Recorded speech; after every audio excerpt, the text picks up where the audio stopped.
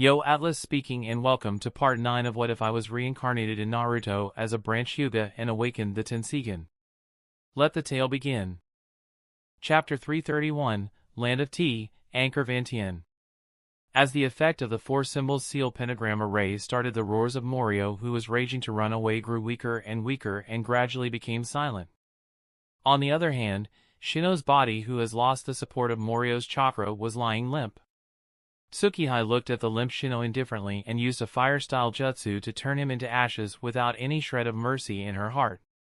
Over the years, this guy has stolen from countless people, betrayed many, fooled many, and manipulated many, all for his grand purpose of ruling the shinobi world. Tsukihei doesn't care about all those people. It would be hypocritical of her if she did. What she cares about is the fact that he dared to lay his hands on Miko-sama and the land of Demon. That was Shino's biggest mistake. Tsukihei utilized Shino's nature of deceiving and betraying people to her advantage and induced Shino to again betray Akatsuki. And then she finished Shino along with taking everything from him for her own use. Anyway, now that the revenge part is finished, let's focus on the matter at hand, thought Tsukihei. With Morio sealed, the flow of chakra in the power room became stable, and it was easy to feel the chakra that was being transferred to the engine room. So much so that even the floor began to tremble. Shursui and Itachi looked at each other with surprise clearly evident in their eyes. At this time, Tsukihei thought of the activation method of this aerial fortress that she obtained from Shino before killing him, then turned towards Shursui and Itachi. Alright, now let's go back to the main compartment. Shursui asked curiously, so are we going to make this fortress fly right now? Tsukihei continued to walk towards the main compartment and replied, as I said before, we must take retreat as soon as possible because there is no telling when Akatsuki will start searching for Shino. I don't want them to know about Anchor Vantien, so we are going to do it now. Shursui nodded, and the three people soon arrived at the main compartment. In the main compartment, Tsukihei stood before the throne and the gold disc plated on the floor. Then, after biting her finger, she printed the hand seals and tapped her hand on the gold disc. Instantly, a light pattern emerged from the gold disc, and it soon spread all over the flooring, walls, and roof of Anchor Vantien. Boom! Boom! Boom! The very next instant, the entire temple shook. Tsukihei balanced herself to not fall, but more of her attention was on Anchor Vantien. She could clearly feel that this aerial fortress was slowly rising above the ground. Shursui and Itachi also noticed this. They immediately rushed out of the main compartment and came to the entrance of the temple. From here they were able to see that the ground was slowly being distanced, which clearly meant that the fortress was rising into the sky. Realizing this, both Shursui and Itachi can't help but feel surprised. Even if they expected such a thing to happen after getting all the information from Shino, but when it really happened, they were surprised. It did not take long for Anchor Vantien to take to the sky, and then higher beyond the clouds. Standing at the gate of the temple, looking at the bed of clouds before her, Tsukihei thought, as long as Anchor Vantien is flying at this altitude, which means as long as it is flying above the level of clouds, it won't be noticed by anyone. So, there wouldn't be any threat of snooping and infiltration. In the shinobi world, not many are capable of flying, and those few who are capable cannot fly at such high altitudes. As such, as long as Anchor Vantien keeps flying at a high altitude, it will be impossible to be noticed by anyone. Which in terms of security is already much higher than Kuroto's secret laboratory hiding inside the Death Forest. Therefore, the secret laboratory will be transferred to Anchor Vantien for more space and better security purposes. While it was still nighttime, Anchor Vantien flew over to the land of fire under Tsukihei's control. Tsukihei made sure that the flying fortress was hovering at a high altitude over Mount Shami. Mount Shami is the mountain where Hiriko conducted his ritual in the original movie. Since Mount Shami is generally covered in dense fog and is thus a difficult environment to tread to otherwise, therefore, the sky above it is more secure as thick clouds gather over it. With that done, Tsukihei, Itachi, and Shursui left the flying fortress and came back to Konoha. Since the mission was completed, so Itachi and Shursui went to their respective houses, while Tsukihei went to the secret laboratory in Death Forest. Transferring back the soul to the main body, Kuroto next sealed everything, all the pieces of equipment and all the materials inside storage scrolls, and then carrying those large number of storage scrolls, he left the secret laboratory along with Sandaime Kazekage puppet. It may be an extremely difficult task for anyone to fly to the air fortress that will be hovering at an altitude of several kilometers above the ground, but it is a piece of cake for Kuroto. With his main body, Kuroto can fly to such a height both with his dragon wings that comes from Ryumyaku chakra mode, as well as with the Tenseigan chakra mode. Of course, Kuroto hasn't yet mastered the Ryumyaku chakra mode completely, but he has begun to understand it and can therefore sprout out those dragon wings from his back. Next, he can use magic mirror ice crystals from his Suijin clone to fly up to the air fortress, as he has learned to telekinetically control ice mirrors. So, they are now a nice surfboard for him. Then for the final, there is Susanoo for the Tsukihai clone, so coming and going to the flying fortress is no big deal for Kuroto. Itachi and Shisui are still not up to it as they still can't manifest the armored full-body Susanoo with wings, but maybe they will be able to do so in the future.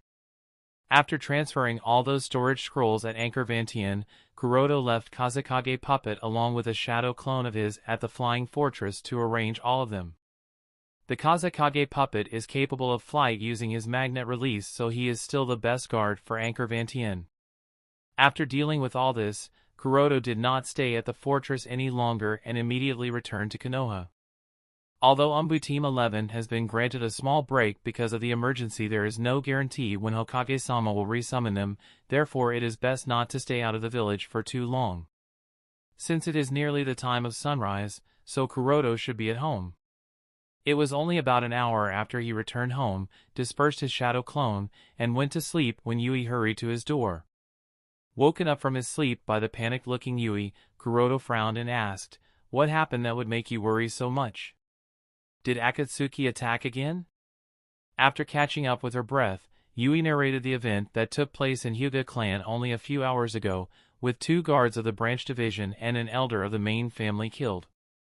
As soon as he heard this, Kuroto was shocked, and asked seriously, "Was the culprit found?" Yui shook her head, "No, not yet. There is no significant clue left behind that would point to the culprit. Hayashi-sama and Hizashi-sama both are very anxious, and Himeji-sama conveyed to inform you of the event. Additionally, Himeji-sama also wants you to be careful and vigilant during this time." Himeji-sama asked me to be careful and vigilant? Kuroto muttered in confusion, "Why would I have to be careful? Do the elders of the main division suspect me to be the culprit?" Yui was able to sense some traces of anger from Kuroto's tone and quickly added, "Hayashi-sama denied the possibility of you being the culprit, but some of the elders are still doubting you, Kuroto-kun. This is because a few days ago you did question the traditions of Hyuga clan, and you know." Kuroto considered Yui's words. When he thought about it, it did seem reasonable to be worried. The worries of Hayashi-sama, Hizashi-sama, and Himeji-sama are not superfluous. With the weak mentality of the elders, all the members of the branch division who questions or have questioned the traditions of clan are a suspect. But Kuroto found something amiss. This alone shouldn't make him one of the suspects. Yui glanced at Kuroto's thinking and spoke in a low voice, "Moreover, the cause of death of the 3 is the venom of a snake that bit them. So, some of the elders suspect Orochimaru's involvement in this case. Since you were Orochimaru's disciple before he defected, the possibility of you being a suspect is higher compared to others. Therefore, Himeji-sama notified me early and wants you to be prepared so that you can defend yourself should the situation arise." Kuroto smiled and nodded, "Well, I am happy that Himeji-sama is worried about me, and I am thankful for that. But she should focus more on the 2 daughters than me. Anyway, there is nothing to worry about. Let alone those old geezers of the main family, even Sandaime-sama can't do anything to him. Yui was taken aback by Kuroto's words and quickly covered his mouth with her hand to make sure that Kuroto doesn't finish those words. Then she activated her Byakugan to make sure that no one was spying on them, and after making sure that no one was there, she chided Kuroto, "Please be mindful of what you speak, Kuroto-kun. What would happen if someone hears you? You would be in trouble. Even if you are strong, there is nothing we can do in the face of Birdcage, can we? Chapter 332, Sigh. Birdcage. Kuroto muttered thoughtfully. Birdcage may be a problem for the ordinary members of the branch family. It may be a cage on their destiny, but that's no longer the case with Kuroto. For Kuroto, Birdcage Juinjutsu amounts to nothing. Because the moment he activates his Tenseigan, the Birdcage Juinjutsu will deactivate for him.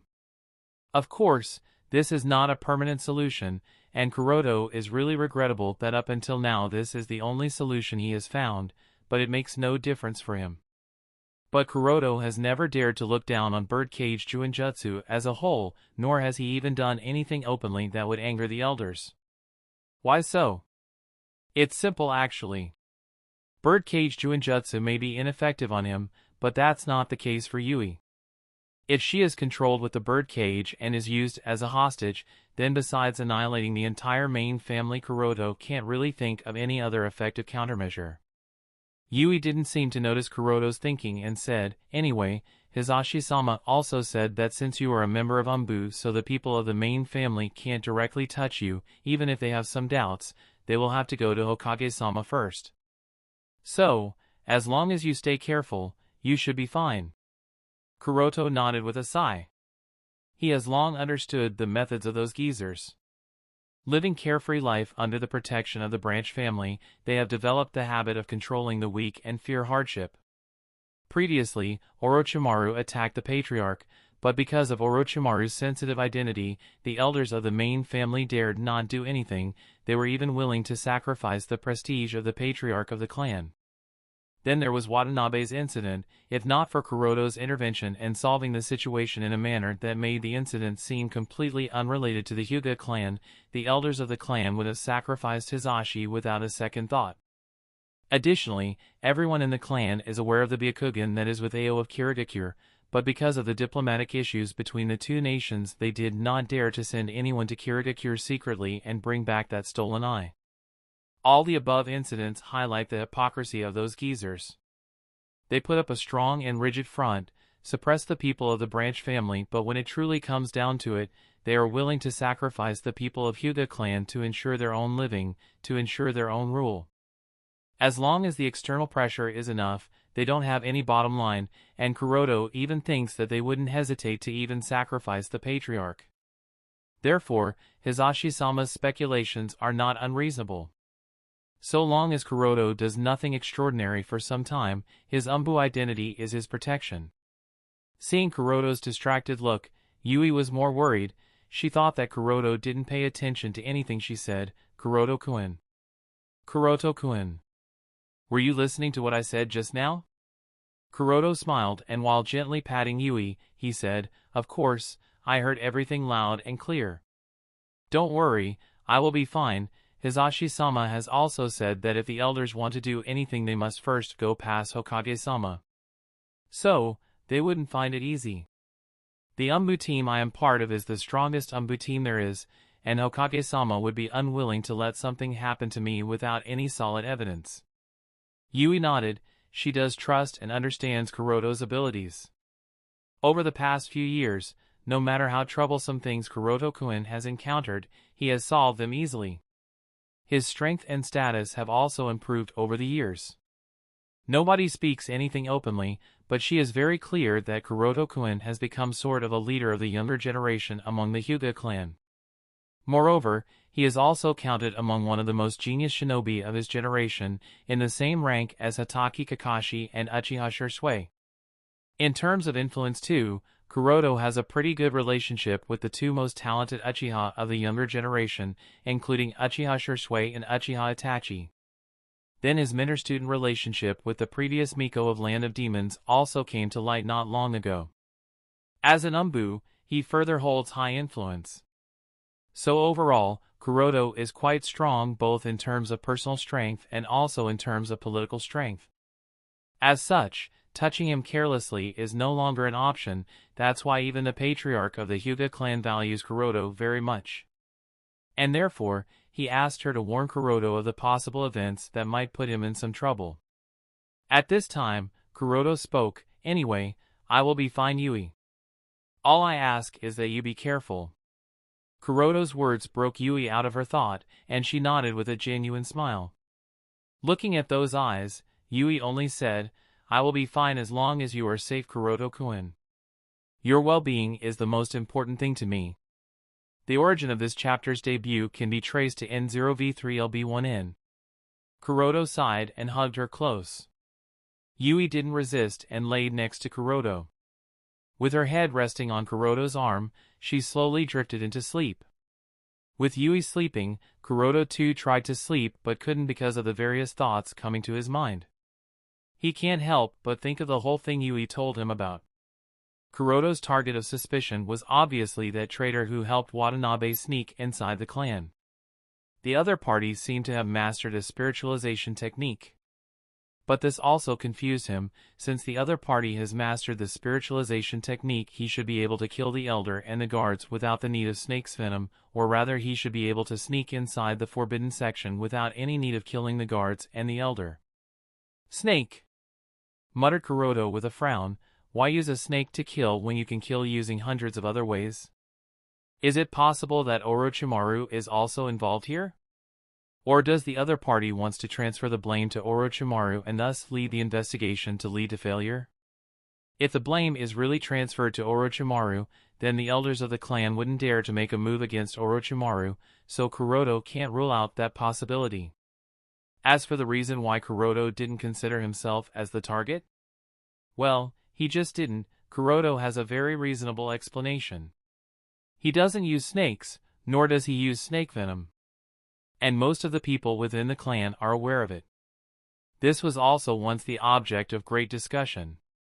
When people of the Hyuga clan heard that Kuroto doesn't use snake techniques despite being Orochimaru's subordinate and disciple, they were highly surprised. When asked why he doesn't, all Kuroto said was, "I don't find them interesting enough." And this sentence will work in favor of him. Anyway, what Kuroto cares about is the other party's purpose. Why would the traitor do such a thing? What did he expect to get from the forbidden section? Was it something related to the cage bird? Muttered Kuroto in doubt. Kuroto is of course unaware of bird cage Juinjutsu scroll hidden inside the forbidden section. How will he? It's not like he has ever been there in the first place, nor was there any information about this in the original story. And those who are aware of that scroll will obviously not tell him. Therefore, his mind turned towards other possibilities. Is the traitor looking for other opportunities he can exploit? In the original story, the traitor coordinated with Kumogakure and framed the Hyuga clan, which led to the death of Hyuga Hizashi. And nothing else happened. But here, there is another attack on the elder and 2 guards. Perhaps because Hyuga Hizashi was sacrificed, the traitor realized that there was no point in doing anything anymore. If even the blood brother can be abandoned, then is there any point in revenge? Sigh, whatever may be the case, this is another one of those butterfly effects. Inside of one of the houses within the Hyuga clan compound.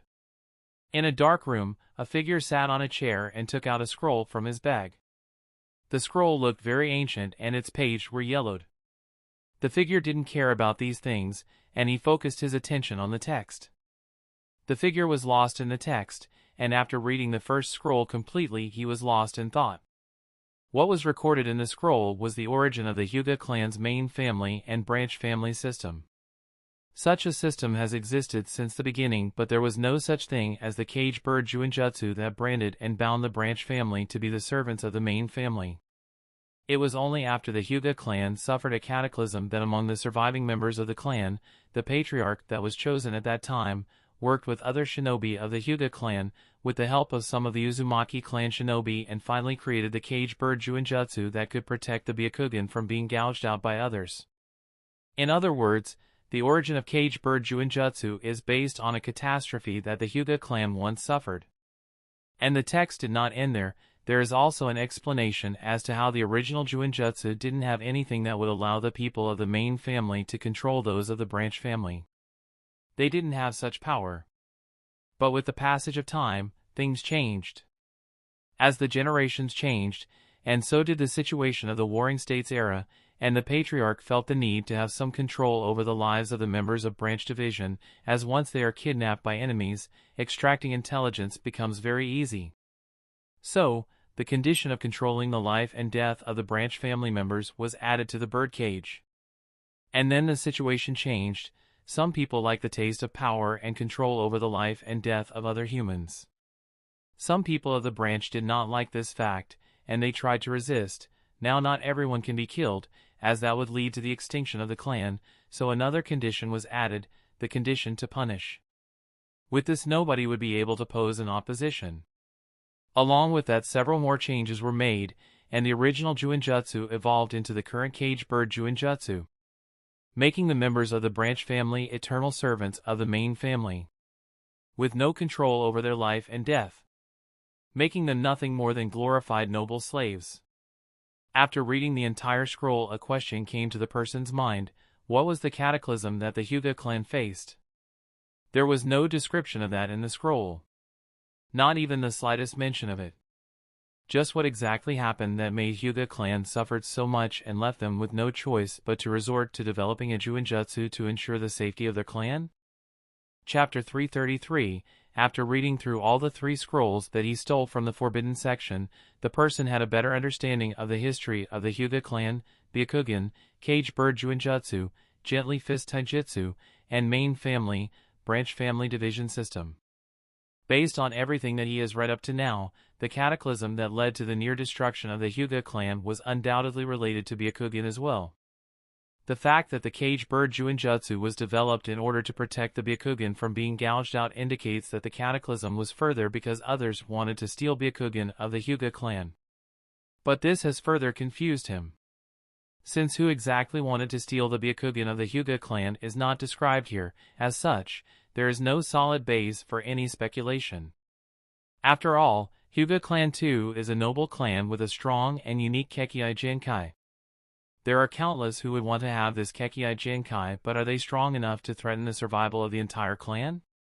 After all, even during the Warring States era, there were very few clans within the Land of Fire who could truly threaten the Hyuga clan.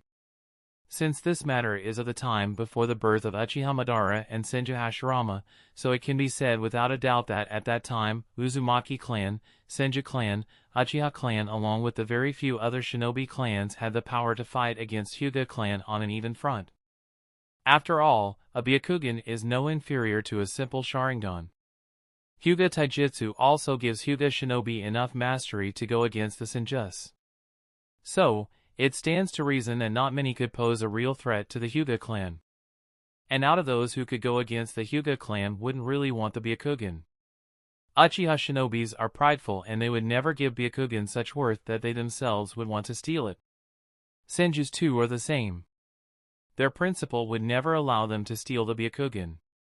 Moreover, they would never dare to do something that would force the Hyuga clan to ally with the Uchiha clan. Meanwhile, the Uzumaki clan assisted the Hyuga clan in the development of Juinjutsu. It is very unlikely that Uzumaki clan was the cause. Other shinobi clan hardly had the strength to do anything. Therefore, the person couldn't exactly determine the exact cause. Sighing slightly, he soon folded back the scroll with a disappointed look. His objective was unaccomplished.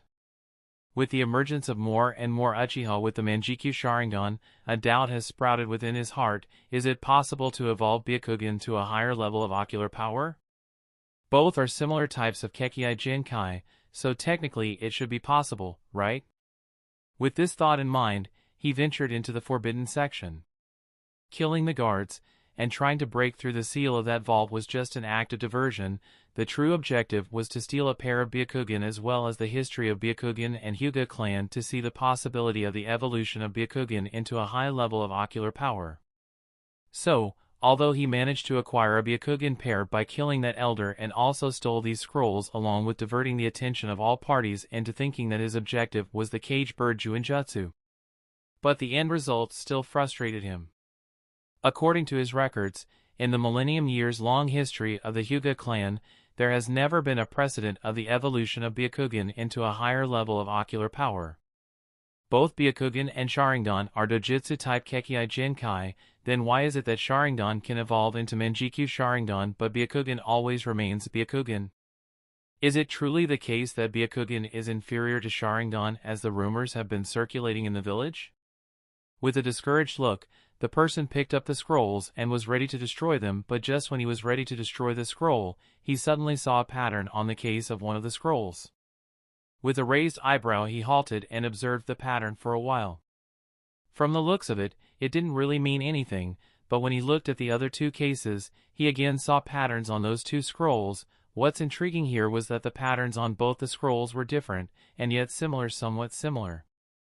Curious, he sat down again and drew the pattern from line to line on 3 different pieces of paper, then he placed those 3 pieces of paper together only to find that it seemed to be part of a map.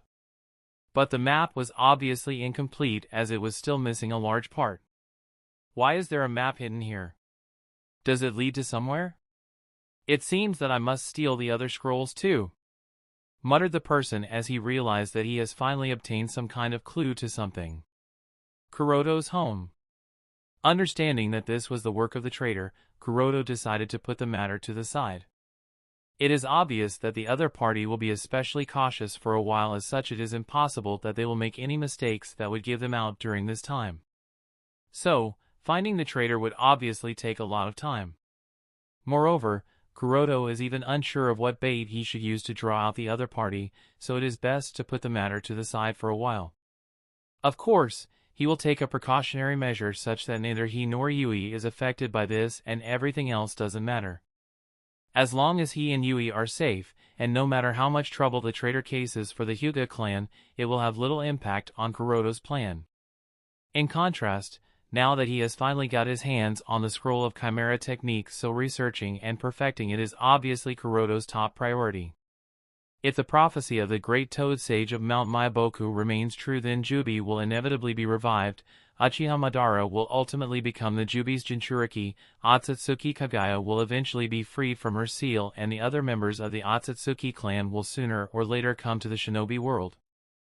Before all these people cause chaos to the shinobi world, Kuroto has to complete his plans and attain godhood, so every unimportant thing can be put to the side for now. Anyway, as long as he remains in the dark, no one will be truly vigilant of him, and that is his greatest advantage. And as long as he attains true godhood by achieving Kekkei Mora, there will be nothing that he wouldn't be able to accomplish in this shinobi world. The main objectives and side objectives are clear to Kuroto, and the main objective, for now, is to study the Chimera technique, as that is the path to attaining everything. With this thought in mind, Kuroto held the sleeping Yui tightly and he too entered the land of dreams. A few hours later, Kuroto was sitting in his study room with the scroll of Chimera technique. For the Chimera technique, Chimera buds or leech, the blue gluey material, is important as that is what acts as the mediator between the core, main body, and the target subject, target bodies to be absorbed, and help the core absorb the subject. And the creation of Chimera buds is no easy task. They have to match your own genetic combination and chakra wavelength, so it would take quite a bit of monetary value to make them. But aside from all that, what made Kuroto feels troubled is that the Chimera buds also have their own negative effects in the absorption ritual. And realizing this, Kuroto can now more accurately judge one of the serious problems within Hiriko's ritual. During the ritual, the Chimera buds will be absorbed within the core, and that's problematic. Even if they are created keeping the genetic combination of the core in mind, they will never become a part of the core. What's more, expelling them outside is also no easy matter. In other words, the end result will never be a true success. Hiriko's ritual was flawed from the root. Kuroto reached this conclusion. Hiriko may have survived the ritual and gained the 5 Kekkei Jinkai, but as time passes the flaws will start to become more and more apparent. And at the end, these flaws will result in his death. Every time he is injured seriously, he will suffer from the consequent backlashes until his soul will no longer be able to support him. It seems that I have to further research on Chimera buds, muttered Kuroto. Chapter 334, 3 weeks later, in the middle of the night at Anchor Vantian training room. Ha ha ha. Huff, ha ha, cough cough, ha ha ha. While lying on the ground, Tsukihei laughed uncontrollably amidst her breathlessness. Chest rising and falling due to haggard breath, all her clothes, as well as her body drenched in sweat, large amounts of sweat dripping through her skin forming a puddle on the ground, but there was a clear joy as well as relief in her eyes. It took a while, exactly 3 weeks, to figure it out, but finally, she figured out the basics of the blaze release. Finally, the first step to developing one of the most difficult Kekkei Jinkai was successfully climbed.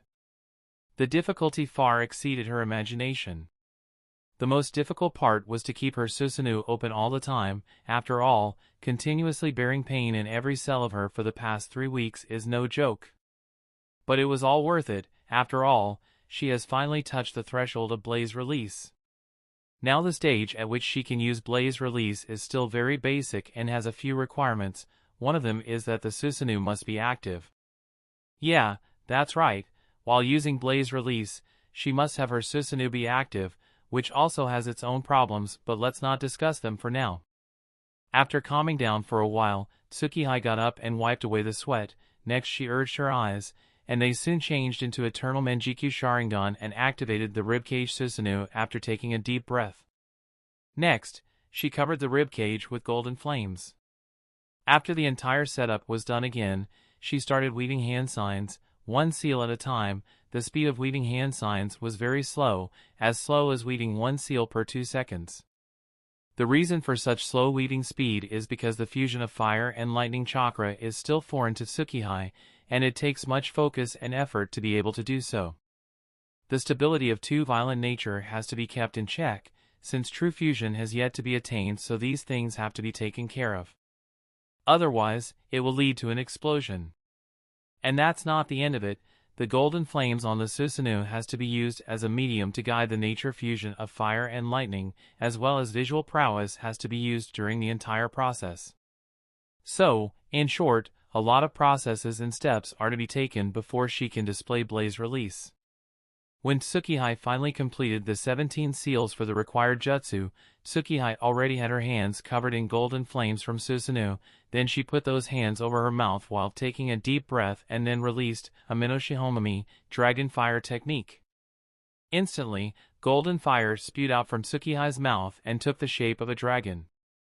The dragon hovered in the training room and illuminated the entire room in a golden glow, similar to daylight. Tsukihei has decided to call these golden flames Aminoshihomami, named after the first son of Amaterasu Amikami. The Aminoshihomami, dragon fire technique, used by Tsukihei was developed using fire release, dragon fire technique, as the parent ninjutsu.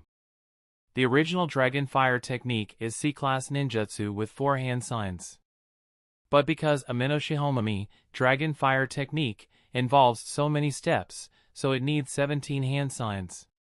However, Tsukihei does know that the number of hand signs and their weaving time will be reduced in the future as she increases her mastery of this Kekkei Jinkai. But she is still too far from that. The fact that she needs to use not only the Eternal Menjikyu Sharingan as well as Susanoo to be able to use blaze release alone shows that she is still at the basic stage. Compared to Uchiha Sasuke, who was able to master blaze release so easily thanks to his Kagetsuchi, it will take a lot of time for me, sigh, muttered Tsukihei. But aside from practice, there is still something lacking that would improve my fire and lightning nature fusion. Is it visual prowess? Is it because my visual prowess is weak compared to Uchiha Sasuke? Tsukihei reached this conclusion after some speculations. Regarding individual mastery of fire nature and lightning nature, Tsukihei feels that she is pretty apt, so there is no problem from that side, but when it comes to fusion, the guiding force, that is visual prowess, seems to be not as strong as it should be. When Uchiha Sasuke developed blaze release, he already had Eternal Menjikyu Sharingan. Aside from the fact that he had Kagetsuchi, the visual prowess of Sasuke's Eternal Menjikyu Sharingan was obviously much superior compared to Tsukihei's Eternal Menjikyu Sharingan. This is because of 2 factors, one being that Sasuke used Itachi's eyes for Eternal Menjikyu Sharingan. Itachi's Menjikyu Sharingan was way too powerful, so it is only natural that Sasuke's resulting Eternal Menjikyu Sharingan would also be very, very powerful. Then the second reason was Indra's chakra. The passive effect of Indra's chakra also must have had quite a significant effect on Sasuke's dojutsu, thus increasing his ocular a lot. Therefore, Tsukihai's eternal Manjikyu Sharingan is obviously incomparable to Sasuke's. How to improve visual prowess? Thought Tsukihai. The improvement of visual prowess is not so easy. It is done by either awakening a higher level of dojutsu, or by a long-time accumulation, or by absorbing Rakuto Sennin's chakra. Uchiha Sasuke experienced two of the three methods, thus instantly increasing his visual prowess by leaps and bounds. Apart from these three methods, no other method would work. The eternal Manjikyu Sharingan Tsukihai has is already the highest level of dojutsu that the In chakra of Uchiha can give. If she wants this pair of eternal Manjikyu Sharingan to evolve into a higher level of dojutsu, then Yang chakra of Senju must be brought to use to awaken the Rinnegan. The awakening of Rinnegan is not as simple as the fusion of Yin and Yang chakra. It must be known that Uchiha Madara transplanted Hashirama cells into his body after the Battle of the Valley of the End, but it was only decades later, at the time he was nearing his natural death, did he manage to awaken the Rinnegan. Having eternal Manjikyu Sharingan and Yang chakra of Senju clan is only the lowest threshold necessary to awaken the Rinnegan, but this must not be confused into believing that having just these two is more than enough to awaken the Rinnegan. Chapter 335, the idea of evolving the pair of eternal Manjikyu Sharingan into Rinnegan seemed neat to Kuroto, but it was soon discarded by him. In order to awaken Rinnegan, Kuroto will have to immediately learn the transplantation of Hashirama cells, which is no joke. It must not be forgotten that the life activity and cell division rate of Shodame Hokage's cells is even more vigorous than cancer cells. And once injected into Tsukihai clone, regardless of success or failure, Tsukihai clone will become useless for the ritual. So, if the Rinnegan has to be awakened another body is needed, Uchiha Ryota is naturally the best option for that, but to use Uchiha Ryota he will have to be brought back to life, which itself is too troublesome. And Rakuto Sennin will obviously not be kind enough to give his chakra for the purpose of evolving Rinnegan, so that's also not a possibility. So, the plan of awakening Rinnegan is too difficult, and almost unrealistic, for now at least. So Tsukihai had no choice but to accept the reality and work with whatever she had at hand. Based on the degree of development of Blaze release, Amino Shihomami, it would take quite a lot of time for her to master this Kekkai Genkai completely. The second level breakthrough will only be achieved once Fire Nature and Lightning Nature chakra are fused down to the bottom, and Amino Shihomami can be used even without visual prowess. But that will take a lot of training. And sadly, there is no other alternative for Tsukihai. It would be unrealistic of her to master an entirely new, unheard-of Kekkai Genkai in just a span of 2 or 3 weeks. Training, training, and more training. For the remainder of the time before the reunion of Team 11, all Tsukihai did was training. And more training. Thankfully Ryumyaku was with her, to help in terms of chakra supply, such that Tsukihai was able to persist even with her weak foundation. 5 weeks later. Kakashi, Guy, and Shisui have one after another arrived at their pre-discussed meetup point. And seeing that Kuroto also returned, each of them started reciting all the things that they experienced in the past 2 months, the matter of intelligence collection as well as other things. When it came to Kakashi's turn, Kuroto asked, "Kakashi, what trouble did you encounter?" Kakashi sighed and said, "Fortunately or unfortunately, I encountered a rogue nin." Everyone immediately frowned. In these times, rogue nin is almost equivalent to too much trouble. Moreover, Kakashi seemed to be injured, and that alone shows that this rogue nin is no simple. Kuroto continued, "The rogue nin was able to wound you? Who was he? A member of Akatsuki or Amatsukami?" Kakashi recalled the description of the person, then shook his head, but spoke with a thoughtful face nonetheless. Although that person did not seem to be a member of either Akatsuki or Amatsukami, he was by no means a simple individual. What's more troublesome is that he seemed to have an immortal body. He claimed that someone called Jashin-sama had granted him an immortal body, and I confirmed it. He did not die even after I punctured his heart with a kunai. No number of injuries could kill him. Immortal body. Jashin-sama? Guy and Shisui exclaimed at the same time. Kakashi nodded. I am not sure whether what he said about Jashin-sama is true or not, but he did have an immortal body, and he also seems to be someone religious if you could call that twistedness to be religious behavior.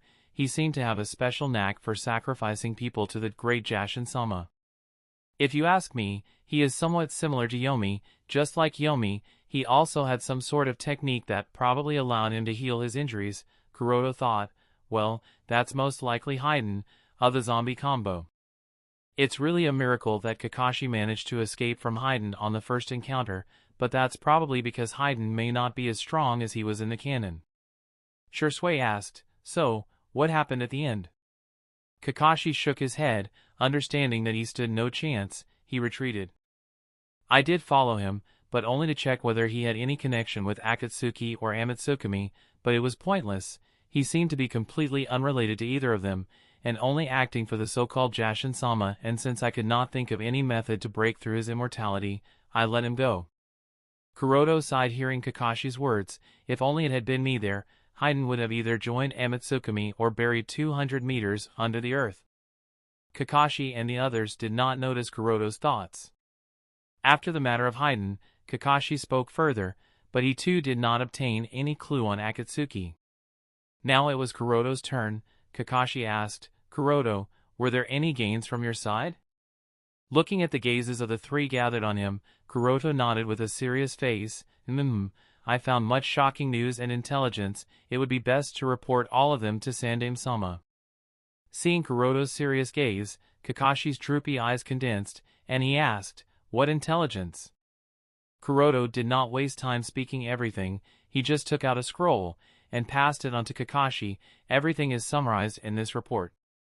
Kakashi immediately unfolded the scroll, and he along with the other two started reading the report. The first few lines already shocked Kakashi and Guy. Realizing that the location of Akatsuki's base is located in Amigakure, Guy spoke, it's great, we finally found their base. But Kakashi was more puzzled. How could the base of Akatsuki be in Amigakure? Hanzo is the leader of Amigakure. He would not allow an organization like Akatsuki to take root in Amigakure. Is it possible that Hanzo too is part of Akatsuki, or maybe he is the leader? Kuroto shook his head and explained, no, Hanzo is long since dead, killed by the leader of Akatsuki, someone who is referred to as God by the people of Amigakure. Kakashi and Guy took a deep breath upon learning of Hanzo's death. Who is Hanzo?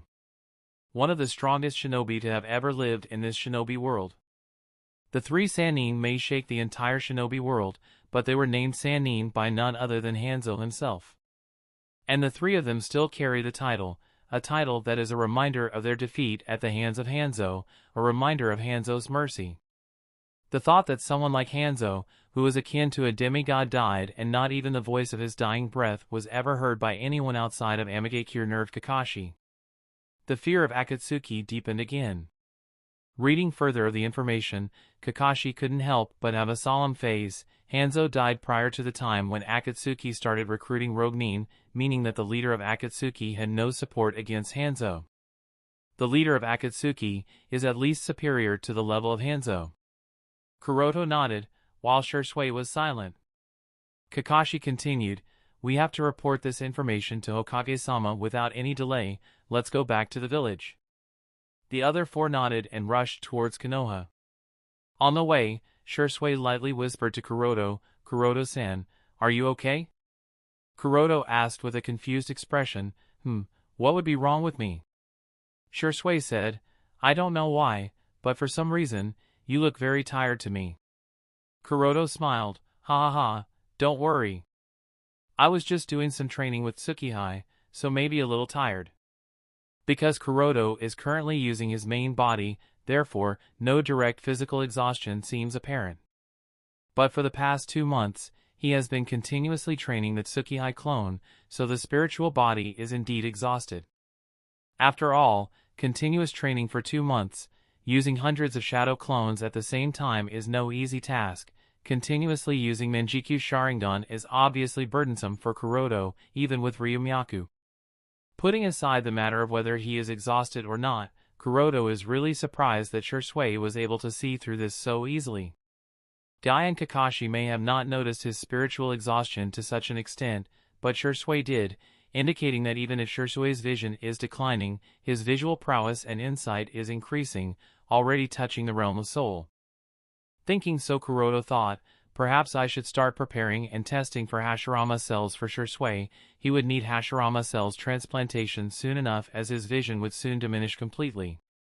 With this thought in his mind, Kuroda made a mental note for another task to be performed, on his way to Kuroda. The next day, Hokage office. Even with all the troubles Konoha is facing, the Hokage office is still the same as it was a few years ago. The only change would be the heavier pile of documents and the more wrinkled face of Sandaime. Seeing that Team 11 had returned from their 2-month-long mission and came to report the progress, Sandaime did not even look up. He just signaled for Kakashi to proceed with the report while Sandaime's eyesight still remained on the pile before him. Kakashi did not speak anything, he just passed on the scroll given to him by Kuroda. Sandaime frowned and took the scroll from Kakashi's hands. With tired eyes, he unfolded the thread on the scroll and went on to read the content. With his tobacco pipe in his mouth, Sandaime took a puff of smoke as he started reading the first line. But just as he read the first line, all that tiredness was washed away, his eyes instantly shot open. The next thing he did was to put down the tobacco pipe and clear both of his eyes with his hands, just to make sure that he was not daydreaming. Confirmed that he was not, Sandaime ordered for all the Umbu members on the watch to retreat and activated the silent seal, a seal that would block all the sounds and everything to escape out of this room. With that done, he asked, "Are you sure that the location of Akatsuki's hideout is Amigakure?" Kakashi said, "As mentioned, it is Amigakure. It was discovered by Kuroda." Amigakure. Sandaime chewed out the few words. Similar to Kakashi, he too was puzzled about Hanzo. Before any further questioning, Sandaime continued to read the report and he landed on the line that mentioned Hanzo's death. "Hanzo is dead," he muttered. Kuroda nodded and explained, "Yes, Hanzo died at the hands of the leader of the Akatsuki organization. A few years ago, a civil war broke out within Amigakure. The winning side was led by the leader, someone by the name of Pain. He killed Hanzo, and after Hanzo's death, he became the leader of Amigakure, as well as established the Akatsuki organization to what we know it is today. Although some supporters of Hanzo come out from time to time, they are unilaterally neutralized by Pain." If it is said that Sandaime was just shocked, then that would be an understatement. Astonishment was clearly apparent from his face. Someone like Hanzo died and nobody outside AIM did not even hear the whispers of his death? A civil war broke out within AIM and none of the great shinobi villages ever heard of it? Calming down his nerves, Sandaime thought a lot, then asked, "What is the credibility of the information?" Kuroda said, "I personally tortured it out of some high-level AIM shinobi, so the information is more than credible. In fact, the only reason why nobody ever heard of Hanzo's death is that the shinobi of AIM are instructed to treat as if Hanzo is still alive when they are out of Amigakure for missions, but in reality, Hanzo has long been dead." At this time, Sandaime got up and walked towards the window. He had a distant look in his eyes. Even someone like Hanzo dies so silently. Sigh, the shinobi world we live in is really cruel. Neither of the four had anything to say to Sandaime's words. Each of the four members has had their individual losses. One lost his parents, other lost his father. One lost his friends, while the last one lost his father, friends, as well as teacher. The pain one suffers is not calculated based on how much one has lost, it is calculated based on how much one valued what he has lost. Everyone's suffering. This is one hard truth of this little shinobi world. Sandaime took a deep breath, then turned towards the Kuroda and asked, "And the mention of a Wabakure and Kirigakure?" Kuroda suppressed the sadness in his heart and answered, "Although it is not clearly apparent, however, there is some sort of cooperation between a Wabakure and Kirigakure. Probably involving the dirty work that they wouldn't want to take the blame on, so if we want to deal with Akatsuki in the form of a surprise attack, these two villages cannot be involved." Sandaime considered Kuroda's words, and after a long time of weighing out his own thoughts, he returned to his chair and wrote something in 2 scrolls. After writing it, Sandaime neatly folded them and sealed them inside 2 different cases. Next, he handed one scroll to Kakashi, while the other to Kuroto, with the instructions, Hatake Kakashi and Might Guy, deliver the scroll to Reikage in Kumogakure, while Hyuga Kuroto and Uchiha Shisui will deliver the scroll to Kazekage in Sunagakure. Yes, Hokage-sama. All the four nodded, and then left on their next missions. Chapter 336, a few days later. Amidst the howling wind that swept the yellow sand into the sky, turning the entire sky dim, two travelers were walking on the sand dunes, walking through the sandstorm. Compared to the occurring sandstorm, both of them seemed to be very small, just like two inconspicuous grains. These two travelers wearing a black hooded cloak that covered them entirely are obviously none other than Hyuga Kuroto and Uchiha Shisui. There was no need to emphasize the danger of the Akatsuki organization to Sandaime-sama, after hearing the fact that the leader of Akatsuki is probably multiple times stronger than Hanzo. With his experience, Sandaime naturally understood that if you want to launch an effective surprise attack on Akatsuki, then secrecy, surprise, and timing are of key importance here. The entirety of success and failure depends on these three key factors. To ensure the latter two key factors, the first is of more priority. And to maintain secrecy, it must be ensured that intelligence does not leak from any source. For this reason, Sandaime did not arrange other Umbu squads to pass on the message to Reikage and Kazekage. Sending Umbu Team 11 for this task, who had just reported the location of Akatsuki's base, limits the number of hands and ears involved in the matter. So, it further ensures that the number of mouths and brains who would be aware of the intelligence would be highly limited, thus narrowing the scope of people involved. To contact two villages at the same time, Team 11 had to be split into subgroups. And after years of work of the four in the Umbu department, Sandaime is also aware of Kakashi Guy and Kuroto Shisui duo, so he naturally split the team into these two teams. The purpose of not sending Shisui and Kuroto to Kumogakure was also to ensure that Reikage does not lose his temper upon being reminded of the events of the Valley of the Land of Lightning as well as the Hyuga affair. As such, Kakashi and Guy are on their way to Kumogakure. Meanwhile, Kuroto and Shisui are on their way to Sunagakure. The raging sandstorm made it difficult for normal shinobi to open their eyes, but these two are obviously not normal. Shisui squinted his eyes, then asked Kuroto aloud, "Kuroto-san, our direction is not wrong, right?" To ensure the secrecy of this mission, Kuroto and Shisui did not take the commercial road or any other common routes but took a very uncommon route that no one travels on because of the frequent raging sandstorms occurring here. Byakugan. Activating his Byakugan, Kuroto looked around. However, all he saw was endless desert and sandstorms raging on this endless desert. So, determining the right direction was difficult. Even the sun is not clear, so determining the direction of Sunagakure using the movements is difficult. Using Byakugan to locate Sunagakure doesn't seem to be possible. Sighing slightly, Kuroto closed his eyes, then opened them again. This time his pupils changed into beautiful royal blue. It was obviously Tenseigan. After activating Tenseigan, Kuroto formed some hand signs, and instantly purple dragon wings made of chakras sprouted on his back.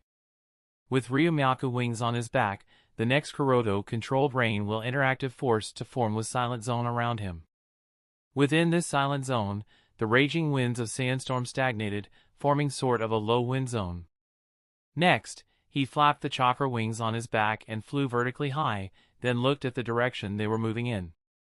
Not long after, he landed back and dispersed the chakra wings, and said to Shisui, "The direction we are moving in is correct, but the area that these sandstorms cover is vast, so it would take a few more hours for us to make out of it, then a few more days to reach Sunagakure." Shisui nodded, and they both started traveling.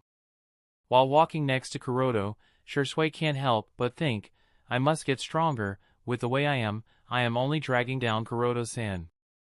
Although the previous display of techniques by Kuroto was nothing big, it still made Shisui feel powerless. Shisui knows that with just a wave of his hand, Kuroto-san can easily disperse the sandstorm. In fact, he doesn't even need to travel to Sunagakure on foot when he could just fly there. It is only because he is with Kuroto that Kuroto is using this method. With these thoughts in his mind, Shisui suddenly remembered something that Tsukihei once said: those eyes are Tenseigan and they hold the potential to be on the same level as the Rinnegan. And he can't help but be curious. Kuroto-san, the leader of Akatsuki, has Rinnegan, the eyes of Rakuto Sannin, and Tsukihei said that your Tenseigan holds the same potential as the Rinnegan, so what do you think? Which dojutsu is superior of the two, Pain's Rinnegan or your Tenseigan? Kuroto was surprised by Shisui's sudden question. He thought about it a little then replied. I have never fought against someone with Rinnegan before, so I can't be sure which dojutsu is superior. But if you ask me, potentially both of them are of equal caliber.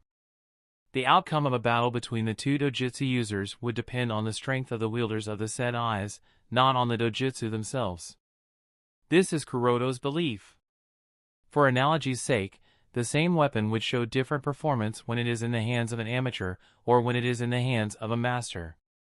The strength of Rinnegan displayed by Nagato was much inferior compared to what Uchiha Bito displayed with just one Rinnegan, and that was also much inferior to what Uchiha Madara displayed. The Rinnegan itself was the same in the eyes of the three, the difference lied in the abilities of the three. Tenseigan too holds the potential of being on the same level as Rinnegan, and compared to the level he started at the time of awakening it, Kuroto has come too far ahead. What worries Kuroto now is that his personal growth curve has started to slow down. Time has been passing, but there is not much change. And what worries him, even more, is that he has no idea why he has fallen into such stagnation. Kuroto has of course made many theories to understand this, but only one of them seems reasonable. He feels that this is because of his lack of understanding of Senjutsu. To cross the realm of Super Kage and to ascend to the Rakuto Sannin realm, he has to learn to use Rakuto Sannin mode. But is that easy? Obviously no. Even after awakening Rinnegan, even after being in contact with Geto statue for so long, Madara still needed to become Jubi's Jinchuriki to learn to use Rakuto Sannin mode. At this time Shisui said, I believe that you will not lose Kuroto-san. Kuroto smiled and nodded. Tendo Pain's Shinra Tensei could flatten the entire Konoha in one shot. Rakuto Pain then fought against Uzumaki Naruto in the Sannin mode as well as Toads of Mount Maiboku. Then he also fought and held off against the Berserk Kyuubi whose 8 tails were liberated. And even after that, he still had enough chakra to bring thousands of Konoha shinobi back to life. So, Nagato is also no joke. Kuroto believes that he is not weaker compared to Nagato, and if the two were to engage in a life and death fight, then it would definitely be him who would survive, that is to say, Nagato would ultimately die at his hands. That is if they do engage in a life and death fight. Seeing Kuroto's nod, Shisui said, I just hope that we can completely solve Akatsuki this time, so that the village will remain safe. Kuroto thought a little and said, don't hold too high expectations. The success and failure will entirely depend on Akatsuki organization's response. If they do not make any mistakes, it will be very difficult to eliminate them all at once. Shisui nodded. And the two continued their casual conversation along the way. Soon they passed through the sandstorm and successfully reached Sunagakure after a few more days of travel. As soon as they entered the territory of the Sunagakure, they were spotted by Suna Shinobi, then stopped the two, and asked, Who are you two and your purpose? Both Kuroto and Shisui lifted their hoods at the same time and revealed their Konoha's shinobi forehead protector, following which Kuroto said, We are Konoha shinobi, and we are here upon Hokage-sama's order to pass on a message to Kazekage Dano about the matter of joint Chunin exams. The shinobi looked at each other and nodded, but they still did not drop their kunai and asked again, Verify your names? Hyuga Kuroto. Uchiha Shisui. The captain of the team noted down the details and then said, Two of you, please follow me. Kuroto and Shisui nodded and followed the leader. Konoha and Suna are in an alliance, so it is somewhat normal for the shinobi of one village to travel to another village because of many different matters. Moreover, joint Chunin exams is a topic that has been in talks for a while now, so the leader of the team was not too surprised by the arrival of Konoha shinobi. Chapter 337, led by the patrol team of Sunagakure, Kuroto and Shisui entered into Sunagakure through the narrow cleft between the two cliff faces. As one of the 5 great shinobi villages, Sunagakure is naturally not small in size. Being surrounded by the desert on all sides, Sunagakure lies in a fortified valley behind cliffs of rock, with only a single passage in and out of the village, making it a very hard target of invasion by foreign enemies. Inside the village, the houses are made up of clay or stucco, which help them keep a cool internal temperature. There are some small and large oases nearby that makes survival in this scorching hot desert possible. Walking through the village, Kuroto's first impression of the village was a depressive atmosphere. Although the desert's geographical location does give Sunagakure a natural deterrent against invasion, there are also many negative effects. The main cons of the desert environment are obviously the lack of a proper crop and habitable environment. As a result, Sunagakure is very poor when compared to the other shinobi villages, especially when compared to Konoha. Because of the unsuitable natural environment, Land of Wind is one of the poorest countries among the elemental nations, even with it being the country with the most land area. Because of its weak economy, Sunagakure's strength is also the weakest among the 5 great shinobi villages. Although the average strength of its shinobi is higher when compared to some other villages, however, because of the lack of resources, the number of shinobi Sunagakure can cultivate is limited, leaving the Kazekage no choice but to adopt the elite route. In fact, there are also rumors that the daimyo of Land of Wind has limited economic support to Sunagakure, which has further increased Sunagakure's troubles. In fact, there are speculations that even after its decades of turmoil and civil war, the strength of the current Kirigakure is still higher than the current Sunagakure. This fact is also clearly evident from the distribution ratio of the 9 bijou. Kumogakure, Iwagakure, and Kirigakure each has 2 bijou. Meanwhile, Kanahadakure, Sunagakure, and Takigakure have 1 bijou each. The reason why Konoha has only 1 bijou is courtesy of the Shodaime Hokage's foolishness. Regardless, Konoha still has Kyubi, the strongest of the 9 bijou, but the focus here is Sunagakure, which is a great shinobi village, yet it has only 1 bijou. Even at the time of distribution of bijou, the then Kazekage demanded part of arable land from Konoha and 30% of bijou purchase prices from the rest of the 4 great nations, clearly accentuating the poor condition of Sunagakure. So overall, Sunagakure is pretty poor, and this fact is still visible. Under the leadership of the captain of the patrol unit, Kuroto and Shisui made an immediate request to meet the Kazekage Dano. The captain of the patrol unit obviously agreed and asked Kuroto and Shisui to wait at the guest house while Kazekage-sama is informed of the news of the arrival of 2 Konoha shinobi. Sitting in the room of the guest house, Shisui whispered lightly, "Kuroto-san, Sunagakure's situation doesn't seem good. I would say that it is even more terrible than the last time we visited here." Kuroto nodded and said, "It seems that the rumors about daimyo cutting funds are true." Shisui nodded. Of course, he is also aware of this information, but doing so is sort of foolish on Wind Daimyo's part. Anyone with discerning eyes can see that Sunagakure is getting weaker by the years. And if daimyo also decreases the support, then Sunagakure will become nothing more than a lamb to be slaughtered and distributed among 4 sides, each one fighting for the biggest piece of the treat. Kuroto said, "Daimyo probably thinks that because Sunagakure is in alliance with Konoha, so other nations will not dare to declare open war against the Land of Wind. Without the pressure of external threat, daimyo will obviously save what he can here and use those funds on other matters." Shisui sighed. However, this is short-sighted behavior. Kuroto nodded. It is indeed short-sighted behavior." After a pause, Kuroto continued, "But this is because of the Land of Wind's basic problem. One of the main reasons why Sunagakure is still intact is because of the current Kazekage's Kekkei Genkai. Yondaime Kazekage's magnet release is based on gold dust, which is essentially gold, so with the help of his magnet release, Kazekage Raza contributes to the village finances. Kuroto also once thought of this approach, but it resulted in a major failure. The nature of magnet release is not a standard one, with different variations appearing with different users. Because of this, Sandaime Kazekage uses iron sand, while Yondaime Kazekage uses gold sand. Similar to how Uchiha Sasuke's blaze release is based on Amaterasu, while Uchiha Tsukihai's blaze release is based on Amino Shihomami. Therefore, Sandaime Kazekage's puppet was unable to collect gold dust effectively as Kazekage Raza. To be honest, Kuroda really hoped that Sandaime Kazekage can master to control gold dust, as this is the most profitable Kekkei Jinkai. Can instantly make you rich. But alas, it doesn't seem to be possible. Kazekage Office. After dropping Hyuga Kuroda and Uchiha Shisui at the guest house, the captain of the patrol guard came to Kazekage Office to inform Kazekage-sama of the arrival of 2 Konoha shinobi.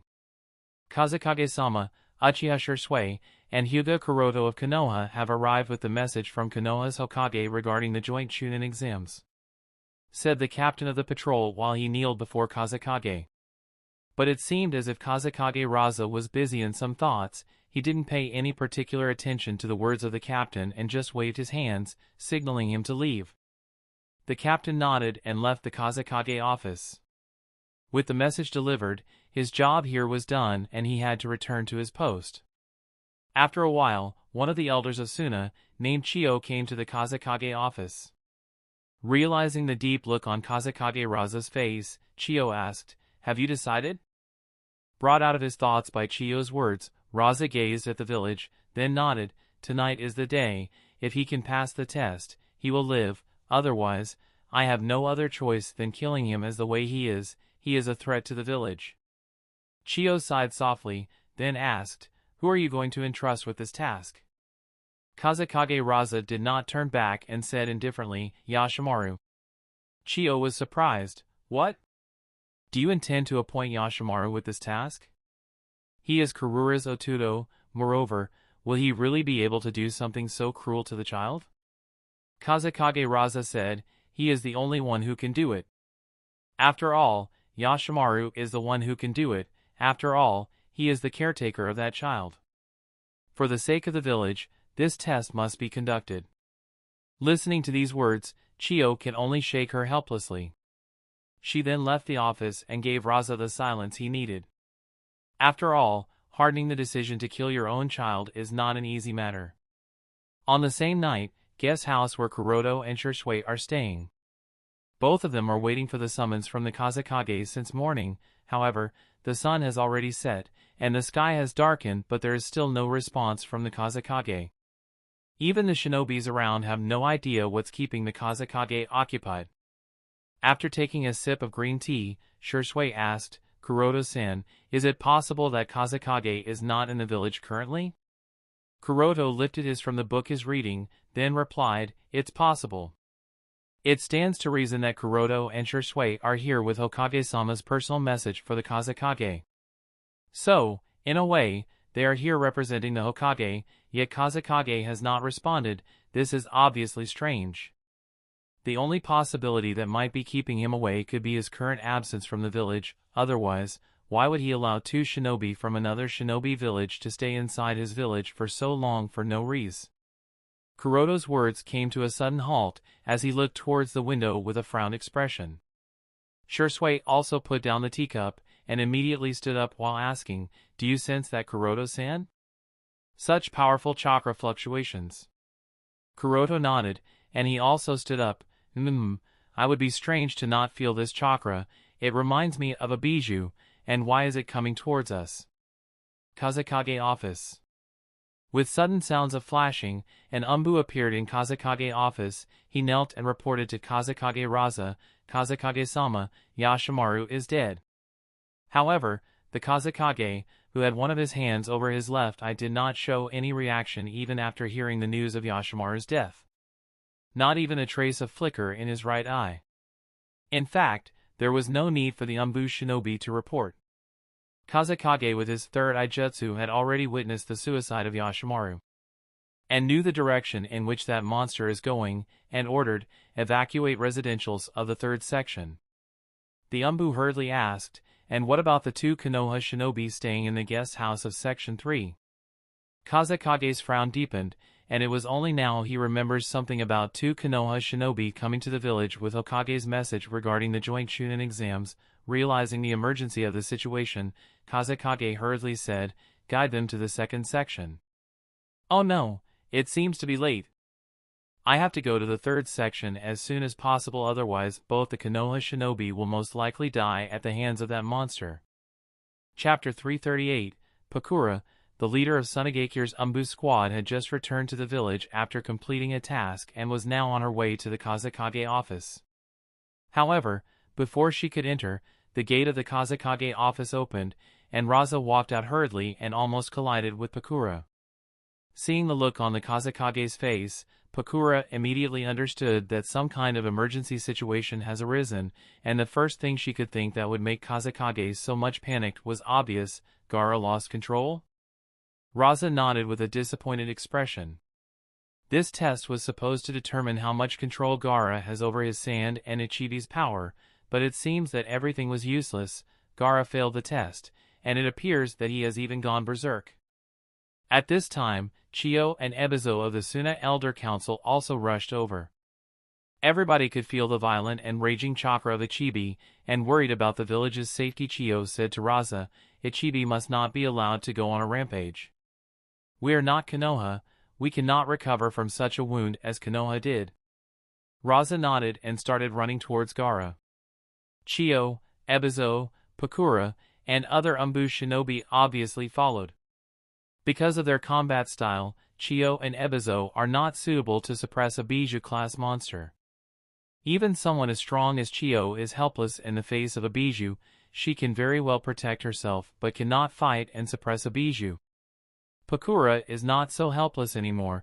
She has tried to counter this weakness of hers in the past few years. After all, the encounter with Morio the demon did give her insights on her weaknesses, and she has worked her butt off to eliminate this weakness. But it is hard to tell if she will be able to suppress Ichibi in its home environment. So, the Kazekage Raza is obviously the best choice in the entire Sunagekure. He is the only one who can successfully suppress Ichibi using his magnet release. While running towards Gaara, Kazekage kept the use of his third eye, but it was soon noticed by something and was repeatedly destroyed by emerging sand. Raza would control gold sand to create a new eye, but it would be destroyed within a second by sand.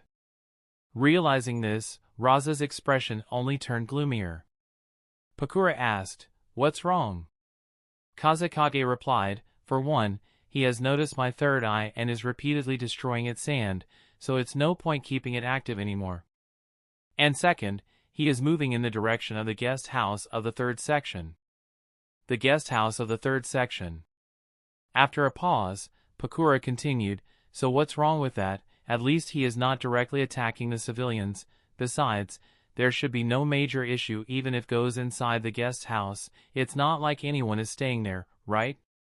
Kazekage shook his head and did not bother to answer.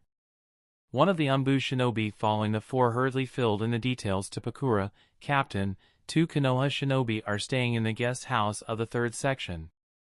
"What?" Pakura was taken aback and realized the seriousness of the matter.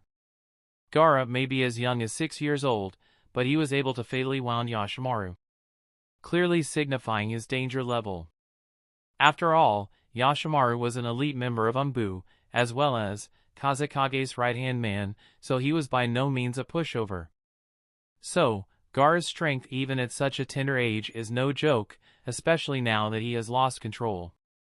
It would not be wrong to say that anyone below the level of Kage-level strength stands little chance in the face of Gaara's rampage. And since Pakura does not know the identity of the 2 Konoha shinobi, so she is now worried. If Konoha shinobi who are here to deliver Hokage's message to Kazekage were to die from Ichibi's rampage, then the responsibility would obviously fall on the heads of Sunagekure. And Suna would have no suitable explanation for Konoha. The situation would become very complicated. Kazekage knew of his mistake, and he couldn't wait anymore. He instantly brought some gold sand out of the gourd. He as well as other followers stood on the gold sand platform and rushed towards the guest house. In the guest house, the main gate of the house was flung open and later crushed by sand. And in came a child probably around 6 years old with red hair and a conspicuous wound on his forehead. It seems the iconic kanji symbol that translates to love was just now etched on the forehead using the sand. The kid also did not have any eyebrows, perhaps because of being born prematurely, but he did have heavy dark circles and eye bags under his eyes. Gaara, Gaara of the sand, thought Kuroto as he observed the child. Kuroto was curious as to why did the child come here. Shursui was on guard, and after a bit of silence, he whispered to Kuroto, "Kuroto-san, this child is." Kuroto nodded, he is the Jinchuriki of Ichibi. A fool can judge that Gaara's situation is abnormal. At this moment a hideous face with a twisted expression had taken over the child's face. The child is laughing maniacally, with saliva overflowing from the corners of his mouth. All his expression, as well as behavior, makes people shudder. But Shursui and Kuroto obviously realized that the kid is a Jinchuriki and has probably lost control over the bijou. Gaara looked at the two, then muttered coldly, "Both of you will die here." Following his words, sand surged from Gaara's feet and as if being telekinetically controlled, it rushed towards Kuroto and Shursui. Rush! Boom! But before it could even touch either of the two, Kuroto extended his right hand, with his palm facing towards Gaara, and immediately a force field appeared around the two. The force field easily blocked all the sand that came towards the two. Realizing the change in expression of Gaara, Kuroto muttered, "It seems that he has not completely lost control." Kuroto also saw the pain and anger in Gaara's eyes, and realizing this, a thought flashed in Kuroto's mind, "This seems to be a good opportunity to make Sunagakure owe some favor to me." The next moment a smirk appeared on Kuroto's lips. Gaara is the Jinchuriki. Kuroto does not know what exactly happened that caused Gaara to suddenly run amok, but it is probably related to the backstory Gaara. With his current condition, it seems very likely that Ichibi is going to go on a rampage. Kuroto doesn't even need to make up some excessive or believable excuse, the act of legitimate self-defense alone is more than enough to make up for what he is planning to do. And Kazekage would obviously not be able to put any blame on the two because of their heroic act of saving the village.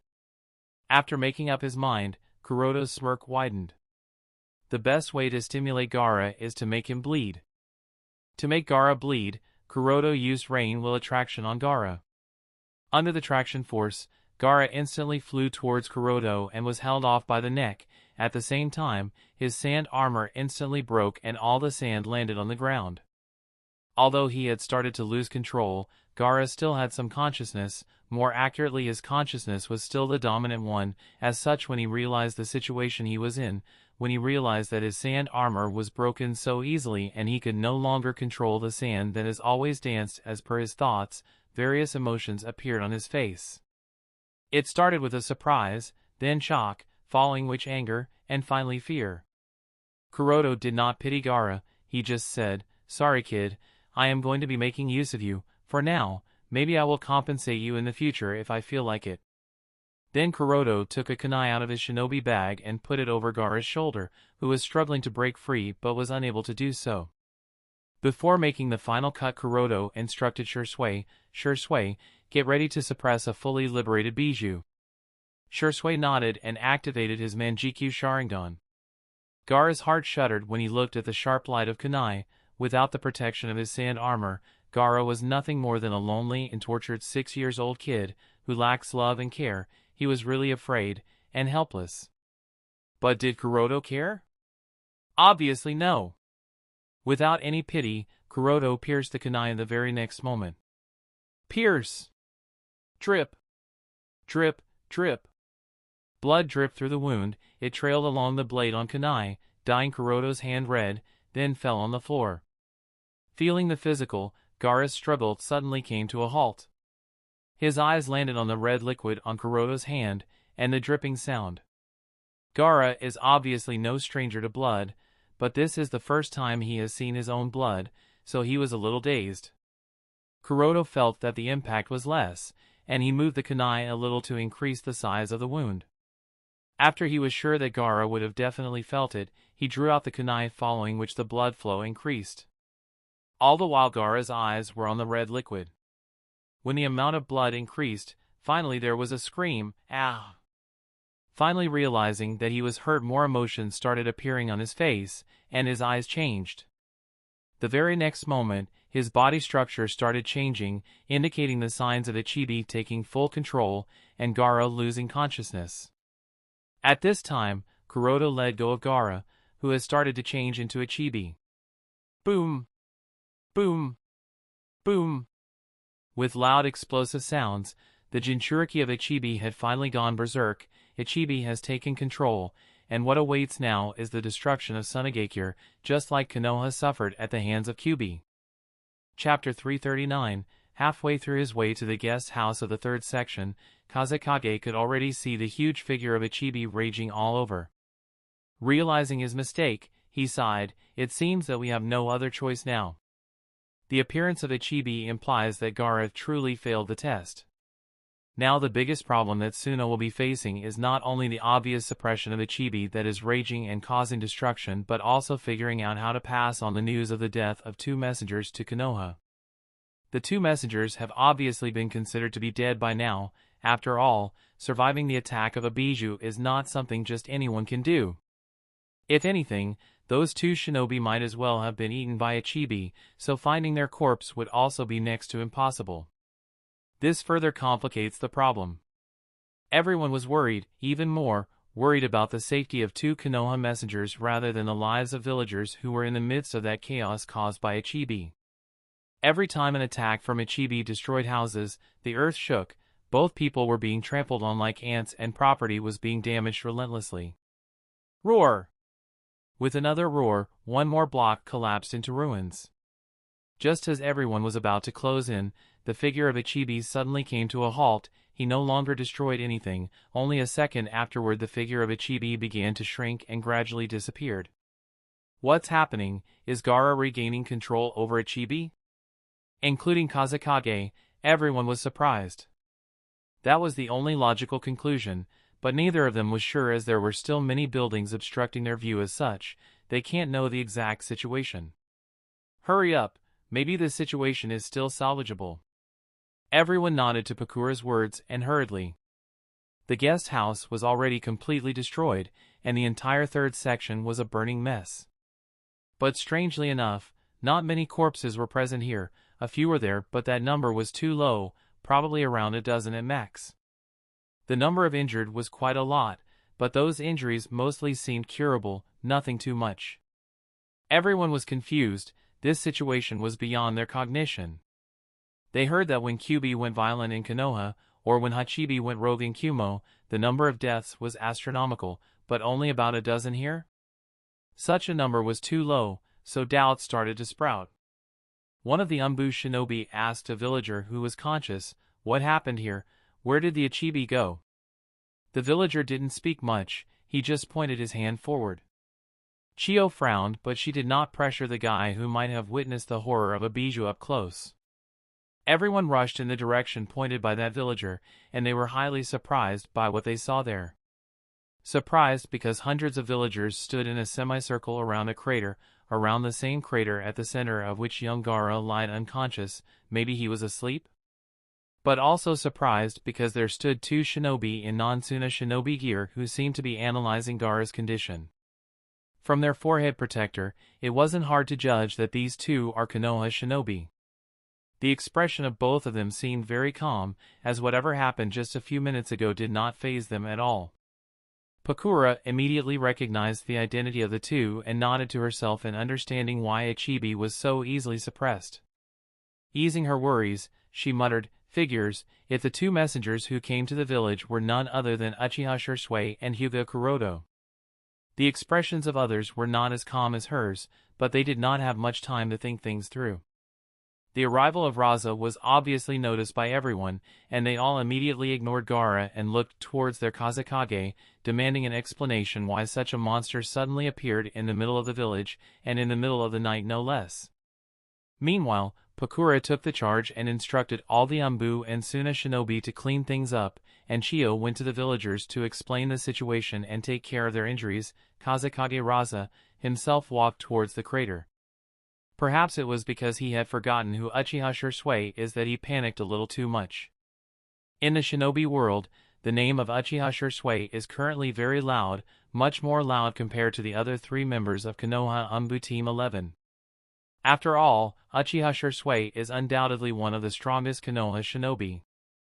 And that's why Raza too can understand what exactly happened here, and why exactly was Ichibi suppressed before it could cause too many losses to Suna. At the same time, he can't help but have a deep fear of Manjikyu Sharingan. Bijou and their Jinchuriki are the strategic weapons of various shinobi villages, and those same strategic weapons that are feared by everyone, including the host villages themselves, are nothing in the face of an Uchiha with Manjikyu Sharingan. Suppressing the uneasiness in his heart, Raza came over at the center of the crater and glanced at the figure of Gaara was lying unconscious. Only for a moment, his eyes lingered on the wound on Gaara's shoulder, then he turned towards Uchiha Shisui and Hyuga Kuroto, who stood in silence. Kazekage Raza bowed and spoke, "Please forgive me for what happened tonight. I did not expect that the Jinchuriki would suddenly lose control and cause havoc." Shisui waved his hands to and fro with a flustered expression. No need to worry, Kazekage Dano. A Kage must never bow his head to anyone, much less shinobi of some other village. We of Konoha perfectly understand the risks that come with a Jinchuriki. There is always a possibility that they will lose control and the Bija sealed inside will take over. Besides, Suna and Konoha are allies, so that's no big deal. We should be glad that nothing too serious happened. Kazekage nodded with a serious expression. Indeed, I am grateful for your understanding, Shisui Dano, and despite this being a matter completely unrelated to the two of you, and despite not having any need, the two of you suppressed the Ichibi and saved many lives for my village. For that, for that, Sunagakure will always be grateful of the two of you. Shisui shook his head. The lives of people were saved by Kuroto-san. I only suppressed Ichibi. The lives of people were saved by him, so if anyone that Kazekage Dano should be grateful to for saving the lives of the people of your village, then it is him, not me. Kazekage looked at Hyuga Kuroto with a surprised expression but bowed nonetheless. Kuroto nodded and deliberately pointed out indirectly, "It's alright, it was somewhat my fault that the kid lost control in the first place. If I hadn't injured him in the act of self-defense, maybe he wouldn't have lost control, so I too apologize for that." Initially, Kuroto wanted to use Ichibi to cause mayhem over the entire Suna, leaving extremely deep scars over the village, similar to what Obito did to Konoha using Kyuubi, but considering the upcoming planned raid on Akatsuki, Kuroto decided not to.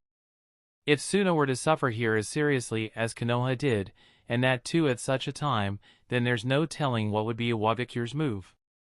The hostility between Suna and IWA is pretty clear, so the raid plan on Akatsuki might just get limited to Konoha and Kumo, and that would result in failure without a doubt. So instead of causing any large-scale loss of lives of the people of Sunagakure, Kuroto made sure that Ichibi causes a lot of damage to the property, making things more believable, and Suna still being grateful to the two. Besides, this way Kuroto and Shisui can play a hero in the hearts of a greater number of people. People who have faced death up close will always be more grateful to the ones who saved their lives in the face of death. Hearing Kuroto's words, Kazekage had an awkward expression. Kazekage expected this to be Uchiha Shisui's work alone, but now it seems that Uchiha Shisui only suppressed Ichibi with a Jinjutsu. Meanwhile, it was Hyuga Kuroto who did all of the work of saving the lives of the residents. At the same time, Kazekage's last bit of hesitation in regards to Gaara also disappeared when he looked at the state of the third section. Next, he instructed two Umbu shinobi to seal Gaara's chakra and put him in a prison cell. With that out of the way, Hyuga Kuroto and Uchiha Shisui were led to another guest house, where they patiently waited for the Kazekage to take care of all the matters and then visit them. Kazekage Raza did not make Kuroto and Shisui wait for too long, and soon after dealing with all the matters as well as passing on the instructions to Pakura as well as other elders, he came to the guest house. "Thank you for waiting," Raza said. Kuroto and Shisui nodded. "It's alright, we are thankful that Kazekage Dano can make some time in his schedule." Kazekage nodded, and then questioned, "So, I was informed that you both are here with Hokage Dano's message regarding the joint Chunin exams, is that right?" Kuroto and Shisui looked at each other, then Kuroto took out his scroll from his shinobi bag, and passed it on to Kazekage. This scroll enlists the details of the joint Chunin exam proposed by Hokage-sama. Raza nodded and took the scroll from Kuroto's hands. After making sure that the scroll was not rigged, he made a particular hand seal that lifted the seal on the scroll. Next, he unfolded the scroll and read the content. As he read through the content, Kazekage's face showed a mix of a lot of expressions, from his initial confusion to a serious expression, then to a surprise which soon turned into shock. Raza was most surprised by the news of the death of Hanzo of the Salamander. Why are other shinobi villages unwilling to provoke Amage cure? Obviously because of the existence of Hanzo, even if the man might have gotten old compared to his youth, but he still had enough name and fear that nobody wants to cause trouble in Amage cure if they don't have to. And now Kazekage is learning that Hanzo is dead for quite a few years, and dead at the hands of the leader of the Akatsuki organization. It is natural for him to be shocked. With a serious expression, Raza lifted his head, and asked the two, "Is the news true and verified?" Kuroto and Shisui nodded. "The news is true and verified. For this reason, Hokage-sama has the following plans that are enlisted in the scroll. Please read them carefully. We must hurry as soon as we can, otherwise it will be too late." Kazekage nodded and continued reading the information. Because of the existence of Sasori, there is simply no possibility of reconciliation between Tsunagakure and Akatsuki. For one, Sandan Kazekage was his sensei, assumed, so avenging his sensei's murder is necessary. As such, he must get rid of Sasori. After reading the entire information on the scroll, Raza destroyed it immediately, then spoke after some consideration. "So aside from us and Konoha, only Kumo is in talks with in regards to the participation in the joint Chunin exams?" "So aside from us and Konoha, only Kumo will be part of the raid on Akatsuki?" Kuroto nodded. The reasons for not approaching Kirigakure and Iwagakure, as well as other shinobi villages for the joint Chunin exams, should have been described in the scroll. The reason why Kirigakure and Iwagakure as well as other shinobi villages are not to be approached should have been described in the scroll. Raza nodded. There was no further need to describe. He has already read that there are details of Akatsuki having some contacts with Iwagakure and Kirigakure, so neither of these two shinobi villages can be trusted for Hokage's plans. And is the matter of hiding like a mole technique true? Who is going to be the candidate? Is the information about spies true? Who is Sasori's spy in Suna? Unsure, but Hokage-sama hopes that one of the jonin of Suna can do so. Answered Kuroto. Not exactly sure, but is one of the jonin of your village? Kazekage nodded. I will think about it. I will check and confirm. Shisui said, please do not reveal the matter of hiding like a mole technique to anyone before the Chunin exams commence. We want to keep it a secret until the first round of Chunin exams is finished. Please do not reveal the matter of the spy until the raid on Akatsuki is over. We do not want to alert Akatsuki before that by any means. Kazekage thought about it and nodded. It seems reasonable, all right. Then Kazekage took out a scroll, and after writing a response on the scroll he sealed it and passed it on to Kuroto. Pass on this scroll of Hokage-dano. We of the Suna agree to participate in the joint Chunin exams. For some further discussions I will personally meet Hokage-dano at the agreed time and place to discuss the specific action plan. Alright, we of Suna agree to participate in the raid against Akatsuki, and to discuss the specific action plan I will personally meet Hokage-dano. Chapter 340, Next morning, Tsunagakure. Inside a dark prison cell, a young kid sat in the shadows with his hands around his knees and his face buried between his legs. This kid is obviously Gaara, the youngest child of Yondaime Kazekage, the Jinchuriki of Ichibi. After his maternal uncle's failed assassination attempt and the poisonous words from him, Gaara fell into darkness and swore to live only for himself, to only love himself. It matters not if he was hated by the world for being a monster. If they think he is a monster, then he will be the worst monster they could have ever imagined. When the two messengers from Konoha came to Tsunagakure, Gaara once spotted them from afar. From the way they were being treated, it seemed as if both of them are pretty important. And when Gaara wanted to destroy Tsunagakure, he thought to start with by killing the two important Konoha shinobi. This way, even if he fails to destroy the village on his own, Konoha will obviously not forgive Suna. But unfortunately, his big plan stopped even before it began. His impenetrable sand armor was easily broken through by one of them, while the other suppressed him using a mere jinjutsu. What happened today made Gaara feel powerless and hopeless. With the utter defeat, Gaara even lost the qualifications to be a monster that he is feared as. At the same time, he fell into confusion. He is unable to think anything, he can't understand why he was born. What is the purpose of his existence? If he doesn't have any qualification to be loved and also doesn't have the qualification to be hated, then why does he exist in the first place? Does it really matter whether he is alive or dead? Gaara can't think of anything, nothing matters to him anymore, life, death, love, hate, nothing. He felt empty within, it's as if his spiritual sustenance has already collapsed. If Gaara was in such turmoil, then why did Ichibi not take over? 2 reasons.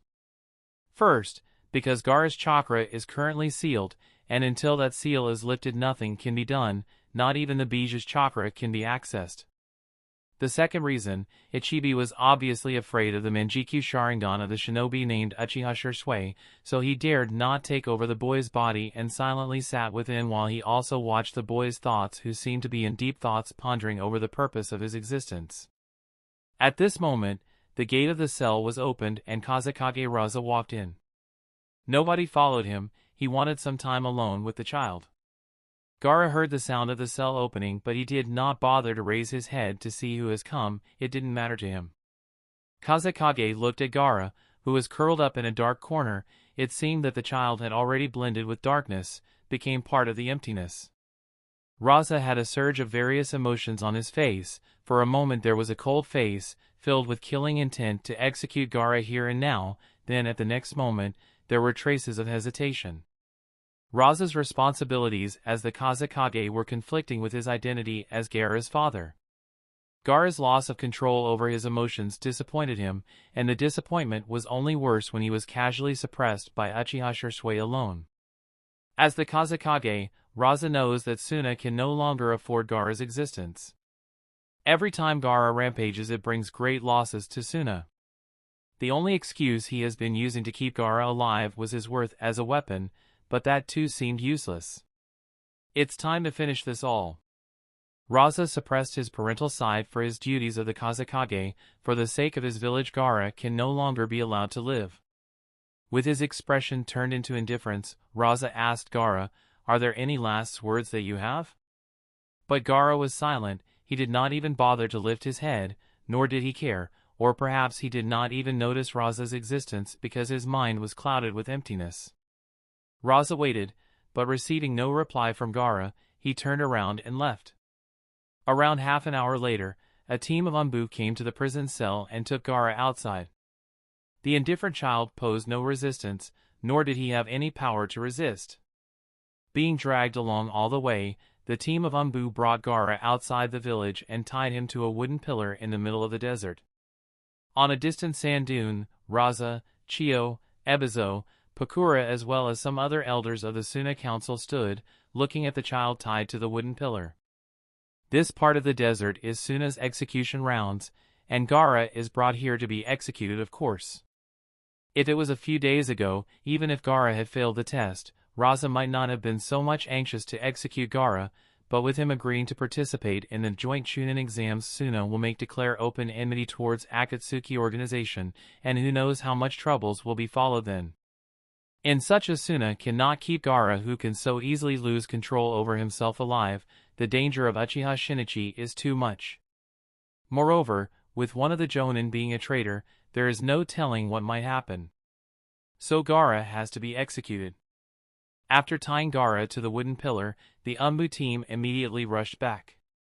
At this time, Raza spoke out loud for Gaara to hear. "Gaara, for the act of killing shinobi and the people of the village, you are to be executed. Are there any last wishes that you have before wire death?" No response. Raza waited for exactly 2 minutes and receiving no reply from Gaara, he signaled towards the Anbu vice-captain, "Execute him." The vice-captain of the Anbu nodded and signaled the team of Anbu waiting for the call. Sunagakir's method of executing people is very simple. The method involves tying the person at the wooden pillar, then raining hundreds of shuriken on him. The Anbu, upon receiving the signal, immediately shot hundreds of shuriken on Gaara. Gaara, who stood alone in the middle of the desert, did not even flinch upon noticing the incoming rain of shurikens, and there was even a trace of relief on his face. Perhaps death is the only meaning left for me. But the Bija sealed inside him did not think the same. He did not want to die, even if 9 bijus are masses of chakra and will eventually come back to life, but this does not mean that they are willing to accept death. Whoosh! Whoosh! Whoosh! Whoosh! Whoosh! Feeling threatened for his life, Ichibi roared, cursed, threatened, and struggled so much, but ultimately to no avail. He was unable to take control of Gaara's body. Pierce, blood splattered, cut, tuck, tuck, pierce, pierce, pierce, pierce. First the heart, then at the hands, legs, chest, in the left eye, then the right eye, left thigh, right thigh, one after another shuriken pierced through the child, cutting through the flesh, splattering blood, over and over and over and over and over and over and over and over and over and, leaving no part of his body intact. But no trace of struggle. Only a relief as his breath ceased to exist, all signs of life disappeared. "It's over," murmured Raza. But it was far from over. As soon as Gaara died, raging winds started blowing all over the desert. Soon a storm started with that wooden post as the center started. The storm soon turned into a sandstorm, so large and so massive that it seemed that nothing would survive in it, yet it was not doing any damage, but the storm was uncontrollable. "What's happening? Did he not die?" one of the elders questioned while trying to maintain his balance amidst the raging storm winds. Pakura, who was nearby, sensed and then said, "No, he is dead. Look around, the sandstorm is not doing any damage, nor." Chio said, "Perhaps it's the result of Ichibi's death? Bijus are forces of nature, and it's possible that there are some effects upon their death. So, it's possible that the desert is mourning Ichibi's death." Following Chio's words, everyone thought about it and it seemed reasonable. After some time passed, the sandstorm subsided and the surroundings returned to silence. Kazekage instructed the Umbu, "Verify if he is dead or not." The Umbu captain nodded and went forward with a team of Umbu following behind her. Pakura went forward and verified. Gaara was still tied to the wooden pillar, was indeed dead. His body no longer had any signs of life. After verifying this, she returned back and nodded, "He is indeed dead." Raza sighed and spoke with some complex emotions, "Burn his body, do not even leave the ashes." Pakura nodded and signaled the Umbu shinobi to do so. With that out of the way, Kazekage and several others turned around and left. Nobody noted the cold smirk that Pakura had at this moment, manipulating the Suna elders to execute Gaara. "I hope you know what you are doing, Kuroto-sama." Chapter 341, 2 days later, in a cave somewhere in the land of River. Kuroto sat on a small rock, throwing dried branches in the bonfire. This cave is around the border of the land of wind, as such the terrain is still deserted. For this reason, the temperature at night is extremely cold. And he is in no mood to bear the cold right now. Staring at the fire in front of him, Kuroto had a smirk. "Heh, Koto Ematsukami is really useful. Now I have Pakura, the commander of Sunagakure Umbu department, as my spy to fill me on everything I want to know happening in Sunagakure. And the biggest benefit is obviously acquiring him," thought Kuroto while he picked up sand on the ground on the floor as he stared at the unconscious figure lying on the other side of the bonfire. A few hours later there were some movements from him. Lazily rubbing his eyes, the boy got up with a sleepy expression. It took him a few seconds to realize that he was no longer in the prison cell. Moreover, his head felt heavy, but slowly and steadily images started to clear up. The last thing he remembers is being stared at by 3 pairs of eyes, each of a different color. They were orange and red with black pattern in them, and finally, shining blue with a white flower pattern. After that everything is gone. Whose eyes were they? But there is some clarity.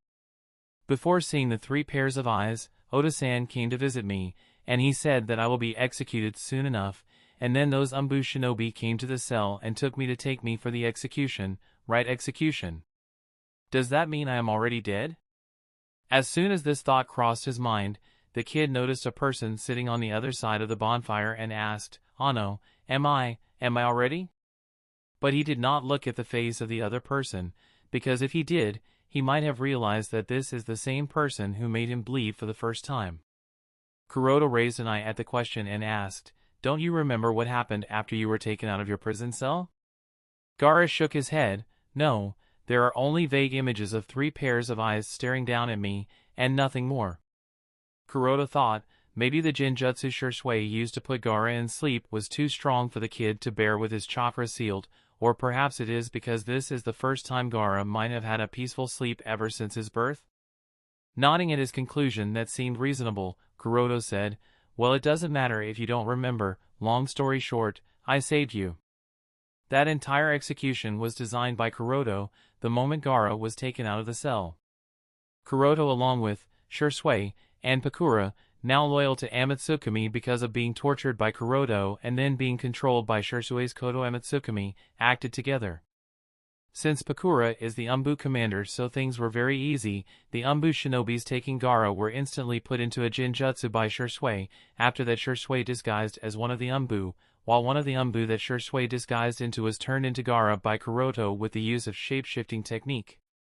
Shisui, who was disguised as one of Umbu, made sure to continue using his Kodo Amatsukami on all the elders present nearby, eliminating any chance of discovery, and when Gaara, or the person who tied to the wooden pillar in the shape of Gaara, died, his body was burnt into nothing more than ashes by Pakura. All the while the entire ordeal took place, Kuroda and Kazekage Puppet observed the entire thing from the sky. As for the sandstorm, it was the result of Shisui's Genjutsu, Kazekage Puppet's mastery of wind release. Although causing such large storms is not easy even for the Kazekage Puppet, but thanks to the high level of Ryumyaku chakra and the near-mechanical state of the puppet, such a thing became possible. For this reason, even though there were heavy winds and raging sandstorms, yet there was no damage. Kuroda did this all to make the death of Ichibi and its Jinchuriki more believable. Gaara was stunned, and it was at this moment when he recognized who this person was. Why did you save me? Kuroda thought about how to answer this question without revealing many things, but he first asked curiously, before I answer your question, I want to ask, why do you want to die? Gaara was silent after hearing Kuroda's question. He did not know why, but for some reason he simply couldn't resist it anymore and started speaking. My Oka-san hated me, she did not even want to give me birth, my Oda-san wants to kill me, my siblings don't like me, everyone in the village fears me, even Yoshimaru said that he really hated me. Said that my Oka-san named me from a phrase, a self-loving carnage, to reflect her undying hatred towards the village and the monster that I am. Since everyone treated me as a monster, I decided that I will be a monster, but I couldn't even be a monster. I can no longer find a purpose to live. Isn't death better than a life with no purpose? I no longer want to feel this emptiness. It's better to just die and disappear. It's not like anyone is ever going to mourn my death. It's not like I am wanted. Kuroda stayed silent while Gaara revealed the pain buried inside him. Midway through that, Gaara also burst into tears. Kuroda let him speak. He let Gaara cry. He allowed Gaara to let it all out. Even though it is said that only weak people cry, but Kuroda doesn't believe that. Sometimes being able to cry, being able to let out all the pain, frustration, and sadness buried inside is never a sign of weakness. In fact, there are very few people who have such a luxury.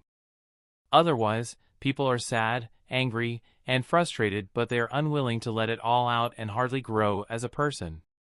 While Gaara let out everything, Kuroda also thought about Gaara's mother.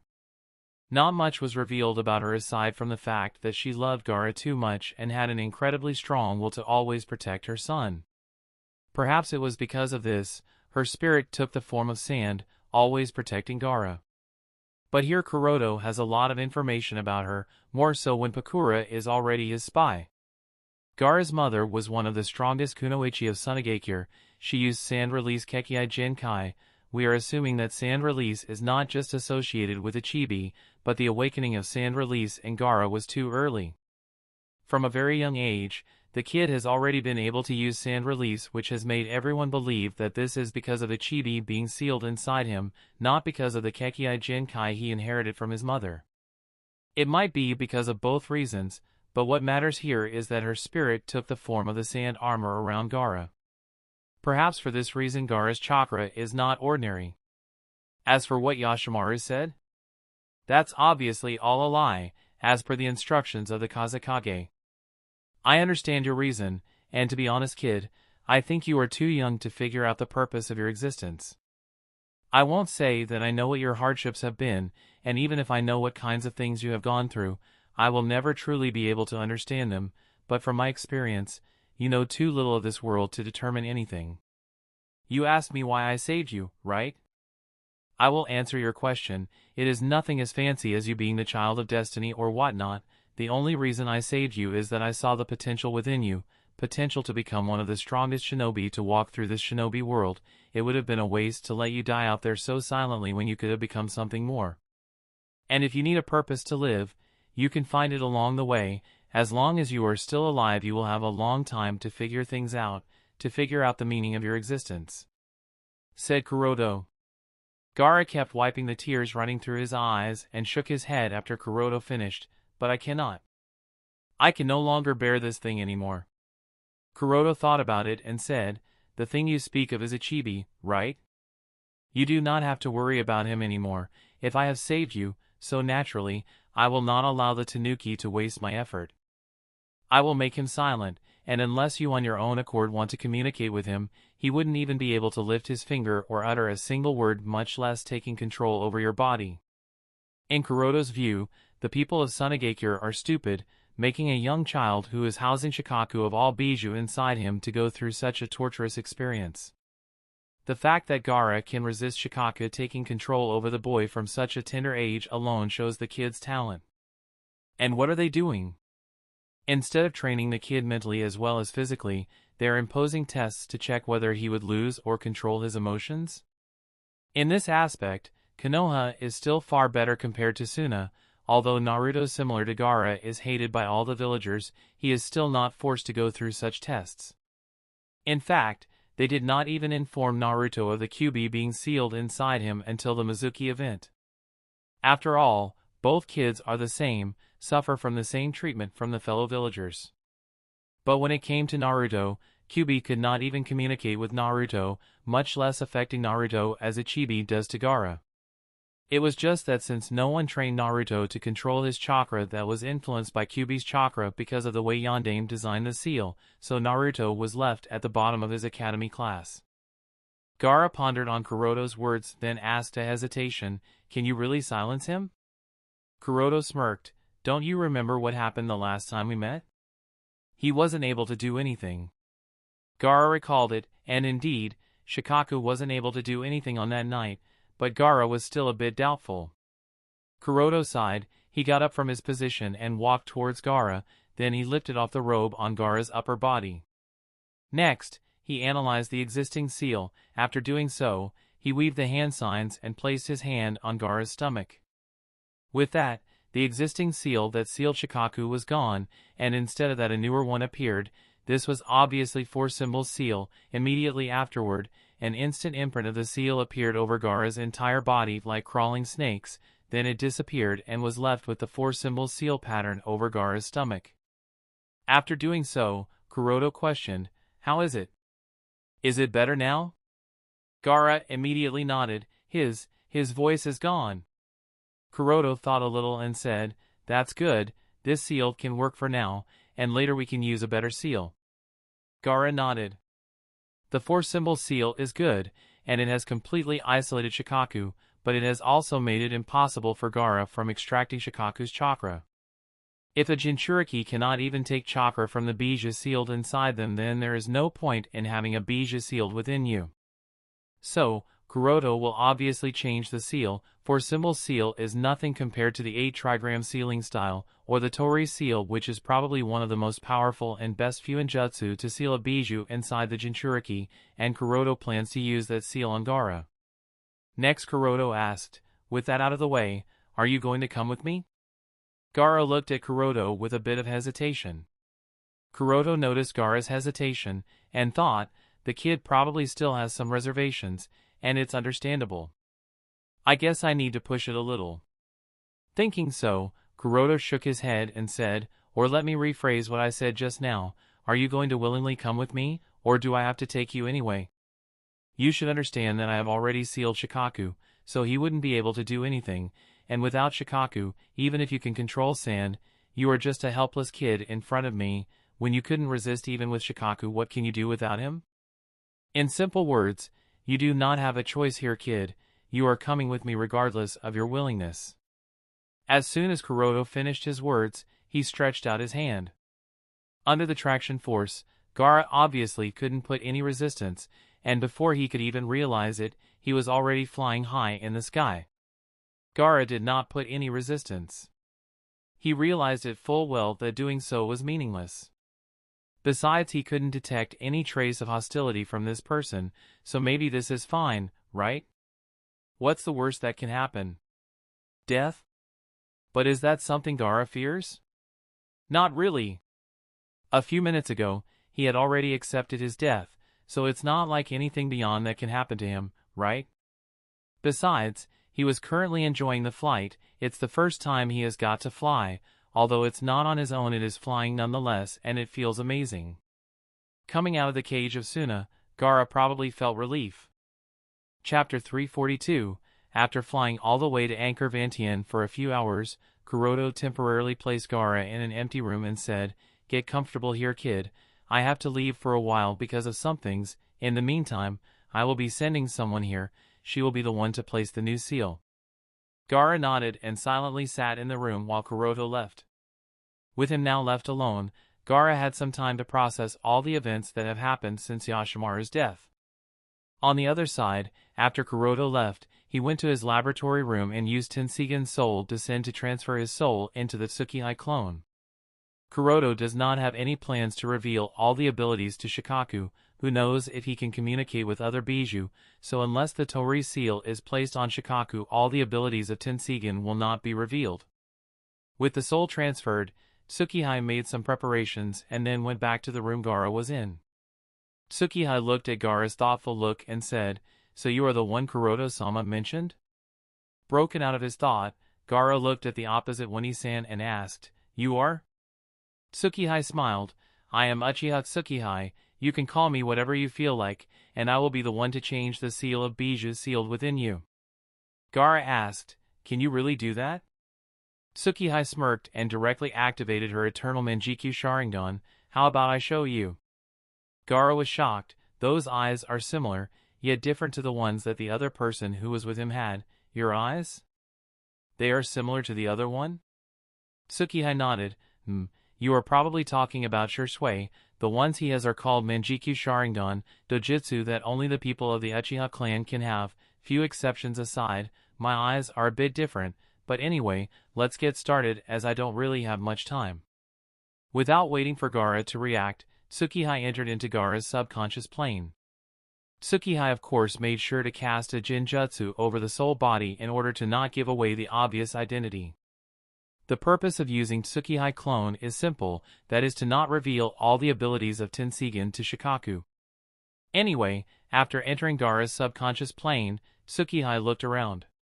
She wasn't much surprised with the state of Gaara's subconscious plane. After all, the seal placed on him earlier was to actually seal a Bijou safely.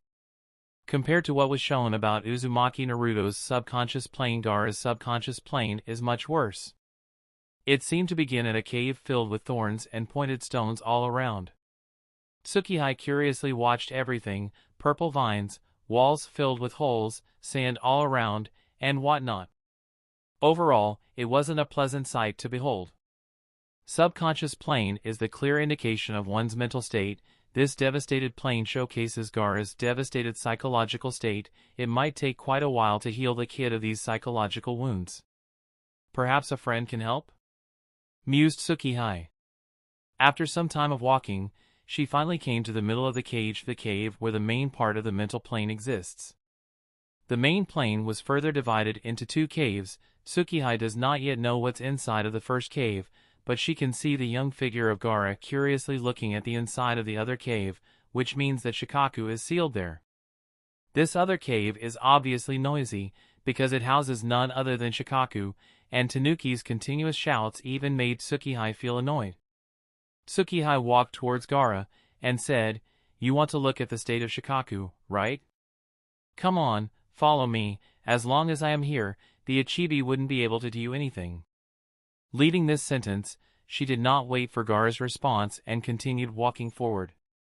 Gaara seemed to have some hesitation. If it were up to him, he would rather always stay away from Ichibi, but upon looking at the confident expression of her, he somehow summoned up the courage and followed her silently. Upon walking inside, the two finally got the sight of Shikaku. The tanuki was restricted within this cave, as there were specific seals designed at the entrance of the cave that restricted Shikaku to come outside, and being restricted here was obviously unacceptable to him, so he kept shouting and raging out loud. Perceiving the arrival of intruders, he roared and rushed over towards Tsukihei and Gaara. As he moved, the entire cave shook, and dust rose. Compared to the huge size of Shikaku, the Tsukihei figure was too small, yet there was no sign of fear within her eyes. She looked at the incoming tanuki condescendingly. Shikaku noticed Tsukihei's eyes, and his tail immediately rushed towards Tsukihei as he shouted, "I am so gonna kill you, Uchiha." The immensely large tail of Shikaku fiercely rushed towards Tsukihei and Gaara. But Tsukihei's face remained unchanged. She weaved hand signs at an extremely fast speed, and as soon as she completed, torii gates fell from out of nowhere. 2 gates fell on Shikaku's tail, then 3 large gates fell on the main body of Shikaku. With the torii gates placed, Shikaku's all movements were instantly restricted. He couldn't even move, but that was not the end, as an extra-large structure of torii gates kept forming that completely isolated Shikaku even inside this cave. Being suppressed instantly, Shikaku raged and tried whatnot, but Tsukihei paid him no mind. In fact, she completely ignored him and further observed Gaara's subconscious plane. Gaara's subconscious plane was indeed a mess, completely different from Naruto's, where large iron doors isolated Kurama. It seems that his psychological care has to be put to focus at first. "I am going to kill you, this seal will not last permanently. I am going to break this and then I will take over his body. After that, I am going to kill you." Shikaku's roar. Tsukihei shook her hand, and said, "Yeah, go ahead and try all you can, but you won't even be able to put a single scratch on these torii gates. Even Kyuubi is helpless in the face of these high level, and you are just a measly Ichibi, the bijou with the least amount of chakra." However, it seemed that Tsukihei's words fell upon a deaf ear. Shikaku kept roaring and struggling, but to no avail. However, those shouts have started to tick off Tsukihei. She snapped her fingers and suddenly chakra chains extended out of the several torii gates and entwined around Shikaku's mouth. These chakra chains seemed to be a combination of countless small torii gates joined together. With the chains entwined around Shikaku, he no longer had the freedom to even open his mouth, so the cave entered a silence. With everything returned to silence, Tsukihei sighed, like, seriously, do you even know just how annoying you are? Now stay there quietly or else your state will only worsen. Then more struggle you put, the more you will be restricted. Behave like the good giant dog you are. Do your job that you are supposed to do, the job of being a chakra battery, and you will be allowed to exist. Otherwise, only death awaits you. It seemed as if Tsukihei was casually speaking these words, but given the serious look in her eyes and the burning temperature in the cave, it did not feel as if she is simply joking. Honestly, Tsukihei was really surprised at just how annoying this tanuki is. At the same time, she is really glad that her Ryumyaku is a good and honest dragon who mostly sleeps if he doesn't have to give out chakra. If Ryumyaku had been like Shikaku, then Kuroto would have always had a headache. After dealing with Shikaku, Tsukihei turned towards Gaara, who was shocked looking at everything happening before him. He honestly isn't himself. Overnight, his entire world has started to change, and whatever he believed has started to crumble. Ichibi, who is feared by all the people of Sunagakure, was called a pet. A battery? If that's not hilarious, then what is? The fact that Tsukihei so easily subdues Shikaku? Putting no mind to Gaara's shock, Tsukihei questioned, "Do you know how to become a perfect Jinchuriki?" Gaara looked at Tsukihei with a complicated expression, then shook his head. "No, I do not." Communication with the bijou and gaining his acceptance. These things are critical to becoming a perfect Jinchuriki. To perfectly use the chakra cloak, the Jinchuriki and the bijou must be in sync. A bond of trust with one another is necessary. Taking a pause, Tsukihei waited for Gaara to digest the information, then continued, "Treat them as monsters, they will be monsters. Treat them as friends, they will be friends." I know it sounds too cliché, but it's the hardcore truth. But even with all that true, you must make them understand that you do not fear them, make them understand that you too are not someone to be looked down on. A bond of trust can only be formed when both parties understand and respect each other as equals. If one party has a too high evaluation of the other while the other party has a too low evaluation of the other, an equal bond will never form. So before becoming a perfect Jinchuriki, you must make him realize that you are no weakling. As Tsukihei said so, flames of Amenoshihomami, Ashihomi for short, suddenly emerged in Tsukihei's hand. Gaara stared at the flickering golden flames on Tsukihei's hand, and for some reason, he felt instinctive danger from these flames. Tsukihei paid no mind to Gaara's change and continued, "But that advice is for you, for me as well as most of the other people you will be meeting from here on. Bijou may be considered terrifying and forces of nature, but in our eyes, they are just batteries of chakra, and there is no need to fear batteries, right?" But he is a sand demon." Gaara was puzzled. What Tsukihei said is completely different from what Sunagakure has taught him about Shikaku. In Sunagakure, Shikaku is considered the strongest weapon and their ultimate trump card. He is kept in Suna as a necessary evil, one that you do not want but need to maintain deterrence against other villages. That's actually wrong perception. Tsukihei shook her head with a smile. Their essence is chakra. For this reason, they are even immortal and will be eventually reborn even after their death. How about I tell you a secret that is known to very few people? These bijou are in reality pets of a certain Aji-chan, so I am not really making things up, but anyway, they are nothing more than batteries for me. As she said so, the flames of Ashihomi were suddenly shot towards the trapped Shikaku in the form of a fire fist. The attack is a copy of Portgas D. Ace's fire fist from the One Piece series. Under Tsukihei's control, the flames of Ashihomi completely engulfed Shikaku. His entire body was now full of golden fire. Boom! Boom! Boom! Bijous are masses of chakra, and the flames of Ashihomi literally burns chakra. As such, Tsukihei is the worst enemy for any bijou.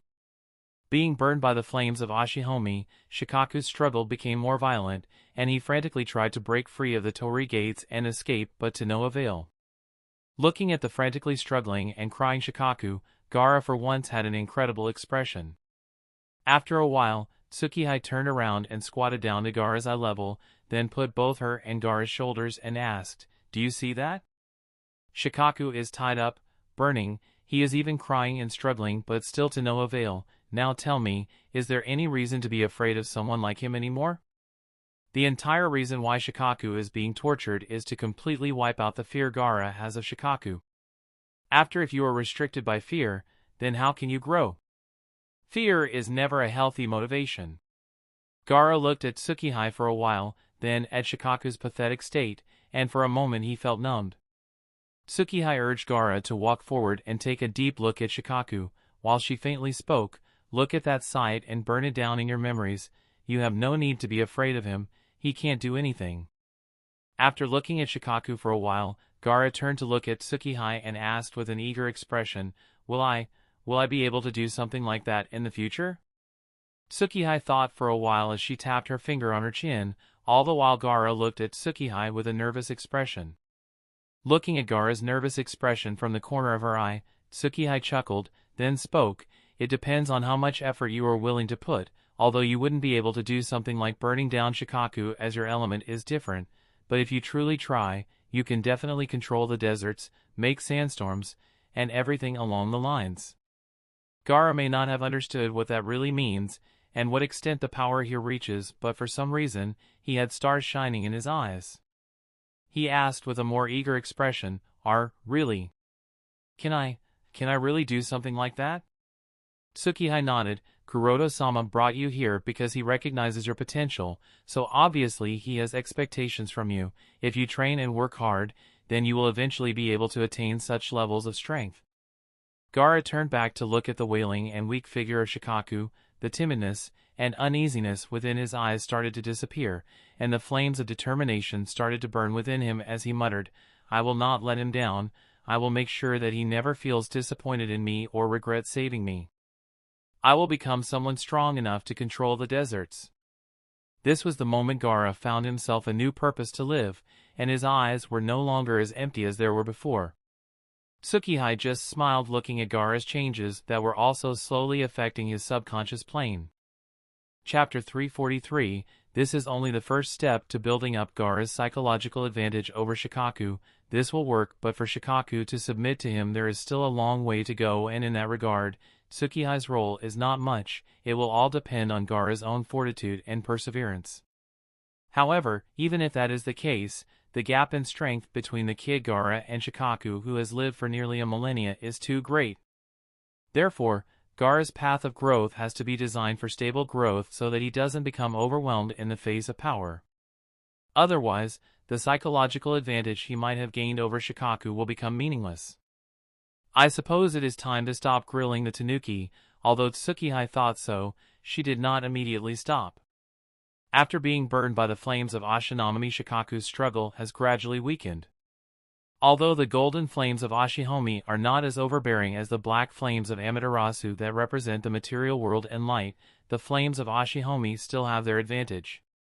Even if inferior, they have the special attribute of burning chakra, that is to say, as long as a chakra source is present they can continue to burn indefinitely. And what is a bijou? A bijou is nothing more than a large aggregate of chakra with consciousness. The point here is that they are nothing more than large aggregates of chakra. As such, once the golden flames are ignited, the flames will continue to burn indefinitely the bijou. There is no need for Tsukihei to do any extra hard work. The chakra of Shikaku will keep the flames lit. Next, she waved her hand, under the command of which the torii chains that entangled over Shikaku's mouth loosened, finally giving Shikaku some ability to speak. But it seemed that Tsukihei expected too much out of this annoying tanuki. Even if he was weakened and crying, that did not stop it from cursing and shouting, "Damn you, Uchiha! I will not forget this. Sooner or later I will." Tsukihei did not wait for Shikaku to finish. She added the ocular power of her eternal Manjikyu Sharingan to intensify the golden flames while coldly saying, "It seems that you have yet to learn your place. Ah, damn it, hot." Immediately Shikaku's wailing and crying in pain intensified. The sounds echoed throughout the cave. While Shikaku cried, Tsukihei asked Gaara, "What do you think? Isn't he just a pet? Or better yet, he doesn't even have the qualifications to become a pet unless he becomes honest and learns his true place?" Gaara nodded nervously, but there was still excitement in his eyes. With Gaara's nod, Tsukihei smirked at Gaara and said to him to deliberately incite the tanuki, "You have to get used to this. Do not fear him. If you fear something you will never be honest with him. Treat the other party as what he is. Besides, such things will be common from now on." Gaara asked curiously, "Does that mean you are going to punish him like this all the time?"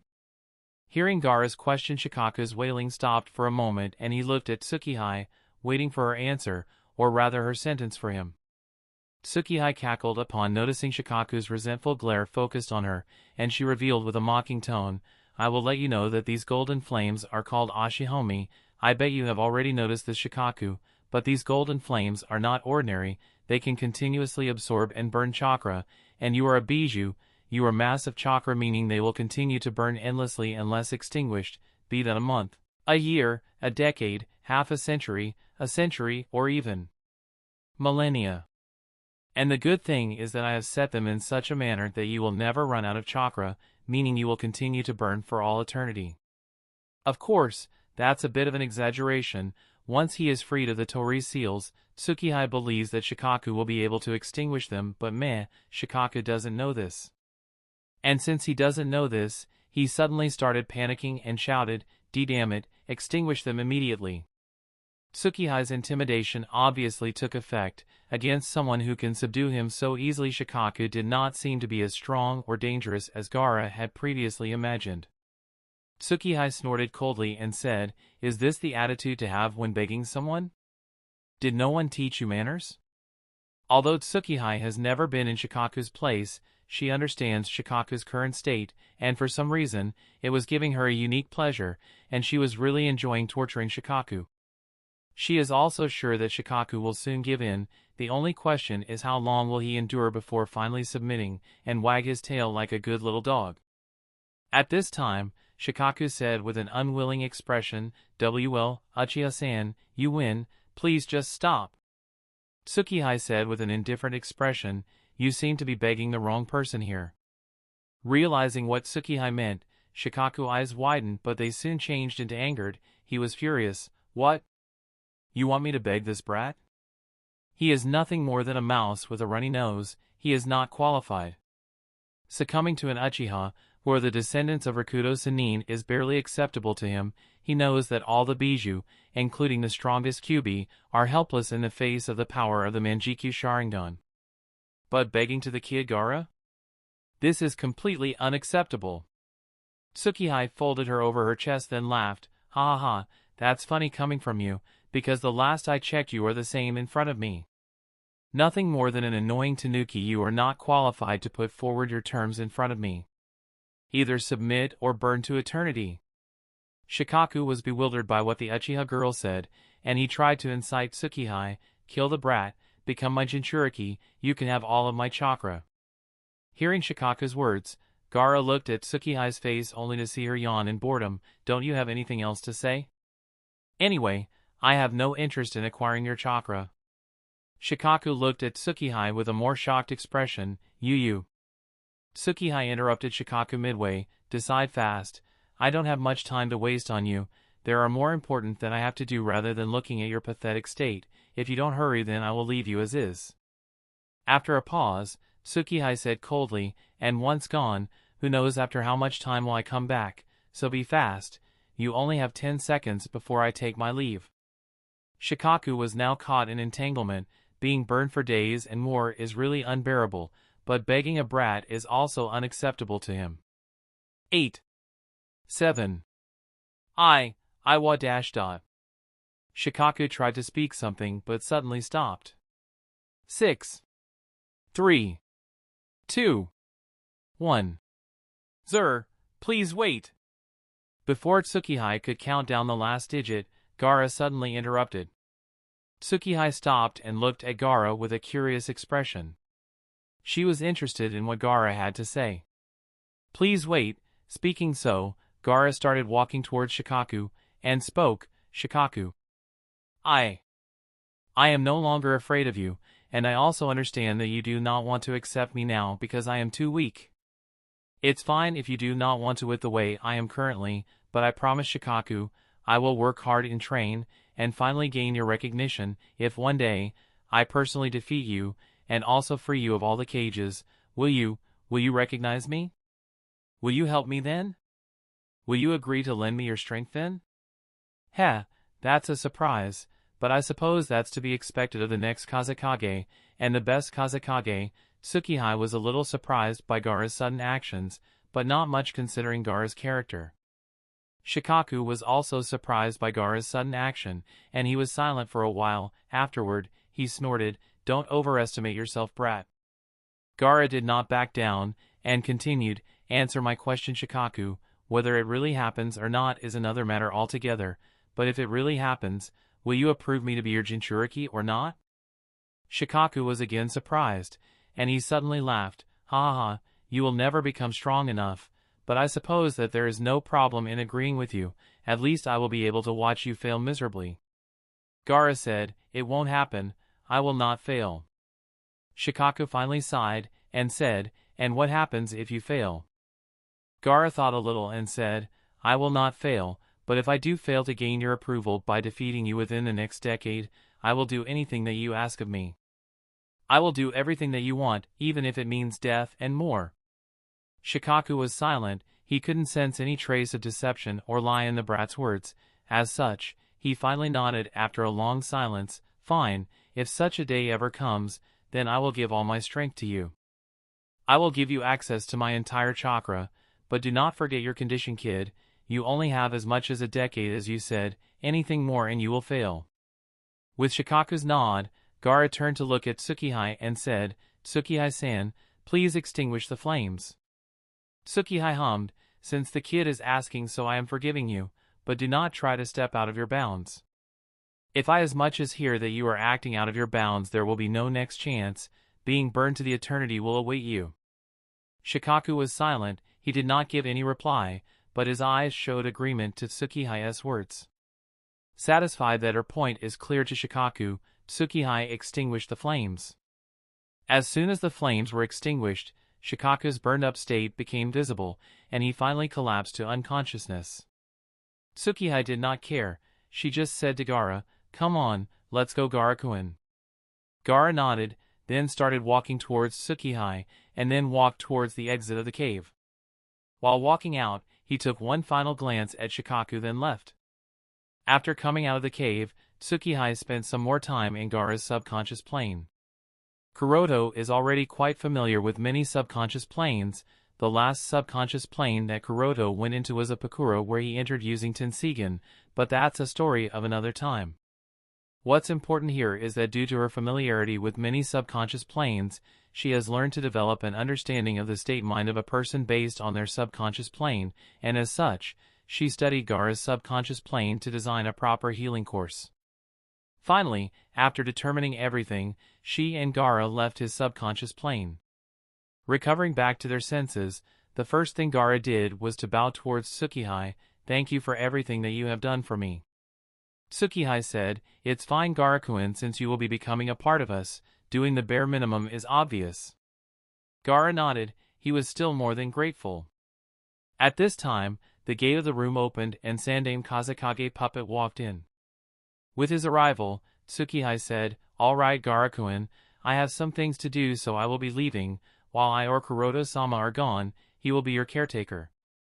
Kazekage Puppet bowed to Gaara. Gaara also bowed lightly. Suki said, "You can ask him anything you are doubtful about, and I think he should be able to answer most of your doubts. He is also the guard of this air fortress, so you do not have to worry about safety. While you are free to roam around the entire fortress, Ondi is an exception to it. That area is off limits. So, do not go there, understand?" Gaara nodded as he curiously looked at the newly arrived person who for some reason reminded him of someone. It's just that he has been unable to figure out who that really is. Tsukihei continued, "Also, your basic training will start soon enough, so rest easy so that we can begin your training plan soon." Gaara again nodded. After that, Tsukihei explained a few more things to Gaara, then soon left the kid in Kazekage Puppet's care. The reason for not immediately starting his training is that she wants to give the kid some time for himself to process the sudden changes and accept that he is no longer in Sunagakure, along with many other things, as these are all necessary. After leaving the room, Tsukihei walked back to her lab. After transferring back her soul to the main body, Kuroto walked towards the exit of Anchor Vantian and muttered, "Since I have taken Gaara under my wing, and since there is a need of a friend for him, so I suppose it's time that I also bring myself an assistant who can help me in all sorts of experiments." But the important matter is potential. Kuroto honestly doesn't have much time to search people, and most of the kids who have the potential are either part of some shinobi village or have already been taken in by Orochimaru. At this point, Kuroto can only think of one person who might not have been taken in by Orochimaru yet, and that one person might even become useful in many of Kuroto's upcoming plans and can be a good lab assistant if taught carefully. Chapter 344, Kuroto has obviously been planning to cultivate loyal subordinates for quite some time. If you want to run an entire organization like Amatsukami, then a lot of members are required. After all, the shinobi world is too big, and Kuroto alone cannot do all things alone. And Kuroto's clones alone won't cut out for it. After all, Kuroto has to be the one controlling them. But now it seems that now things have started to come along. There are Shinichi, Shursui, Itachi, Pakura, Sandaime Kazekage Puppet, and he himself too, but that is still too less. After all, there are still many things that they cannot do. Well, anyway, with Gaara and the next person he is going after, more things will become somewhat easy for Kuroto. To be honest, Kuroto really respects his sensei Orochimaru in this regard, whatever kind of person he may be, but when it comes to finding loyal subordinates who would do anything regardless of how cruel or morally wrong it may be, Orochimaru is a master. Most of his subordinates were exceptionally loyal to him, whether they were the Sound Four, Kimimaro, Kabuto, or any other subordinate. In fact, even Mizuki is loyal to Orochimaru. Even when Orochimaru's hand was sealed by Sandaime-sama, and Orochimaru was greatly weakened, they did not betray him. In fact, Kabuto was constantly present by Orochimaru's side. Considering this, and many other feats of Orochimaru, it wouldn't even be wrong to say that other than the times when Orochimaru went after the bodies of Uchiha, Orochimaru seldom stumbled in his life. In comparison to Orochimaru, the majestic Uchiha Madara is a complete loser in this regard. Except for his younger brother Uchiha Izuna, Madara never had the true loyalty of any subordinate. Even after his disagreement with the Shodaime Hokage, when Uchiha Madara chose to leave Konoha, none of the Uchiha chose to follow the patriarch. Even later when he attempted to create Kurozetsu, he was fooled by Kurozetsu into believing that Kurozetsu is his creation, and not even a single one of the Shirozetsu was loyal to him either. Even Obito, to whom he had planned to leave as a subordinate to keep watch over Nagato, also betrayed him. Nagato himself was never informed of anything, but that doesn't matter anyway. Overall, all of Uchiha Madara's arrangements of coming back to life in his prime actually turned into nothing more than a joke. If it was not for Kabuto, this unexpected person to suddenly appear with Uchiha Madara's Edo Tensei, then things would have been too different. And how did Kabuto even obtain Uchiha Madara's cells for Edo Tensei?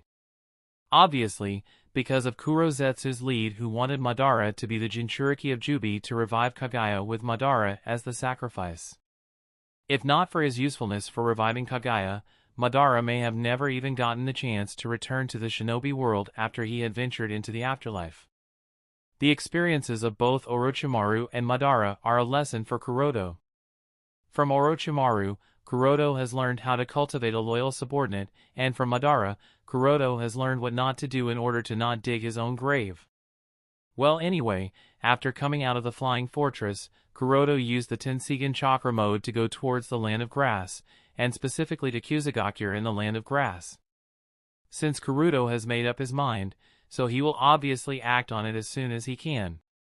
To train powerful shinobi, proper training from a young age is very essential. All villages do so, and Konoha is no exception to this, with most of the children entering into the academy by the age of 8 years in the times of peace. Of course, war times are another matter altogether, and then there are also other exceptions like Namikaze Minato, Hatake Kakashi, Uchiha Itachi. But the official training as a shinobi can be commenced a few years earlier. Gaara is at the right age for the start of his training, but the kid's temperament is still not right, as he is more of a silent type. Having a friend or two who are opposite to his character will not only improve his temperament, but it will also induce a competitive spirit. Therefore, Kuroto's goal this time is Uzumaki Karen, who is one of the 3 last known descendants of the Uzumaki clan. Actually, 5 if you count Senju Tsunade's quarter Uzumaki lineage. But anyway, Uzumaki Karen not only has the lineage of the Uzumaki clan but also a cheerful personality. Overall, she could have been a pretty strong kunoichi in the original story. As a descendant of the Uzumaki clan, Karen's talent is unquestionable.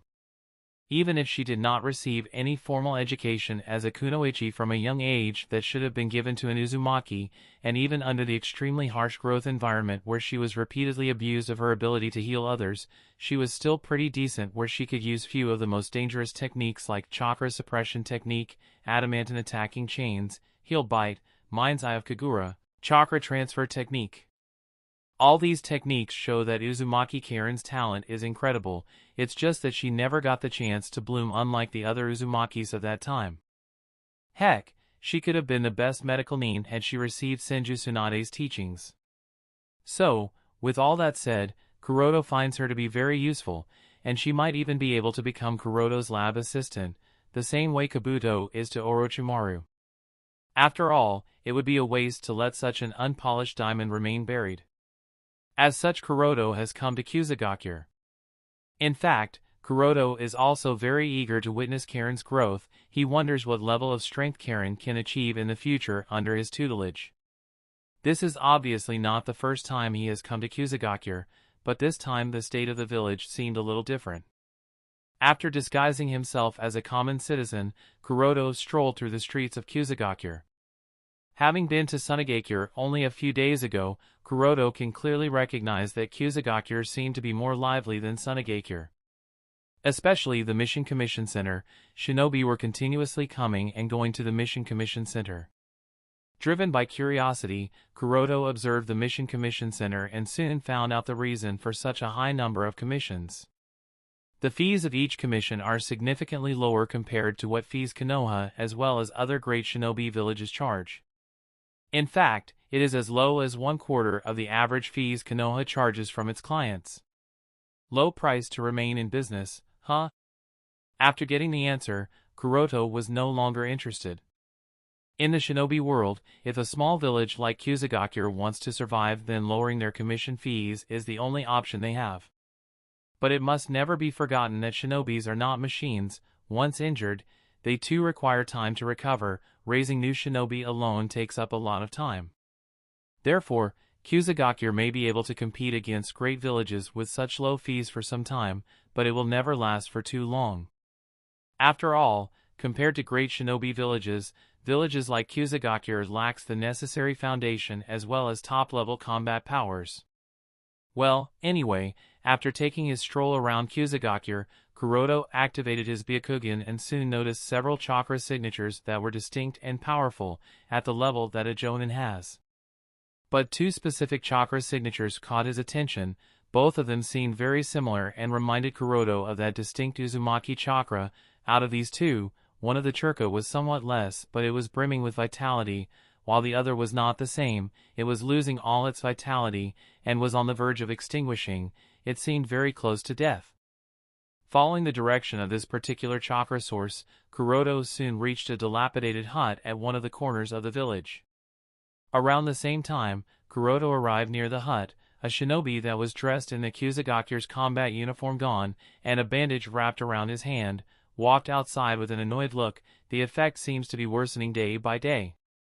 All my injuries haven't even recovered even after I took so many bites. What a waste! Chapter 345. Hearing the words of this Kusagakure shinobi who just walked out of that hut, Kuroto squinted. Upon observing carefully, Kuroto noticed that there were traces of foreign chakra present in his body, and this chakra is exactly the same as one of the two chakras Kuroto is sensing coming from inside the hut. After this Kusagakure shinobi walked away, Kuroto quietly made his way inside the dilapidated hut. The house was extremely small with only 2 rooms, one being the sanitary section while the other room is being used for all other purposes. The first thing that greeted Kuroto's eye in the second room was a little girl probably around 6 or 7 years old with a small bowl in one of her little hands, holding a spoon in the other through which she was feeding the adult lady with pale and faded red hair. The lady wore disheveled clothes, and looking at the parts that were uncovered with clothing, all Kuroto saw were bite marks, large and small, of all sizes, probably hundreds if not thousands of bite marks. In fact, some bite marks still had traces of blood indicating that they were not healing. Moreover, if Kuroto did not guess wrong, the age of this lady is probably in her 30s but looked much older. Her face was pale and sickly, her eyes sunken inside, large dark circles under the eyes, and even her red hair that symbolizes her Uzumaki descent were pale and faded nearly white. Her body was clearly malnourished as bones were protruding from her body. Even Kuroto, who has seen many kinds of scenes, was left shocked looking at the state of this lady. The mere fact that she is still alive after suffering such horrendous treatment is already a big surprise. Then Kuroto's eyes turned on the bowl held by the little girl with bright red hair. The bowl contained basic porridge that the poorest class eats, and the worst thing is that the porridge contained very few grains of cereals, directly showcasing the cause of malnutrition that the lady is suffering from. Looking at the girl with spectacles trembling and controlling her tears, Kuroto finally reacted and understood the entire situation. Kuroto was curious previously, why is Kusagakure lowering the commission fees so much, and still maintaining their completion without sustaining heavy losses in the number of their shinobi? The reason is all too clear now. This dying woman who is an Uzumaki, and also, most likely, Oka-san of Canon, is giving Kusagakure the confidence to be able to do so. Those bite marks are a clear indication that Canon probably inherited heal bite from her Oka-san. Karen's Oka-san's ability to heal others' injuries through heal bite readily decreases the cost of medical care, as well as decreases the amount of time required by shinobi to heal, generally making it possible for Kusagakure to be able to maintain their task completion records even at such low commission fees. Sigh, they really are being a bit too extreme. Rather than using her, they are exploiting her down to the death. Idiots, Kusagakure shinobi do not even understand the value of talent. No, to be exact, they do not even regard her as a human being, but I suppose this is nothing new in this shinobi world. Using and exploiting others is a common thing, thought Kuroto. Even if Kuroto is already used to it, looking at the state of this woman, Kuroto really felt pity for her. While Kuroto stood there, the two Uzumaki did not even react to his arrival. They were already used to such intrusion. Such a thing was nothing new. But Kuroto could see fear in the eyes of the girl and indifference in the eyes of the lady. Kuroto sighed and walked forward. He came by the bed, stood by the side of the little girl, and while lightly patting her shoulder he whispered, "Little, let me see the condition of your Oka-san." Karen was visibly surprised and looked at Kuroto with widened eyes. She tried to speak something, but for some reason, she did not try to oppose Kuroto. Perhaps it was because she could sense a very calm and gentle chakra she has ever felt from this person. And for some reason, it soothed her. Kuroto went closer to the lady lying on the bed, and carefully checked her condition with Byakugan from up close. After a bit of observation, Kuroto finally shook his head. Karen's Oka-san's vitality has almost run out. If anything, it wouldn't even be wrong to say that she is alive only by sheer will. All her body functions are on the verge of stopping.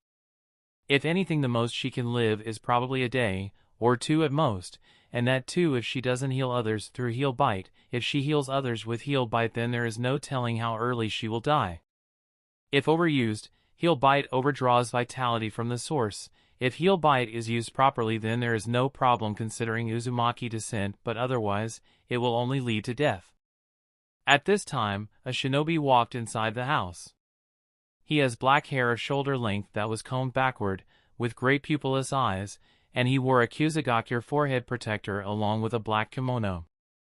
He did not even bother to knock on the door, just walked inside as if he was in his own house. While walking into the room that Kuroto, Karen, and her mother were, he spoke. "Come on, Katsumi," assumed as Karen's mother's name. "It's time. We have suffered heavy losses in a war. You have tea," and he suddenly came to a stop midway as he noticed a stranger. And because the stranger was not dressed as a Kusagakure shinobi but as a normal civilian, Zosui, name of this Kusagakure shinobi, asked with a frown while he raised his guard against the other party, "Hey, who are you? What are you doing here? Civilians are not allowed here." Kuroto, who was currently in a civilian's disguise, did not bother to answer, as he just stretched out his hand towards Zosui and muttered, "Bansho Tenin."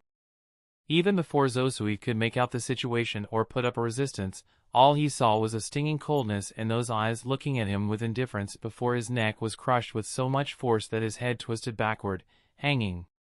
He was dead. Plop! After killing him, Kuroto released him and Zosui's corpse fell on the floor. Both Karen and her mother were extremely surprised and shocked by what suddenly happened. The mother even pulled out a kunai that was hidden beneath the pillow and got up to protect her daughter from this dangerous person. Positioning the kunai over Kuroto's neck, she asked vigilantly, "What do you want to do with us?" Kuroto did not try to resist, and while raising his hands upwards in surrender, he said, "Don't be afraid. I am no one dangerous, and I am certainly not here to hurt either of you," says the guy who is in a disguise and killed a Jonin-class shinobi in less than 2 seconds, that too without breaking any sweat. "I am the one who decides whether you are dangerous to us or not. Answer me. Who are you? And what do you want from us?" questioned Katsumi. Although she was on verge of death, when it came to her daughter's safety she was nothing short of the fiercest and dangerous tigress out there. However, Kuroto did not panic. He just lifted off his disguise to show his true appearance and said, "My name is Kuroto. And I was here to save your daughter. I did not expect that I would find a mother here too. If only I had come a few days earlier, maybe." Before Kuroto could complete his sentence, Uzumaki Katsumi interrupted her midway. "Why would a Konoha shinobi, more so of the Hyuga clan, come here to save us?" "No, the better question is, how in the world did you even figure out about us being here in Kusagakure?" Kuroto said, "Obtaining intelligence about Uzumaki being present was just a coincidence. As for the purpose of saving her, well, it has nothing to do with Konoha, for now at least. It is my selfish reason, and you should be very clear that if your daughter stays in Kusagakure any longer, she will end up just like you." Hearing Kuroto's words, Katsumi's hand that held a kunai trembled and it started to cut through Kuroto's skin, but she regained her composure, and said, "No, Karen is much more talented compared to me.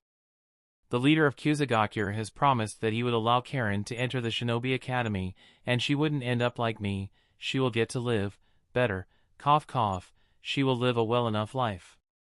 Kuroto laughed hearing her, "Ha ha ha.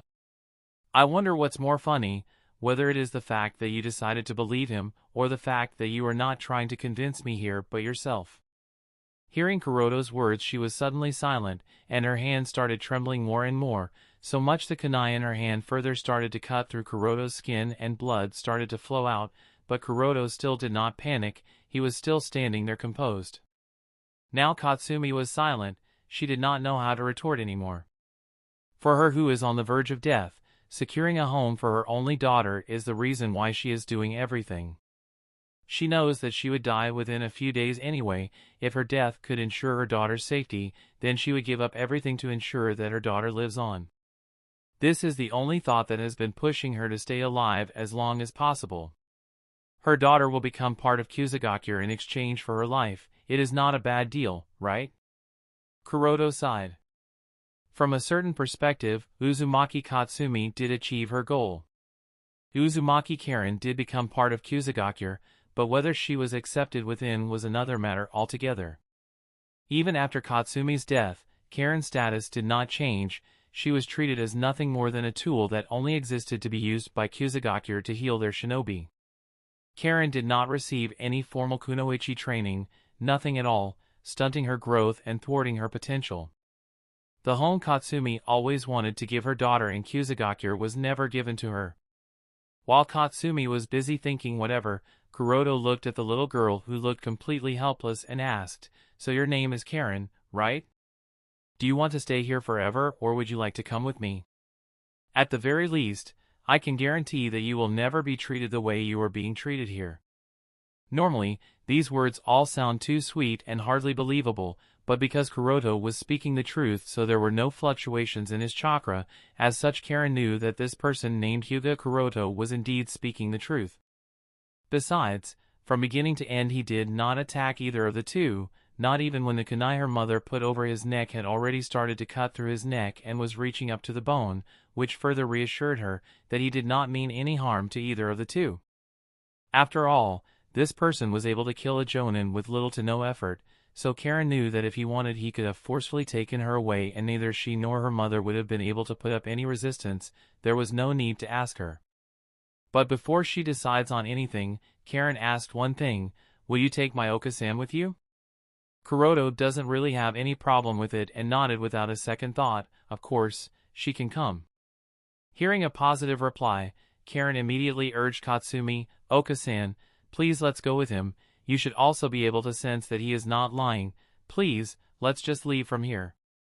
Katsumi looked at Karen with a tangled expression, firstly because she did not expect that her daughter hated Kyuzugakure so much. Perhaps it was not surprising considering that this village has already killed her, and the second reason was that Katsumi knows that she is going to die soon.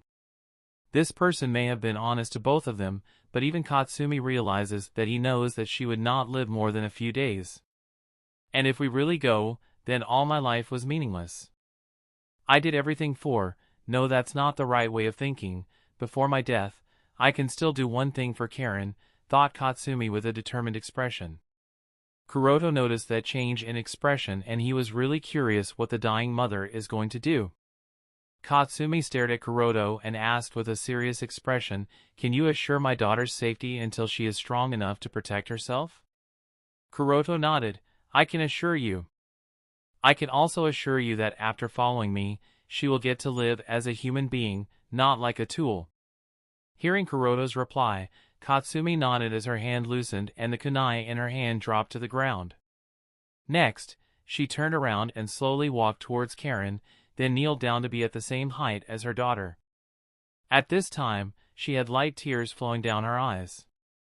She held her daughter's cheek and said, "Oka-san is sorry Karen-chan, but she won't be able to stay with you any longer while alive, but you do not need to worry. Oka-san will always remain in your heart. she will always watch over, she will always protect you. Karen was confused for a while. She couldn't understand what Katsumi was speaking. After all, this person has said that they both can come with him, so why can't Oka-san stay with her? And before she knew it, Karen's eyes became wet. She did not want this. Her Oka-san could finally live, but why? Why always her? Katsumi smiled gently and wiped away Karen's tears as she said, "Remember, strong kunoichi do not cry." Karen nodded as he tried her best to hold her tears from flowing out of her eyes. Katsumi nodded in approval, "That's my girl," and caressed Karen's head. Then she hugged her daughter with all her strength, burying Karen's head in her bosom while Karen did everything she could to not cry. While continuing to caress her daughter's back, Katsumi tapped on Karen's neck with her index and middle finger, immediately following which an Uzumaki clan symbol appeared at the back part of Karen's neck. Katsumi's action did not go unnoticed by Kuroto, and he was surprised to find that Katsumi's entire chakra and whatever life force she had left was flowing inside that Uzumaki clan symbol. After a full 2 minutes of transfer, the Uzumaki symbol glowed with a crimson light similar to Karen's hair, then soon vanished as if it did not exist at all. Immediately, after which, all of Katsumi's hair turned pure white, and her hollow eyes lost the color of life, indicating that she was now dead. But just before her death, Katsumi whispered to Kuroto, "Please protect my daughter." From Karen's reaction, Kuroto was sure that the little girl did not notice what her mother did. Karen may have not felt what her mother did, but she did notice the loss of life from her mother's body. And with Katsumi's death, Karen broke down, but she did not cry. She is a strong kunoichi. But even if she had long expected that this day would come soon, she never expected that it would come so soon, just as things were going to change. Chapter 346. After quietly taking away Katsumi's dead body out of Kusagakure along with Karen, the two buried Katsumi on top of a cliff in the land of fire where people seldom venture. Standing in front of the tree under which Katsumi's body was buried, Karen looked down silently. Kuroto caressed her head and lightly said, "It's okay to cry it out." While choking and resisting tears, Karen shook her head. "Oka-san said that strong kunoichi does not cry. I can't cry. I have to become strong like Oka-san." Kuroto said lightly, "It's okay to cry today. As said before, weakness is a sin in this shinobi world, but crying and mourning someone's death is not a sign of weakness." Kuroto knows exactly what Karen feels. After all, he too lost his parents at an early age and had to rely only upon himself to survive. It was Yui who taught him that crying is allowed. If we are sad, if it is hurting, then crying eases away our pain. It's never a sign of weakness. For a little girl who is only about 6 years old, it is natural to cry after losing the only person who cared and loved her to death. Kuroto said gently, "It's okay to cry today. I am giving you the permission." With Kuroto's permission, Karen could no longer resist, and tears that she has been trying to resist for so long broke out at once. And she cried hard, she vented out all her sadness and loneliness. All this while, the Uzumaki symbol behind her neck glowed and spread an unknown warmth in her heart. Karen remembers this warmth. It's what she felt with her Oka-san by her side, and this warmth reassured Karen that even if gone, her Oka-san was still with her. Kuroto curiously looked at the symbol, and he could perceive what was happening, but he did not speak anything. That Uzumaki clan symbol stores Uzumaki Katsumi's chakra as well as life force, and perhaps even a shard of her soul, which is why she can perceive Karen's emotion and act on it. After a while, when Karen had finally calmed down, she said to the stone tablet between the giant roots of the tree, "I will become the strongest kunoichi in existence, and I will make you proud, Oka-san. Until next time." Leading this sentence, she turned around and spoke to Kuroto, "Let's go, Kuroto-sama." Kuroto nodded while secretly glancing at the elusive image of Uzumaki Katsumi standing before the tree he was able to perceive. He did not tell Karen about this because Katsumi signaled him to keep quiet, to which he nodded. With Karen finally was ready to go, Kuroto took her to the Angkor Vantien. Karen was honestly very surprised by looking at Angkor Vantien. It was like from those fairy tales, floating castles. It just that the appearance of the castle looked quite shabby, but she did not mind. Karen repeatedly asked many questions from Kuroto. He did answer the ones that he was okay to let Karen know at this point, and did not answer the ones that he was not okay with. The arrival of Karen surprised Gaara, and he was quite nervous now. In Suna, Gaara's situation is similar to Naruto's. Gaara does not have any friends. He has always desired for others to acknowledge his existence and befriend him, but unfortunately never have been. So when Karen arrived at Anchor Van Tien, Gaara was nervous about whether she will treat him the same way he was treated at Suna. Karen obviously did not have any prejudices against Gaara. Besides, she was able to feel that Gaara's chakra gave her a protective feeling. And since Shikaku's chakra was completely sealed, and since Karen is not yet proficient enough to sense such hidden chakra, so she was unable to sense the evil chakra of Ichibi. As such, she stared at Gaara curiously, but if you ask her, she was more curious about the kanji character on Gaara's forehead than Gaara himself. Kuroto said, looking at the two children, "All right, both of you introduce yourselves." Karen was the first one to speak. "I am Uzumaki Karen. I want to become the strongest kunoichi. Nice to meet you." Karen's cheerful attitude towards him surprised Gaara, and after a bit of hesitation he finally bowed and introduced himself. "I am Gaara, Jinchuriki of Ichibi, Shikaku. My dream is to become a strong shinobi worthy of Kuroto-sama's recognition." Karen nodded, then asked curiously while tilting her head, "What's a Jinchuriki? And what's Ichibi?" Gaara suddenly came to halt. He was not sure whether he should inform her of Shikaku. For that reason, he looked at Kuroto, who has already started to walk somewhere. Perhaps it was because Kuroto felt Gaara's gaze. He suddenly came to a halt and said, "It's up to you, Gaara-kun. If you feel like it, then you can, otherwise you don't have to."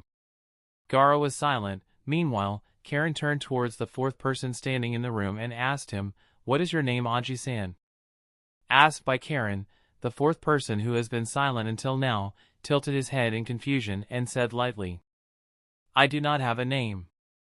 Karen was confused. Why not? Gaara was also confused. He has yet to recognize who this person is, even though he feels that this person is familiar. Kazekage Puppet was confused, and after a while of silence, he said, "I was never given a name." "Why not?" Karen asked again. Kazekage Puppet said, "I do not know. Perhaps Kuroto-sama may know." "Why would he know? Don't parents give names to their children?" "He is certainly not your parent, so how can he know?" Karen was getting more and more confused as she talked with this Aji-san. Now even Gaara was looking at the conversation of the two. He was also very curious. While Kazekage Puppet looked at Kuroto for answers and explanations, he was too late, as Kuroto had already left the room and gone somewhere else. On Kuroto's side, after having left the room to give some time to the two kids to befriend each, Kuroto was now thinking of the training plan for the two. Because of the early awakening of sand release within him, Gaara's starting point can be said to be second only to Uzumaki Naruto and Uchiha Shisui of the same generation. Even if Kuroto does not interfere, it wouldn't be wrong to say that Gaara can naturally grow into a very top-tier Kage-class shinobi on his own. But since Kuroto has taken Gaara under his wing, so obviously Kuroto is unsatisfied with anything below top-tier Super Kage class. After all, anything below the level of Super Kage is pretty much useless during the Fourth Great Shinobi War. And Kuroto obviously needs Gaara to at least be on the level of Senjutsu Enhanced Kurama Mode Uzumaki Naruto. Below that is pointless.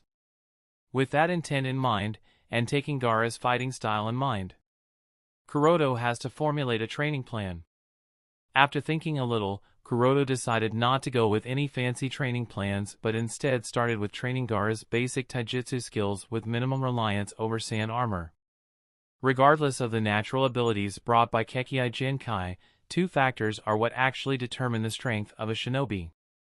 One is fighting wisdom, the ability to fully display their own strength.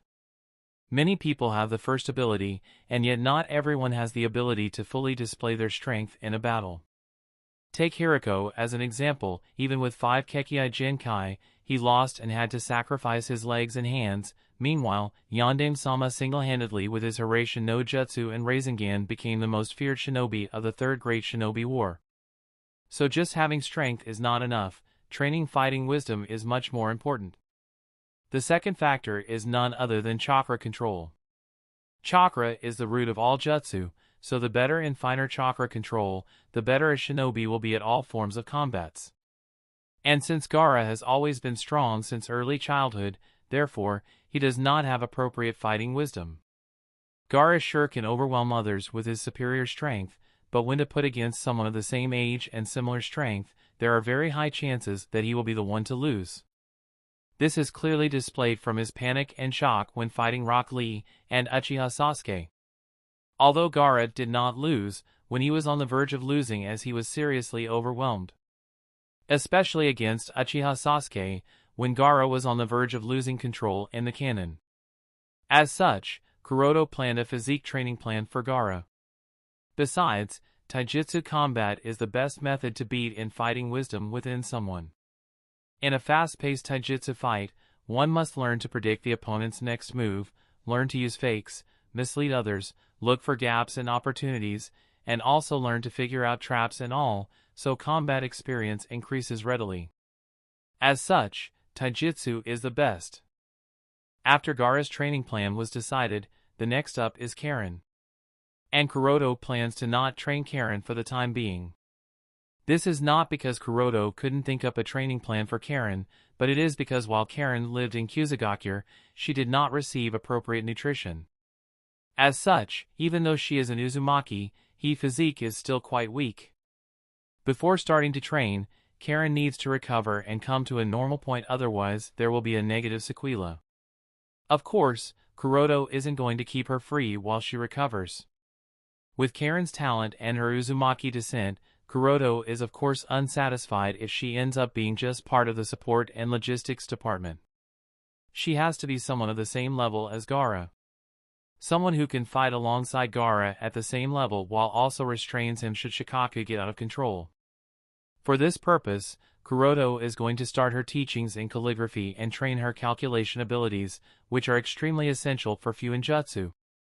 Karen is an Uzumaki, so teaching her Uzumaki Fuinjutsu is obvious. But Fuinjutsu of course requires many things, which have to be taught to her.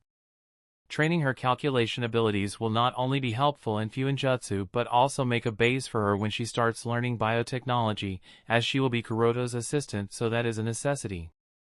With everything decided, Kuroto summoned the Kazekage puppet and instructed him on everything, who nodded ever so respectfully. And with everything is taken care of, Kuroto was about to leave. Just then Kazekage puppet suddenly spoke, "Kuroto-sama, why do I have no name?" Kuroto was surprised by the sudden question, and asked curiously, why the sudden interest in a name? Kazekage puppet narrated Karen's and Gaara's questions a while ago and then spoke after thinking a little. Everyone has a name: Gaara-sama, Karen-sama, Itachi-sama, Shisui-sama, Pakura-sama, Shinichi-sama, only I don't. Why is that? Kuroto was surprised, suddenly asking for a name. Huh? I wonder what will be the next change. Kuroto honestly never expected that the Kazekage puppet would suddenly ask for a name. It almost seems that he is turning into a living form. After thinking a little, Kuroto said, "Now that you mention it, you do need a name. Let's do it this way. Since the two of them asked you, how about I entrust them with this? Let the two of them work on a name for you. This will be their first challenge in their shinobi path." Kazekage puppet nodded and then left to tell Gaara and Karen their first challenge. With that out of the way, Kuroto smiled and started walking towards the exit of Anchor Vantien. This time for the plan of bringing subordinates, Kuroto went on with his sensei's approach. Intervening and helping the children when their hearts were most vulnerable and they were in the most critical situations of their lives. Kuroto being their savior naturally earned him all of their trust, so Kuroto believes that as long as both of them are properly brainwashed and treated with care, either of the two will not hesitate to give up their lives if Kuroto asks. Which is the kind of undying and unquestionable loyalty Kuroto wants. Satisfied, Kuroto flew out of Anchor Vantien and went to the meeting place agreed on with Shisui. In the past few days, everywhere Kuroto went, he used the Tenseigan chakra mode, so not many days have passed.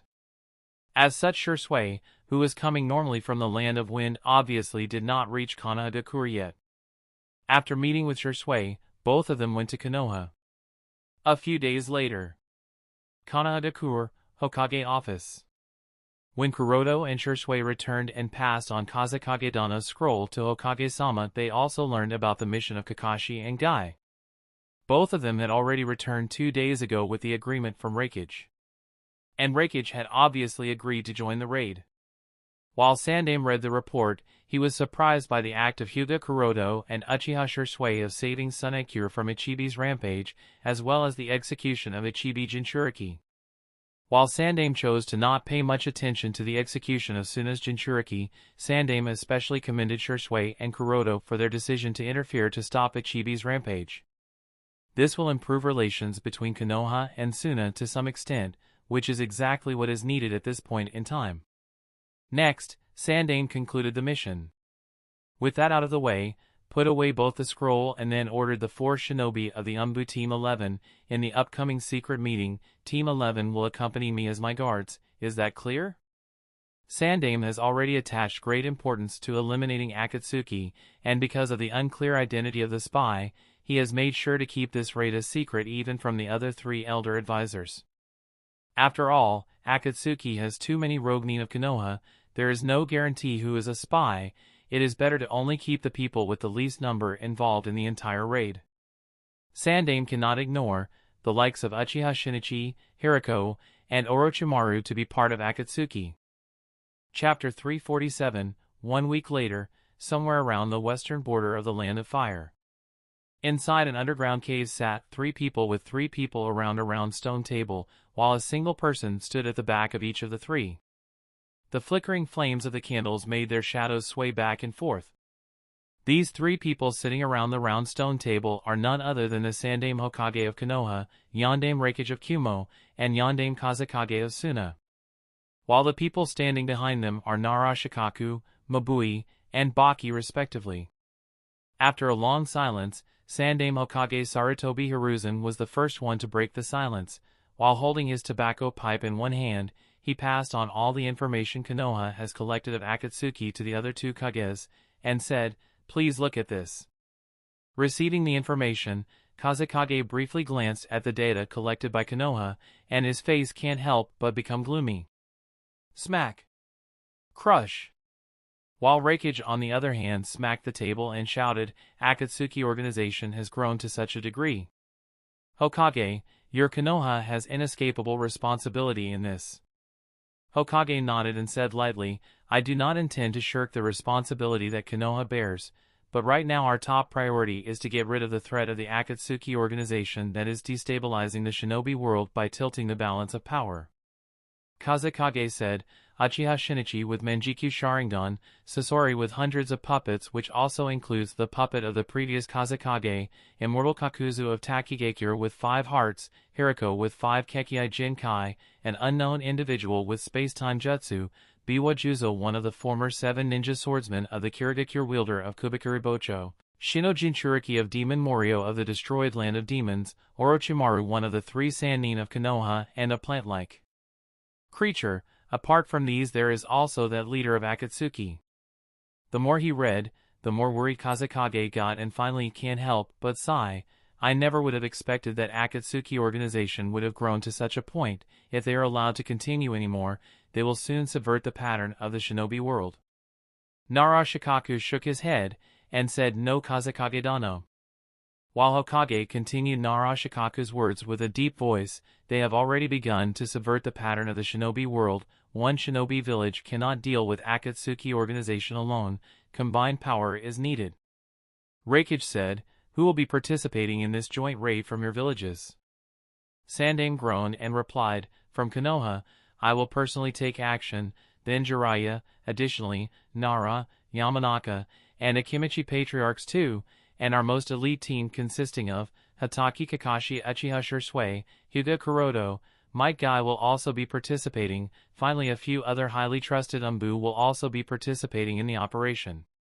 Kazekage said, "From Suna, I will personally participate, honored siblings, as well as Pakura and a few selected Umbu, will also be participating in the raid." Seeing that both Hokage and Kazekage were coming in person as well as bringing some of their best men, Reikage nodded in satisfaction then said, "That's good, From Kumo I will personally participate, apart from me B and Yujito Ni, as well as some other highly trusted Umbu and Jonin will be participating together with me. When Hokage and Kazekage heard the names of B and Yujito Ni participating in the raid, both of them showed an unexpected look. This raid against Akatsuki is extremely dangerous. The fact that Reikage is willing to bring both of the Jinchuriki was surprising. This also shows Reikage's determination to eradicate Akatsuki organization. Outside the cave where the three Kage were gathered, all the other accompanying shinobi were standing guard here. At this time, Jiraiya came next to Kuroto and asked in a low voice, "Are you sure that the leader of the Akatsuki organization has the Rinnegan Dojutsu?" Kuroto nodded. "The information I have obtained says so, Jiraiya-sama. As for whether it is really true, I cannot be sure, but perhaps it is true, as having the Rinnegan Dojutsu might give the leader of Akatsuki organization enough power to reign in individuals as strong as the members of Akatsuki organization." Jiraiya sighed and his face now had a tangled expression. When Jiraiya learned the news about the leader of Akatsuki having the Rinnegan, the first person Jiraiya recalled was obviously that red-haired silent child named Nagato from the 3 children he taught in the Land of Rain during his 3-year stay in Land of Rain. Even though Nagato did not have any special control over those dojutsu back then, the ocular power that dojutsu had made Jiraiya believe that they are perhaps truly Rinnegan. At that time, Jiraiya even believed Nagato to be the child of the prophecy who would bring a great revolution to the shinobi world. Who can save this shinobi world? But alas, that did not happen. After returning to Konoha, Jiraiya heard of the death of the 3. This news devastated him, and since then Jiraiya did not venture to the Land of Rain due to obvious reasons. After a long silence, Jiraiya said with a sad voice, "If this information is correct, then perhaps I know who the mysterious leader of the Akatsuki organization is." "What? Who?" Kuroto exclaimed, faked, in a surprised look.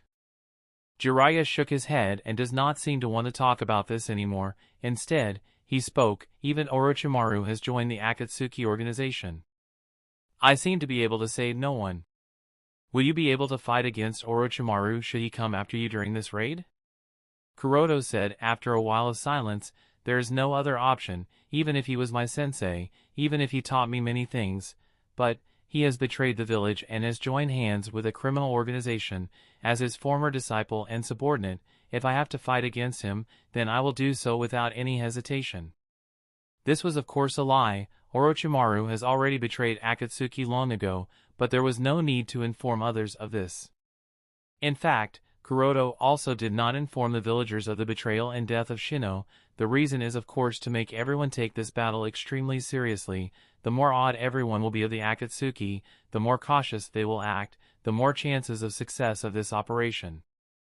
Jiraiya sighed after hearing Kuroto's words. It was his duty to bring back Orochimaru all along, but he failed, and now this happened. As a teacher and a friend, he is being proven to be a failure.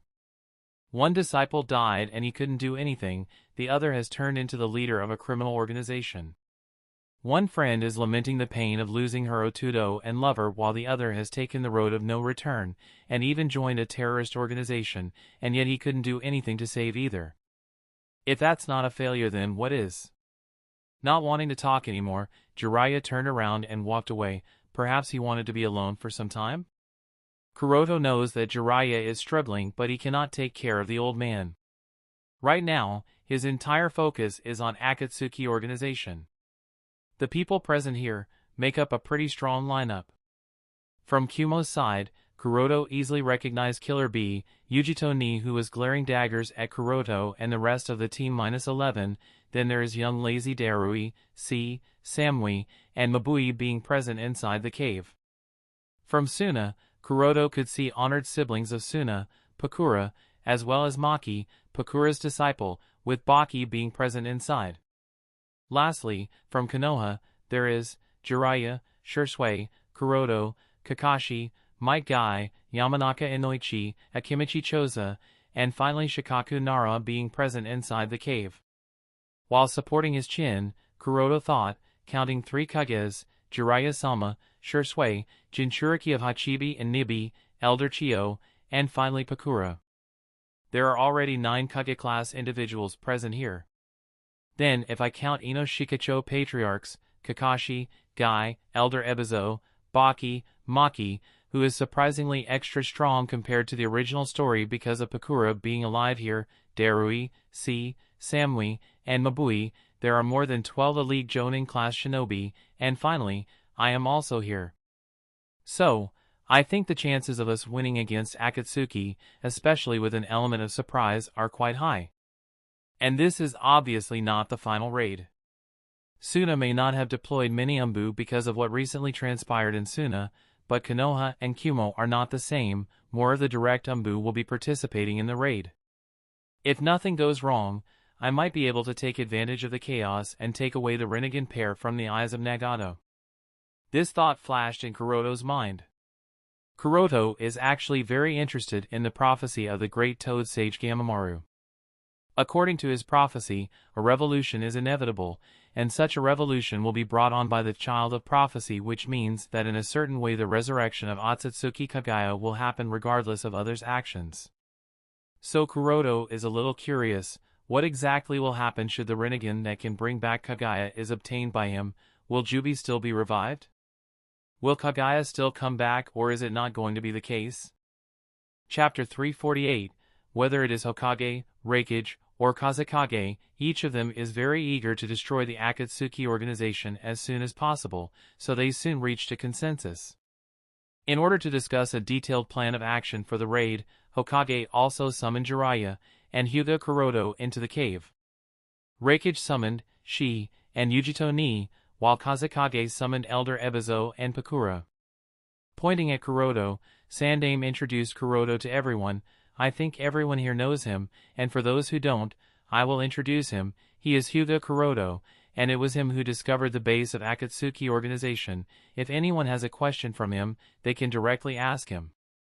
The Reikage was the first to question, is the news about Hanzo's death at the hands of the leader of Akatsuki organization certain? Kuroto nodded calmly, yes, Hanzo died in a civil war within Amigakure. The leader of the winning side is someone who calls himself Pain. It is said that Pain went on to execute all the relatives and friends of Hanzo in order to stop the ones who would later come back at him seeking revenge.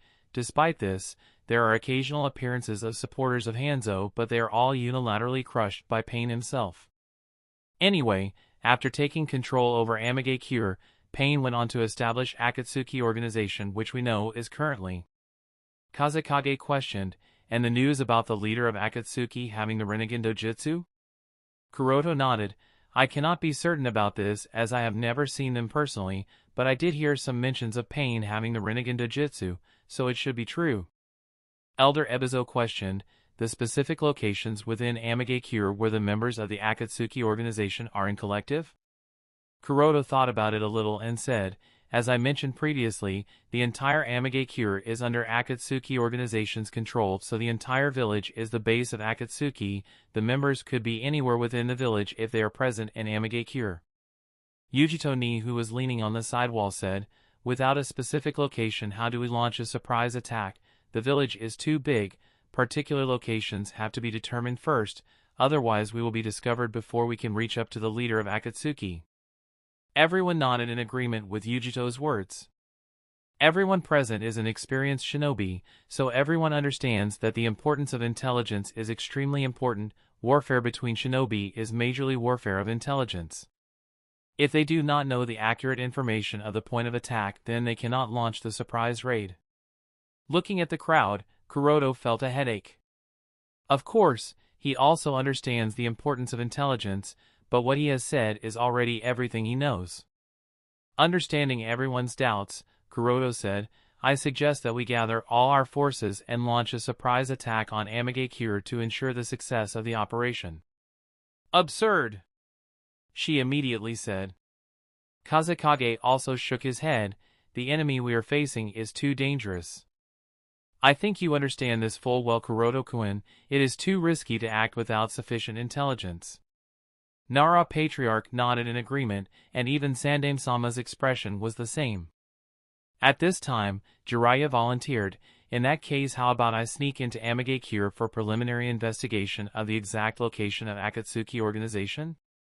Driven by his sense of responsibility, Jiraiya felt that he has to go to Amagakure in person, and if possible, persuade Nagato to return to the right path.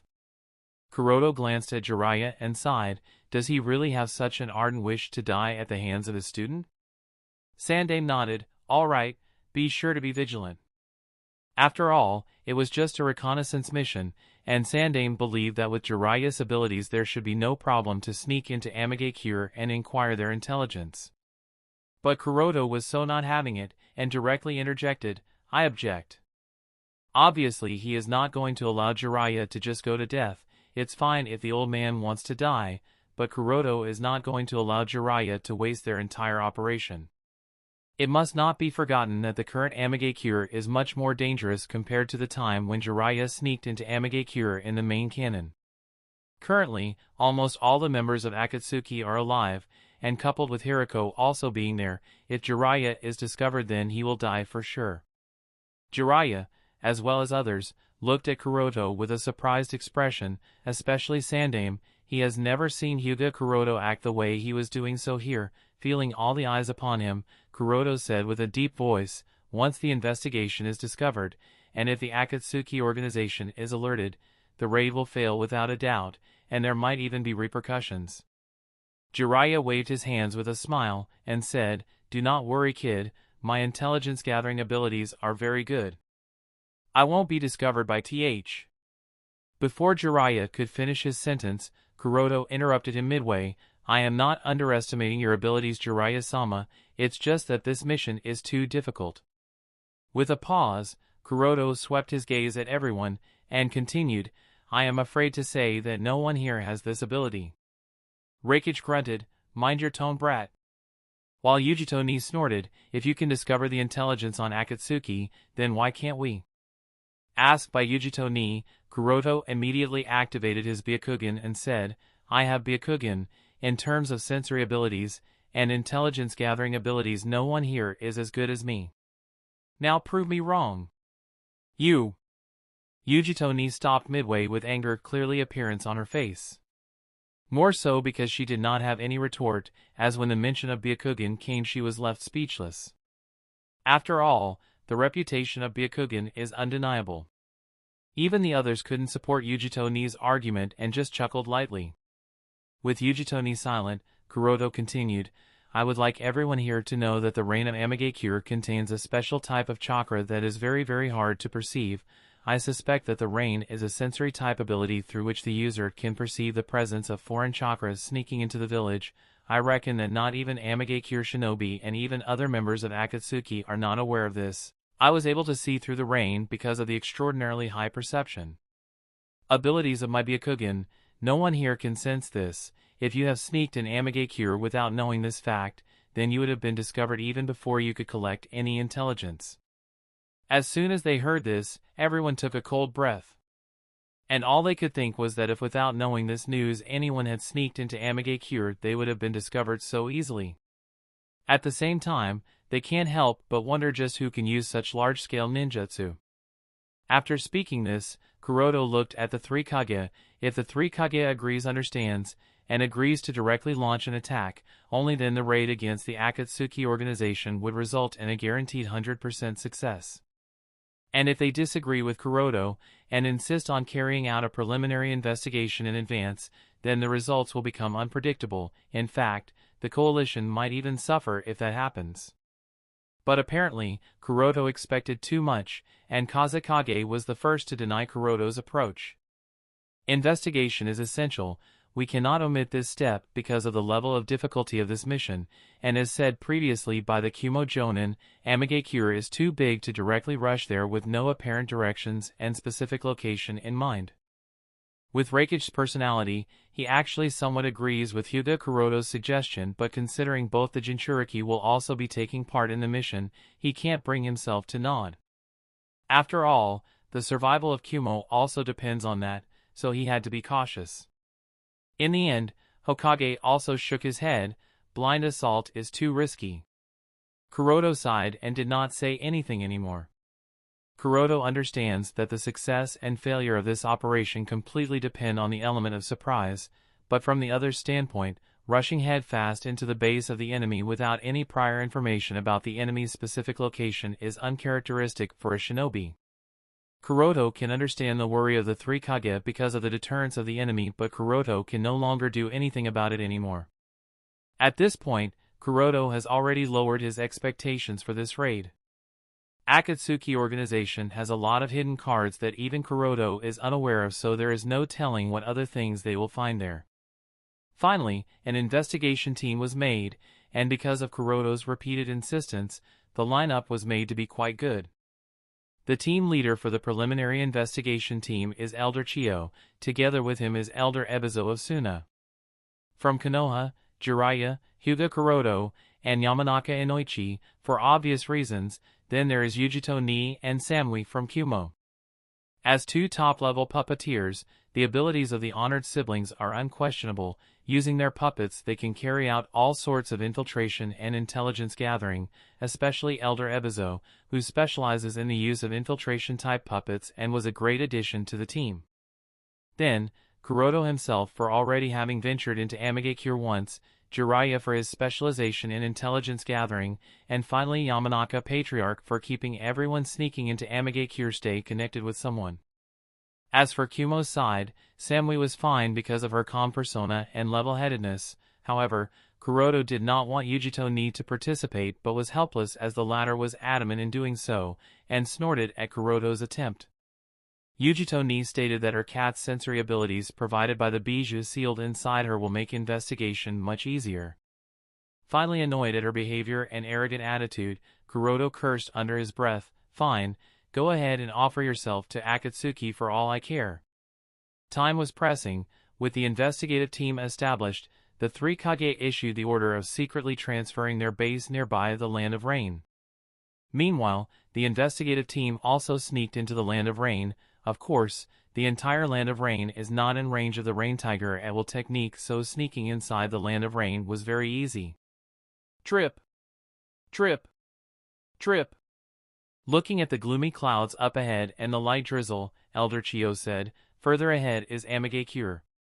Jiraiya said, "I can sneak into Amigakure by using ninja toads, through the waterway." Amigakure is densely covered throughout with a dense waterway network, so sneaking inside the village through the waterway is the best option. The concealment will be guaranteed, so Elder Chiyo did not take too long to think and nodded immediately. As a result, the 7 people went into the mouth of the toad summoned by Jiraiya. The toad then sneaked into the water channel of Amigakure and released them outside a sewer which was covered by a roof. Byakugan. The first thing Kuroto did next was to activate the Byakugan and observe if there were any traces of chakra present in the raindrops. As expected, it was there. Elder Chiyo asked, "So?" Kuroto nodded. "Chakra traces are present, which means the technique is activated." Others also tried to sense, but they could hardly sense anything. Not even Yamanaka Patriarch could sense it, yet Hyuga Kuroto could see with his Byakugan. Yamanaka Patriarch said, "I suppose that you were accurate in this, Kuroto-kun." Jiraiya nodded. Since no normal perceptual barriers are covering Amigakure, so it is reasonable that the leader of the Akatsuki organization is using the ubiquitous rainwater as a means of sensing intruders. While everyone was talking, Kuroto thought to himself, "It stands to reason that Nagato can't always maintain this technique. It should be a big burden even for him. The only reason I revealed the existence of this technique to the Alliance was to make them give up on the idea of preliminary investigation, but given the fact that the technique is active right now, is it just a coincidence or has he noticed something?" Kuroto did not voice out his thoughts to others as everyone quickly came out of the sewer and hid inside a building without allowing the raindrops to land on them. From their point of view, the streets of Amigakure seemed quite busy with hundreds of people passing through. After gaining a full view, Elder Chiyo said, "Everyone split up, remember to not let the raindrops touch you, and remember to shoot a signal flare if there is an emergency." Amigakure is too big, so to increase the efficiency of their actions it is natural to split up. Therefore, the team was now divided into 4 sub-teams. Niyujito and Samui are part of the first team, Elder Chiyo and Elder Ebizo of the second team, Hyuga Kuroto and Yamanaka Inoichi part of the third team, and finally, Jiraiya who will act solo. With the 4 directions decided, the sub-teams then split up into 4 directions.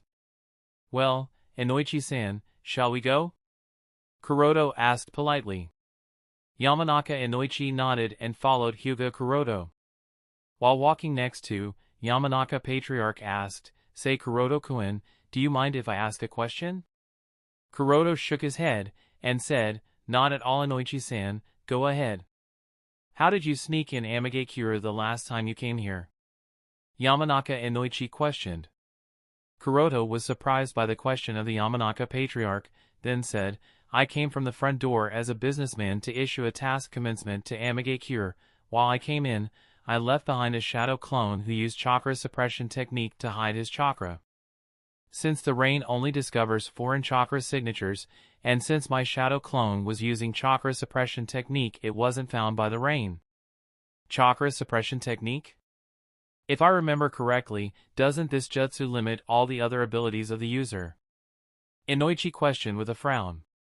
Kuroto took out a rough map of Amigakure, which he received from Shinichi since Kuroto didn't actually personally come to Amigakure, and while studying it carefully, he said, "That is true, but using that had 2 other benefits. First, my shadow clone was able to roam around the village with a civilian's authority, and second, because the chakra suppression technique was being used, therefore, the shadow clone I left behind could stay much longer than normal. During one of the casual walks as a civilian, my shadow clone discovered Uchiha Shinichi and Biwa Juzo's duo. After discovering them and some silent digging around for about a month-long stay in Amigakure, my shadow clone was able to discover many things, especially related to Akatsuki. After discovering such shocking facts, the shadow clone lifted itself, and I received all the information while I was in another country carrying out my investigation in that country." Yamanaka Inoichi was stunned and nodded with an odd tone. "It's rather remarkable. Being able to use chakra suppression technique alone is very difficult. I am convinced now, without a doubt, you truly are one of the best of your generation." Kuroto shook his head and said, "I still have too much to learn. I am still too far behind Yandame-sama to become Hokage. I have to be much better, much better." "Do you aspire to become the Hokage?" Inoichi was rather surprised by Kuroto's words. Kuroto nodded and said, "I aspire to become someone like Minato-sama, thus I wish to become Konoha's Hokage in the future. Is it strange, Inoichi-san?" After a bit of silence, Yamanaka Patriarch said, "Well, Yandame Hokage-sama was one of a kind. His charismatic persona and that confident look was more than enough to bring a change in the morale of his followers. If you aspire to become someone like him, then the road is still far ahead. Perhaps you can become the Hokage. I am not the one to decide, but you still have a long way to go." Kuroto nodded and said, "I understand. Thank you for your advice, Inoichi-san. I will that in mind to improve myself and become worthy of becoming the Hokage." "I wish you good luck in that endeavor, Kuroto-kun. If you do become the Hokage, do not forget to visit the Yamanaka flowers. It would be an honor to have you visit us." Inoichi encouraged Kuroto. He did not touch the matter of cage bird seal, which will be the biggest difficulty for Hyuga Kuroto as a member of the branch family. Of course, Inoichi is not dense enough to understand not to touch on such sensitive matters. Although the 2 people were talking, they did not forget the objective of their mission, all this while they were carrying it out very seriously. Kuroto has already been to many shinobi villages, and perhaps, only Amigakure is somewhat peaceful compared to all the other shinobi villages. Even Sunagakure and Kusagakure are not as peaceful as Amigakure is currently. Perhaps even Yamanaka Inoichi felt this and sighed. This peaceful atmosphere will be destroyed as the raid on Amigakure starts. Converging their mixed thoughts, Kuroto and Inoichi further tried to find leads on the location where the leader of Akatsuki could be hiding. "Kuroto-kun, do you have any leads where the leader of Akatsuki could be present in general?" asked Inoichi. Kuroto thought about it a little, then looked towards the tallest tower of Amigakure. Inoichi followed Kuroto's gaze and also looked in that direction. "That tower?" Kuroto nodded. "I am not sure, however, it is the most likely place. To be honest, Kuroto doesn't remember much as to where exactly did Nagato stay hidden while controlling Rakuto Rain, but considering the height of that tower, it is the most likely place, as transmitting chakra from that height should be the best option. Moreover, Tendo Pain sits on the tongue sticking out of that face structure on the tallest tower. It is conceivable that standing on that tower should give a good look over the entire Amigakure village. Shot, whistle. Bang! While Kuroto and Inoichi looked at the tower and were trying to figure out a few more things, suddenly they both heard the sound of a signal flare being fired. Kuroto and Inoichi looked in the direction of the sound and were able to spot a green flare lighting up the sky below the clouds. Signal flare, someone was discovered already? Kuroto muttered with a frown. Inoichi nodded, it appears so. I will try to see who is it, and see if I can. Kuroto shook his head, and said, No, Inoichi-san, the enemy has discovered our tracks, and since we are in their territory, so that means they already have us on their radar. If you try communicating with them in such a situation, I am afraid our position will also be discovered. What we have to focus now is on retreating. We have to get out of this village as soon as we can. Inoichi saw the seriousness in Kuroto's expression and nodded. Kuroto no longer cared about the scouting mission. After all, someone has been discovered just now. It is no longer possible to continue the mission. In fact, doing so is even meaningless. But before Kuroto and Inoichi could go, Kuroto was able to sense someone coming towards them. Kuroto immediately alerted the Yamanaka Patriarch, Inoichi-san, be ready, we have company, and I suspect that since we have company, so the others are also being chased. Now, one of us has to retreat, while the other has to stay behind. I will be the one to stay behind as I am already quite familiar with Amigakure, and since I have also mastered chakra suppression technique. So I can find my way back to the retreat point without being noticed, so please retreat while I draw the attention of the enemy coming towards us. After saying so, Kuroto did not wait for the reply from the Yamanaka Patriarch, and directly ran forward while letting the rain fall on him. Yamanaka Inoichi deeply looked at Hyuga Kuroto's back, then with a determined expression, he also made his way to the retreat point without drawing any attention upon him. While Kuroto took another route to the retreat point, suddenly he saw hundreds of pieces of paper falling down near him, and soon those hundreds of papers took the appearance of a Conan, the angel of Akatsuki, and Amigakure. With Conan hovering in midair, Kuroto came to a sudden halt and questioned, Now what does this pretty lady want from someone like me? However, Conan does not seem to be in the mood of beating around the bush, and immediately questioned with a cold tone, Show your true identity. Kuroto, who was currently disguised as Yato from Noragami, asked with a confused tone, What do you mean, pretty lady? I am just a wandering samurai here to take in the sights of Amigakure and, by the way, also challenge Hanzo Dono. That was your only chance. Now die. With a cold snort, Conan immediately fired. Kuroto snorted and flashed away. The other party is obviously not someone who can be dealt with so easily. In the original story, she was the one who recruited and defeated Sasori with his Kazekage puppet. And Conan may have been defeated by both Jiraiya and Obito, but this does not mean she is weak. Jiraiya was only able to restrain her so easily because he had prior knowledge of the weakness of Conan's papers and thus used toad oil. While Obito relied on his Anaji, which was something Conan never expected even in the countless stimulations of her battle with him. So, her strength is very good, but what's more dangerous is her analytical ability. Being able to figure out the limits of Obito's Kamui proves this, and killing her won't be so easy, especially because Kuroto does not use oil and cannot effectively restrain her papers, from which she has created the unique jutsu which is Shikigami no Mai. If he fights Conan, other Akatsuki members will be drawn here, so staying here is no longer an option, as Kuroto doesn't want to be surrounded and hunted by Akatsuki members. I don't think that I can kill her without entering into Tenseigan chakra mode. This was his judgment while looking back. Conan indifferently looked at the running figure of this intruder and muttered, Pointless, you cannot escape.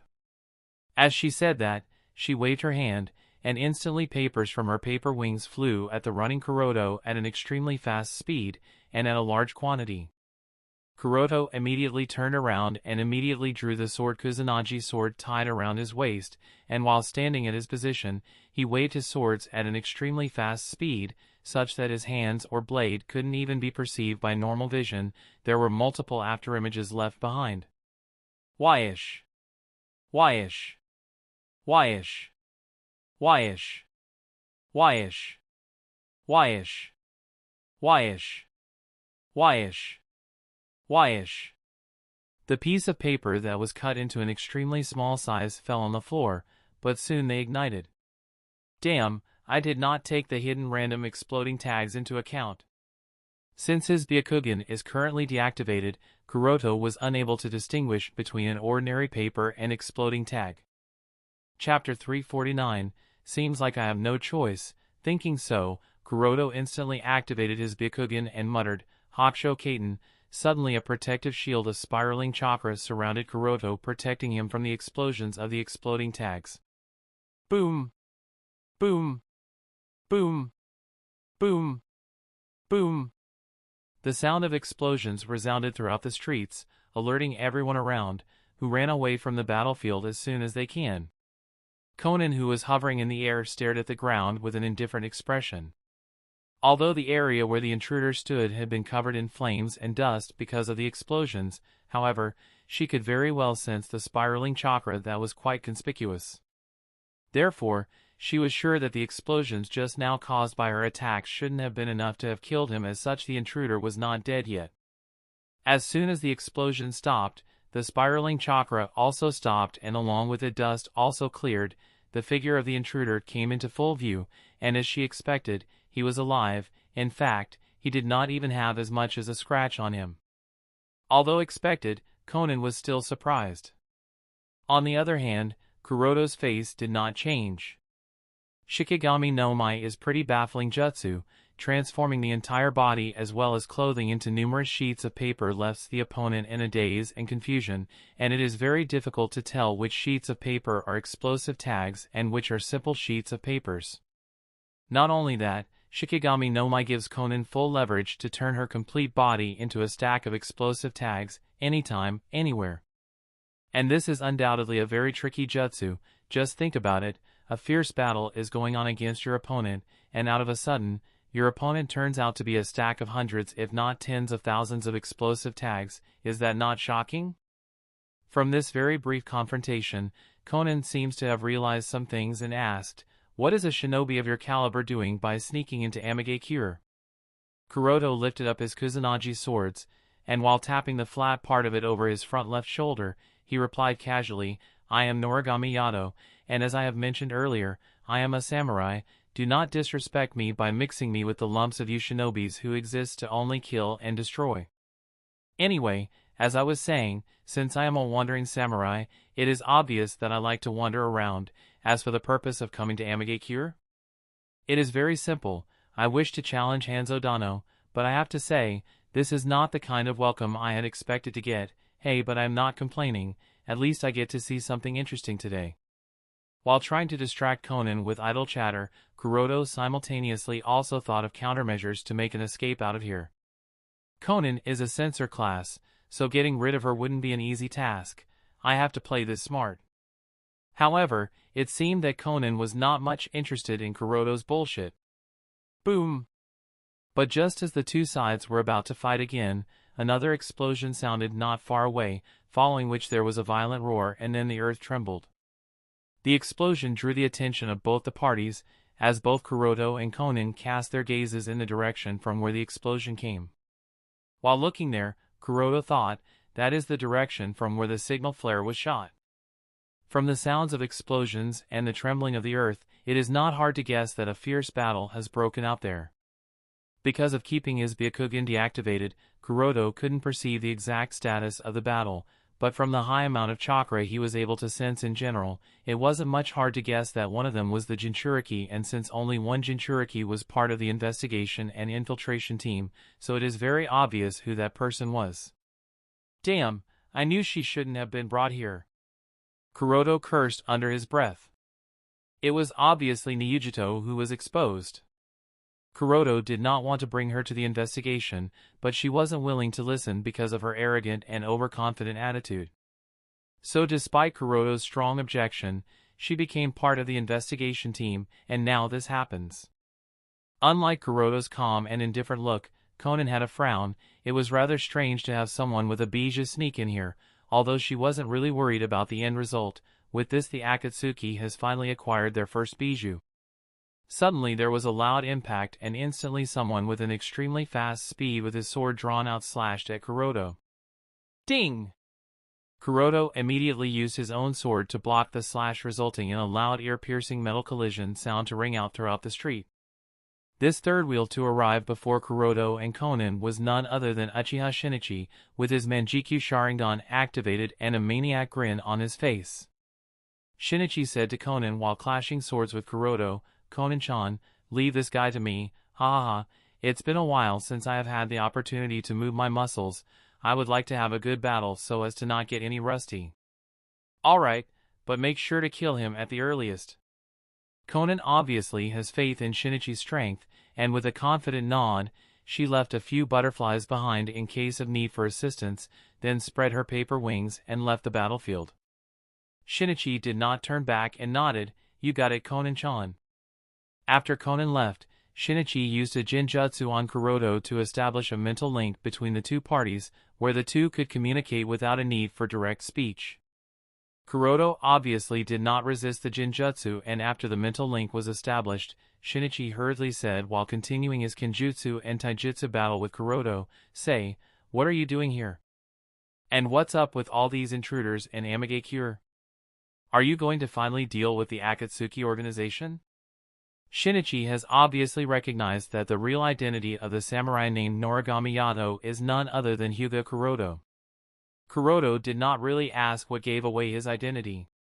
Since he has been using the Tsukihei clone for quite some time, therefore, he realizes that once an Uchiha fights with someone, he will never forget that person, not for their entire life. The Sharingan just don't give them this leisure, so the reason why Kuroto's disguise was useless in front of Shinichi was obviously that his fighting style was easily recognized by Shinichi. Since Shinichi recognized that the other person was none other than Kuroto, he obviously intervened to help Kuroto get rid of Conan. What are the other hidden detection mechanisms present in Amigakure aside from the rain that I once told you about?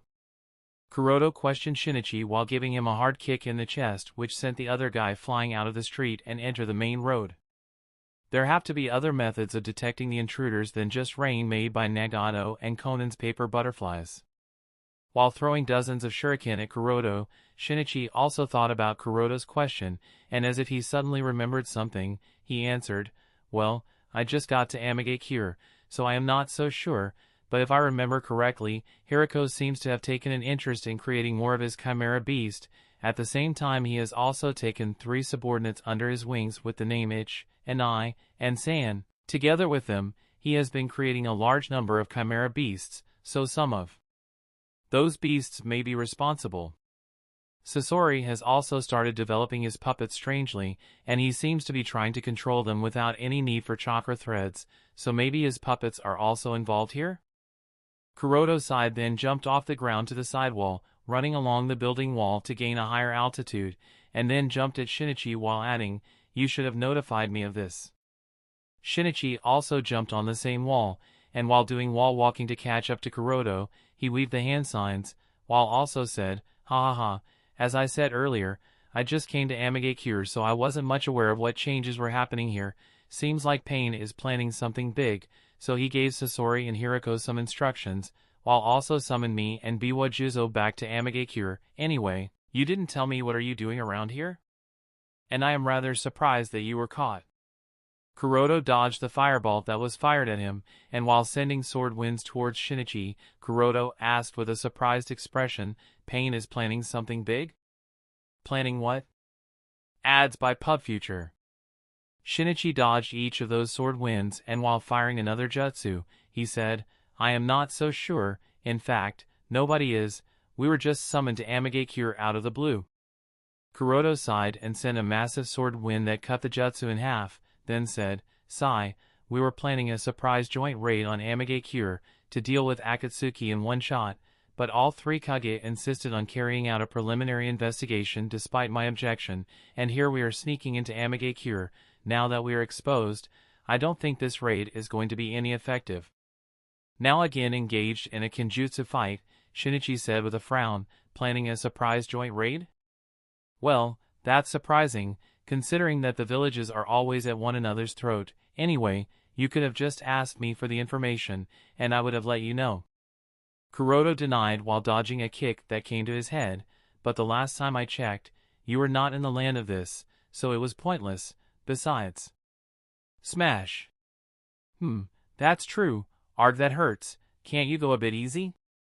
Nodded Shinichi while receiving a fist on the gut as he puked out blood, then smashed his fist into Kuroto's gut. Smash. Huff, huff. Don't go joking around. Conan's butterflies are present around, your cover will be blown up if I go easy on you, or you go easy on me. Anyway, I have already killed Shino, so obtaining intelligence from you or him, it's all the same anyway, but those damn. Roar. Suddenly there was a painful roar from a beast, it's just that the roar seemed more like a painful cry. Kuroto sighed, it seemed that Niujito is defeated already. Shinichi asked casually, the one over there doesn't seem to be able to hold on anymore, do you want to go over there and help? Kuroto shook his head, it was pointless anyway, as the chakra of Nibi was disappearing, meaning that Niujito is defeated, and Nibi is already in Akatsuki's hand. Kuroto is not idiot enough to risk saving her. Shinichi said, well, that's fine with me, I don't really care what happens to anyone as long as you are alive, anyway, what are you going to do now? Kuroto said, Nibi's Jinchuriki has been captured, saving her will be an act of foolishness, I am going to be retreating now. Shinichi asked, and how do you plan to do that?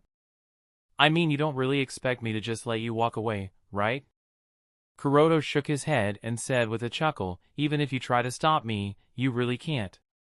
I am Mira Kagebushin, my original should have already taken a different route to the retreat point.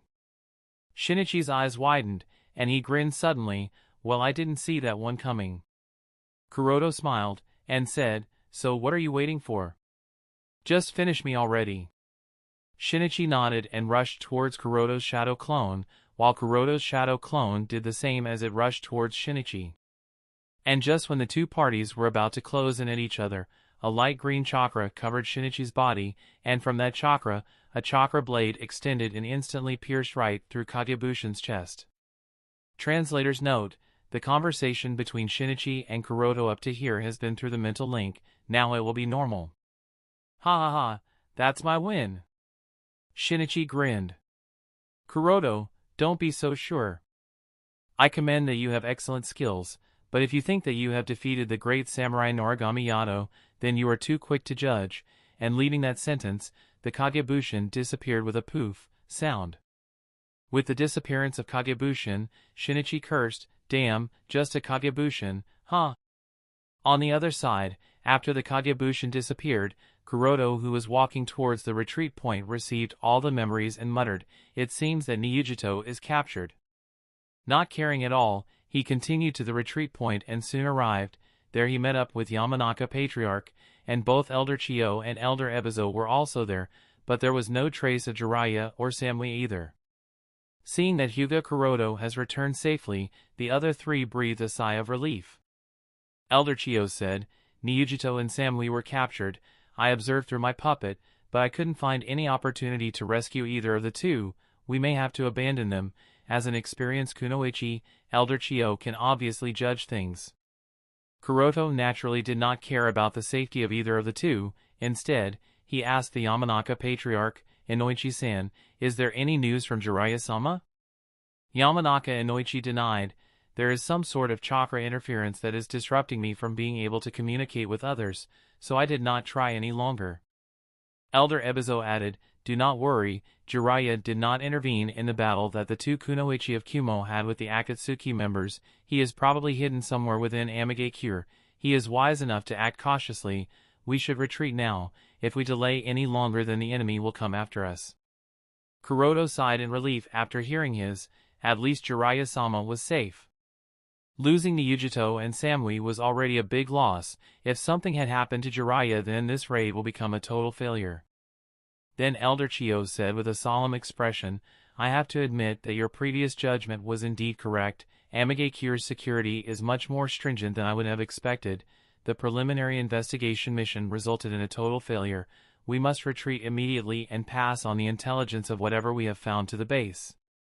Kuroto nodded with a disappointed expression, unfortunately, nobody listened to me. No longer wasting any more time, they all dived into the sewer and sneaked out of the village. A few seconds after they have left, a few pieces of paper stuck out of the wall, then morphed into a butterfly shape, and flew towards the tallest tower of Amagakure. At the Pain Tower, papers gathered from all over the village and took the form of Conan behind Tendo Pain, who still sat on the tongue, indifferently looking at the village that was destroyed at many places. With the appearance of Conan, Tendo Pain stood up and walked to the inner chamber while asking, "Status?" Conan said, "They have left." Suddenly a spiraling whirl appeared in the void, and Madara walked out of it, and at the same time, a Venus flytrap emerged out of the ground. Madara asked, "Nibi's Jinchuriki?" Pain nodded, and said, "Captured as planned." Conan said, "The shinobi that Uchiha Shinichi seems to be fighting was just a Kagebushin, thus he has retreated." Zetsu said, "Ah, that's too bad." Conan added, "Regardless of whether it was a Kagebushin or not, his strength was quite good. Uchiha Shinichi wasn't able to take the advantage all along, and it seemed that even at the end, the shinobi willingly got pierced." Madara nodded. Unexpectedly he could match Shinichi. Pain questioned, "Who was this shinobi?" Conan said, "Well, he claimed to be a wandering samurai, but it should have been Hyuga Kuroto, one of the 7 people that sneaked into the village to carry out their preliminary investigation mission." Madara asked, "And Hyuga Kuroto's Kagebushin strength could reach such a level?" Conan nodded, and said, "He wasn't weak by any means. Although her fight with Hyuga Kuroto was very brief, Conan was somewhat surprised by the other party's strength, and she could feel that he was different, as he seemed all too calm about everything." Zetsu said, "Hyuga Kuroto seems to have become rather strong.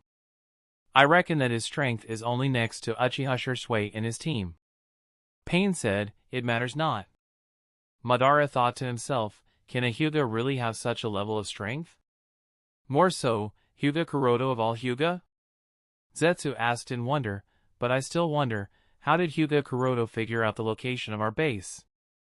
Conan said, "Is it possible that he obtained this intelligence from Orochimaru or probably from Shino?" Zetsu added, "Or probably from Yomi. As Yomi is dead, most likely to have been killed by Hyuga Kuroto, considering that the daughter of Miko of Land of Demons is under Hyuga Kuroto's protection in Konoha. Orochimaru, Shino, and Yomi are the only 3 possible sources of information. And all 3 seem to be possible." Madara said, "It doesn't matter from where he learned. For now, we have to focus on the plan." Conan questioned, "Konoha, Kumo, and Suna have joined hands. Are you sure that IWA is not participating in this?" Zetsu nodded. "IWA is not even informed." Conan said, "I wonder why the 3 villages did not approach Iwagakure and Kirigakure?" Madara said, "Regardless, even if they did include, I am quite certain that Inoki wouldn't have agreed, as he is still negotiating with us to obtain Hiriko's Chimera no Jutsu. Perhaps Hokage was able to think this through and figured out our connection with IWA and Kiri." Zetsu questioned Madara, "But why did you let them retreat?" Madara said with a chuckle, "Nibi is already caught. If all of them were to be caught here and now, the 3 Kage will get scared and run away. But now that only 2 are caught, and since both of them are from Kumo, so Reikage will insist on coming here, so Hachibi, who is together with the rest, will also be captured at the same time." Conan questioned, "It will be difficult to resist all of them at once." Zetsu said, "Biwa Juzo and Uchiha Shinichi have already arrived, while Kakuzu, Sasori, Hiriko are also here." Madara said, "We have our latest recruit too, and Tobi too will partake in the battle." Zetsu said, "The other reinforcements too will be arriving within half an hour." Conan nodded, "I suppose that should be more than enough. The civilian evacuation is already finished." With everything decided, Tendo Pain walked step by step to the tip of the tongue, overlooking the entire Amagakure like a god, and said, "Finish all the preparations. I will teach them the meaning of opposing the god." At the same time Tendo Pain said these words, Madara disappeared into a spiraling whirl, Zetsu went inside the floor, and Conan's body dispersed into papers. At the base of Tri-Alliance. Boom! Smash! Damn Akatsuki! Damn Pain, I will eliminate them all. Reikage smashed the table to pieces as soon as Yamanaka Patriarch finished showing him memories of Elder Chiyo about what all transpired. Niyujito and Samui were captured, there is no news of Jiraiya, everyone was left stunned, and Reikage was furious, his roars could even be heard from half a mile away. Killer Bee asked Elder Chiyo and Kuroto, with her strength, Yujito couldn't even retreat, yeah? Elder Chiyo shook her head, and said, you have already seen my memories of the fight. While Kuroto was too lazy to speak anything. Jinchuriki and the Jonin of Kumo fell into Akatsuki's hands, now Reikage should be anxious, not him. Kuroto already did his part when he urged them to not waste their breath in a preliminary investigation mission, not listening to him was their mistake. As Kuroto expected, Reikage could no longer wait and said, I propose that we immediately launch a raid on Akatsuki. Sandaime nodded. The disappearance of Jiraiya also made Sandaime uneasy, although nothing should have happened to Jiraiya based on the memories of Chiyo. However, there is still no guarantee, so he also agreed to Reikage's proposal. With Reikage's proposal, and Hokage's agreement, Kazekage discussed some things with his Umbu commander Pakura, then finally nodded and agreed to follow along. After everyone's united agreement, Kuroto walked out of the cave. As soon as Kuroto came out, Shursui arrived next to Kuroto and whispered, Kuroto-san, I heard that the preliminary investigation mission failed? Kuroto nodded. The best opportunity to carry out a surprise attack is now wasted. Sigh, now the chances of success have decreased significantly. Shursui thought a little, even if this opportunity failed, but if the joint raid is launched, it should still be possible, right? After all, not all members of the organization are always present in Amigakure. Kuroto shook his head. I have confirmed, all the members of Akatsuki are present there, with a pause, and Pain seems to have planned something big. I really have a bad feeling about this all. Kuroto continued, Itachi and Kazekage Puppet should have also arrived in the Land of Rain, stay in contact with Itachi. Shursui nodded and questioned, Amatsukami will also be participating here? Kuroto nodded. If Amatsukami does not intervene, the village will suffer a very big loss. Besides, I also have a special task for Itachi. It's about time Amatsukami that has been silent in the shinobi world for such a long time show up again. Shursui asked with a slightly curious tone, so the leader of Amatsukami will finally be revealed to the shinobi world? Kuroto nodded calmly. It's about time. The leader of Amatsukami and Akatsuki have a little face-to-face chat. Chapter 350, Whoosh. Whoosh. Whoosh. Whoosh. With the sound of breaking wind, dozens of shadows shuttled through the raining forest, disturbing the resting or sleeping crows, their bodies covered with a black cloak, and masks of various patterns covering their faces. Their speed was extremely fast, and they soon disappeared into the gloomy rainforest. After the dozen or so shadows have gone away, hundreds of crows that were disturbed by the shadows converged together into the shape of a person on the branch of a tree. This figure was wearing Homasubi disguise of Amatsukami, and it was other than Uchiha Itachi who has sneaked into the Land of Rain not long ago as per Kuroto's order and was currently waiting to meet up with the other member of Amatsukami together with whom he will be performing the mission entrusted to him by Kuroto. While looking in the direction of the disappearance of the shadows, Itachi under his mask had a serious expression. The dozen or so shadows that just went past him were other than Konoha Umbu. Itachi already has a deep understanding of the Umbu as well as its various rules, formations, and various passcodes, because they are ingrained into him by Kuroto and Shursui, all for the purpose of fooling village authorities, and to be able to sneak in and out of the village without alerting anyone.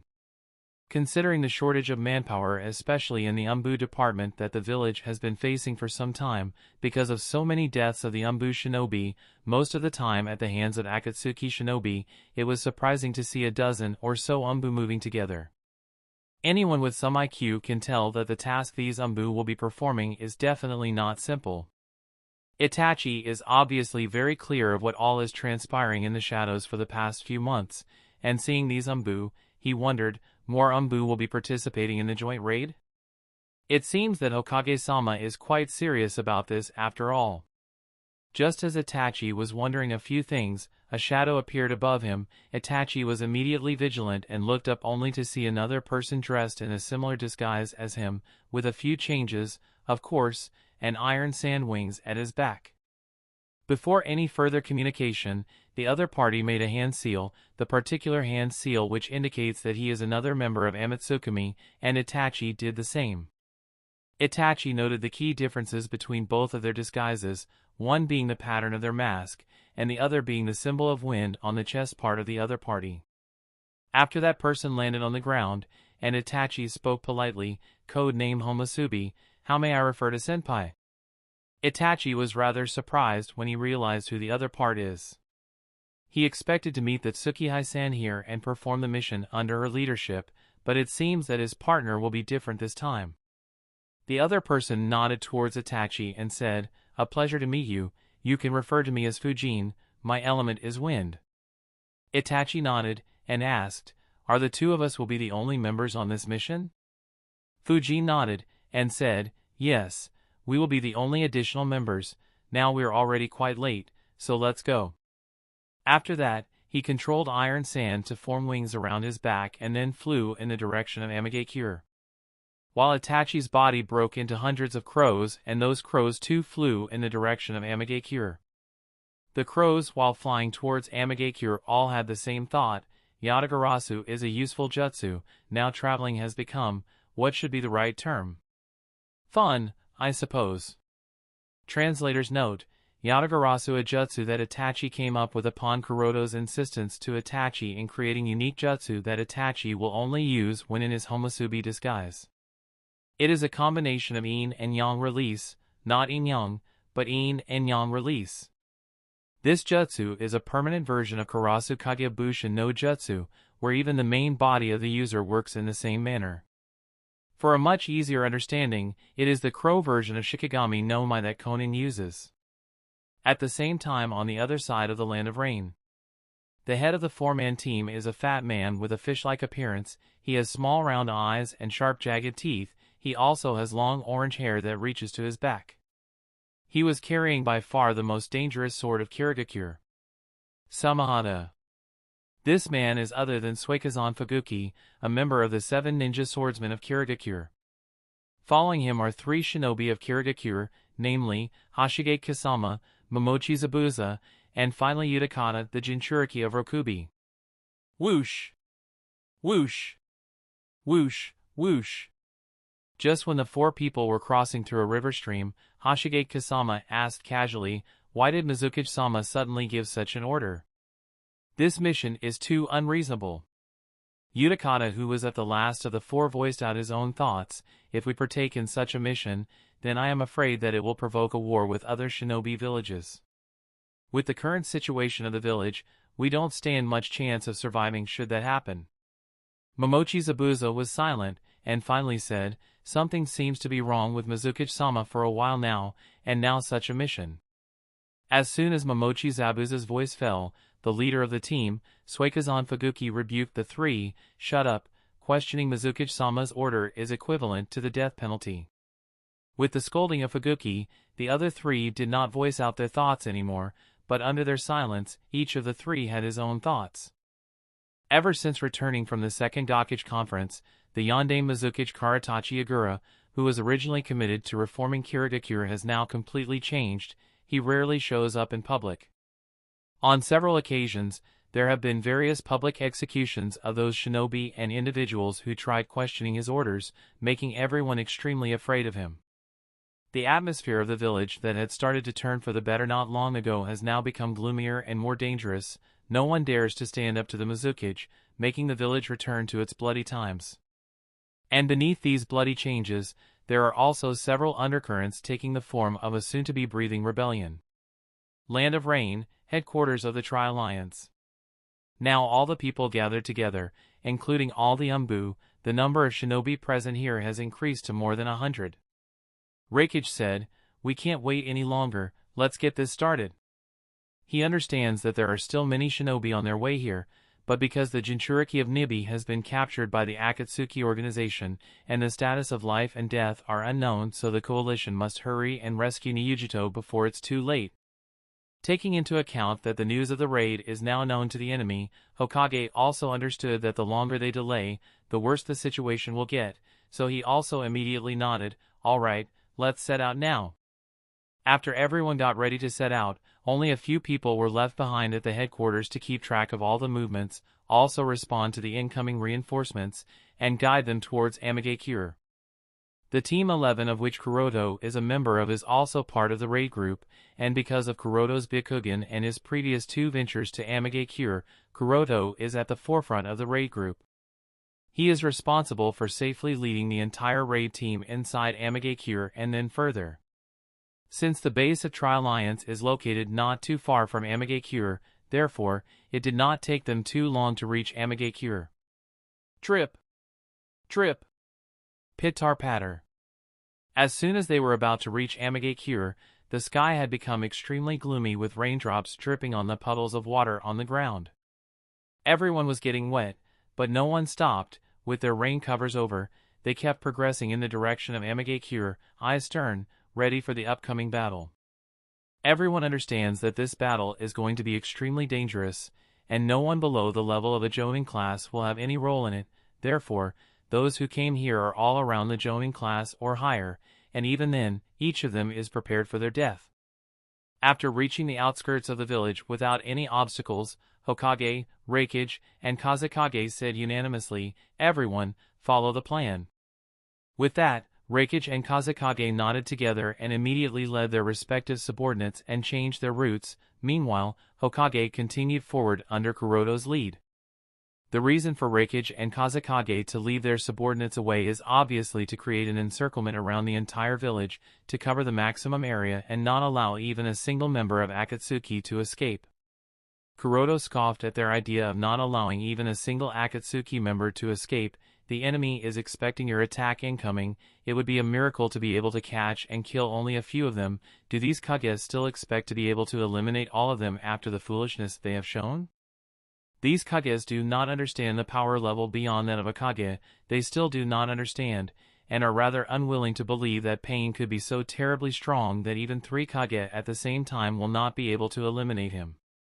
It has been several decades since Shodame Hokage's power was shown, so it's not a surprise that they do not understand such a thing. Anyway, after the raid team was divided into 3 sub-teams, each Kage led their teams to their respective predetermined position of gatherings. After Konoha reached their positions, the shinobi of Konoha stopped and waited for the signal. The objective of stopping and waiting is to allow Kumo and Suna to take their positions. Team -11 was not part of either of the 3 teams.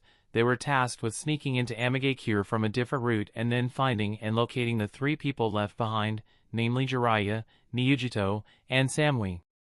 Finding Jiraiya was of course the major priority over the 3 according to Hokage. Sarutobi Hiruzen knew the reason why Jiraiya had stayed behind. Jiraiya has already confessed to him that the leader of the Akatsuki organization, Pain with the Rinnegan, is most likely his disciple Nagato, one of the 3 children to whom Jiraiya once taught while he stayed behind in the Land of Rain for 3 years. And Jiraiya also told Sandame that he wants to try to persuade Nagato to change his path and give up on running the criminal organization Akatsuki. So, it is natural to assume that this is the very reason why Jiraiya chose to stay behind. Regarding Jiraiya's choice, Sandame neither officially agreed nor denied it. The reason for not agreeing is that he is worried about Jiraiya's safety. If Pain really cared about his sensei and sensei's home, then the members of the Akatsuki organization wouldn't have attacked Konoha in the first place. So, Sandame didn't really believe that Pain could be pursued. As for the reason why he did not deny it? Well, it is because he also thinks that if this battle can be solved without any violence, then it would be for the better. So, Team 11 was now on their way sneaking into Amagakure. Since Niujito and Samui were captured, their memories would have obviously been read by Ninjendo of Rakudo Pain. As such, Kuroto did not use the same route he took to Amagakure the previous time. Fortunately, the waterway network of Amagakure is too densely spread throughout Amagakure. Under Kuroto's leadership, the 4 of the team rushed into Amagakure without any hurdles. Coming out of the sewer, Kuroto said to the other 3, "Make sure that rain does not fall upon us." We do not want to alert Akatsuki until the attacks from the three sides began. Additionally, there are also various animals or chimera beasts and puppets are spread throughout the village, so be careful of them too. Right. After everyone nodded, Kuroto took out the map, and while pointing at the specific position of the pain tower he said, most probably the leader of Akatsuki stays at this tower, so the area around here is the most likely place where Jiraiya-sama must be hidden. Guy stared at the map and said, turned towards the direction of the village, and said, all the buildings here are skyscrapers, and the scope is too big, how to actually search for Jiraiya-sama? With a bit of hesitation, Kakashi said, our best bet is to act separately. We must track Jiraiya-sama's position before the launch of the raid, and also try to see if we can locate the Jinchuriki of Nibi as well as the Jonin Kunoichi. Shursui looked at his pocket watch and said, if there is no accident, the raid should officially start within the next 5 minutes. Kakashi nodded and said, time is running out, we can only do our best and complete the mission our team is entrusted with. Finding Jiraiya is extremely important, so after deciding the specific areas that they will be searching upon, Kakashi and Guy left one after another. With both of them gone, Shursui and Kuroto made a Kagebushin each, and those Kagebushin will be searching in their stead. After the two Kagebushin have left, Shursui asked Kuroto, now, Kuroto-san, how are we going to act? Wait. We are going to wait for a perfect opportunity to take the head of the leader of the Akatsuki organization. Doing anything else is simply meaningless. Kuroto was not only waiting for the raid to officially start, but also for a message from Shinichi. According to Kuroto's previous instructions, Shinichi will be sending him Akatsuki's response and their deployment in the face of this raid. But of course, Kuroto didn't really have much expectation about this, as he also knows that the chances of any message coming at all are quite less. The reason is obviously that Shinichi must be in the presence of other members of Akatsuki, as such he won't really have an opportunity to pass on the information. Shursui asked, I understand, but Kuroto-san, what are the chances of success of this operation? Kuroto shook his head, and said, I do not know either, there is no absolute certainty this time. It's possible for even me to die here, so stay vigilant at all times. I have also called for additional help from someone else, but I am not sure if that party will be willing to help or not, so stay vigilant either way. Shursui asked with a surprise, aside from those two, who else have you called? Kuroto said, someone even I have to be incredibly careful against, as such stay on guard against snakes at all times. Snakes? Shursui tilted his head in confusion, then suddenly his eyes widened. You don't mean him, do you? Kuroto nodded, it's him all right. Shursui questioned, but will he really help? I don't think that he would be willing to help Konoha. Kuroto shook his head and said, I don't think that's the case either, but considering that Akatsuki is also his enemy, so his priorities should be clear, well you just have to be careful against snakes, rest I don't think there is any need to worry. Shursui said after a short silence, all right. Kuroto then said, also make sure to directly use Kodo Emetsukumi on the masked man should he appear before you, understand? Shursui nodded, the one who tried kidnapping Uzumaki Naruto, right? And he is also the person directly responsible for the death of Yondaime Hokage-sama. Kuroto nodded, yes, that's the one, he can use Izanagi as well, so stay vigilant against that too. And there are even chances that Kodo Emetsukumi won't work on him, so do not drop your guard even after having used Kodo Emetsukumi on him. Shursui asked in confusion, are you worried about the possibility that he is immune to Kodo Emetsukumi? Although chances are extremely less, however, it is still a possibility. I don't know if Kodo Emetsukumi will work when he is hidden inside the other space, so be prepared. The last thing I want is for him to gain access to your Kodo Emetsukumi, because if that happens then it would be the end of everything. It wouldn't even take a month and Jubi will already be knocking on our doors. After all, Obito has Hashirama cells transplanted into him, giving him unlimited access to the dojutsu powers of Manjikyu Sharingan, meaning he will be able to exploit the power of Kodo Emetsukumi to the fullest, completely disrupting the order of the shinobi world. Shot, whistle. Bang! Suddenly there was a sound of signal flare firing up, and immediately following which heavy vibrations can be felt. Shui checked his pocket watch and said with a confused tone, "No, it is still 2 minutes early." Kuruto said calmly, "Nothing strange. Why will Akatsuki organization obediently wait for us to attack them? Wei must have launched the attacks from their side." Shui nodded, then said, "Should we stay here or go out?" Kuroto said without any change, "Wait for a while. Our goal is only the leader of Akatsuki organization. Let the others handle the rest of their members." As Kuruto finished, the sounds of explosions and the vibrations they were able to feel increased and now could be heard from all directions. Shui perceived the vibrations and said with a frown, "It seems that all the explosions are coming from outside Amigakure." Kuroto nodded. "It seems that a battle on all sides has started even before they could sneak into the village." Chapter 352, Inside Amigakure, after the start of the raid. Having detected that battle has broken out on several fronts, Kuroto and Shui left the sewers. Since the battles have already started, so waiting any longer for information from Shinichi is meaningless now. Instead of just staying hidden within the sewers, it is better to move to the tall buildings, as from there monitoring the situation of the entire Amigakure will become much easier compared to what it is now. After leaving the sewer, when the two of them came to the ground level of Amigakure, Kuroto and Shui noticed that not even a single soul can be seen on the roads or streets, or either of the buildings, meaning that they have already been evacuated before the war between Tri-Alliance and Akatsuki breaks out. As for where the people of Amigakure have been evacuated, perhaps only the members of the Akatsuki organization know this. Well, at least neither side will have to be restrained because of civilian security. Kuroto muttered to himself as he was now standing on top of a tall tower giving him a pretty good view of the Amigakure. As for the problem of being found out, well, let's just say that it wasn't going to be a problem, as both Kuroto and Shui were hiding under Shui's Jinjutsu, and considering how strong Shui's Jinjutsu is, Kuroto doesn't believe that either of the two will be noticed. After taking their positions, Kuroto activated his Byakugan to observe the Amigakure. He doesn't want to give out too strong chakra fluctuations, as that would be easily perceived by Canon, considering that he is a sensor class. Anyway, after observing a little, Kuroto soon found out that all the fights that were occurring were indeed occurring outside the village. Shui was a little anxious. He really hopes that this raid could wipe out Akatsuki for good, but he is also worried that if the raid fails, then the village would most likely suffer serious loss. And for this reason, Kuroto could feel that Shui's emotions are having some serious fluctuations. Shui muttered, "It's already been a few minutes. How come either of the three units has yet to enter Amigakure?"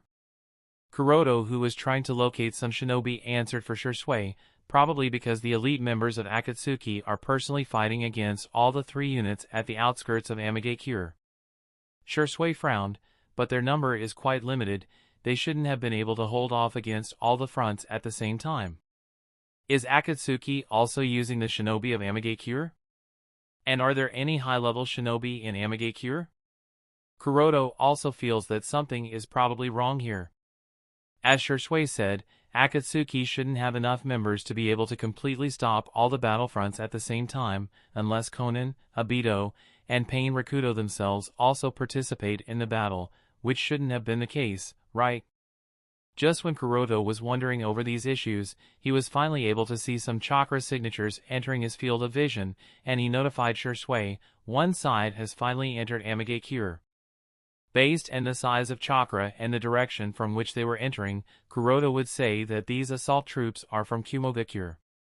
Shui finally heaved a sigh. "At least, one side is here. We can finally start to act." Kuroto said, "But it is still too early to judge. Only some members of a single unit have arrived, and we don't even know if there are other Akatsuki members still left who are not yet deployed." As soon as Kuroto's words fell, his speculation was soon fulfilled. The direction from where this Kumo unit was coming towards the Pain Tower, there were some successive blasts clearly indicating that another battle has started there. Looking at the flames and high-rising smoke, as well as constant vibrations, Shui asked, "Should we also make our move?" Kuroto shook his head. "Until the leader of Akatsuki does not come forth, we are not going to act. No matter how upscale the battle goes or who all die here," Kuroto's mentality was not affected in the slightest. His objective is clear, and he knows what really has to be done. To deal with Akatsuki organization, it doesn't make much sense to waste your breath in dealing with the normal Akatsuki members.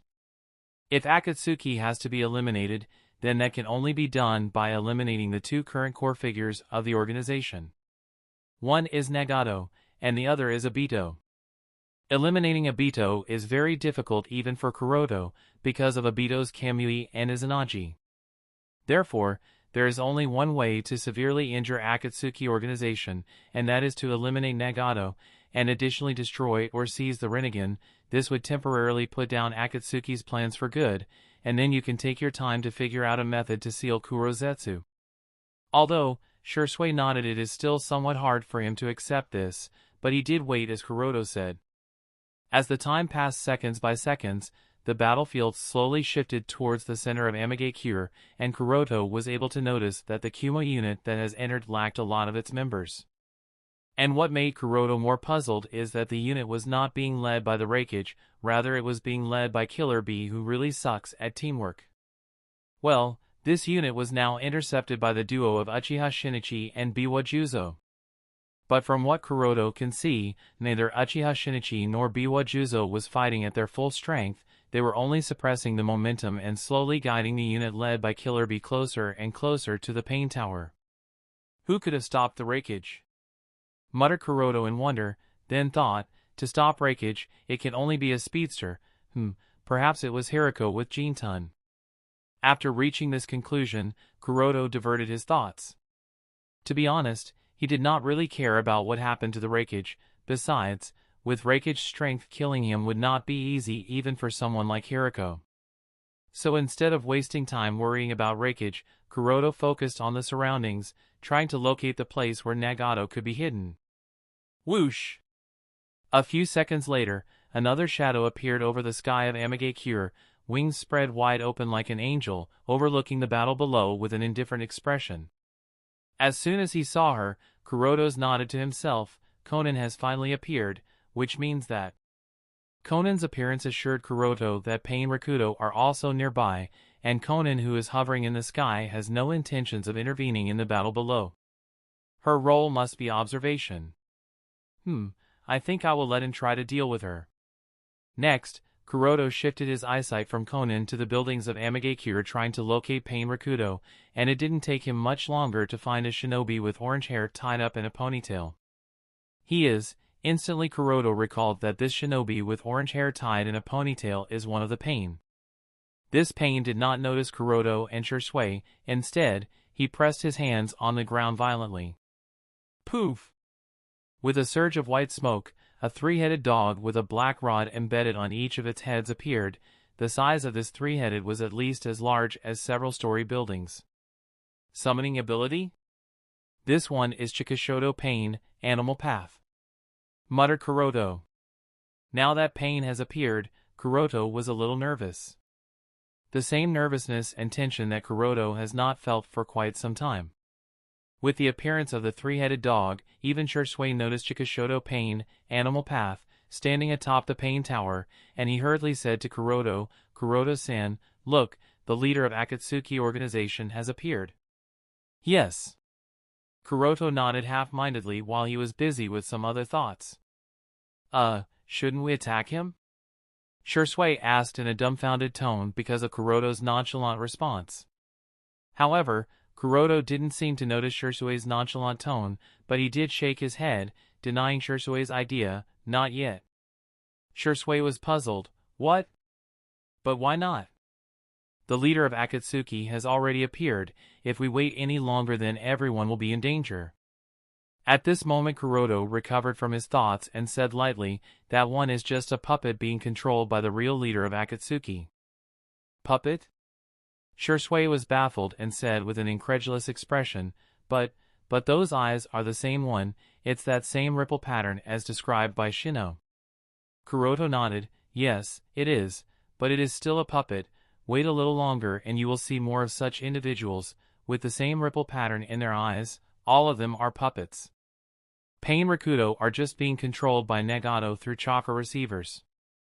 Therefore, it doesn't really make much sense to reveal himself to the enemy just to eliminate a few puppets. And the reason why Kuroda did not pass on the secret of Rakudo Pain to the village?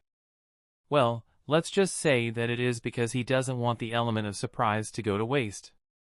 If there's already someone in the raid unit who knows the secret of Pain Rakudo, then Nagato will become more cautious. Besides, there is hardly anyone in the entire raid unit other than Kuroda who can defeat Nagato and his Pain Rakudo, so there is no point in revealing that secret anyway. After being attacked, this splitting dog can keep splitting more heads, and each head can separate into individual dogs. Practically there are no suitable methods to take down this dog other than to defeat Chikashoto Pain, Animal Path.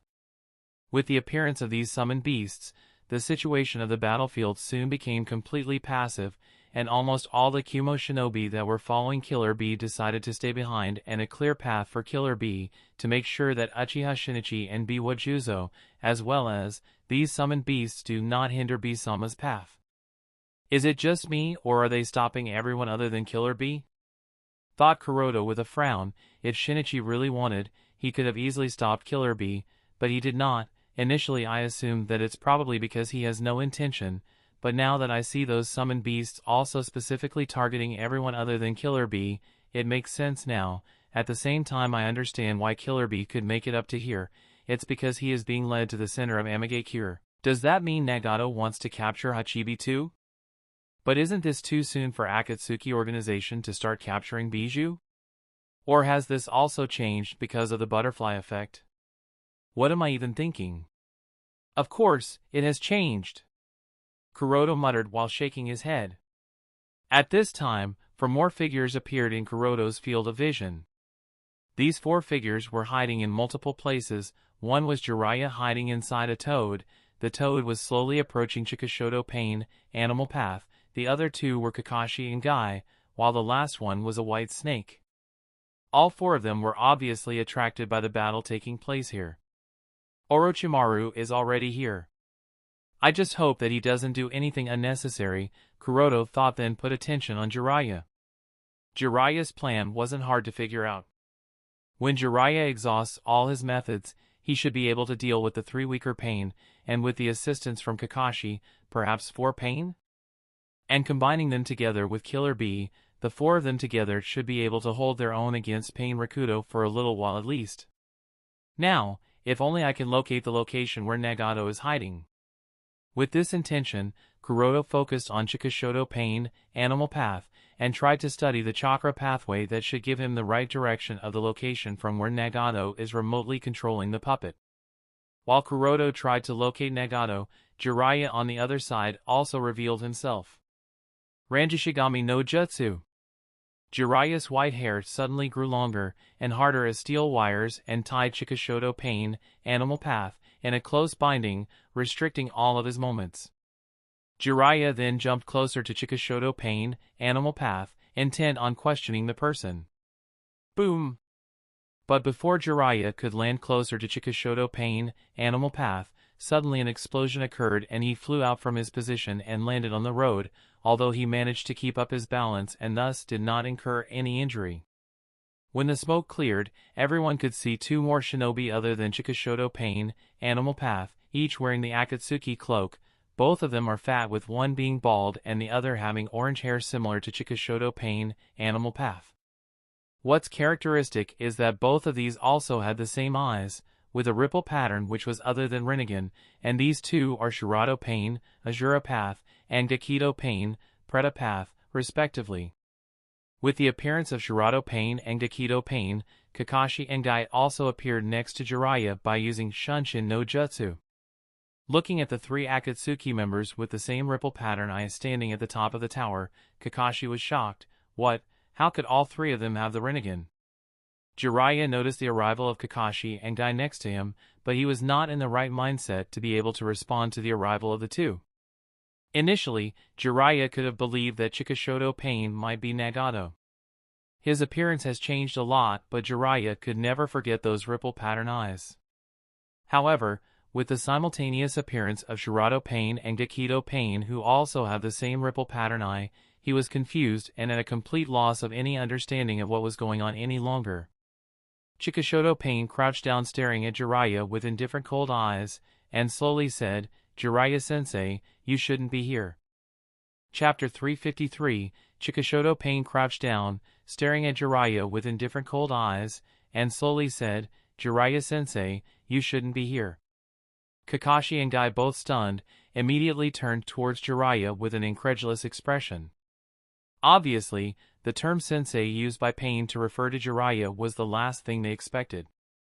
Never did either of them could have thought that the mysterious leader of the Akatsuki organization would actually turn out to be Jiraiya-sama's disciple. Jiraiya was still a bit confused and questioned with an uncertain tone, "You really are Nagato?" After 3 years of teaching the 3 kids, Jiraiya obviously remembers their appearance, but with the way the other party referred to him, and those eyes only reminded him of Nagato. And obviously, the other party referred to him by the suffix sensei, therefore, he had to be one of those 3 children. "So, I guess you are the one who became Pain, Nagato? Strayed from the path of goodness, what happened to you?" Can't help but ask in confusion. What could be the reason that prompted such a change within Nagato?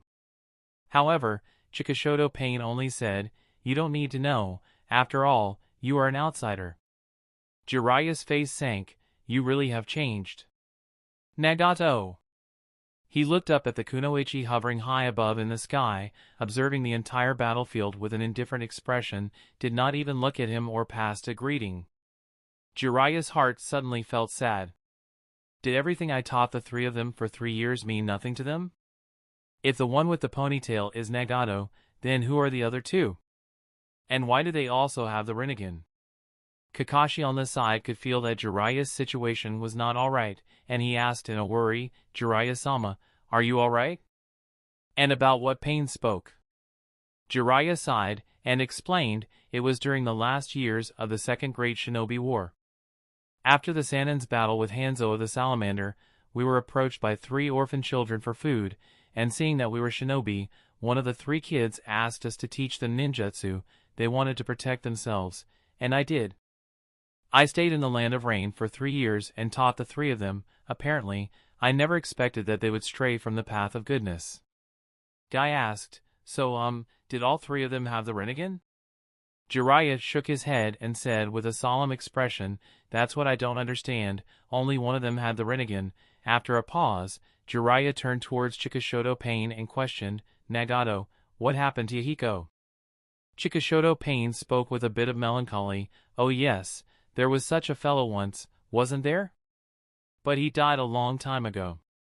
Jiraiya was shocked, "Nagato, what happened to you? The old you would never." Chikishoto Pain said lightly, "Nothing happened, nothing except for the war. Too many people died in this land, all that pain forced me to grow up." "What does that mean?" Jiraiya questioned. "That even innocent foolish children will grow up in the face of pain, until their thoughts and beliefs are the same as adults. But abandoning one's love for his friends and fellow man, is that really what it means to become adults? Oh sensei, you are still merely a man, however I, mired in endless pain, have matured, and become much more than a man." "What are you saying?" "Yes, I've grown from a man to a god. And since I am a god, all my words and thoughts have become absolute." "Poor sensei, you are still only a human. It's not your fault if you don't understand what I am saying." "Have you really become that twisted? Things that I couldn't see when I was a human are clear to me now that I am a god, and being a god, I realize that there are things I can do which a mortal man cannot even dream of. Or to put it more simply, I have evolved beyond man." "Just what exactly are you planning to do?" "At last, I am going to put an end to this senseless war-riddled world. This will be my sacred deed." "All right, that's enough. All you are doing is spreading chaos and more war with the Akatsuki. It matters not if you, a human, does not understand the words of a god. Your opinion is not taken into account. You are going to die anyway, Jiraiya-sensei.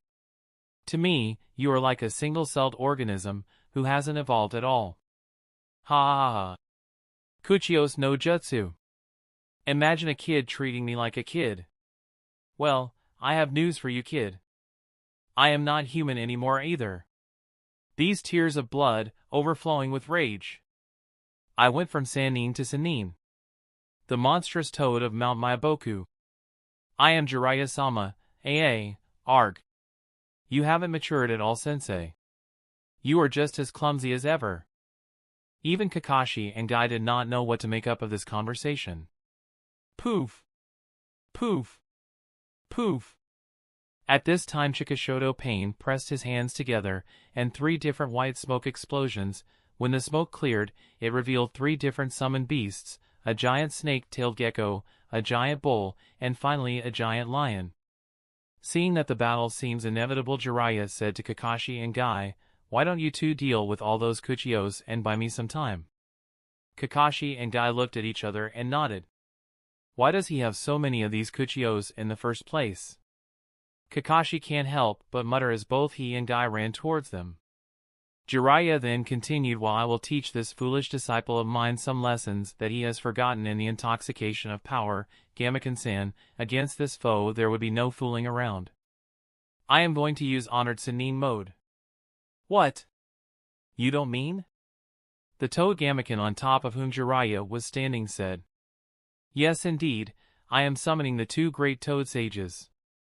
However, it's going to take some time to summon the 2 of them, and I cannot release my hands during that time. I'm counting on you, buy me some time until then," Jiraiya said, as his hands were clasped together in order. "All right, clumsy as I am, I shall try." Gameken nodded. Compared to Gamabunta, Gameken is more suited for defense, which is necessary for now as Jiraiya has to defend against many attacks for a little while. Around the same time, Chikashoto Pain also hid inside the gecko, while the Shirato Pain and Gekido Pain were also ready for the upcoming battle. At this time, the giant bird that was flying high in the sky suddenly scooped down towards the group. Gameken blocked the bird with his shield. However, it seems that the momentum of the giant bird was too for Gameken. Not only did the floor beneath him collapse, even Gameken was knocked to the ground. Rumble!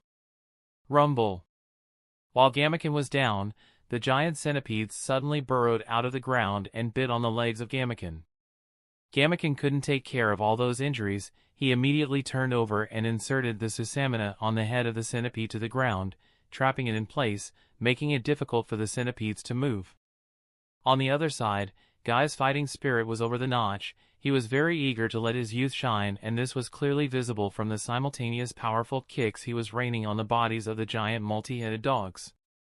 While Kakashi was dealing with the crab that can spit out soap water and the other centipedes. The confrontation between Kuchiyos and Shinobi was causing too much damage. The ground was shaking, walls collapsing, rocks flying everywhere. Anyone below the strength of Jonin was not even suitable to be part of such destructive battles. When Kakashi was about to finish off the crab with his Raikiri, he suddenly stopped, and in less than a second, he turned around to stab the enemy that suddenly appeared behind him. As soon as he turned, Kakashi clearly saw that this person was one of those 3 Akatsuki members, each with a pair of the Rinnegan who stood atop the tower just a while ago. And so close to the other party, Kakashi's attack was guaranteed to hit. At such a close distance, he shouldn't be able to escape. With this confidence, Kakashi proceeded. But just as Kakashi's Raikiri was about to pierce through the opponent's heart, suddenly the high concentration right ton chakra on his right hand disappeared completely. It seemed as if it was absorbed by something, and Kakashi's right hand that had lost its momentum was held by the opponent. "My chakra, it vanished, or was it absorbed?" Guy immediately noticed Kakashi's predicament. His instinct kicked in and he instantly appeared next to Gekido Pain to send him flying with a Konoha Gariki Senpu.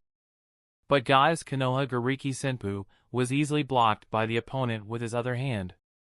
The opponent is obviously other than Gekido Pain. He wanted to kill these 2 hindrances before killing Jiraiya. Kakashi saw that both he and Guy were held, and instantly tried to again bring out more lightning chakra to take advantage of this situation and pierce through the opponent's heart, but apart from a few sparks, nothing more appeared, as all his chakra was being emptied out. And this time, Kakashi saw it very clearly. He reached a clear conclusion. The previous one specializes in Kuchiyos, while this one absorbs chakra. Question is, can he use the same jutsu that he has absorbed like Hiriko to cast the same ninjutsu? Gakido Pain stared at Hatake Kakashi and Might Guy with an indifferent expression, then muttered to himself, Hatake Kakashi and Might Guy. Hyuga Kuroto is not here, I suppose. Before either of the two could react to the enemy's words, they were sent flying. Heavily colliding with the walls that almost broke the wall, Guy and Kakashi got up and stared at Gakido Pain. Guy questioned, "You okay, Kakashi?" Kakashi nodded and said, "This one can absorb chakra of any attack in an instant. Ninjutsu is probably ineffective against him." "Is that so? In that case, it's time for the blue beast of Konoha to act." Guy said, then instantly shouted, "Hashimen Tonku, came on, open," and immediately a vapor of blue chakra burst out of Guy's body, like an upwelling vortex with such intensity that even the rain that fell upon them was scattered. Konoha AAA, where did he go? Just as Guy was about to attack the enemy, Gakido Pain suddenly took a step backward and disappeared into thin air. Guy's entire mood suddenly collapsed. He just opened Hashimen Tonku, and the enemy had already disappeared.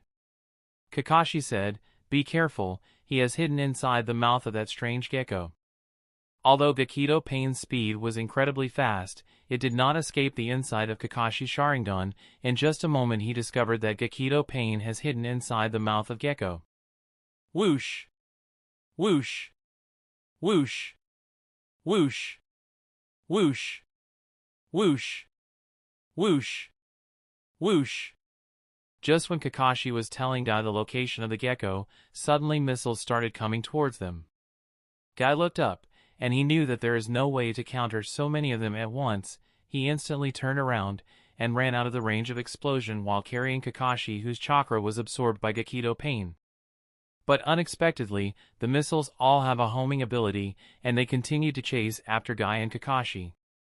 On the other side, Jiraiya was also having constant trouble as he had to face one Kuchiyose after another, but he persisted, and finally the two great Toad Sage, Fukasaku, and Shima appeared on Jiraiya's shoulder. Looking at Chikishodo Pain and the ripple pattern in his eyes, Shima spoke, "So that's the Rinnegan, huh? It certainly does look like the one mentioned in the legends, doesn't it? What nasty eyes. I can't believe that he is the child of prophecy." Fukasaku spoke incredulously. Jiraiya said with a bit of hesitation, "I still want to persuade him, he can still turn for a better leaf." Toad Shima seemed displeased, "Is that even possible?" Toad Fukasaku nodded, "Jiraiya boy, that child has the Rinnegan, the fabled eyes of Rakuto Sennin. If we're any bit careless then it would mean certain death." It was at this very moment when Killer Bee finally got rid of all the entanglement and appeared next to Jiraiya. After a look at Jiraiya, Bee turned towards the direction they were all looking at, then asked, "So he is the leader of Akatsuki, got to defeat him quickly, oh yeah?" Jiraiya nodded, and questioned, "Where are Konoha and Suna units? I was informed that all units are rushing here. What happened to them? What are only Kumo assault units here?" Killer Bee replied, "Oh, Akatsuki has deployed a lot, forces of powerful men outside Amigakure, even brothers stayed behind to fight. Konoha and Suna are in similarity, only I was able to infiltrate, now I must act on the intended, yeah." After giving an answer to Jiraiya's question, Bee then looked at Chikishodo Pain and questioned, "Where are Yujito and Samui?" Because Niyujito and Samui have been captured by Akatsuki organization, Kumo's current priority is to recover Nibi at all costs. As such, Bee has to first confirm where Yujito is. However, Chikishodo Pain did not reply to Killer Bee, but muttered to himself, "Hachibi's Jinchuriki is finally here." Among the 9 Bijou, Hachibi's strength is second only to Kyubi. Akatsuki organization has specifically deployed its members on several fronts in such a manner that Hachibi will be the only one to manage to some inside Amigakure aside from the 4 of Team 11. As for bringing in Team 11, well, it is obvious to have a chat with Hyuga Kuroto and extract his memories to understand how did he obtain the location of Akatsuki's base. And well, Jiraiya was already present in the village. Tap, tap, tap, tap, tap, tap, tap, tap. Slowly and steadily the sound of someone walking over metal pipes came. Now that Hachibi is here, it's time to put an end to this farce.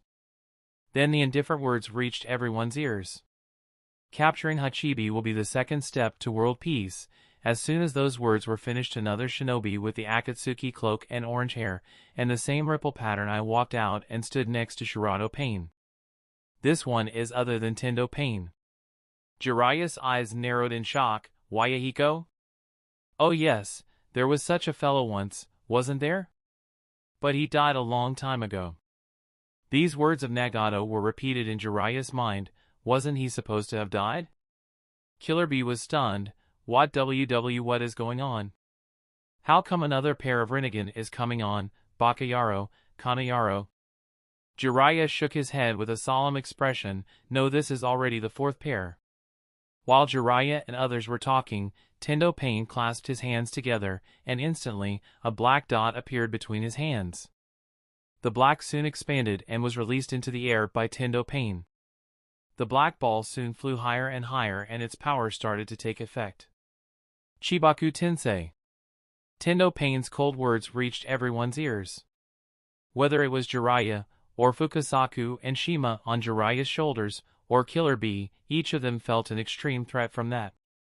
It didn't take long for their fear to be fulfilled. As the ground beneath that ball dot started to crack and started to rise above, it was as if something was pulling it up in spite of the acting gravity.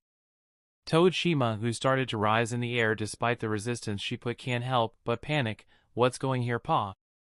Toad Fukasaku was not much different from Shima, and he spoke. It should be some kind of ability of the Rinnegan. Killer Bee felt the crisis, and Hachibi, sealed inside Bee too, felt it. He immediately said, Bee, break free of the effects of that, otherwise we are done for.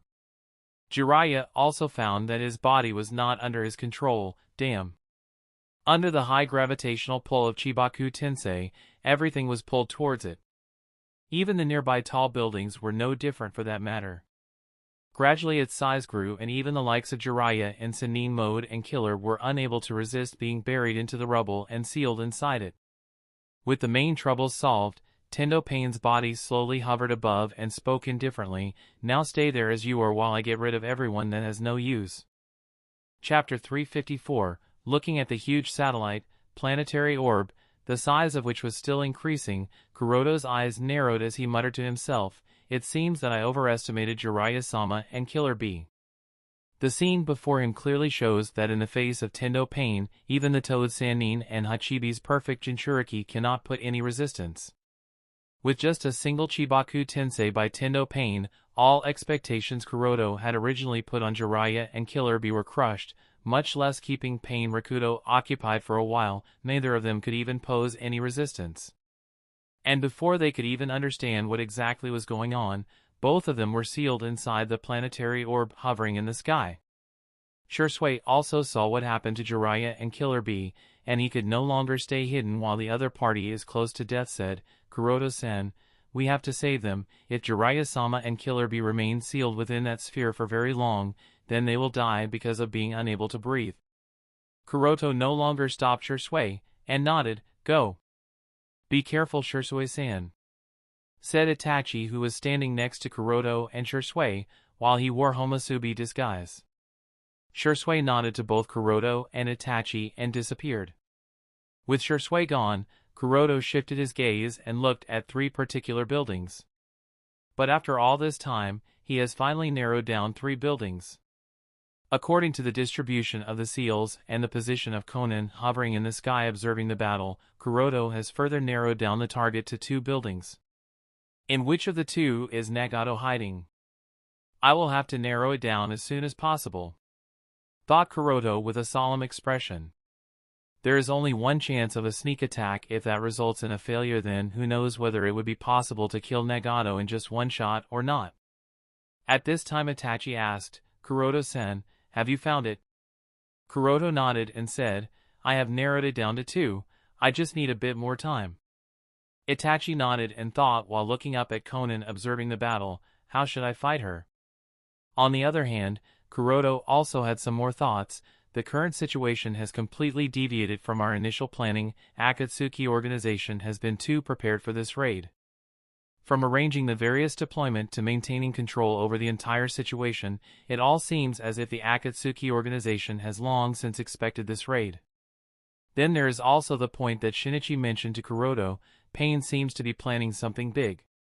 Does that mean that Akatsuki had the information about the raid much before? But how is that even possible? I personally did not venture into Amigakure all for the purpose of keeping it hidden. Does that mean that someone betrayed the Tri-Alliance? Or was it Orochimaru-sensei? No, it couldn't have been him. Because if it was, then Sensei wouldn't have personally come here. Something else is going on here. Sigh, for now, I will just focus on dealing with Nagato. Thankfully, aside from Shursui, no one knows that Amitsukami will also be participating, so there is still an element of surprise here. Recovering his thoughts, Kuroda focused on further narrowing down the target to one building. On the other side, after Shursui left, he did not directly go to the planetary orb, but rather he circled around a bit to not give away the place where Kuroda and Itachi were hiding at. After reaching a suitable distance, Shursui directly jumped towards the planetary orb and was quickly attracted to it because of its strong attractive force. A Konoha Umbu? Tendo Pain muttered in surprise. Did a Konoha Umbu manage to get past Madara? Tendo Pain was a bit surprised upon seeing a shinobi appear out of nowhere. Doesn't matter, he too will be sealed. But because of extreme confidence in his jutsu and believing that it was just some Umbu shinobi in hiding that was drawn towards the planetary orb because of the strong attractive force, he did not bother. To be honest, Tendo Pain did not really care about that shinobi and did not put much attention on him, as the Umbu would be sealed inside that orb anyway. I have to also locate Uchiha Shursui and Hyuga Kuroda. Indifferent, Tendo Pain started walking in the direction of other raid units to just finish them all at once. While Shursui, who was wearing his Umbu disguise, had a serious expression as he observed the planetary orb, he was being drawn closer to which. And it was at the moment he reached closer to the surface he immediately activated his Manjikyu Sharingan and used Susanoo. Instantly a dark emerald green chakra was projected out of Shursui's body. Tendo Pain immediately realized the identity of the other party. So, he was Uchiha Shursui all along. And does he really think that he can free them? Roar. With a loud roar, the emerald green Susanoo appeared, and this time not only the upper body, but even the lower limbs appeared, which means it took the complete humanoid form, which is rather rare and difficult to be able to make without the eternal Manjikyu Sharingan. Although it is still far from being as powerful as the complete body Susanoo, perhaps the humanoid form is also quite a lot at this point in time. Both Kuroda and Itachi were watching the battle from a distance and were surprised by the humanoid form. Both of them are aware that Shursui is pretty close to blindness, and even in such a situation, he is using all the ocular power of his Manjikyu Sharingan. But Shursui did not care about all that. Right now, Shursui's entire focus is on freeing Jiraiya. Having manifested his Susanoo, Shursui lifted his hands and started digging through the planetary orb. It was because he was unaware of the exact position of Jiraiya and Killer Bee and therefore was worried that if he directly used the spiral lance then it could injure or kill them, so instead of using the spiral sword, he dug through with the bare hands of Susanoo.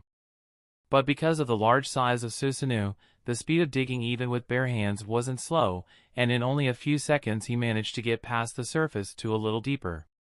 And soon spotted several strands of white hair that had to be Jiraiya's. After further digging he could finally see Jiraiya's upper body. Overjoyed, Shursui hurriedly spoke, "Jiraiya-sama, please hold on a bit, I will free you in a few seconds." Jiraiya, who was constrained by the rubble mass of the planetary sphere, was also surprised by Uchiha Shursui's actions in being able to get up to here, and spoke lightly, "Be careful. Shinra Tensei." Boom! As soon as Jiraiya's words fell, an inexplicable force started acting on Shursui's Susanoo. It was drawing the Susanoo away from the planetary sphere. Fortunately, Shursui's grasp on the planetary sphere was extremely strong, and because of this, he was able to stabilize his figure from falling off of the sphere despite the force acting on him. Well, it seems that this approach will not work on Uchiha's Susanoo. In that case, Tendo Pain muttered with a thoughtful voice. The strong force acting on Shursui's Susanoo was obviously Shinra Tensei used by Tendo Pain, but it seemed that Pain had underestimated the power of Uchiha Susanoo, therefore, he did not expect that his jutsu to not work, but no matter. Shursui knew that the leader of the Akatsuki organization wouldn't give him any more time to rescue Jiraiya-sama. Shursui's gaze hardened, and he decisively manifested the spiral lance made out of chakra, and fiercely inserted it inside the planetary orb to cut through it as soon as he can. This move of Shursui not only completely liberated Jiraiya as well as the two sage toads, but also revealed the half-buried Hachibi that was protecting Killer Bee. Just a bit more, Shursui gritted his teeth and increased the chakra and ocular power input. Seeing that Shura Tensei failed to push away Uchiha Shursui's Susanoo, Tendo Pain did not use other attempts. Instead, he brought the palms of his hands together again. In an instant, the ocular power of Rinnegan was further injected into the core of Chibaku Tensei.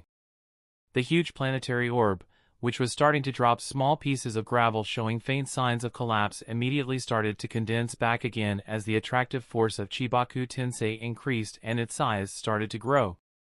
Shursui's Susanoo was the first to bear the brunt. The sudden increase in the force of Chibaku Tensei was so strong that Susanoo's upper body heavily collided on the surface and several cracks also started to appear.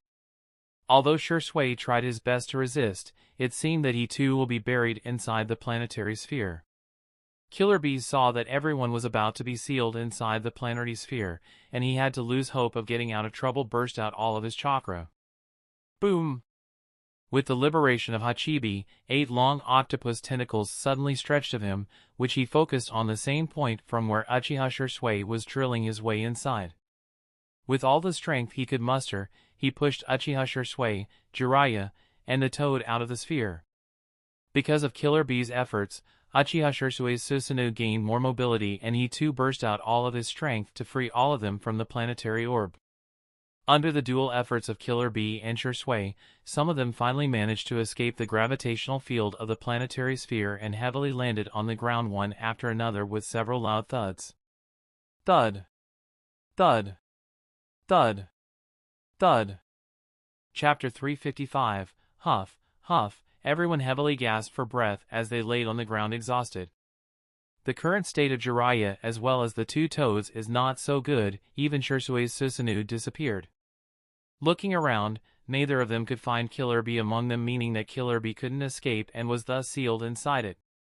Even Uchiha Shursui doesn't seem to be in the condition to be able to fight, as he is more than likely to have exhausted a lot of his chakra to destroy that planetary orb.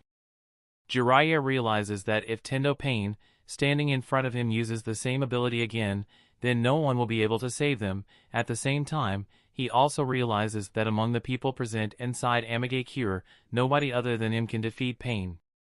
Therefore, he did not wait any longer and immediately said to the two sage toads, "Boss, ma'am, let's start." Both Fukasaku and Shima nodded with a solemn expression and jumped on Jiraiya's shoulder to help him gather natural energy and to brew Senjutsu chakra. Both Fukasaku and Shima have a long life and many battles through it, and the Pain fellow standing before them is undoubtedly one of the strong and most unusual shinobi they have ever seen, not to mention he is the bearer of the Rinnegan, and just to make the matters worse, there are 4 of these Pain's fellow, each with a pair of Rinnegan. In Jiraiya's cognition, since the establishment of the shinobi village system, and after the death of Senju Hashirama and Uchiha Madara, Pain is the strongest shinobi to have appeared. In the face of someone so strong and weird, they knew that even a little bit of carelessness could cost them their lives. Jiraiya clasped his hands together to enter the Sennin mode. Jiraiya has to stand still while the two toes gather the natural energy in cooperation. Tendo Pain obviously doesn't plan to waste his time here, as he has to also get rid of other rats, and said indifferently to Jiraiya, "Jiraiya-sensei, it's futile to resist. You cannot change anything, you cannot defeat a god." Jiraiya shouted, "Yahiko, this is not you. Did you not want to change this country? Did you not want to bring peace to this world?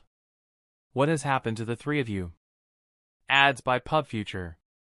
Tendo Pain said indifferently, "It's not your fault that you are unable to see it. I am doing just that, sensei." "No, Yahiko, you are wrong. What you are doing is wrong. Was destroying the land of demons peace? What you are doing is not bringing peace." Jiraiya retorted. "Wrong?" With a cold snort, Tendo Pain said. From here on, what's right and what's wrong will be defined by me. Jiraiya said with bitter sadness, don't get lost in power, Yahiko. At this moment Conan's words reached them, lost in power? You of the great shinobi villages have always been lost in power. You people do not put anyone before your eyes. Now that people who are stronger than the great shinobi villages have appeared, you are asking us to not get lost in power? That's funny, Jiraiya-sensei. Are we not even allowed to protect ourselves? Are we not allowed to pursue our dreams and goals?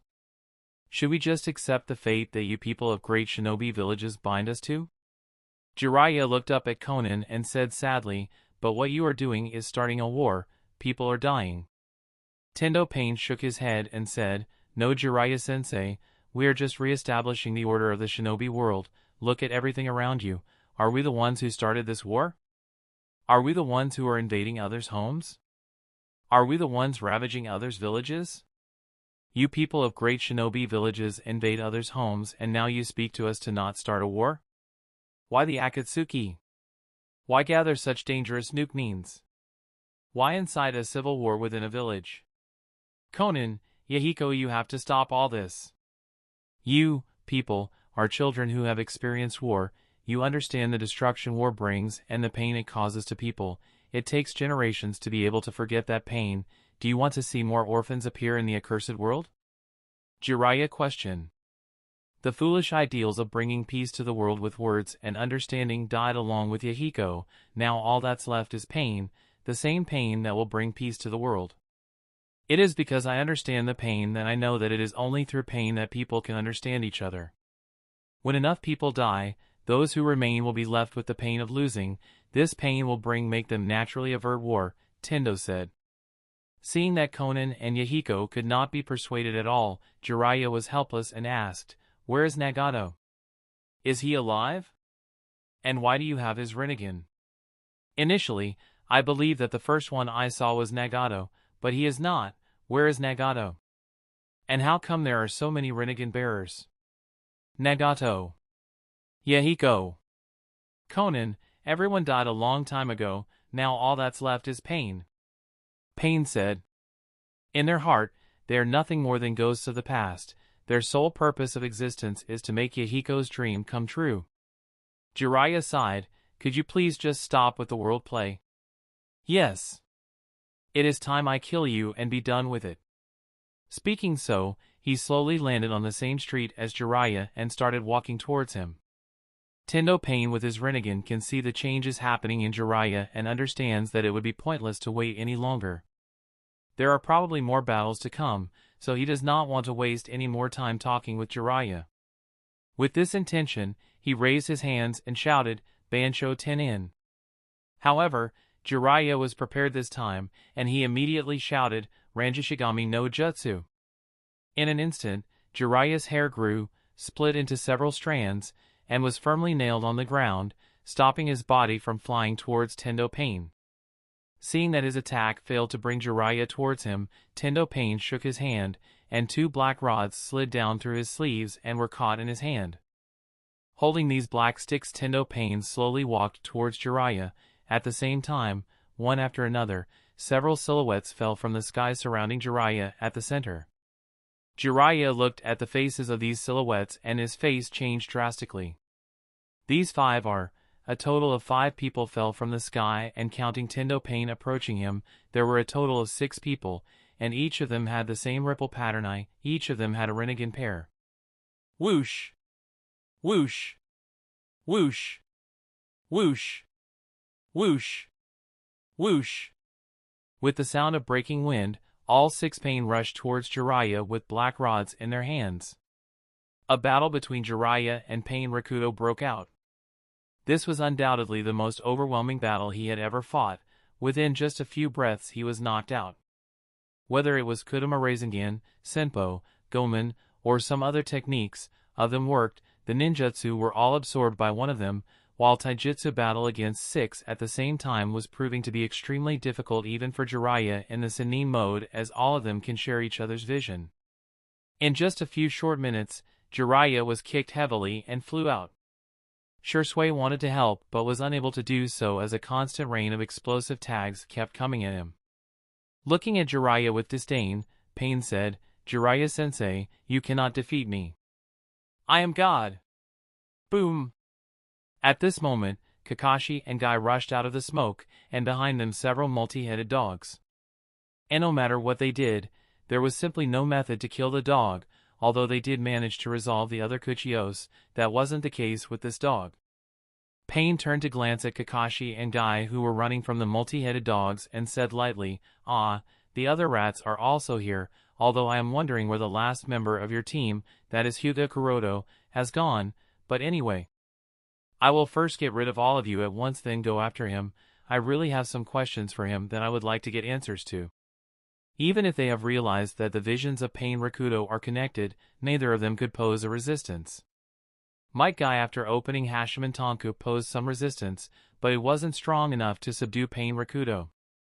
Seeing that could defeat Pain Rakuto, Jiraiya felt guilty. He was responsible for guiding the child, and he failed. Each Pain stretched out a black rod, pointing at the heads of several shinobi, and said, "It's over for all of you." Everyone closed their eyes, as they all knew that without a doubt, they will all die, and accepted their fate, accepting their death. A second passed, another second passed, and one more, but the expected pain did not come, the expected death did not come. Confused, they opened their eyes and checked the situation, only to notice that all 6 Pain have fallen to the ground and inexplicably lost consciousness at the same moment. Thud. Thud, thud. Chapter 356. In a dark room with no light, Kuroto, who was currently in his Yama disguise, retracted his hands from the wooden mechanical walker. At the same time, at the place where Kuroto initially pressed his hands, a series of sealing symbols spread out and further covered the surroundings. This wooden mechanical walker is exactly the device to which the leader of the Akatsuki organization, Uzumaki Nagato, is affixed, courtesy to his immobility because of his leg injury, and from here he controls the Pain Rakuto. Lifting his head, Yama glanced at the body of Nagato. Nagato had the same red hair as Karen, symbolizing Nagato's Uzumaki descent, but contrary to a healthy Uzumaki body, Nagato's body is greatly emaciated, although not as thin and frail as Yama remembers from the Canon, weakthless. Nagato is extremely skinny with skeletal structure clearly protruding and visible to the naked eye. It seemed as if he has been suffering from malnutrition for years now. But Yama knows that what Nagato has been suffering from is much worse compared to just malnutrition. Then there are many Kuroki Jushinki, black receivers, embedded in his back and are the primary cause of Nagato's body being emaciated. In the face of the sudden appearance of the other party behind him, Nagato did not panic. He glanced at the Shursho Fuin, 4-symbol seal, that has spread over from the mechanical walker all the way to his body, then turned his head with disdain and anger to look behind him. Looking back, he noticed a person dressed in an outfit that, although he has never seen before, is extremely familiar with that person based on the intelligence collected by the Akatsuki organization. While Nagato was looking, the other party's body was covered in a cyan chakra cloak, and there was only one guess in his mind: "You are leader of Amatsukami." Yama? Yama did not reply to Nagato. After turning on his Tenseigan chakra mode, he brought out Gudadama, truth-seeking balls. About a minute or so before Jiraiya, Shursui, Kakashi, and Guy were about to be killed by Pain Rakuto, Yama had discovered the exact location of Nagato. However, when it came to sneak attack and finish Nagato in one shot, Yama noticed that the location around which Nagato was hiding was embedded with multiple Kuroki Jushinki, black receivers, as well as several sealing techniques, which formed a spherical induction sphere around Nagato that helps him sense his all chakra fluctuations around his surroundings to the utmost degree. In such a condition, if there appeared even the slightest of chakra fluctuations, then it would have been noticed by Nagato. So, Yama was left with no choice. He gave up on directly using the Golden Will reincarnation explosion because the formation of Gudadama, truth-seeking balls, will cause high chakra fluctuations which would alert Nagato. He decided to sneak inside the building while continuing to use the chakra suppression technique, and then sealed Nagato's chakra with the paper seal of Shursho Fuin, 4-symbol seal, he had prepared beforehand. Of course, Yama doesn't expect Shirsho Fuin, for symbol seal, to be able to completely subdue Nagato. As long as it can seal Nagatos for as much as 15 seconds, then that would be enough for Yama to condense Golden Sword out of Gudadama. At this time, Yama's body was covered with a cyan chakra cloak and Gudadama were circling at his back. Looking at these changes, Nagato's disdainful expression changed into a horror one. He could feel the danger emanating from those black balls. A sense of crisis that he hasn't felt for such a long time suddenly emerged in his heart. He immediately got into action. One hand was put on the Fuin symbols while the other towards Yama. The first hand absorbed all the Fuin symbols through Fujitsu Kyuin, blocking technique absorption seal, thus giving him access to his chakra, which he used directed towards his right hand, and shouted, Shinra Tensei. Shinra Tensei. Yama also raised his right hand and used the same jutsu. Boom! Boom! Boom! However, the change in pressure and impact was so severe that the surroundings all distorted, then blew up because of the change in pressure of the system, a bit of physics, not the gaming reincarnation system. Nagato was taken aback, his face became more solemn. Even Yama's expression under the mask was not so good. Back to the side of fallen Pain Rakudo. Looking at the Pain Rakudo who have fallen to the ground as if in an unconscious state, everybody was a bit confused. Whether it was Shisui, Jiraiya, Fukasaku Shima, Kakashi, or Guy, they all looked at each other hoping to get an answer for the sudden strangeness. A few seconds before, all of them were so close to death, but out of the blue situation reversed. However, they are now in another predicament, as it is very difficult to determine the exact cause of such a situation reversal.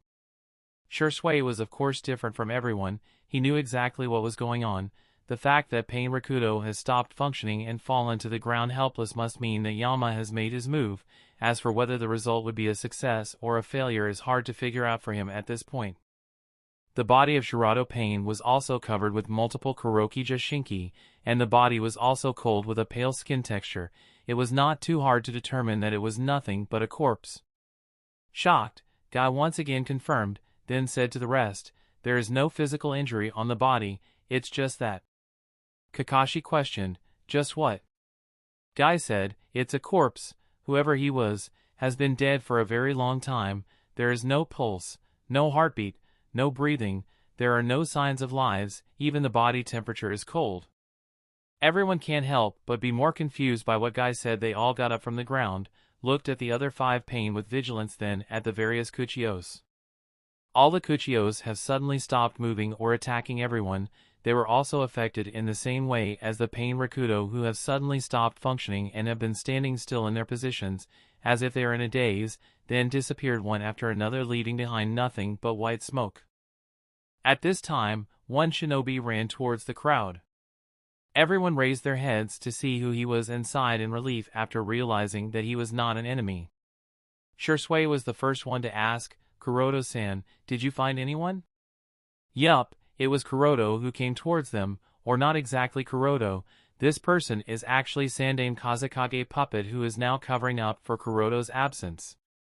The reason why it is difficult to distinguish him is that Kuroto has used Shoten no Jutsu, shape-shifting jutsu, on Kazekage puppet, similar to how Pain used this jutsu on 2 of Suna Jonin to transform into Uchiha Itachi and Hoshigaki Kisame in the canon during Gaara rescue mission arc. And Kuroto doesn't even need to worry about remotely controlling this puppet, as he has already practiced this technique with Kazekage countless times, so Kazekage can perfectly imitate Kuroto.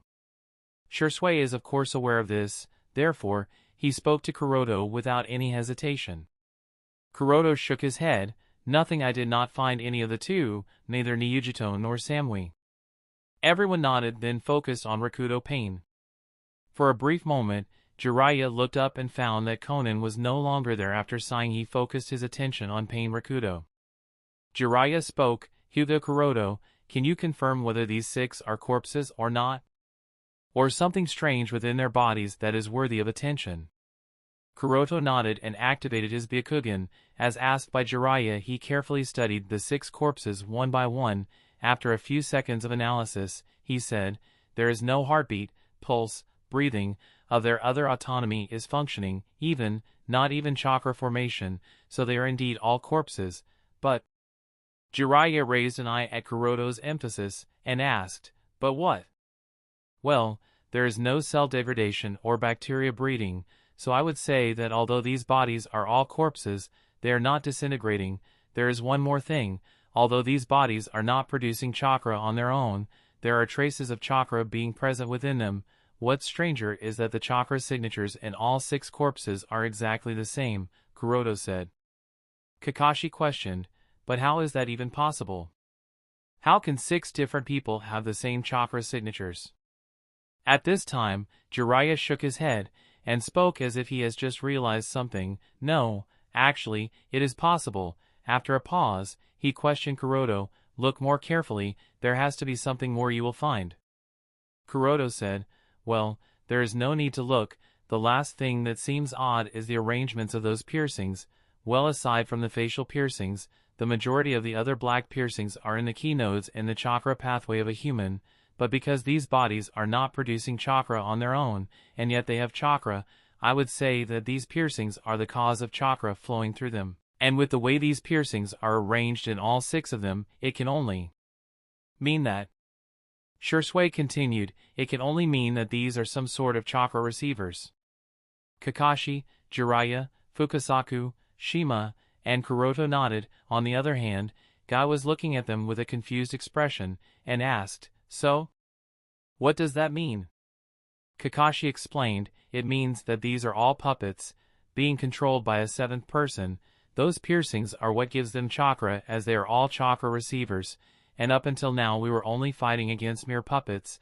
The true person behind them, the person we are up against, is a puppeteer, a very good one at that. He is very skillfully hiding somewhere." Jiraiya nodded. "For some time I have been thinking about some things. It was difficult to remember at first, especially with all those changes that have happened to them, but when I thought about it deeply and analyzed all the information we have up until now, I can conclude that all 6 of them are people I have met at some part of my journey. At the same time, I have also figured out who is the person behind all of them, who is the real Pain." Fukasaku questioned, "And who is the real Pain?" Jiraiya looked down with sadness and muttered ever so slowly, "The puppeteer behind these puppets is Nagato, the person I believe to be the child of prophecy." Chapter 357, on Uchiha Shinichi and Biwa Juzo's side. The sudden strange disappearance of all the Kuchiyos made Uchiha Shinichi and Biwa Juzo a bit confused. Both Shinichi and Juzo have the same thought, this wasn't part of the plan that Pain told us. But they could still see the planetary orb up in the sky, since Hachibi's Jinchuriki is captured. Does Pain intend to do something else? However, their connection with Pain was severed. Juzo said, "Shinichi, fall back, something strange is going on, we need to determine what that is before we continue our actions." Shinichi nodded, he naturally had no problem with this approach, at least this way he won't have to fight unnecessarily. With that intention, Shinichi and Juzo leaped backward. Without Uchiha Shinichi, Biwa Juzo, all those Kuchiyos restraining them, the remaining shinobi of the Kumo unit that has already suffered heavy casualties, got some breathing period, and in this breathing period, they finally arrived at the place where Jiraiya and the others were standing. Shinichi and Juzo were also close, but they standing on top of a building. Jiraiya and others of course noticed Shinichi and Juzo, but they did not rush to attack. An unnamed Kumo Jonin gave a quick glance to the battlefield, then asked Jiraiya, "Jiraiya Dano, where is Bisama?" Jiraiya said while pointing at the planetary orb floating high in the sky, "Killer Bee was sealed inside that thing up there by the leader of the Akatsuki organization." "What?" The entire Kumo unit was shocked by what Jiraiya said, and the second and unnamed Kumo Jonin asked hurriedly, "But the leader of the Akatsuki organization has been defeated, right? So, how can Bisama still be sealed?" Jiraiya pointed at the corpses of Pain Rakuto lying on the ground and said, "These people are just corpses, neither of them was the true leader of the Akatsuki organization. The true leader of the Akatsuki organization seems to be a puppeteer controlling these 6 puppets, and he is probably still alive." "What?" Again everyone was shocked. They all saw just how strong these 6 individuals, each with the Rinnegan, were, and now they are finding out that these are nothing but puppets. So how strong is the puppeteer controlling such incredible puppets is? Shinichi had a thoughtful look. I had a feeling that something is strange about them. It turns out that they are just puppets. So who exactly is the man behind these puppets? Juzo said. Since Pain is still alive, and Hachibi is captured, we should now increase the intensity of the assault to full scale and eliminate all of the shinobi of the Tri-Alliance. Shinichi nodded and said, that's what we were supposed to do, but should we? Their number is quite a lot: Sannin Jiraiya, Uchiha Shursui, Hyuga Kuroto, Hatake Kakashi, Might Guy, then so many of Kumo Jonin class shinobi. Even if I can't die because of my Manjiku Sharingan techniques, but facing so many of them is not possible. Juzo nodded, then looked at the sky. Right, additionally Conan is also nowhere to be seen. And I don't see Zetsu either. High in the sky. Conan was flying towards the location where Nagato is hiding and controlling Pain Rakudo. He had no reason to stop so suddenly, that too when he was just about to kill all of them. Something must have gone wrong. His health. Nagato has gotten so weak even since then. Did he push himself too much this time? A lot of thoughts were going on inside her mind. She did not think of the possibility of any of the enemy attacking Nagato. Well, why not? It is simple. Firstly, aside from her, Madara and Zetsu are the only two people who are aware of the secret of Pain Rakudo. Secondly, she wants to deny the possibility that someone has found Nagato, because that could be dangerous. If the enemy can bypass all the sensors without alerting Nagato, then that means he is extremely dangerous. So, Conan wants to deny this possibility, because it's not going to happen. Just when she was about to disappear and reappear near Nagato, a whole lot of crows flew out of nowhere and flocked around her. She obviously realized that these crows are not so simple, and spoke, "Show yourself." At her words, some of the crows gathered, forming the silhouette of a person with black wings. Conan's eyes widened as soon as she realized who this person is. You are... Boom! Now we have to find where the leader of the Akatsuki is hiding, Kakashi said. Before anyone could give any reply, suddenly there was a loud explosion from afar. Boom! Immediately afterward, a dazzling golden light flashed, illuminating the gloomy gray sky and cutting through the thick rain clouds. Nobody could open their eyes in the face of that dazzling golden light. Roar! Before anyone could adapt to the sudden emergence of the dazzling golden light, a roar that shook the soul of all individuals suddenly resounded throughout Amagakure. The roar was strong enough to shatter all the glasses and literally cause storms to rage all over Amagakure. Accompanied by the roar that shocked the soul, a huge black shadow appeared. Geto statue? Shinichi and Juzo looked at each other with surprise when they saw Geto Mazo appearing on the battlefield all of a sudden. During all of Akatsuki's secret gatherings, also during their virtual meeting by the use of Jindishin no Jutsu, magic lantern body technique, they have seen Geto Mazo several times, but every one of the Akatsuki always thought that it is just a statue. It is because the true plans of Akatsuki to capture Bijou have not yet started.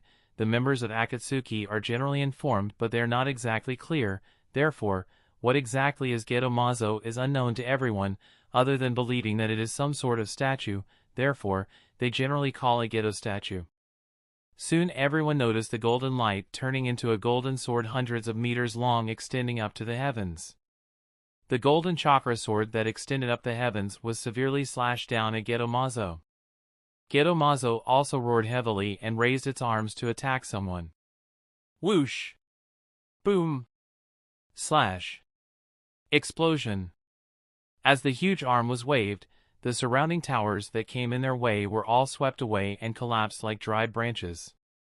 The movements of Geto Mazo caused huge tremors and were accompanied by smoke and dust. There were even some Kumo shinobi who were somewhat unlucky and were directly hit by iron spears or something heavy and died on the spot. Getting out of the range of damage was of utmost importance. Whether it was the side of Tri-Alliance or the Akatsuki, both sides had to retreat. The two Susanoo users protected their comrades, Shursui protected those of Tri-Alliance, while Shinichi protected Juzo, and escaped the immediate vicinity of Geto Mazo and the Golden Sword. Even when retreated far away, neither side took the lead in starting a battle but tacitly avoided any conflict for the time being and looked at the distant giant sword and giant statue in confrontation. Everyone could only vaguely see that the huge shadow was raging all over Amigakure. It seemed to be unstoppable, and wherever it goes it causes utter destruction, leaving only rubble and mess. Then there is the dazzling golden sword, which is hundreds of meters long. Wherever the light passes through, that place is divided into two parts with an incredibly smooth surface. Each of its slashes cuts through everything in its path, but for some reason, it saw unable to cause any severe damage to the giant wooden statue. Looking at such a scene, everyone can't help but show horrifying looks. Because of the distance and thick cover of smoke, nobody other than Kuroto could see exactly what is going on, so everyone's gaze present landed on Kuroto, who has the Byakugan. The only person who can give them an insight into the exact situation. What actually happened there? Jiraiya asked with an incredibly serious expression. This is the first time he has ever seen something like this. He can feel the incredible amount of vitality oozing out of that wooden statue. Feeling the gazes on his, Kuroto focused on the distant shadow past the thick cover of smoke and said, "Well, there is that giant wooden statue, and the golden sword. Someone is controlling the wooden statue while the other person who is using that golden sword is flying and fighting that person." "Who is fighting who?" Kakashi asked. Such a level of confrontation has far exceeded his understanding of shinobi. At the same time, it also made him helpless that they don't know who is fighting. Kuroto said, "My guess is that one is the true leader of Akatsuki, the man behind these puppets. As for the other one, well, I don't know." Shursui thought silently. "Kuroto-san, you must win." Shursui was obviously aware of who was fighting who. Shinichi is also the same, and while looking at the two people in confrontation, he nodded with a grin. So, that's what happened. Having been defeated once by Kuroto, Shinichi obviously recognizes the golden sword. Moreover, as the battle progressed, Shinichi and Juzo have also received a thought wave from Nagato that currently, he is fighting the leader of Amatsukami, Yama. Shinichi is obviously aware that Yama is Kuroto. So, he easily understood what has happened. Biwa Juzo, who stood on the side, murmured to Shinichi, "I never expected that pain would be so powerful. Moreover, Yama, the leader of Amatsukami, seems to be stronger." Shinichi nodded with a smirk. "Heh, it's been so long since I am witnessing a good fight." Juzo glanced around him and reminded Shinichi, "That's all well and good, but do not forget that enemy is still near us. Moreover, now that the leader of Amatsukami is also nearby, there are 100% chances that the other members of Amatsukami, that being Suijin, Homasubi, and the Wind Nature User, are also somewhere nearby." Shinichi nodded casually without paying much attention to Juzo's words. Yeah. At the same time, somewhere in the skies of Amigakure. Kuroto-san was right. Genjutsu does not work on her, and if I use Amaterasu, she can just discard those papers and reappear in the other ones. I am unable to fully use the Susanoo either. It appears that I am still not strong enough to kill her, so looks like I will just be stalling her so that she does not interfere in that fight by any means. Thought Homasubi as the black feathers of his pair of wings collided with the paper arrows from the Conan's wings. Conan was furious now. Homasubi is perfectly stopping all her advantage with his own jutsu, and strangely enough, his jutsu seems to be much similar to my Shikigami no Mai. This made Conan can't help but wonder, just who is he behind that mask? Moreover, he is known to possess Manjikyu Sharingan, and has not displayed the strongest ability of Manjikyu Sharingan, the Susanoo. But more than herself, she is worried about Nagato. The fact that Nagato has summoned the Geto Mazo must mean that the leader of Amatsukami he is fighting against is too strong for him to be able to handle normally. And being a sensornin, she can sense the chakra of Yama, and it is shocking to see someone possess such vast chakra. Those chakra volumes are as high as she has ever sensed, even higher than Nagato's. Outside Amigakure, on the side of the first unit led by Hokage. Looking at the raging storms and lightning, coupled with the roars, it wasn't hard for Tobi to figure out the cause, and he was rather surprised. What exactly happened that prompted Nagato to summon Geto Mazo and even summon the Nibi's Jinchuriki from here just when she was about to kill the Ino Shikacho Patriarch? Currently, he was standing on the big tree he has made with Mokuton. While in one hand he held the corpse of an Umbu and in the other hand he held Kondonioi, adamantine staff, of Sandame Hokage. Sandame looked at all the injured and killed Umbu, as well as the injured Inoshikacho patriarch. Sandame can't help but think bitterly, I never expected that a day would come when the Konoha would be damaged by someone who has inherited Mokuton of Shodame Hokage-sama.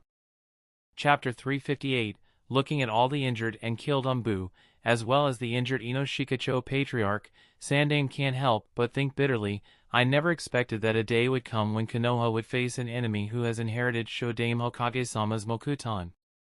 Sandame had a sorrowful expression as he remembered the old times he spent under the tutelage of Shodame Hokage-sama and Nidame Hokage-sama.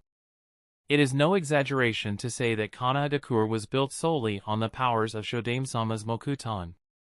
With his Mokuton, Senju Hashirama calmed the troubled and dangerous warring states period, established Konoha, established the system of one village and one nation, made Konoha the strongest shinobi village there was. Therefore, Mokuton became the symbol of Konohagakure. But with the death of Shodame-sama, Mokuton disappeared, no one inherited Senju Hashirama's legacy, thus, Mokuton disappeared.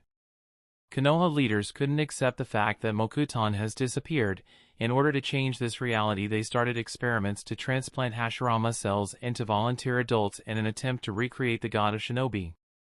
However, the result did not go as they expected or wanted. Without exception, the experiments on each individual resulted in a failure. Every last one of them died, survived, and the casualties only kept rising. Most deaths were from the Senju clan. The village leaders had most hopes from the members of the Senju clan to inherit Mokuton, but their hopes were all crushed. Consequently, with great regret, the village leaders were left with no choice. The experiments had to be terminated and had to be sealed away in the forbidden section, never to be explored ever again. At the same time, they had to accept the fact that this shinobi world has lost Mokuton. However, there are always certain individuals who do not bind themselves by meager rules. They have various purposes and motivations to do what they intend. In the hopes of acquiring more and more power, whether political or strength-wise, or learning all jutsu in existence, there was some fellow who restarted carrying out those forbidden bloody experiments. Sandame does not know if their experiments resulted in a success or not, but he did learn of these experiments being carried out in secrecy. And the result now appears in front of him. He who had believed that Mokuton has disappeared and has now become history like many past legends of the shinobi world, only to be recorded in the archives for a general understanding and to be remembered by people of old age as an after-meal talk, was utterly shocked at the result before him. The one who should have been protecting the village from all its enemies is an enemy of Konoha. The one who should be saving the lives of his fellow Konoha shinobi is now harvesting their lives mercilessly. Just, who are you? You have inherited Shodame-sama's Mokuton. Why do you have this Kekkei Jinkai? Sandame questioned Tobi. Tobi retracted his gaze from the direction of Amigakure, then looked at the old Hokage and said, Era. Hokage-sama wants to know who Tobi is? Tobi? Is Tobi! And Tobi can use Mokuton because Tobi knows magic. Tobi knows all kinds of magic. You cannot even touch Tobi, but Tobi can touch you. Why? Because Tobi is a magician. Pausing here, he continued with a deep tone, but if you wish to know any further, you will have to defeat me first, which is something you will never ever be able to do. After all, you have gotten old, Sarutobi. And unfortunately what Tobi just said is in fact true. Even if he understands this fact he cannot accept, but even if he cannot accept it, he cannot do anything to retort to it. All he can do is grit his teeth in frustration. Damn it. An enemy with both Mokuton and space-time jutsu, it is as if destiny is mocking him by pitting him against someone who has the combined power of Shodame, Nidame, and Yandame Hokage at once. Although he does not have as much understanding of space-time jutsu as Yandame Hokage, thus, he has roughly figured out some basic principles of Tobi's space-time jutsu. Basics principle simply says that as long as Tobi does not want to be touched, he cannot be touched. Coupled with Mokuton, he can harvest lives even from long distances. All those corpses lying around are the direct proof of all this. At this time, the winds coming from the Amigakure made the rain stronger. The heavy rain scoured the ground, forming puddles of water mixed in with the blood of the dead shinobi. Suddenly, Venus' flytrap extended out of the tree Toby was standing upon. Venus' flytrap leaves open to reveal a half-black and half-white body. This was other than Zetsu. Toby asked Zetsu, "What is happening in the village?" Zetsu replied, "Amitsukami has attacked, the leader of Amitsukami is fighting against Nagato, and Homasubi is fighting Conan." Amitsukami. Toby's face sank as soon as Zetsu's words fell. Especially from the fact that Zetsu said Nagato, not Pain. It means that Nagato's secret is known to Amitsukami. Toby is not afraid of the 5 great shinobi villages. If he really intends, then with the combined power of the Akatsuki organization, any village can be destroyed within a single day. It is just that before all the preparations are completed for the project Tsuki no Mi, Toby does not want to turn his face against these villages. But Amitsukami is another matter altogether, a mysterious organization about which you can't find any details, no matter how much you search. Sure is creepy and weird. Moreover, each of the members of Amitsukami has shown such superior strength that makes Toby really careful when dealing with Amitsukami. Toby asked Zetsu, "Is Yama so strong that Nagato had to summon both Gedomazo and Nibi's Jinchuriki?" Zetsu said after a bit of thinking, "He is strong, no doubt, but what's more troubling is that he knew the secret of Pain Rakudo, and directly went after Nagato." Toby wasn't surprised, but at the same time, he was. Toby feels that the person he met at the base of Route on the night of Uchiha Shinichi's defection from Konoha is Yama, so he knows that Yama is strong for sure, but never imagined that his strength would be so exaggerated that Nagato will have to rely on Gedomazo and Nibi. Listening to the dialogue between Toby and Zetsu, even Sandaime looked in the direction of Amigakure and thought, "Amitsukami has also come here?" Could it be that Amitsukami has always been aware of the location of the Akatsuki organization's base, or is it that they learned it recently? Regardless, if the leaders of the Amitsukami and Akatsuki organization are fighting, then does that mean no other units could sneak into Amigakure? And what happened to Jiraiya, Kakashi, and the others? Outside Amigakure, a place where no fighting was taking place, 2 figures wearing raincoats stood quietly in the rain. If Kuroto was here, he could easily tell that these 2 are other than Orochimaru and his loyal subordinate, Kabuto. Listening to the roars of the Gedomazo and looking at the looming golden light shining through the gloomy skies of Amigakure, Orochimaru muttered in a hoarse tone, "I did not expect the old man to have enough courage to launch a raid on the Akatsuki organization. It's rather surprising if you ask me." Kabuto said, "But this raid planned by Hokage-sama sure has helped us a lot. If the Akatsuki organization is eliminated, then our lives will become much easier." Akatsuki organization has never given up on killing Orochimaru, but they have never been able to kill him because of his extremely slippery nature. But continuously escaping from the pursuit of the Akatsuki organization is also troublesome for him. Therefore, when he received information from Hyuga Kuroto about the Hokage's plans, Orochimaru too came to Amigakure secretly. There are several purposes in doing this. The first is to observe the results of this battle.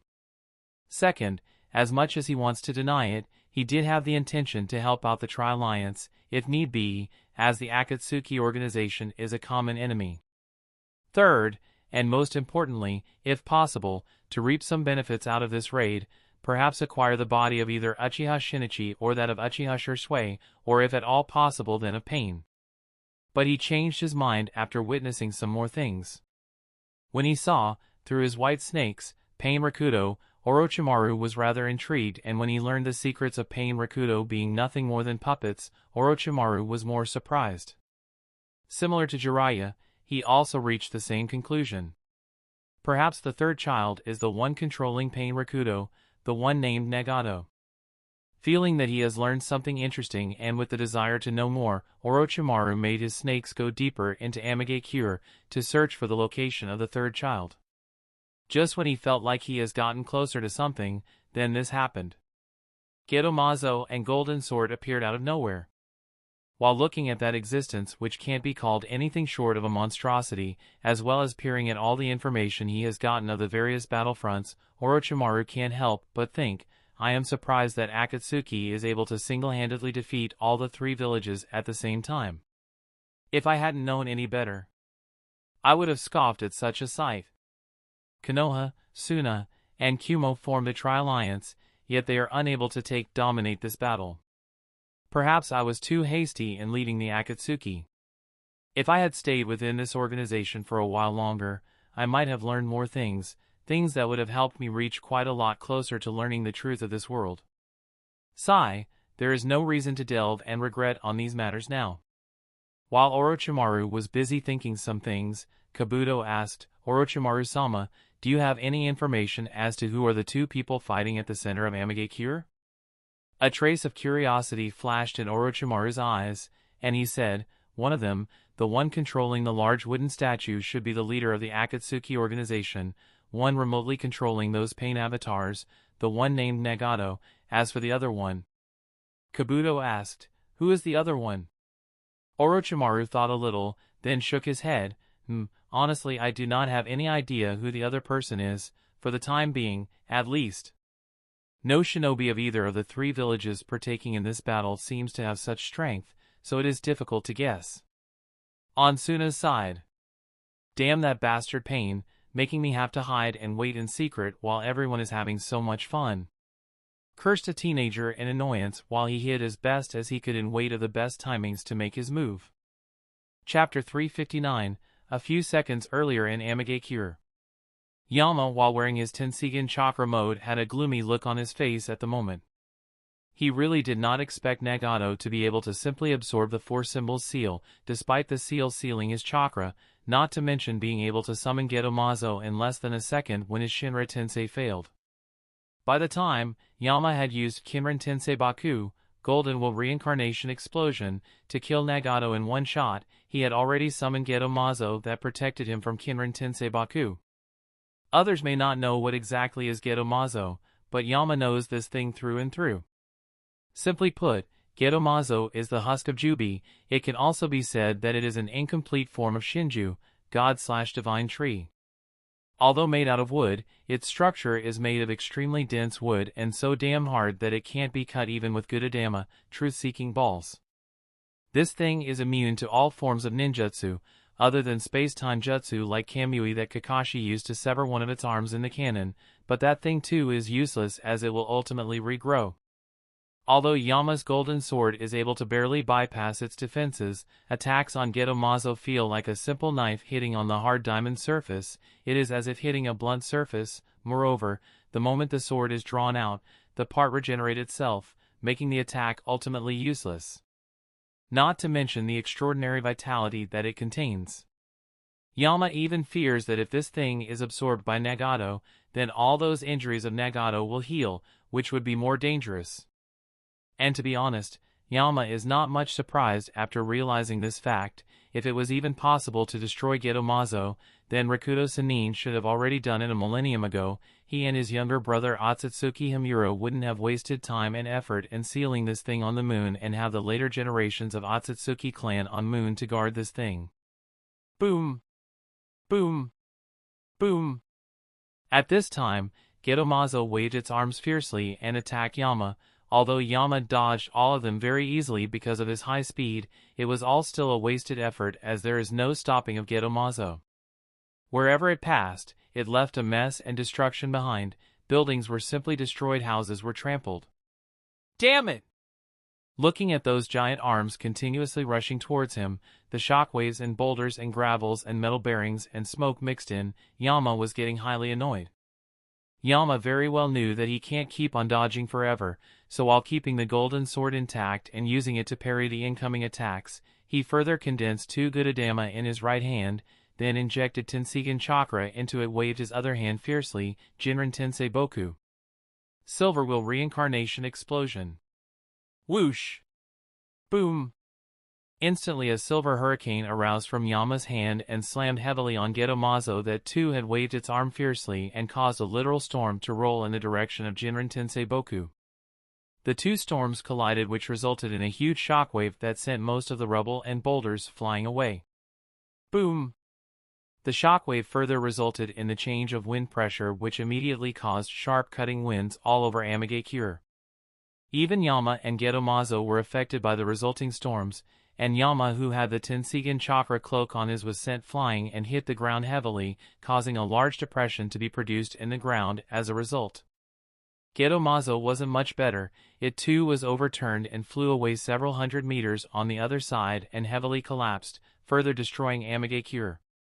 He did not suffer any injuries because of the Tenseigan chakra cloak's protection, but the chakra consumption is a bit heavy, which even made him feel overwhelmed. I can't continue wasting my efforts against Gedomazo. I have to locate Nagato first. Thinking of this, Yama focused on looking for the figure of Nagato all over Amagakure. At this time, the huge Gedomazo also stood up, and Yama also noticed the figure of Nagato on the mechanical walker, hiding behind Geto's statue. Instantly, Yama's figure turned into a stream of light as he rushed towards Nagato at his top speed.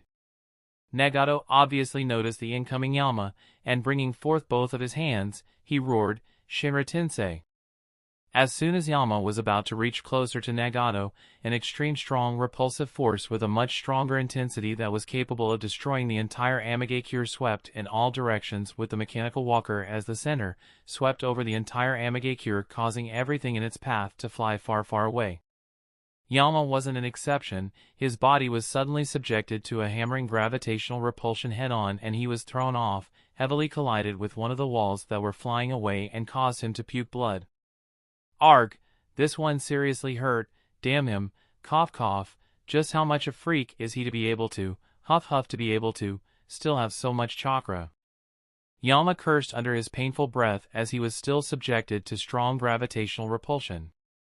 Feeling that he has had enough, he put a gravitational barrier around him, and after catching up his breath, he stretched out his other hand, injected as much chakra as he could, and roared, "Bansho Tenin. Since I can't get through, then I would just pull a Nagato towards me." Under the strong suction force of Bansho Tenin, the mechanical walker of Nagato lifted up and irresistibly flew towards Yama. Bansho Tenin too? Nagato was more taken aback. These attacks, like Shinra Tensei and Bansho Tenin, are jutsu that only he can use because of the Rinnegan, so the fact that the enemy can also use the same jutsu extremely surprised him. Besides, this was the first time he is being hit by these same jutsus, and the feeling is really not good. Do not think that it would be this easy. Nagato roared, and following his roar, Gedomazo stretched out its hand, grabbed Nagato, who was being dragged towards Yama, then used the other hand to punch Yama. It's now! This is the exact moment Yama has been waiting for. He suddenly turned over to dodge the punch of Gedomazo, then instantly rushed towards Nagato. Since the other arm of Gedomazo is carrying Nagato, it wouldn't be able to protect Nagato. At this point, Yama no longer cared if the Rinnegan would be destroyed, and waved the golden sword fiercely with all his strength at Nagato. At this moment, he also noticed a winning smirk on Nagato's lips, and he suddenly had a bad feeling. But it was already too late to back off now, so he had to suddenly guard himself. The exact moment Nagato smirked, the Gedomazo opened its mouth and the chakra swept out of it. The chakra soon took the form of a phantom dragon rushing towards Yama. Yama did not have enough time to defend against the dragon-shaped phantom. The moment this dragon-shaped phantom passed through his body, it also grabbed hold of Yama's soul and tried to rip it out of his body. Yama's consciousness flickered, and for a second, he had a sluggish look on his face under his mask, as if his chakra was about to disappear. But that sluggishness and flicker in consciousness did not last more than an instant and was soon restored by a solemn look without any trace of panic on his face. Unlike ordinary shinobi, Yama, because of his Tenseigan, is already much familiar with the existence of the soul. Moreover, he also has Tenseigan, which can easily compete against Rinnegan's visual prowess, so the phantom dragon wasn't much of a threat to him. So even when he suffered an attack on the soul, there was no damage, no chakra was extracted, and he recovered in less than a second. Nagato, who was held by Gedomazo, suddenly had his winning smirk frozen solid halfway. N0V3LTR0VE served as the original host for this chapter's release on N0V3LB1N. He never thought that there is someone who can actually resist this attack, and murmured subconsciously, How could this even be possible? Does he also have the Rinnegan? This seems to be the only logical guess at this point, but Nagato's instincts were telling him that this is not the case here. The enemy does not have the Rinnegan, it is something else entirely. After a brief shock, Nagato instantly recovered, and injected more of his chakra into Gedomazo, and urged the dragon-shaped phantom to extract the enemy's entire chakra, as well as tear away from his soul. Winning against Nagato and Uzumaki with his own chakra seems to be difficult, so he will have to rely on Ryumyaku's chakra, which is extremely rich in nature energy. Chapter 360. As the seal on Ryumyaku gourd was released, Ryumyaku's dense chakra suddenly rushed into Yama's body. Instantly, the amount of chakra in his body recovered as well as increased. At this moment, Yama also carefully analyzed the phantom dragon still trying to rip the soul out of his body, although it certainly wasn't being successful at doing so, that's for sure. Is it some kind of fuinjutsu that seals chakra? It didn't take much for Yama to analyze this jutsu. It certainly was some kind of fuinjutsu that sealed or absorbed or extracted chakra out of the target's body. At the same time, it also rips their soul. When he thought about this, Yama suddenly remembered a jutsu that seemed all too similar, or perhaps exactly the same, fuinjutsu, Genryukufujin. Sealing Jutsu, 9 Phantom Dragons. The same jutsu that the members of the Akatsuki organization used to extract Bijou out of their Jinchuriki and seal inside the Gedomazo. No wonder why this jutsu is still trying to take effect. After all, it's a jutsu of Jubi, and can literally extract Bijou out of a Jinchuriki and seal it within Gedomazo despite all the resistance of a Bijou or Jinchuriki, so it is obvious that it wouldn't give up so easily. With that understood, Yama started weaving hand signs, tapped his own chest, and muttered, Yurishirsho Fuin. Reverse trigram sealing jutsu / reverse 4 symbol sealing. That jutsu. I have to back off now. Nagato thought and instantly retreated backward to get out of the range of the chakra bubble. He was being repeatedly shocked after witnessing things happening before him. He has never encountered anyone who can resist this jutsu of Gedomazo. No matter which enemy, in the face of fuinjutsu, Genryukufujin, as long as they are touched, they all certainly died. There was who could put any resistance. And this mysterious leader of Amatsukumi is not only putting up resistance, but in fact, he also seems to be completely unaffected by this jutsu, and not only that, he is even able to control his chakra to use an S-class fuinjutsu. This is nothing short of incredible even in Nagato's view. Even he can't guarantee if he will be able to do so should he be facing such a situation.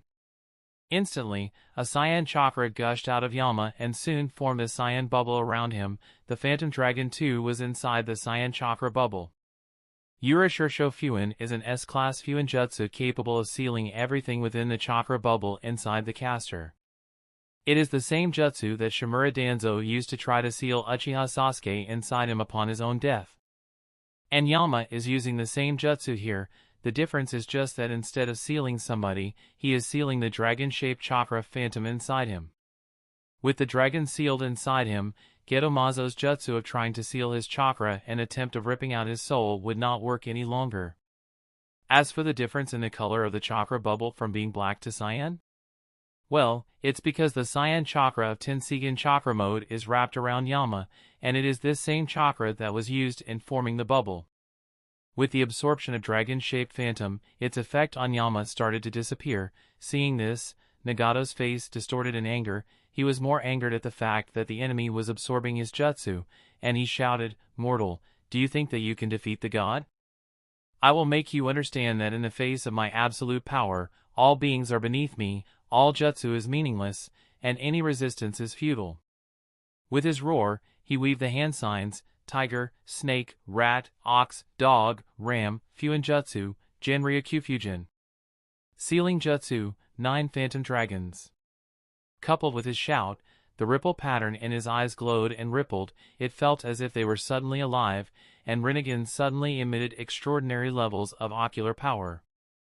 With Nagato's shout, Gedomazo roared again, and it seemed to be resonating with the changes in Nagato's Rinnegan. Instantly the power Gedomazo was applying increased several times. At the same time, the number of phantoms also increased from 1 to 9, and all the 9 phantoms pounced at Yama from all directions, tilting the tug of war in the favor of Nagato. But Yama wasn't panicked. He snickered at Nagato, calling him God. God?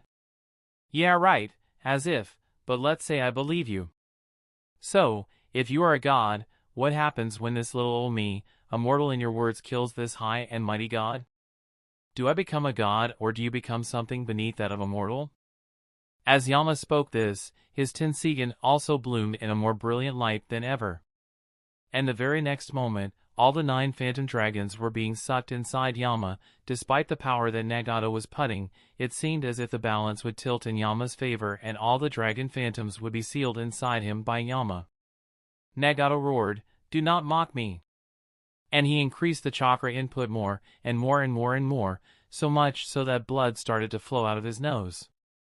The result was evident. Rinnegan's power input increased, and for a moment it seemed that Yama's soul will tear apart.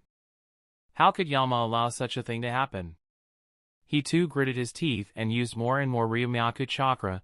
He felt a bit uncomfortable with letting so much natural energy collect inside him, but it did not matter right now. All that matters right now is killing Nagato.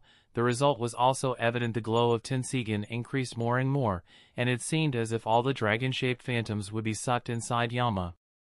The battle of ocular power between Yama and Nagato also affected the surroundings. So much chakra was being used here that it started to become substantial.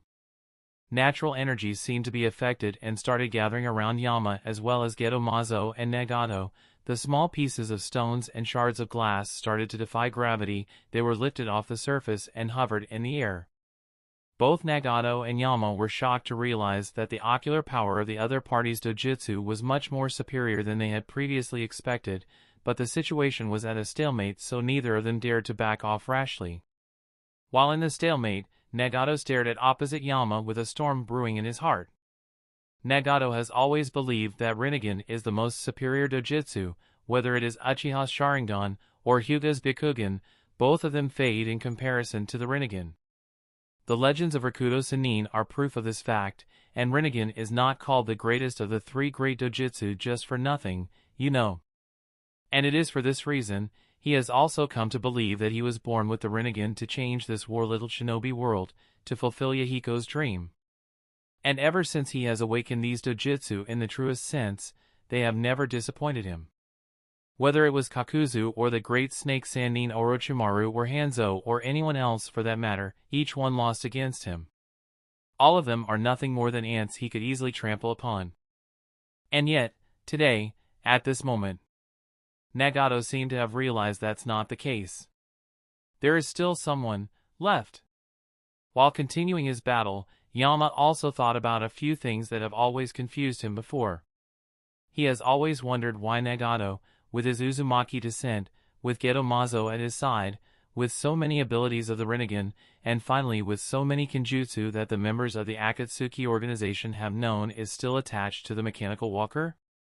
Were the injuries he suffered so serious that he permanently lost his mobility? Not really. Neither was the injury so severe, nor was there no solution. After all, the main reason why he lost his mobility was because of the exposing tags that Hanzo used, and the secondary reason was that Geto Mazo sucked his vitality. It's understandable if Geto Mazo sucked his vitality, but it's not as if it would have always sucked away Nagato's vitality, right? At the first attempt, or perhaps at the second attempt, but always? Obviously not. After all, Obito could use Geto Mazo perfectly, and he had only one Rinnegan. Meanwhile, Nagato has both, so he should be able to better control Geto Mazo. Nagato should have healed, especially considering the fact just how rich the vitality of Geto Mazo is, and yet he did not. Yama can only think of 2 possible reasons. First is probably Nagato's lack of desire to walk anymore. Perhaps he stopped caring what happens to him after Yahiko's death. In his view, the moment Yahiko died, he too died, and all that was left was pain. And for the second reason? It's probably the need. Nagato probably never felt the need to walk anymore. Nobody could match Pain Rakuto in combat, so there was no need to bother with pointless things. Cough cough, puke. As the confrontation continued, Nagato was the first one to back down. He may not have willed it, but his body couldn't support it.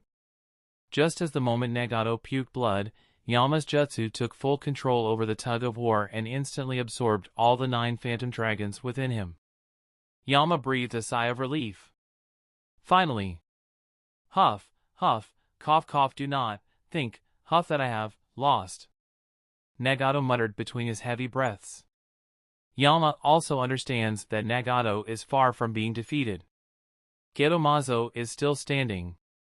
It hasn't disappeared yet. Bring it on. I am also just getting started. Chapter 361, on Jiraiya and the other side. Pain Rakudo, who was buried in the ruins, suddenly regained consciousness.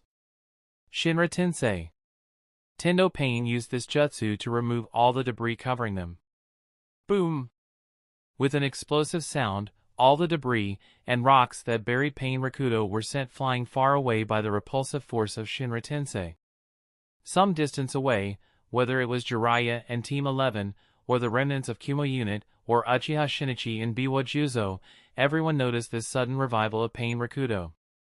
Kakashi muttered with a solemn expression, "They are active again?" Jiraiya frowned. What does Nagato intend to do with these puppets now? Tohu Fukasaku said, "Whatever it is, be careful, Jiraiya boy." Shursui also frowned, since a while ago, that giant wooden statue and golden sword have been clashing with each other, but why have these puppets started to act again? Could it be that something has gone wrong on Kuroto-san's side? Jiraiya said to the others, "We must first deal with these puppets and then figure out the rest of the situation." Jiraiya was still in his imperfect Sannin mode and was ready to deal with those puppets this time for sure. Similar was the case with the rest of Team 11. But it appears that Pain Rakudo were not so much interested in dealing with Jiraiya and the others for now. They all looked in the direction of Gedomazo, then disappeared. Poof! Poof! Poof! Poof! Poof! Poof! Being completely ignored by Pain Rakudo, Jiraiya, who was already in his fighting stance, suddenly awkward expression, well, that's on Yama's side. Kuchiyos no Jutsu. Poof! Poof! Poof! Poof! Poof! Poof! Poof! Yama muttered with a frown, did he even summon her? In addition to Pain Rakudo, Nagato even summoned Jinchuriki of Nibi, Niujito. Was Yama panicked? Not really. He wasn't panicked in the slightest.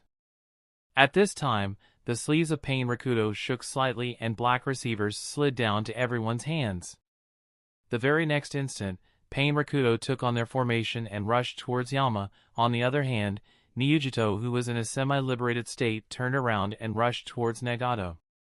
Meanwhile, Gedomazo also started another assault at Yama.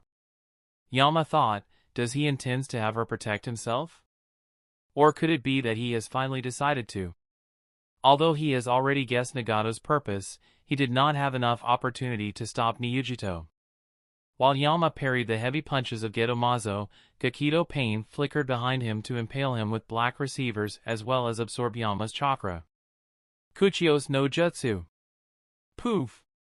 But the moment Gudadama was about to rip apart the puppet, Tendo Pain appeared before Gakido Pain with a poof of white smoke and stopped Gudadama with a repulsive barrier.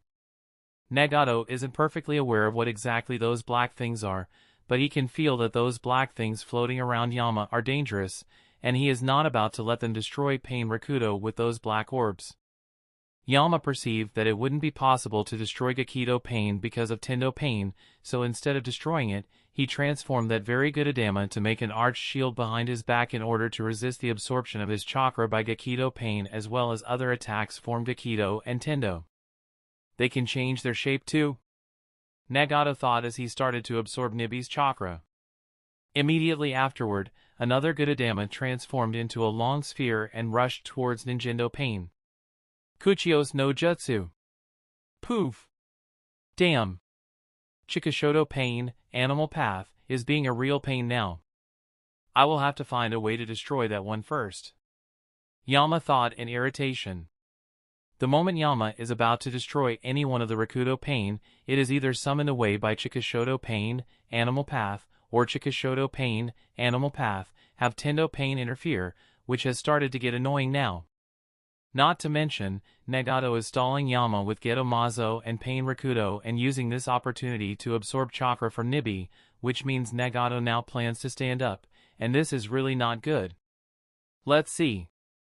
Chikashoto Pain, Animal Path, can summon itself as well as summon other pains. It should only be capable of doing one thing at once, either it can summon itself or summon another pain somewhere.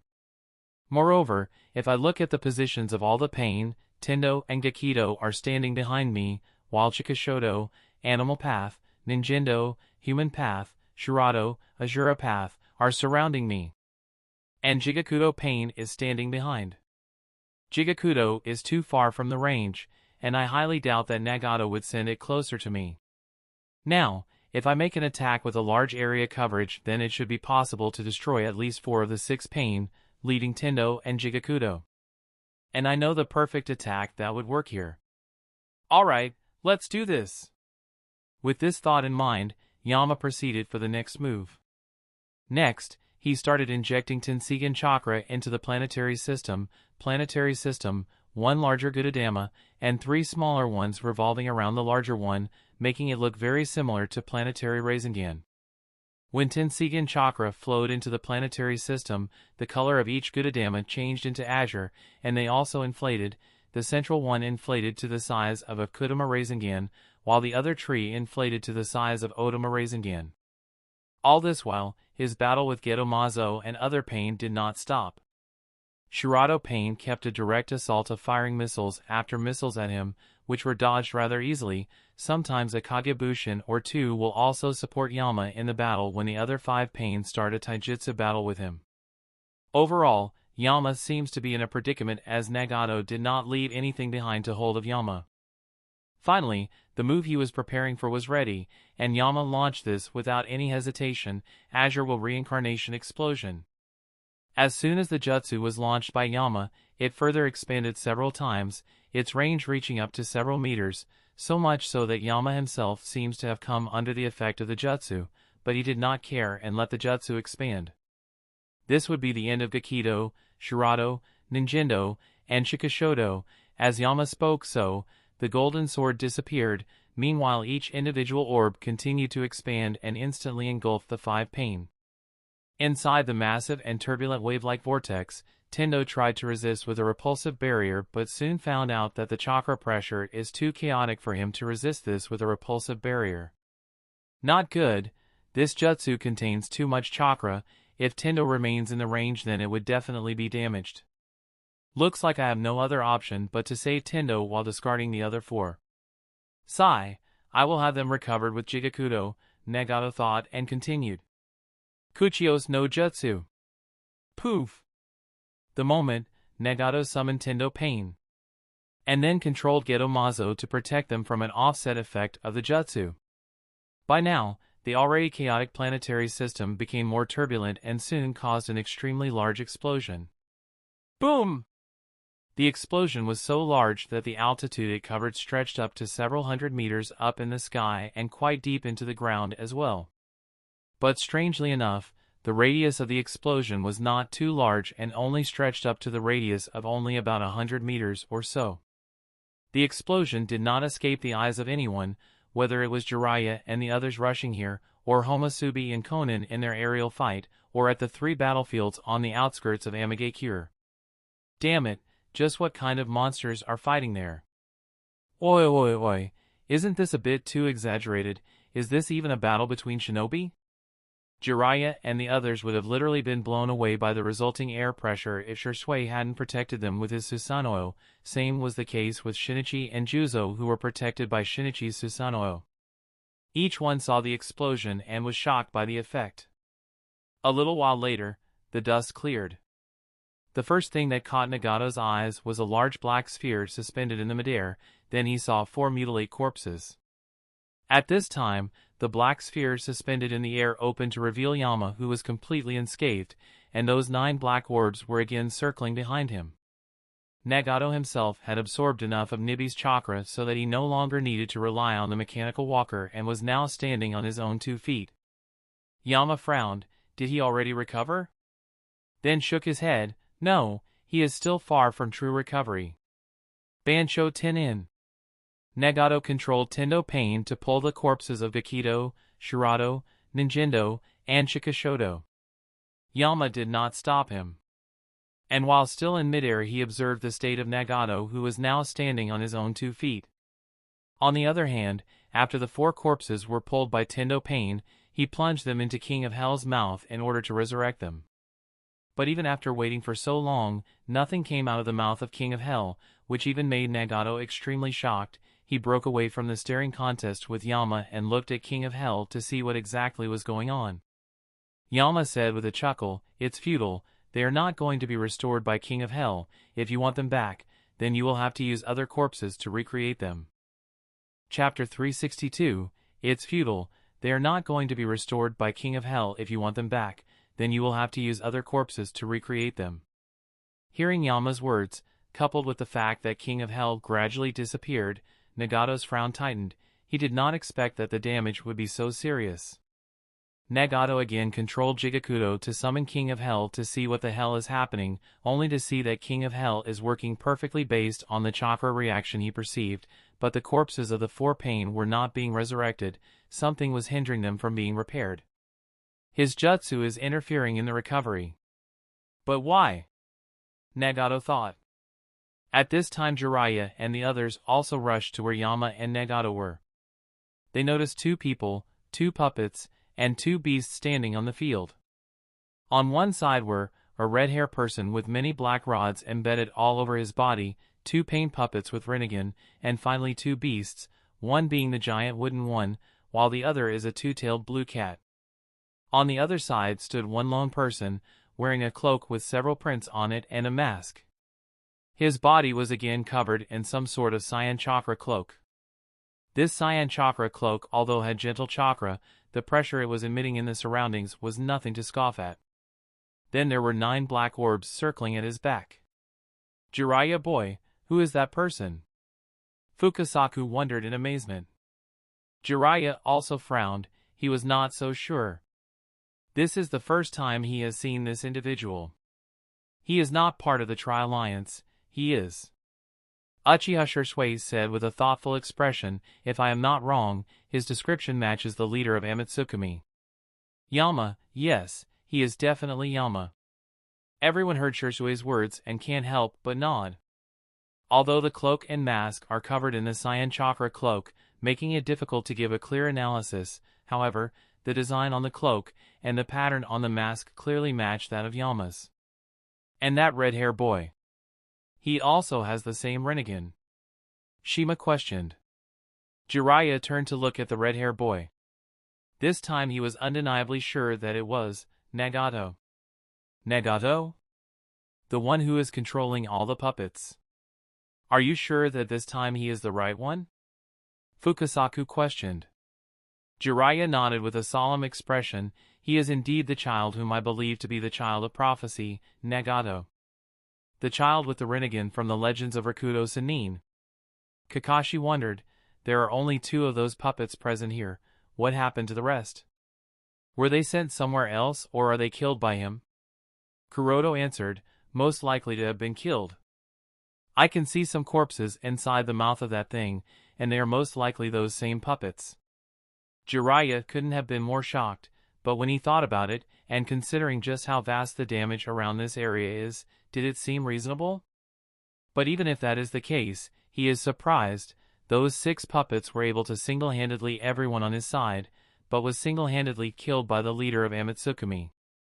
On the other hand, Kumo Shinobi were somewhat cheerful upon noticing the Nibi. It meant that Ryujito was still alive and fighting. Thank goodness Yujito-sama is safe. We have to help her in the battle. Confronting both the leader of Akatsuki and Amatsukami at the same time couldn't have been that easy. It's a blessing that Yujito-sama managed somehow. Hearing the cheerful words of Kumo Jonins, Kakashi frowned. Was she really fighting against those 2? Why do I feel that's not the case here? Caw, caw, caw. Paper fluttering. Paper fluttering. Paper fluttering. At the same time, the cawing of crows and fluttering of papers can be seen and heard in the sky above them. This was other than Homosubi and Conan, who were also fighting against each other. Guy rubbed his eyes when he saw paper and crows fighting each other. Am I the only one seeing this? Kakashi, Kuroto, and Shisui shook their heads and said, No, you are not. There sure are some weird people with strange jutsu here. Guy said, But all that aside, I did not expect Amatsukami to suddenly attack the Akatsuki organization. Kakashi nodded. Fortunately, these two organizations are not collaborating, else. Kakashi did not finish his words, but everyone here was able to understand the implication of that if. Shinichi, who stood on the other side, whispered to Juzo, What do you think we should do? Juzo sighed, I am not sure if we can participate in the battle of this level. It would be best to stay on the sidelines and let Pain or whoever he truly is deal with the leader of Amatsukami. Shinichi's eyes flickered at Juzo's words. He was wondering if he should help Yama, Kuroto, to completely eliminate true Pain, Nagato, but when he looked at Geto, he felt somewhat unsure. He wasn't sure why, but his instincts were telling him that Geto is not something he can deal with so easily. Perhaps I can help him to keep the Jinchuriki of Nibi in check, at least with one less enemy to deal with he may be able to kill Pain. But should I? It doesn't seem that he requires any assistance. So, should I? After a while of observation, Jiraiya felt that both Yama and Nagato seemed to be at a stalemate. And they seemed to be waiting for the other party's first move. Moreover, they aren't paying much attention to the others in the surroundings. This is the best opportunity to deal with both of them. If this opportunity is missed, then who knows if it will be possible to deal with such powerful individuals, Jiraiya thought, then whispered to Kuroto and Guy, Hyuga, Kuroto and Might Guy, at my signal, rush towards Nagato, and kill him. Kuroto and Guy couldn't understand what exactly Jiraiya intended, but they nodded. If anything can kill the leader of the Akatsuki organization, then they are on board with it, whatever it might be. Then Jiraiya turned to whisper to Kakashi and Shisui, Hatake Kakashi and Uchiha Shisui, at my signal, rush towards Yama, and kill him immediately. Kakashi and Shisui also saw the seriousness of Jiraiya's expression, and nodded, understood, Jiraiya-sama. This short conversation between Jiraiya and the four members of the Team 11 was not heard by anyone other than the five of them and the two toads. As per Jiraiya's instructions, both Shisui and Kakashi got ready. Next, Jiraiya leaped high and shouted, Boss, ma'am, let's start. Fukasaku and Shima nodded. Fukasaku and Shima immediately nodded, their throat immediately swelled and loud croaking sounds were heard, croak, croak, croak, croak. The target of the croaking was Nagato and Yama. Croak, croak, croak, croak. Ugh. Why did he have to go and use this? One Nagato is already a problem, and now this. Yama sighed. Megan, Gamarinsho. Demonic Illusion, Toad Confrontation Chant, is a Senjutsu-enhanced Jinjutsu, where the Jinjutsu is cast using sound as a medium, which means that the visual prowess of both Rinnegan and Tenseigan are useless against this Jinjutsu. As the croaking of toads intensified, Yama found himself inside a Jinjutsu space that looked similar to the stomach of a toad. At this time, he was surrounded by four samurai toads who pushed their one hand each and sealed him inside a barrier. Of course, Yama was not the only one who was trapped. Nagato was also in the same situation as him, as he was also affected by this Jinjutsu. Trapped inside the small Jinjutsu world, Yama and Nagato faced each other with a bit of awkwardness. Nagato said to Jiraiya, Jiraiya-sensei, I did not expect that you can still use such a Jinjutsu. At this time, Jiraiya appeared on top of the head of one of the samurai toads and spoke, Nagato, this is the end, there is no escape from here. However, I still believe that you are the child of prophecy. If you are willing to turn over a new leaf, willing to correct your erred ways and atone for all you have done, I am willing to give you one chance. Jiraiya still does not want to give up on Nagato. However, contrary to what Jiraiya has hoped, Nagato was not panicked in the slightest, and said indifferently, "Jiraiya-sensei, my conviction for the kind of world peace I desire is unbreakable. There is no going back from the path that I have taken." Disappointed, Jiraiya looked in the direction of Yama and said, "Yama, the mysterious leader of Amatsukami, for trying to disrupt the peace between Konoha and Kumo, as well as kidnapping and killing of Jonin Watanabe of Kumo, and Jonin Uchiha Hideki and Uchiha Ryota of Konoha, as well as several other crimes, you will be executed here." Yama chuckled, "If you think you can do it, then why don't you try?" Chapter 363, Outside Jinjutsu Plane Equals in the Real World. The moment both Nagato and Yama had fallen in the Jinjutsu, several changes occurred. Because Yama had fallen in Jinjutsu, his Tenseigan chakra mode was deactivated, his body no longer stayed afloat in the air and fell on the ground. However, the shape-shifting on the Kazekage puppet was still there, as the chakra has already been sealed inside the puppet. Similarly, because Nagato had also fallen into a Jinjutsu, so Geto Mazo and Nibi that were summoned by Nagato disappeared into poofs of white smoke, but Tendo Pain and Jigakudo Pain were still there. The reason why Tendo and Jigakudo did not lose consciousness is that Nagato can share the vision with the other Pain through his Rinnegan. As such, he was still able to see what exactly was going on at the battlefield and could act accordingly. Seeing the changes that suddenly happened on the battlefield, Conan and Homasubi reacted immediately and stopped their battle midway. Then they both rushed towards the battlefield to protect the leaders of their respective organizations.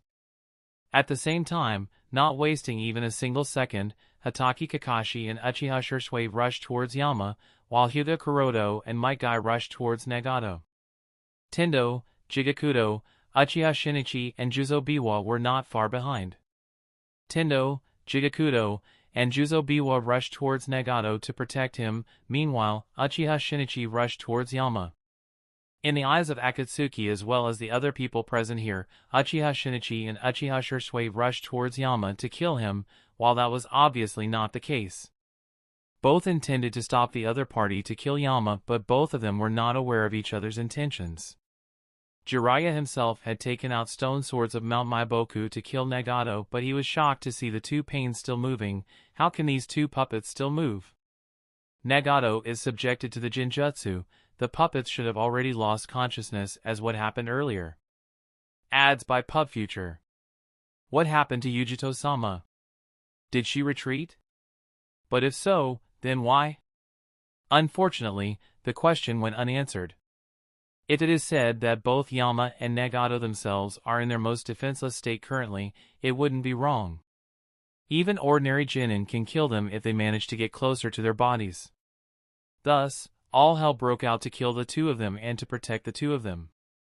Conan and Homasubi were the fastest. Conan descended from the sky and wrapped Nagato with her papers, lifted him up high into the sky, and flooded the entire area with her papers to resist the approach of Hyuga Kuroto and Might Guy with her papers. With herself and Nagato floating high in the sky, Nagato was most likely safe. Meanwhile, Tendo and Jigakudo resisted the incoming Jiraiya. While Biwa Juzo confronted two Kumo Jonins at the same time and did not allow them to get closer to Conan and Nagato. On the other side, hundreds of crows flocked around Yama and completely covered him, not showing even a single trace of his being.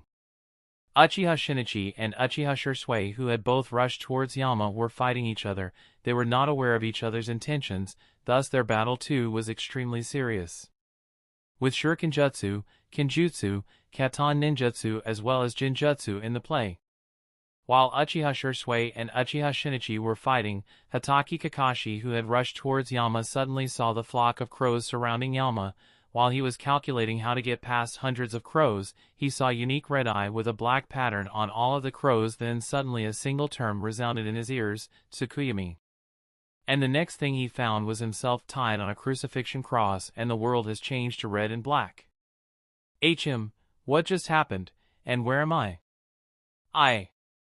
It's a Jinjutsu? Were Kakashi's last words he could remember before the next 24 hours of hell started. He had to spend the time getting stabbed all over his body. Nothing worked. Even if he knew it was a Jinjutsu, it still didn't help. The reason why Homosubi used Tsukuyomi on Kakashi is that it is the best way to defeat Kakashi while not killing him. Homosubi is perfectly aware of Kakashi's Manjiki Sharingan, so Homosubi did not want to risk having to confront Kakashi's Manjiki Sharingan, as that can really risk Yama's life here. While Kakashi spent 24 hours in Jinjutsu, only an instant passed in the reality. Everyone only saw that Hatake Kakashi was rushing towards Yama, who was surrounded by hundreds of crows, and suddenly puked out blood and fainted. At this time, all the other Kumo Jonin also acted. Some rushed towards Yama while the others towards Biwa Juzo and Conan. Both Shisui and Shinichi were worried about Yama, as Yama has yet to awake, but at this point, they could only have faith in him and Homosubi and stop the Uchiha Shinobi in front of them from killing Yama. Meanwhile, Homosubi also tried to release the Jinjutsu on Yama. There are many ways to dispel a Jinjutsu. Overriding a Jinjutsu with another Jinjutsu is one of the best methods. Although this method is rarely used because of the complexity of this method, it is indeed the best method. It took Homosubi only a few seconds to override Jiraiya's Jinjutsu on Yama, thus the control transferred in the hands of Homosubi. At the same time, in the Jinjutsu place, Jiraiya said to Yama, "You will not be able to release this Jinjutsu. Escape is not possible." Yama chuckled, "Ha ha ha.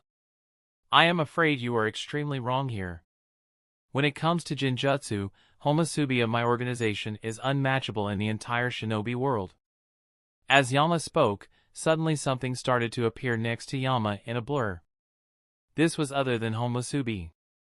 After coming to this Jinjutsu plane, Homosubi looked around and observed the surroundings, then noticed Yama standing next to him, and apologized. "I apologize to have to make you wait. I have overwritten Jinjutsu. We are ready to leave here." Yama nodded and said, "Go on with it." What the hell is going on here? Jiraiya as well as the two Great Toes were shocked. This is the first time they have ever witnessed such a thing happening. "Alright folks, see you on the other side." And the very next moment, both Yama and Homosubi's figures started to blur and soon disappeared. After disappearing from the Jinjutsu plane, Yama and Homosubi appeared in a red and black world. Looking at his surroundings curiously, Yama muttered, "So this is Tsukuyomi world, huh?" Homosubi nodded, then asked, "Ano, Kuroto-san, why did you not use Ryumyaku to free yourself from Jiraiya-sama's Jinjutsu?" Kuroto said, "Well, it's because having Ryumyaku directly disrupt my chakra is a bit dangerous, as the amount of nature energy will concentrate too much in my body, much more than I can handle at this stage. Directly having to use Ryumyaku chakra is already a bit taxing, and if I were to allow Ryumyaku to flood my body with its chakra, then there is a high possibility that would have instantly turned into a stone. Also, I don't want to reveal the existence of Ryumyaku to anyone other than the members of Amitsukami, so that's also a reason. Now don't get me wrong, I would have obviously used it if extremely necessary, but I did not feel the need." As he said, in addition to Shisui, Shinichi, and Itachi helping him, he could have also used Ryumyaku to release Jiraiya's Jinjutsu. But, as mentioned, Kuroto's body has only started to naturally adapt to natural energy, so there is only a limit of natural energy his body can handle currently. If it were to collect in excess in his body, then that would be the end of it all. Of course, the fact that he has started to adapt to natural energy also means that he is slowly and steadily getting closer to mastering Senjutsu. But it is still ahead. Chapter 364, On the Reality Plane. The current battlefield inside Amagakure has become a complete mess. Unlike the previous confrontation between the leader of Amitsukami and Akatsuki, whose battle level has reached the realm of gods, from the perspective of shinobi partaking in this war, the current battlefield had the appearance of what a war between shinobi should be like. Ninja tools like kunai, shuriken, swords, knife, tanto, sunban, exploding tags, ninjutsu like keton, suetun, doton, raiton, futon, rasengan, hairjutsu etc., occasional appearance of some kekiai jinkai, air pressure because of taijutsu moves, jinjutsu because of 3 Manjiki Sharingan users, occasional appearances of Susanoo, papers, crows and whatnot were constantly flying from one person to the another. Conan and Homosubi because of their unique jutsu had the most mobility, but their entire focus was the protection of Nagato and Yama respectively. "Might Guy, keep this fellow occupied for a while." With a quick dodge from the attack from Tendo Pain, Jiraiya jumped high in the sky using his toad characteristics and spurted out a large amount of oil on Konan Gamayuden. Toad Oil Bullet. The Toad Oil Bullet was extremely fast, and in less than a second, it was poured all over Konan's body, soaking her entire body in oil. Konan frowned. Oil is very viscous and sticky, and it prevented her from peeling apart her papers. Having succeeded with the attack, Jiraiya was now ready to kill the two children he had once taught. It was difficult for him, therefore, he said one last sentence, "I had hoped that the three of you would make your dreams come true. I never wanted such a day to come where I will be left with no other choice but to eliminate both of you myself." Konan wasn't afraid even if she did not have any escape left. "Jiraiya-sensei, you know nothing of what we experienced. Someone who hasn't experienced can never understand what we suffered." Jiraiya had no answer. He could say nothing. This is not the first time he has been accused as such, and perhaps she is right. The suffering of oneself can only be understood by them and them alone. Even if others try, they will never be able to understand them, and sadly Jiraiya knows this better than anyone. "It's time to end this." With this, Jiraiya bent down, and while stimulating the metabolism of his hairs with his chakra, he said, "Perhaps you are right after all, but I cannot allow you all to destroy the peace." Senpo, Kibari Senbon. Sage Art, Kibari Senbon. Whoosh! Whoosh! Whoosh! All the hair needles pierced Konan's body. Blood spurted, and her body fell. Thump! Plop! And collapsed on the ground. Along with her, all the papers floating in the sky or acting all over the battlefield also started to fall down. The same was the case with Nagato's body, also started to fall. Jiraiya went forward to the place where Konan's body fell. He had a sad expression. He did not want to kill his disciples. Hiss! Suddenly the sound of exploding tags burning reached his ears. Kami Bunshin rigged with exploding tags? Quick reflexes immediately alerted Jiraiya, and he instantly jumped away. Boom! Boom! Boom! Boom! Boom! Boom! Boom! Boom! Boom! Boom! Boom! Boom! Jiraiya frowned only to realize that the Konan he had soaked in with his oil was a mere clone. At this time, Konan's eyes emerged on the papers that had covered Nagato. With her appearance, Nagato's fall also stopped. While still wrapping herself over Nagato, she made paper wings and made sure to stay afloat over a much higher height than Jiraiya can ever reach. From beginning to end, she had no intention of fighting Jiraiya. She knows that as long as Nagato is alive, everything will be alright. That's why keeping Nagato alive is her objective. At the same time, it is also the meaning of her life so that Nagato can fulfill Yahiko's dream. She has been trying to dispel the Jinjutsu on Nagato, but for some reason, it was proving to be futile. Is it because of Sannin Chakra? But if that's the case, then she turned towards Yama, and thought he shouldn't be able to release Jiraiya-sensei's Jinjutsu either.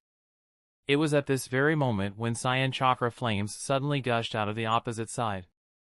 No, no, no, no, no. Please no, it couldn't be.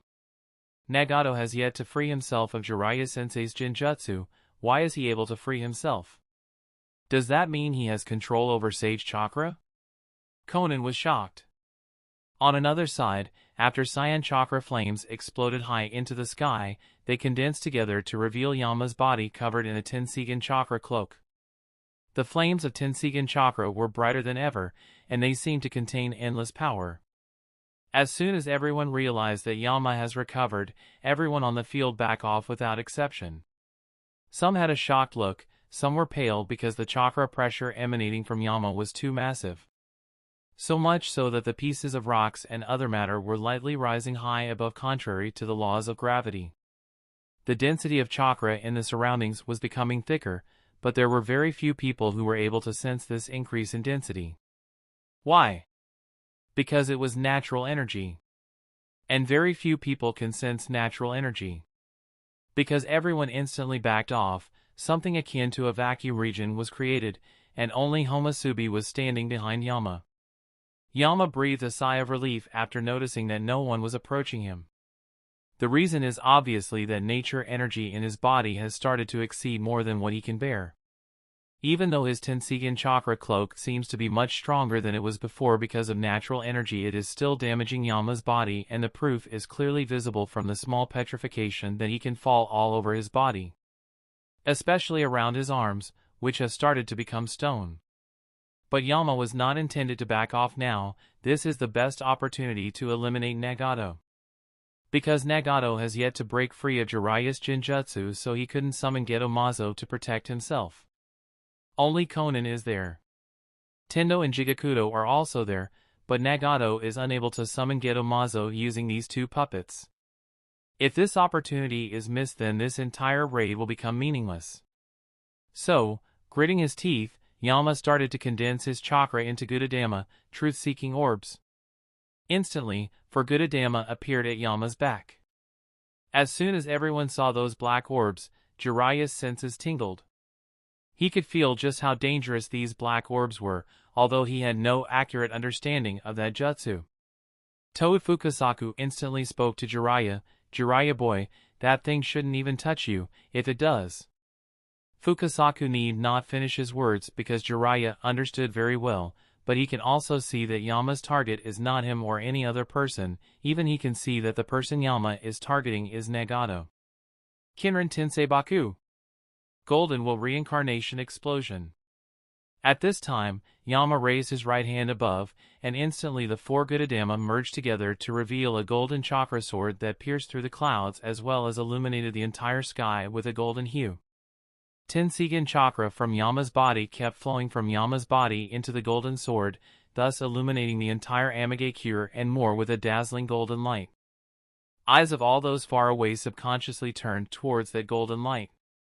It was at this moment Nagato also regained consciousness.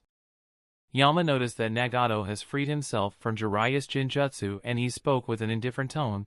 "It's time to end this farce."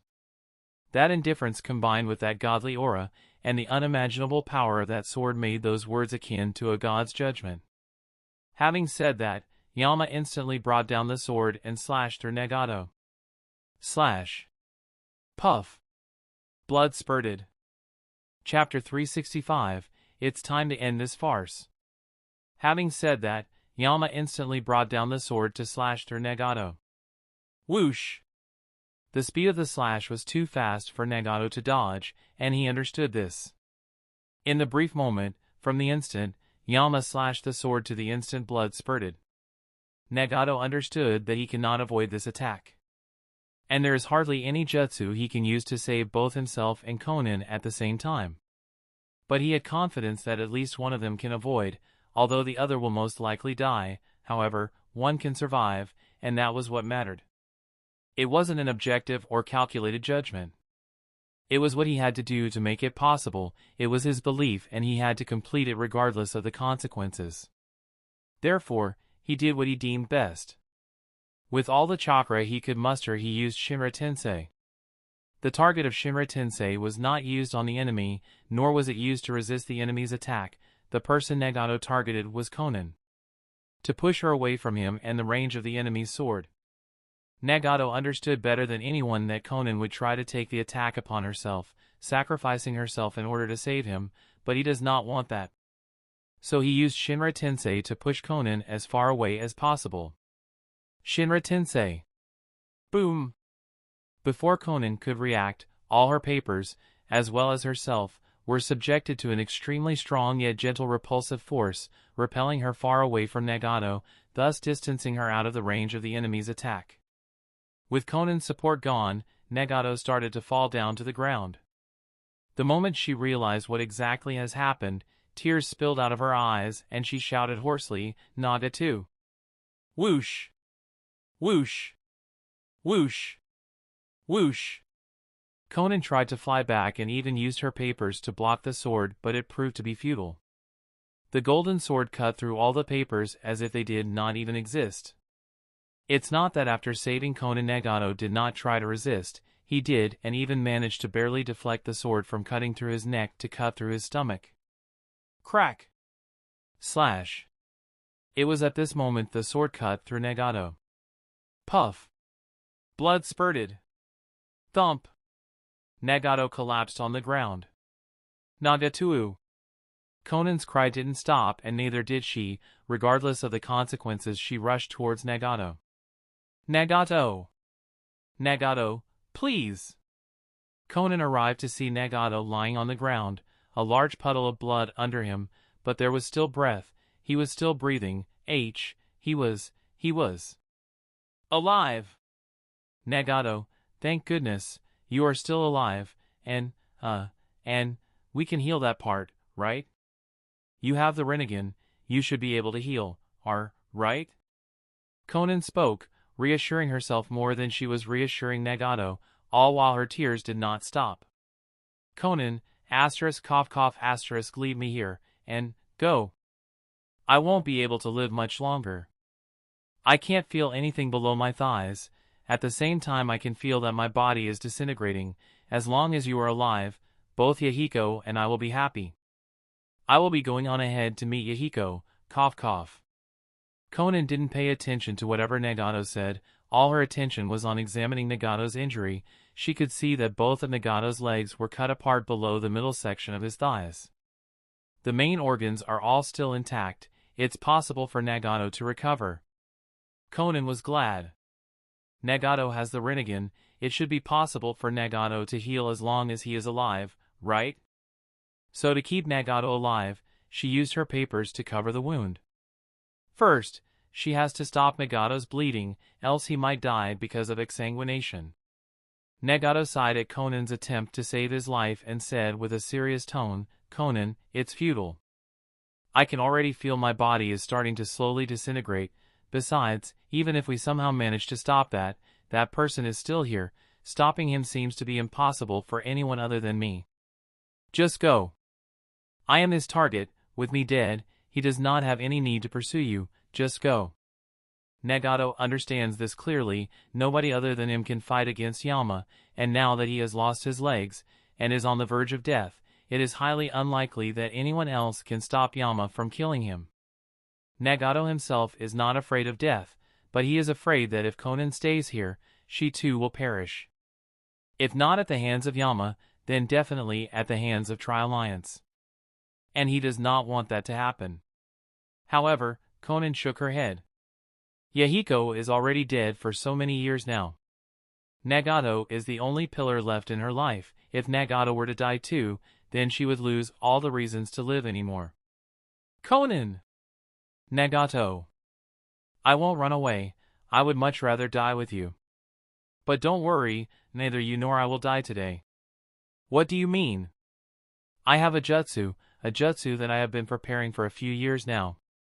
Although it hasn't been completed yet, it is still more than enough to kill everyone here. After I kill them all, we will leave here and work on to make Yahiko's dream a reality. After speaking so, she did not wait for Nagato's reply and turned in the direction of Yama with a murderous expression. This will be the end of it all. The jutsu Conan is talking about is obviously Kami no Shisha no Jutsu. Paper Person of God technique. Conan is sure that once it is used, everybody here will die. On Jiraiya's side. Looking at the resulting damage of that golden sword, Jiraiya muttered in a daze, just what kind of ninjutsu is that? Toad Fukasaku groaned for a while and said, the body of Yama seems to be gathering more and more natural energy. I reckon that he is still far from showing his true capabilities, and has started to use Sennin mode. Toad Shima nodded. Pa is right, such an astounding amount of natural energy, but I wonder what Sennin mode is he using. From the looks of it, it doesn't seem to belong to either of the Ryuchi Cave or the Shikatsu Forest. Listening to the words of Toad Shima and Toad Fukasaku, more and more sweat flowed down Jiraiya's forehead. The leader of Amatsukami is already akin to a god in the normal state. If he has mastery over Senjutsu too, then it might even be possible that he has already surpassed Shodame Hokage Senju Hashirama. Does that mean he is the new god of shinobi? God of shinobi of this era? While Jiraiya was wondering if Yama is the new god of shinobi, Yama himself had a helpless expression under his mask. Crack! Damn it, he was frustrated. The reason is also very simple. The moment he had brought down the golden chakra sword, a crack appeared in his petrifying hand, and that crack resulted in a slight deviation of the trajectory of his attack. The result is that the sword that was supposed to cut through Nagato's neck now cut through his thighs. The insta-kill did not happen, although Nagato's body will slowly disintegrate. That isn't the issue here. The issue here is that after that one strike his jutsu dispersed completely and the speed at which his body was petrifying also increased. If anything happens now, it is highly unlikely that he would be able to interfere or do anything to prevent that from happening. That's because even simple movements have become somewhat difficult for him right now because of petrification. And what Yama feared happened. This will be the end of it all. It was at this moment Conan looked at him with a murderous expression and Yama suddenly had a bad feeling. Kami no, Conan, give Nagato to me. Conan stopped midway and turned to look at Zetsu, whose half-body has appeared out of the ground. Looking at Zetsu, she frowned. Zetsu knew that Conan won't easily trust him, and continued to say, I have a method to save Nagato, trust me. Conan wasn't sure. She looked at Nagato, who sighed and nodded towards her. With Nagato's nod, she agreed, although with slight hesitation, while she took it upon herself to guard Nagato and Zetsu against Yama as well as Tri-Alliance. Instantly Tobi as well as two more white creatures appeared next to Zetsu. Tobi looked at Nagato with a frown. He went forward, crouched next to Nagato, obviously under Conan's watch, then shredded the lower portions of Nagato's thighs with the use of Kamui. P.S. If Kakashi can literally shred an arm of Geto Mazo with his Kamui, then Tobi should be able to do so as well. The only requirement will be that he has to touch the thing that he wants to shred. Shred. Puff. Shred. Puff. Arbrake. What are you doing? Conan asked vigilantly. Tobi did not look up and said casually, Oh, relax, I am saving him, of course. I don't know what kind of ninjutsu that guy used, but based on the injury Nagato has suffered, that there is some sort of foreign chakra is invading his body through the cut part. Because of that chakra, his body would disintegrate regardless of what you or I try to do. Shredding that part seems to be the only possible way to save him for the time being. Or in other words, you can say that it is a temporary countermeasure till we find a better method. Nagato nodded. Perhaps he is right. The disintegration of my cells has slowed down. Tobi nodded and said, Zetsu, you are up. Zetsu nodded, and following his nod, one of those white creatures covered Nagato's body like armor, allowing him to stand on his own two legs. At the same time, an umbilical cord of sword is attached to Nagato's stomach and back, providing him with chakra to resist the invasion of that foreign chakra as well as slowly heal him.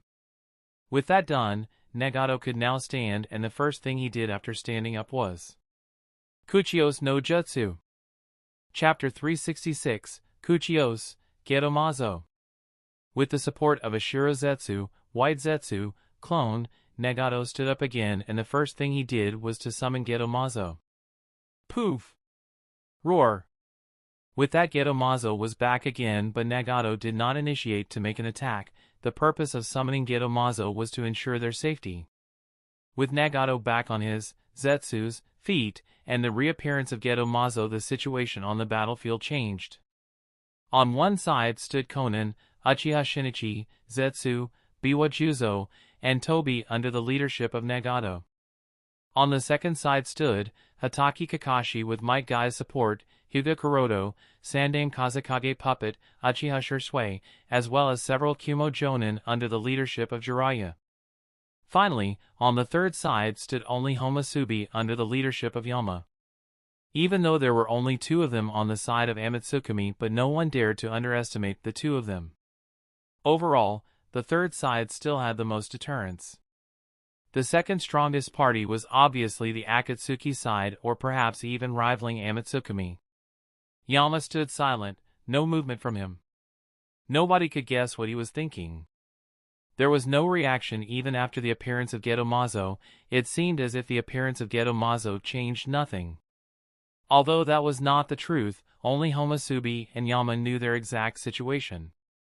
Homusubi was severely lacking in chakra because of the continuous battle against Conan and against the shinobi of Tri-Alliance, especially because of the use of Tsukuyomi. And Yama's state needs not to be mentioned, even slight movements were very difficult for him. Yama understands this better than anyone, that with the appearance of Obito and Zetsu, killing Nagato is now no longer possible, especially given his condition.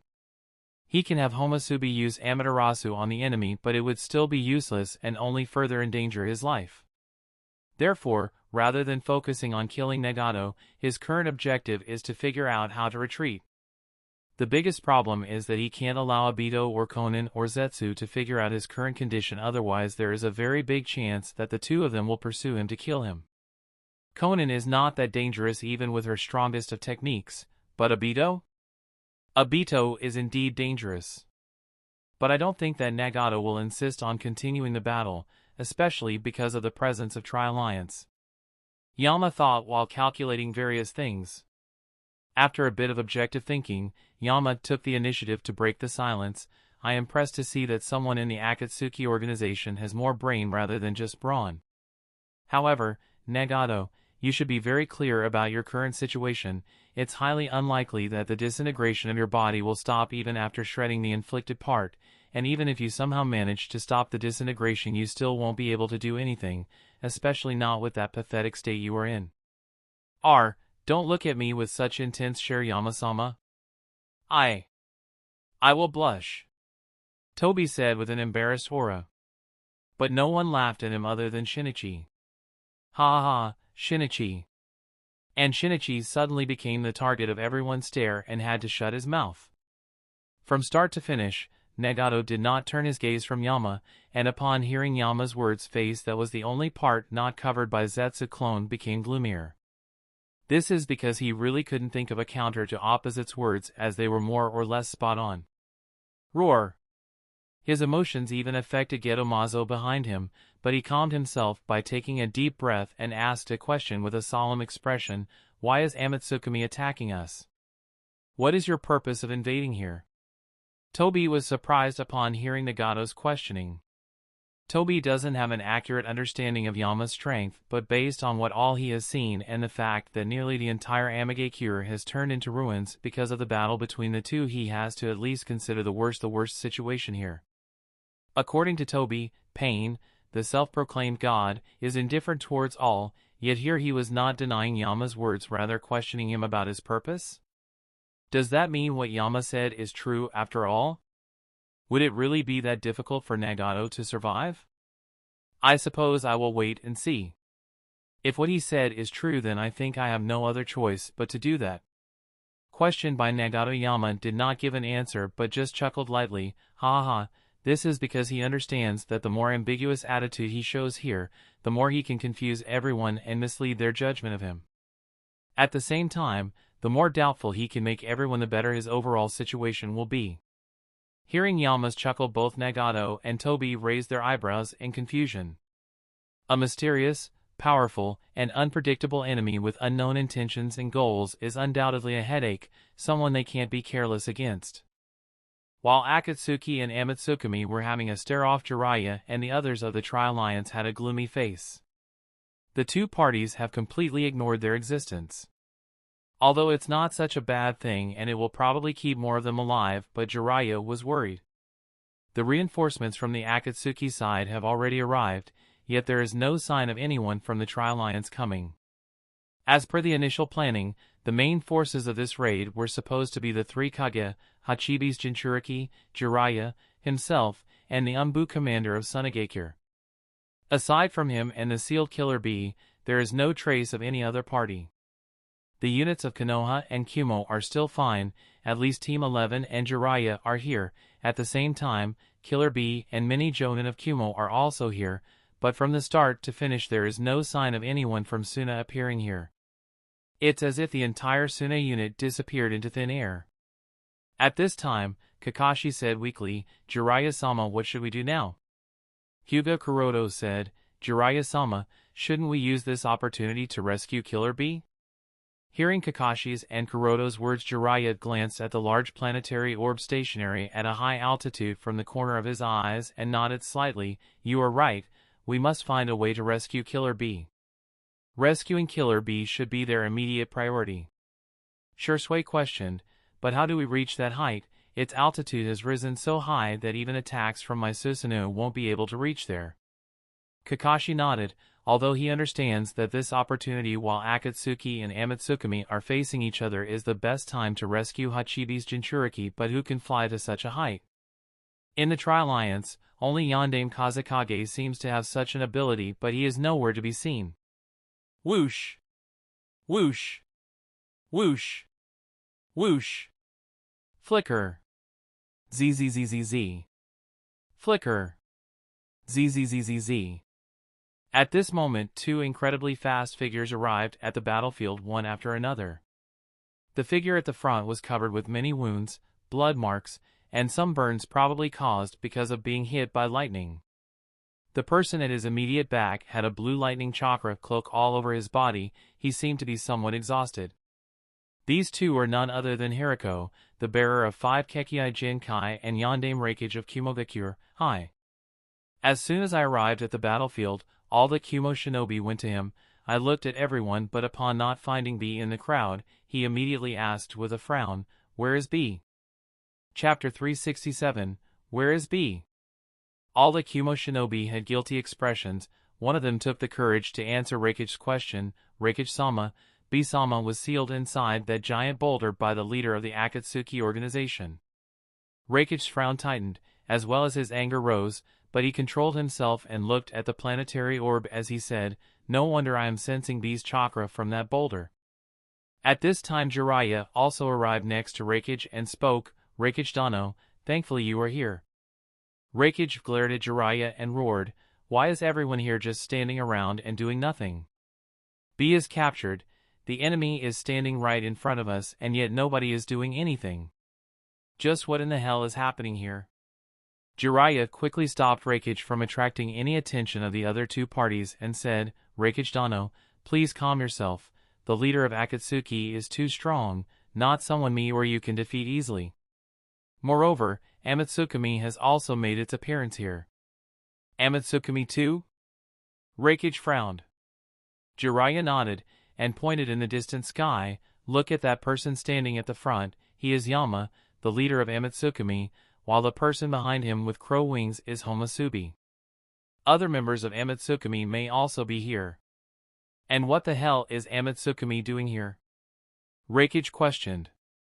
Jiraiya shook his head and said, "It's hard to judge the exact motives of Yama, but one thing we can be certain is that their strength is far superior to what we have imagined." Jiraiya further explained everything that happened here. The Kumo shinobi also filled in on all of the parts that Jiraiya forgot from the side. Listening to all the detail, and realizing just how strong both Yama and Nagato are, Reikage had a solemn look. He too sensed the confrontation between Yama and Nagato from the outskirts of Amagakure, and now that he is being filled on all of the details, Reikage can't help but sigh. Although his personality is a bit reckless, it didn't take him too long to understand that whether it is the leader of Amatsukami or Akatsuki, both of their strength is superior to him. It's difficult to admit, but it is what it is, and he has to accept it. On Akatsuki's side, arriving at the battlefield, Hiriko quickly distinguished who the true pain is. Considering the severity of the situation, he decided to not question anything for now. Arriving next to Nagato, he said worriedly, "Thank goodness you are safe. I thought that something might have happened to you." Nagato did not pay attention to Hiriko at all. His entire focus was directed towards Yama. Hiriko wasn't offended upon being ignored by Pain. Instead, he followed Pain's gaze to see who exactly is the threat that's making even Pain to be cautious. There he noticed Yama, and his gaze became murderous. Pain is the only person who has fully supported his dream of becoming the perfect shinobi, therefore, Hiriko is an ardent follower of Pain. Pain's enemy is his enemy, and he would do everything to kill that enemy. Seeing that Hiriko had intentions to take the first step, Yama's heart thumped. What he is most afraid of right now is having to fight someone like Hiriko. Noticing Hiriko's intentions, Shinichi, Shursui, as well as Homasubi, were instantly ready to intervene in the battle if necessary. Although they don't think that Hiriko can pose a threat to Yama, however, if any side made the first move, then the battle against the three sides will again start and they have to be cautious. Hiriko, stop! But before Hiriko can make his move, Nagato stopped him. Hiriko turned around and looked at Pain with a confused expression. He couldn't understand why is Pain stopping him. Nagato walked a few steps ahead and said to Hiriko, "Stand back, if you fight him, you will die. No one in the entire shinobi world other than me can match up to him, others will die regardless of who they are. The same goes for you Shinichi, you cannot defeat him." Shinichi did not reply, just sighed. Conan said with a worried tone, "But Nagato, you are also in no condition to fight him." "Silence Conan, let me focus, other than me, no one can stand up to him," Nagato said. Whoosh! Whoosh! Whoosh! Whoosh! At this moment, another figure appeared on the battlefield. This figure was dressed in black shinobi gear, with a staff in his hands. It's obviously none other than Sandaime Hokage.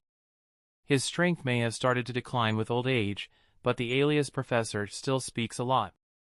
No one dared to ignore his arrival, not even Nagato and Yama for that matter. "Allah, Hokage Dano, here, yahoo, here, yup, it's me, Toby. It took you so long to come. I thought that something might have happened to you considering your old age, but it seems that I was wrong. Your bones can still support you, but anyway, don't push yourself too hard or your old bones won't be able to handle it anymore. You still have to protect that rotten village of yours," Toby said upon noticing the Hokage. Everybody frowned upon hearing Toby's words, and can't help but think, just who is this guy? Hokage did not pay any attention to Toby's words. After a brief glance all over the battlefield with few momentary pauses at Yama, Homasubi, Nagato, especially that iconic red hair, Gedomazo, planetary orb, and finally at Jiraiya, Sandaime briefly judged the overall situation. After a further brief up by Hatake Kakashi, Sandaime judged that the most urgent thing to do now was to rescue Killer Bee, so without much wait, he immediately spoke to Jiraiya, "I will send you up." Jiraiya nodded. Sandaime threw his adamantine staff towards the planetary orb like a javelin while simultaneously increasing its size. Jiraiya tacitly jumped and landed on the extending adamantine staff and flew towards the planetary orb. Sort of a combination of how Mercenary Tao travels added with how Kid Goku sent Rabbit Gang to the moon. Because of the presence of Yama, Nagato did not try to interfere in Sandaime and Jiraiya's plan of rescuing Killer Bee. In Nagato's eyes, just Hachibi's Jinchuriki was nothing and could be captured at any moment. If he were to try and stop Jiraiya, then there is a possibility that both Tri-Alliance and Amatsukami will work together to finish off the entire Akatsuki, so he does not want to risk it. After Jiraiya reached the right altitude, he jumped towards the surface of the planetary orb, and while still in midair he started to condense his chakra in his right hand, Senpo, Choodama Rasengan. Sage Art, Ultra Big Ball Rasengan. In an instant, a huge Rasengan appeared in Jiraiya's hands and he smashed it on the surface of the planetary orb. Boom! Accompanied by a loud noise, the Choodama Rasengan, Ultra Big Ball Rasengan, enhanced with Sage Chakra, smashed a giant hole on the surface of the planetary orb.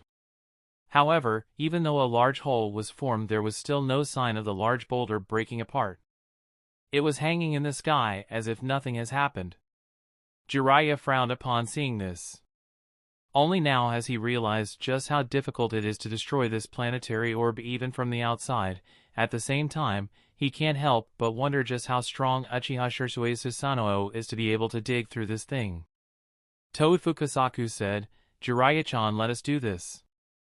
I have a way to break through this." Jiraiya nodded. "If so, then please." Fukasaku and Shima nodded and jumped up from the shoulders of Jiraiya, and after taking a deep breath both of them creamed towards the huge hole created by Jiraiya's Choodama Rasengan. Sound. Vibration.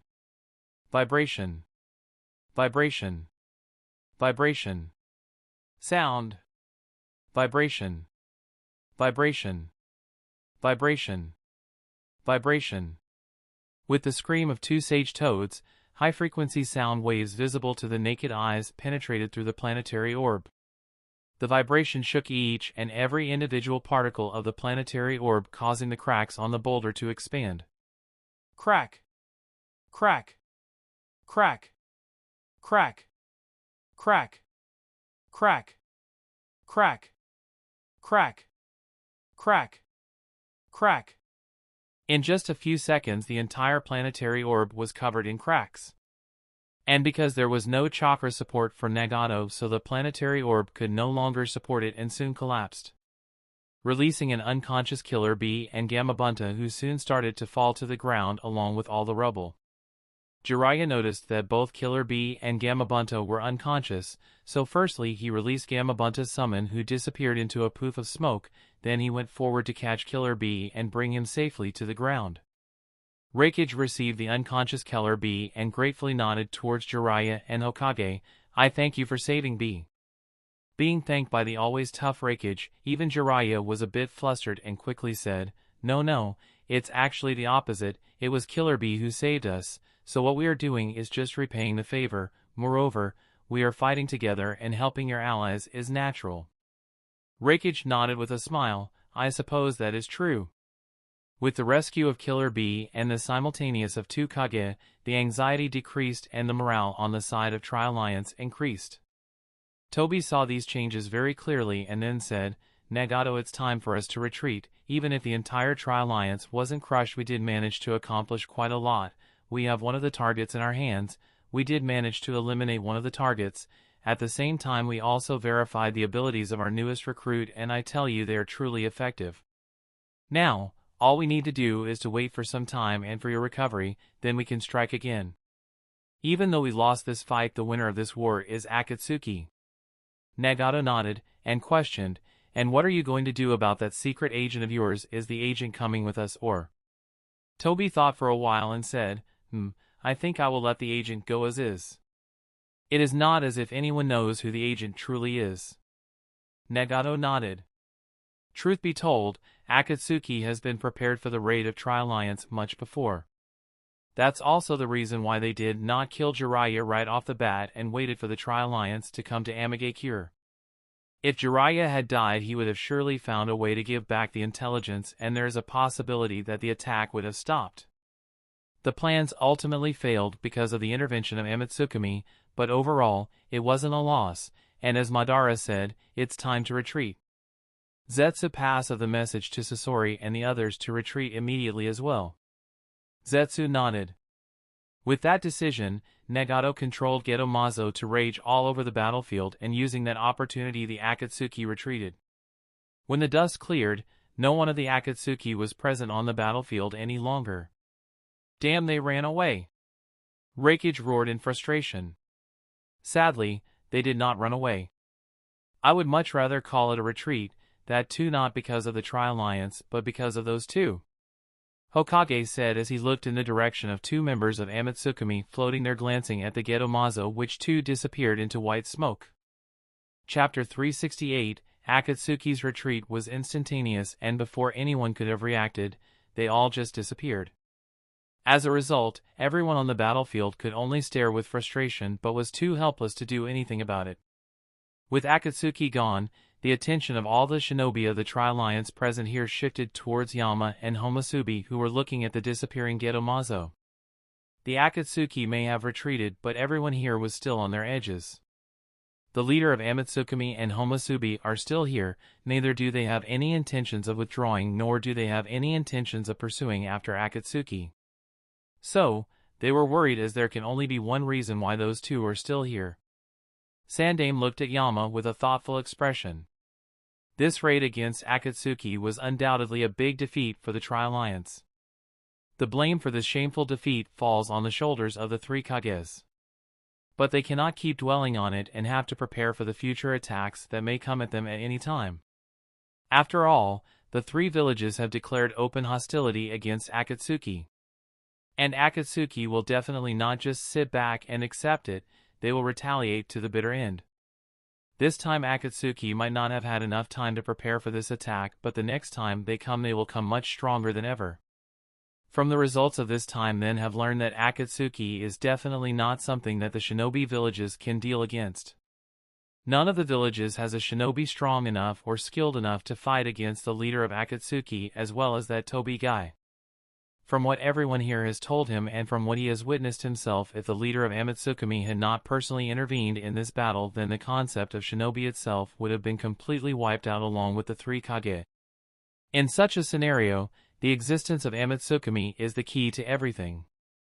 So long as Amatsukami exists, Akatsuki will remain contained as there is someone out there to keep them in check. Fight fire with fire, poison with poison, and evil with evil. Therefore, the Hokage has no intentions of making any move against the leader of Yama, for now at least. Adds by PubFuture. After all, compared to Akatsuki, Amatsukami is certainly less damaging. All the information he has on Amatsukami points out that the members of Amatsukami do not kill anyone other than their targets. While Akatsuki is completely different in this regard, they kill whoever comes in their way.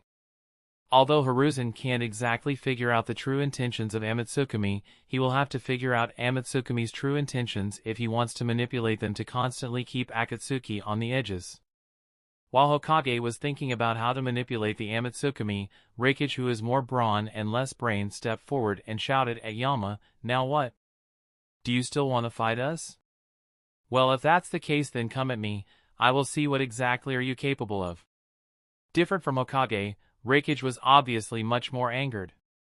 The Akatsuki has retreated, and from what he has been told, Niujito has disappeared along with them. Additionally, he was unable to kill Hiriko, so his frustration is over the charts. Listening to Reikage's words, Hiruzen thought, is Reikage being reckless as always, or has he thought something through here? Anyhow, this is still a wonderful opportunity. Now we can have some conversation with all too mysterious Yama, and perhaps I can at least figure out something that can be used. Jiraiya quickly stopped Reikage. "Reikage Dano, please don't be impulsive. The natural energy around Yama is so dense that even me, who has extreme difficulty in sensing it, is able to feel it. Moreover, Homusubi is standing behind him. I have not seen him use Susanoo or those golden flames of his for the entire battle, which is to say that both of them are still too much for us to handle." Toad Fukasaku nodded. "Jiraiya boy is absolutely right. I have never seen anyone capable of carrying such an amount of natural energy in their body. Perhaps Shodame Hokage of Konoha was the only one who could have matched him." Shursui on the side has some other thoughts. He knew full well that with his personality Yama would definitely not stay here for so long for no reason. The fact that he is still here means that something is on his mind. While everyone was wondering and making their own conclusions, Yama thought, "Phew, finally the petrification has started to wear off. At least some degree of movement is no longer a problem for me now." And since he can move now, Yama turned towards the Tri-Alliance and said, "Calm down, Reikage. You should be grateful to me. After all, if I hadn't been here to stop Nagato from going overboard, you as well as the rest of your pitiful alliance would have met the same fate as that cat of your village did. In fact, the reason why the octopus was rescued is also me." Reikage was silent. As much as he hates to admit it, Yama was spot on. Hokage took the initiative to speak. "And why exactly did you come here? I don't believe that anyone has offered any bounty to stop the leader of Akatsuki. And you certainly had no reason to intervene. And I don't think I can believe that you were here to help us." Yama chuckled. "True. Objectively speaking, I did not have any reason to save your lives, and truth be told, I did not have any such intentions. The mere reason I came here was to test how much Nagato has grown." Everyone frowned. "What do you mean?" "It's very simple, actually. I have been waiting for so long for someone to appear in this shinobi world who could match up to me. Nagato, the bearer of Rinnegan, the eyes of Rakuto Sennin, gives me this hope, but he has much to learn and grow to reach where I stand," Yama explained, and continued, "You see, it's rather lonely to stand at the peak, and the existence of Nagato gives me the hopes of ending my solitude." "What exactly are you trying to imply here?" Jiraiya questioned, "And what do you mean by ending your solitude? And the way you speak, it's as if you have always been aware of the Rinnegan." Yama chuckled. "Well, of course I have always been aware of the existence of Rinnegan that Nagato bears. Why wouldn't I? My entire purpose of coming here today was to push Nagato to his edge and make him realize that he is far from becoming a god as he believes. This will make him pursue strength more than ever. Why do you want to do that? Jiraiya questioned. What are your true intentions? It's too early for all of you to get answers to either of the two questions, Yama said. At this time, Homusubi, who has been silent for the entire time, spoke. Yama, it's time we leave too. Yama nodded. True, I have had enough fun for today. I suppose it's time for me to sleep. Then he turned and started to leave. Homusubi was similar, and he too turned and started to leave, but suddenly stopped and said, that would be unwise of the two of you. If you do make a move, then do know that the result awaiting you all will be much worse than what Hatake Kakashi went through. I was kind enough to not have killed me, but it does not mean that I would be merciful on those trying to attack Yama. And that's not even considering the fact that you would be declaring open hostility towards Amatsukami too. Akatsuki alone is beyond you all. Would you much rather make an enemy out of us too and have both the villages end up being destroyed at once? Hearing Homusubi's words, both Reikage and Jiraiya stopped. Homusubi nodded. That was a good decision. I am a pacifist and I hate violence, therefore, I like to avoid unnecessary battles. But do know that if anyone here were to make a move on Yama, then the result awaiting them would be their worst nightmare. Yama said without turning back, you shouldn't have stopped them, Musubi. Musubi said, you just wanted to see if Reikage at his top speed can manage to touch you when trying to take you by surprise. And you also wanted to see just how he would scream when you torture the hell out of him, am I right? Yama did not deny, sigh, now I won't ever be able to find that. Don't get ahead of yourself, you bastards. Reikage roared, and the lightning chakra armor was flickering stronger than ever. He was truly angered now. Yama said to Musubi while pointing towards the Reikage, look, now you have angered him. Musubi questioned, so what should we do with him now? Shall I burn him to death with my flames? Yama thought about it and said, no, that wouldn't be fun. Musubi questioned, then what do you suggest? Yama said, I am not so sure. Reikage is pretty useless anyway, so ignore him, he will die soon enough anyway. Oh, now that I think about it, these villages are truly screwed. If Akatsuki attacks them again, then they would be done for good. Musubi nodded, indeed, you are right. Yama thought a little and then turned around and said, in light of this, I suddenly thought of something. And what is it that you have thought up? Yama did not answer Musubi but said to Hokage, Hokage, in light of the troubles that your villages will be facing from now on regarding Akatsuki, how about I propose you a deal? Chapter 369, Hokage, in light of the troubles that your villages will be facing from now on regarding Akatsuki, how about I propose you a deal? When the Hokage heard Yama's words, there was a hint of surprise on his face, but it was only momentary as he did not show it for more than an instant, and asked in a curious tone, and what kind of deal are you proposing? Yama said, as I have mentioned already, the raid of Tri-Alliance, or whatever you would like to call your group of idiots who rushed into the enemy's base without any prior understanding of what exactly Akatsuki is capable of, was a big failure. You may try to deny it, but you people don't really have the ability to deal with the Akatsuki. Reikage asked with annoyance, what are you trying to get at? Yama looked at Reikage with a condescending look and said, Reikage, has anyone ever told you that it's a bad habit to interrupt others while they are speaking? No wonder a Jinchuriki of your village was so easily captured by Akatsuki. Musubi said, Yama, please don't provoke Reikage intentionally. If you are so interested in playing with him, we can just capture him, it wouldn't be a big deal anyway. Reikage was currently being held down by Jiraiya and some Kumo shinobi, otherwise, he would have already rushed towards Yama. Yama said to Musubi in disappointment, but that wouldn't be fun. Musubi sighed helplessly, and said to Reikage, Reikage, I hope you can ignore Yama's mocking, he likes to play around with those beneath him, so. Reikage's face twitched in anger one after another, both of them are mocking him, he had to restrain himself here. Yama said, hey, you don't. But Yama's words were cut short by Musubi, stay silent for now, I will be the one doing talking here. Yama said, but I. Musubi scolded with a dark tone, I said, silent. Yes, sir. Yama hurriedly nodded. With Yama quiet, Musubi turned towards Hokage and said, "I apologize for Yama's behavior."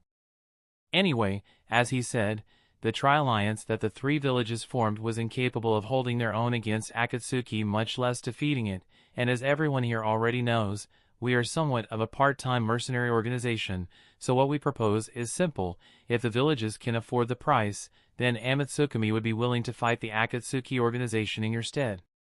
When they heard Homusubi's words, suspicion was clearly evident on their faces. Nobody expected that Amatsukami would make such a proposal here.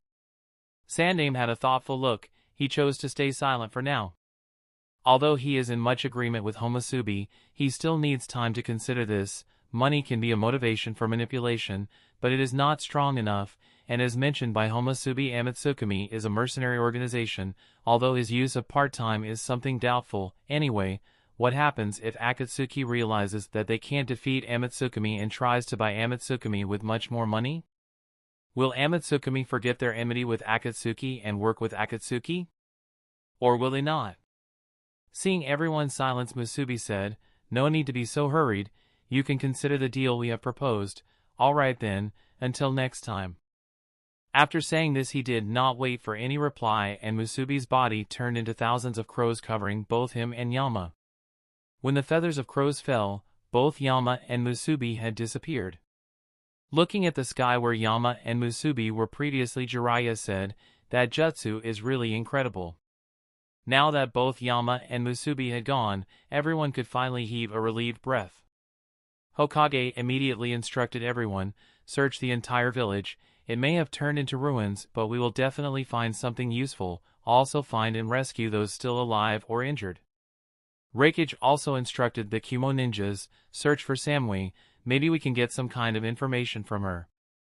Upon Hokage's and Reikage's orders, everyone immediately dispersed, inspecting and searching through the entire Amigakure, inspecting everything and collecting all the information that Akatsuki organization may have left, while also searching for the survivors and rescuing the wounded. Jiraiya sighed looking at the now ruined Amigakure. At this time, Hokage walked next to him. Jiraiya lifted his head and asked, "Sensei, what about the others following you?" The number of shinobi, including the Inoshikacho Patriarch led by Hokage in this raid, counted to around 50, but now he can only see around a dozen, including the now injured Inoshikacho Patriarch, left, so Jiraiya can't help but ask. Sarutobi Hiruzen shook his head sadly. Jiraiya was taken aback and asked with a serious expression, "How could so many have died? Just who exactly were you fighting against?" Anger flashed on his face when he remembered Tobi. Suddenly he coughed. Jiraiya saw his sensei vomiting blood. He anxiously asked, "Sensei, are you injured?" "Don't worry, it's nothing too serious." After a pause, he calmed himself by taking deep breaths, then said, "Remember the one-eyed spiral-masked individual? The one who was acting like an idiot?" Jiraiya questioned in a confused tone. Hiruzen nodded. "Yes, that's him. He calls himself Tobi." After a pause, his tone became gloomier as he said, "Tobi has mastered some sort of space-time jutsu that is even superior to that of Naidame-sama's and Minato's Hiraishin no Jutsu. He can teleport without the use of any seals, summoning, or markings. Moreover, he can make all the attacks just pass right through him." "What? Even superior to Minato?" Jiraiya was taken aback. Sandaime nodded and continued, "And as if that wasn't enough, he can even use Shodame-sama's Mokuton." "Even Mokuton?" If previously Jiraiya was shocked, then now he was out of his mind. Mokuton, the very foundation of Konoha, is now being used by someone who is ruthlessly using it to destroy Konoha. It was really hard for him to imagine how someone from Akatsuki could have both of these two jutsu. Just who exactly is he? Jiraiya muttered with a solemn look. However, Hokage had no answer. He shook his head slightly. "While fighting with him, I tried to probe his identity several times, but to no avail. He obviously noticed my intentions and deliberately used Uchiha clan's Katan ninjutsu, taijutsu, and shuriken jutsu, probably to intensify our suspicions on the Uchiha clan." Jiraiya nodded. Someone who is known as the Professor, it wasn't hard for Sarutobi Hiruzen to see through the other party's use of Uchiha clan jutsu. But because of Tobi's last attempt to harm Uzumaki Naruto and blame Uchiha Shisui for it to eventually start a civil war within Konoha, Sandaime subconsciously believed that he was not an Uchiha. Therefore, he eliminated the possibility of Tobi being an Uchiha. Jiraiya thought and said, perhaps he is from the Senju clan? Sandaime nodded and said, could be. There is also a possibility that he is someone who was transplanted with Shodaime-sama's cells, and survived. But aren't those experiments suspended for a long while now? Moreover, all of them died. After a pause here, Jiraiya said, how can someone successfully transplant Shodaime-sama's cells and awaken Mokuton when everyone in Konoha failed? Halfway through Jiraiya stopped, because he remembered Hiriko and Orochimaru and Shino. Hiriko and Orochimaru and Shino are part of Akatsuki. The most important here is Hiriko's Chimera Jutsu, using which he has already done the impossible possible. He has perfectly assimilated 5 Kekkei Jinkai including Sharingan. It doesn't seem impossible if he somehow managed to even make others use Mokuton by successfully transplanting Hashirama cells. Thinking of this, Jiraiya said, Tsunade must be informed of this. As the last known descendant of the Senju clan and the granddaughter of Senju Hashirama, Tsunade must be notified of the reappearance of Mokuton in the shinobi world. Hiruzen nodded. Tsunade can no longer be allowed to freely wander throughout the shinobi world. It's dangerous for both her and Konoha. If she were to be attacked by Akatsuki or Amatsukami, then given her condition she would die or probably be taken hostage. We can't afford either. Moreover, now Konoha needs her more than ever. She has to come back. There is no other option. Jiraiya nodded and said with a doubtful expression, but something has been bugging me, sensei. Hokage knew what exactly Jiraiya was talking about. Orochimaru did not show up for the entirety of time, which is contrary to his character. He should have confronted you or me. Jiraiya nodded and continued, at the same time, Suna's side did not appear here either. Sasori of the Red Sand, the immortal Kakuzu, Shino, and Orochimaru, neither of the 4 appeared here. Is it possible that all 4 of them stopped the Suna unit? Hiruzen's brows tightened, because if the 4 of them really stopped Suna's side, then the losses Suna might have suffered would have been much greater. Jiraiya, take Akimichi Choza, Hyuga Kuroto, and Might Guy with you to the Suna side. I have a bad feeling about them. Somewhere at the border of Amagakure. Kabuto said as he watched hundreds of snakes gathering into Orochimaru's sleeves. Orochimaru-sama, what kind of jutsu was the leader of Amatsukami using? I have never heard of anything like that. Moreover, he was also capable of overpowering the leader of the Akatsuki organization who bears the Rinnegan. I wonder, Orochimaru muttered with a thoughtful expression. This incident did remind him of a certain something, but he is not so sure if that is truly possible. Could it be a coincidence? Or is it possible that my guess is correct? Orochimaru thought. Kabuto questioned, are you not curious, Orochimaru-sama? Orochimaru questioned, what do you think? Kabuto pushed his spectacles to the bridge of his nose and said, you are, there is no need to guess. Orochimaru said with a sly smirk, indeed I am, but even I understand that it's not yet time to offend Amatsukami. With this incident, Akatsuki will pursue me more than ever. Konoha is already after me. I wouldn't want Amatsukami to also come after me. Kabuto was surprised and said, that is so unlike you, Orochimaru-sama. Orochimaru said, perhaps that is indeed the case, but Amatsukami is a mystery even as per my understanding. Offending an enemy about whom you know nothing is not my cup of tea. A snake must always be cautious. Kabuto nodded and said, so what now, Orochimaru-sama? Orochimaru looked one last time in the direction of now ruined Amagakure and said, now we will be on our way to our new home. Prepare for the time Akatsuki will come after me. At the same time wait for a good opportunity. Certainly. Kabuto nodded and followed Orochimaru to their new destination, that being, the Land of Sound, or more specifically Otogakure. Chapter 370, on Suna Unit's side. Pakura and Maki wrapped bandages over each other's injuries. At this time Maki suddenly asked, what now, sensei? What should we do? Should we check out the situation of Kazekage-sama, or should we unite go towards Amagakure from where that golden light came? Pakura had a thoughtful look, Different from Maki, she knows exactly what that golden light means. It means that Kuroto-sama must have fought against the leader of Akatsuki. What is the outcome? Pakura then put her hand over her chest and thought, the cursed tag implanted inside my heart by Kuroto-sama has not disintegrated. It means that Kuroto-sama is still alive, so either the leader of Akatsuki is dead, or perhaps the battle resulted in no conclusion. Anyhow, I must meet up with the others and learn what exactly happened. Maki looked at Pakura's thoughtful look and asked, Sensei, what's wrong? Pakura shook her head and said, nothing. We must move forward and meet up with Chiyoba-sama and Ebizoji-sama, and then unite with the other villages. Maki nodded, and then the pair of kunoichi moved forward.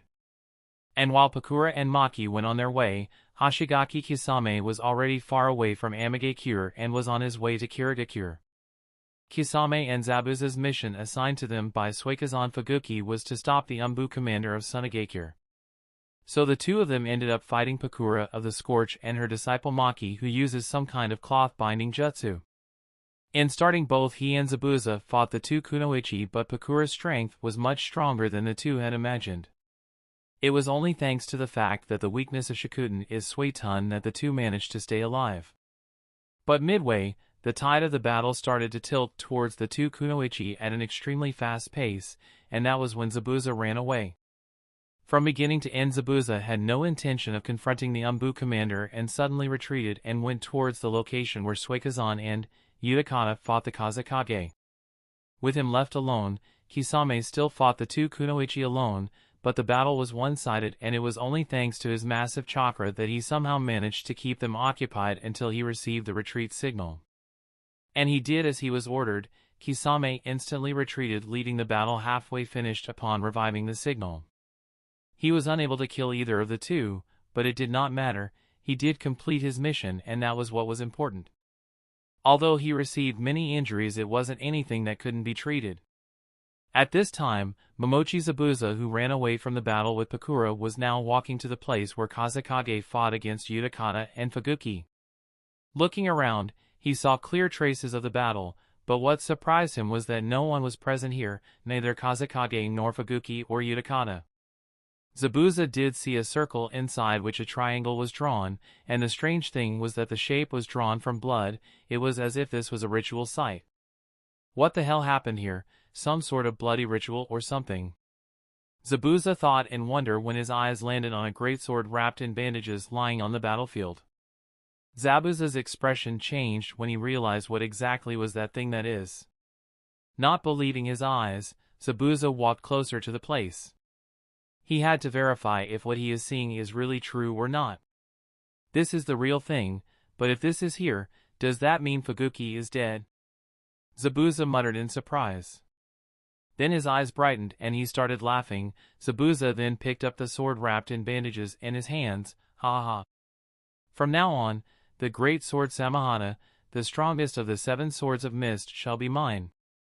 Using this very sword, I shall become the next Mizukage, Godame Mizukage Momochi Zabuza-sama, the one to rule the land of water. As he said that, his ambitions were clearly displayed, and while carrying Samahana on his back, he started running towards the direction of Kirigakure. A great revolution is awaiting us. Somewhere in the land of rain, a lone figure was slowly limping away from Amigakure. This was none other than Utakata, the Jinchuriki Fo Rokubi. Because Akatsuki had to unexpectedly retreat, therefore, they did not have the opportunity to capture the Jinchuriki of Rokubi. As such, he too was left alone, similar to how Killer Bee was left. With everything over, Utakata left the battlefield alone, but not in the direction of Kirigakure. He has no intentions of ever going back to that place anymore. Sometime later, Sune unit side. Under Hokage's order, Jiraiya led Hyuga, Kuroto, and Might Guy to check on the situation of the Sune unit. And when he reached the Sune side battlefield, specifically where Elder Chiyo and Elder Ebizo fought against the Akatsuki, he witnessed a messed up sight. It was filled with nothing but corpses, with only 3 people who were conscious, that being Pakura of the Scorch, her disciple Maki, and finally an Umbu who has lost both of his arms and a leg. Incredulous, Jiraiya can't help but ask, what exactly happened here? Pakura first looked at Kuroto for a second. He is not Kuroto-sama. Then she turned towards Jiraiya and said, "Our unit was assaulted by a combined force of Akatsuki and Kiridakure." "Wait, did you just say Kiridakure? But what were they doing here?" Jiraiya's expression changed immediately and he asked, "Where is Kazekage Dano?" "Kazekage-sama, he is missing," Pakura said with an expressionless tone. "Missing?" Jiraiya was taken aback, not dead or injured but missing? Pakura nodded. "I would like to believe that he is still alive, but it's hard to say. Kazekage-sama fought against Suikazan Fuguki, one of the 7 swordsmen of Kiridakure, and the Jinchuriki of Rokubi, Utakata." Jiraiya frowned, but even with that Kazekage Dano should have been capable of fending his own against those two. Pakura nodded. "This is exactly what is confusing me. He should have been, yet he is missing, and neither Suikazan Fuguki nor Utakata is at the site of the battle. All that's left there is a site of destruction at the center of which a ritual circle made out of the blood is present, and nothing else." Might Guy muttered, "A ritual circle made out of blood? Is there anyone in Akatsuki who uses such a jutsu? Or someone from Kiridakure?" Hyuga Kuroto shook his head. "Not that I can remember." Since Hyuga Kuroto here is actually Sandaime Kazekage puppet, therefore, he is not aware of anyone with such jutsu. Had it been the real Hyuga Kuroto, he would have figured out who exactly this person is. Jiraiya questioned, "And what about the others? Elder Chiyo and Elder Ebizo?" Pakura said, "Both of them are alive, but their conditions are critical. Both Chiyoba-sama and Ebizo-sama are injured and heavily poisoned, most likely by Sasori. My disciple is keeping them alive, but it is hard to say how long she can keep this up, whereas all the other Umbu are dead. No wonder Sune unit could not come to Amigakure, fighting against 4 Kumo shinobi as well as Sasori, and Kakuzu as well as some unknown Akatsuki member. This is messed up. Akage has died in the raid. This is no joke. The impact of this news is going to be too much." Jiraiya thought. Pakura continued, "In total, only me, my disciple Maki, are alive and conscious and not so injured, while 1 shinobi is unfit to continue shinobi life. Chiyoba-sama and Ebizo-sama are alive but in critical condition. Baki is unconscious but he will recover soon enough. Kazekage-sama is missing or most likely dead. And based on your expressions, I would say that nothing went good on your side?" Jiraiya nodded sadly. Pakura sighed and said, "This raid was a complete loss for the Tri-Alliance." With a sigh, he instructed Hyuga Kuroto and Might Guy, "Help her clear the battlefield, then we will move to the temporary camp and pass on the news of events here to Sensei and Reikage Dano." Kuroto and Guy nodded as per Jiraiya's instructions and helped Maki. After the battle site was cleaned, all the corpses were sealed inside the storage scroll. Everyone moved to the temporary base camp. Chapter 371, at the temporary base of Tri-Alliance. The current atmosphere at the camp was heavy. "Damn Akatsuki, damn Kiri, how dare Mizukage work with the Akatsuki?" Reikage roared in anger. After learning what happened on Suna's side, especially the fact that the Kazekage is missing of all things, everyone was shocked and angered at the same time, more so at Mizukage who actually dared to step in and help the Akatsuki. Hokage muttered with a solemn expression, "Kazekage Dano is missing. Jinchuriki of Nibi is captured by them and is being used by Akatsuki. 90% of the manpower we brought with us is dead. This result is too devastating." Pakura said coldly, "Our idea of raid this time was too reckless, especially our attempt of sending a team for pre-investigation. If we hadn't done that and went on with the approach as the shinobi from Konoha had said to launch a direct assault on the Akatsuki without any pre-investigation, perhaps the result would have been much different than what it is now." When Pakura pointed this out, both Hokage and Reikage had more guilty expressions. "True, if only we had followed that approach. The leader of Amatsukami would have fought with the leader of Akatsuki anyway, but we could have cut our losses to a very minimum," Hokage thought. Hokage questioned Pakura, "And how will Suna now proceed?" Pakura thought about Hokage's question, then said, "I am not the one to decide here. Those above me will decide and then the Elder Council of Suna will execute it. A new Kazekage must be chosen. There is no other option. Well, that's all I can say for now." Hokage nodded and said, as allies, Konoha will give Suna and Kumo all the help that's needed. At times like these, it is better to give all the help other villages need to recuperate from their losses such that their alliance grows stronger and Akatsuki or Amatsukami cannot take advantage of the rift that may occur between them. Therefore, Hokage is willing to give out some monetary concessions if it can help Konoha in dealing with the enemy in the long run. Pakura bowed to Hokage. That would be very kind of you, Hokage Dano. I thank you on behalf of Sunagakure. At the same time, Reikage also nodded gratefully to Hokage's kindness, then questioned, all that aside, for now, we have to focus on Akatsuki's objective. From what I'm told, the leader of Akatsuki plans to collect all the bijou to create a weapon of mass destruction. Akatsuki has already captured Yujito, which means that they already have Nibi in their hands. It's also possible that they have also captured the Jinchuriki of Rokubi as he is missing along with the Kazekage. We don't know which bijou will they go after next time, so we have to formulate plans to ensure the safety of Jinchuriki, while also a plan to rescue the Jinchuriki that have been captured by them. Pakura nodded and continued, at the same time, we have to also figure out what exactly has been going on in Kirigakure, and why exactly is Mizukage cooperating with Akatsuki. Hokage nodded and said, we have to also start forming a united alliance of all the shinobi village. The existence of Akatsuki is threatening the entire shinobi world as a whole, and we don't know the true depths of Akatsuki, so it is better that we plan ahead while keeping the worst situations into account. Reikage said, true, but first, we have to find a way to rescue the captured Jinchuriki. Hokage nodded towards Reikage, then said to Pakura, Sunagakure need not worry about the lives of Chiyo and Ebizo. We will provide them with the best medical treatment. I will have my disciple Tsunade personally take care of it. Pakura again bowed towards Hokage and said, Suna will be very grateful. Hokage then stated, in conclusion, all three villages will use their own means to collect information on the location of Akatsuki's new base, and keep each other updated on that information to prepare directed countermeasures. Reikage and Pakura nodded, then Hokage stated, with that, this meeting is adjourned. When Hokage walked out of the meeting room of the three parties, he instructed Jiraiya, find and bring Tsunade back to the village at the shortest time possible. This time she does not have any choice in the matter. It's an order from the Hokage. Is that understood? Jiraiya nodded and disappeared. On Kuroto and Itachi's side. Both Kuroto and Itachi were currently flying in the direction of Anchor Vantien that was hovering over the rain clouds of the Land of Rain. At this time Itachi asked, Kuroto-san, are you alright? Kuroto said, it's nothing too serious, just the amount of natural energy in my body is much more than what I am adapted to. It would be fine after I wash it out completely with my own chakra, so it's nothing to worry about. After that, both of them were quiet until the air fortress came into sight. Landing on the air fortress, Kuroto asked Itachi as the two walked deeper into the air fortress, Itachi-kun, how much time do you have in your hand?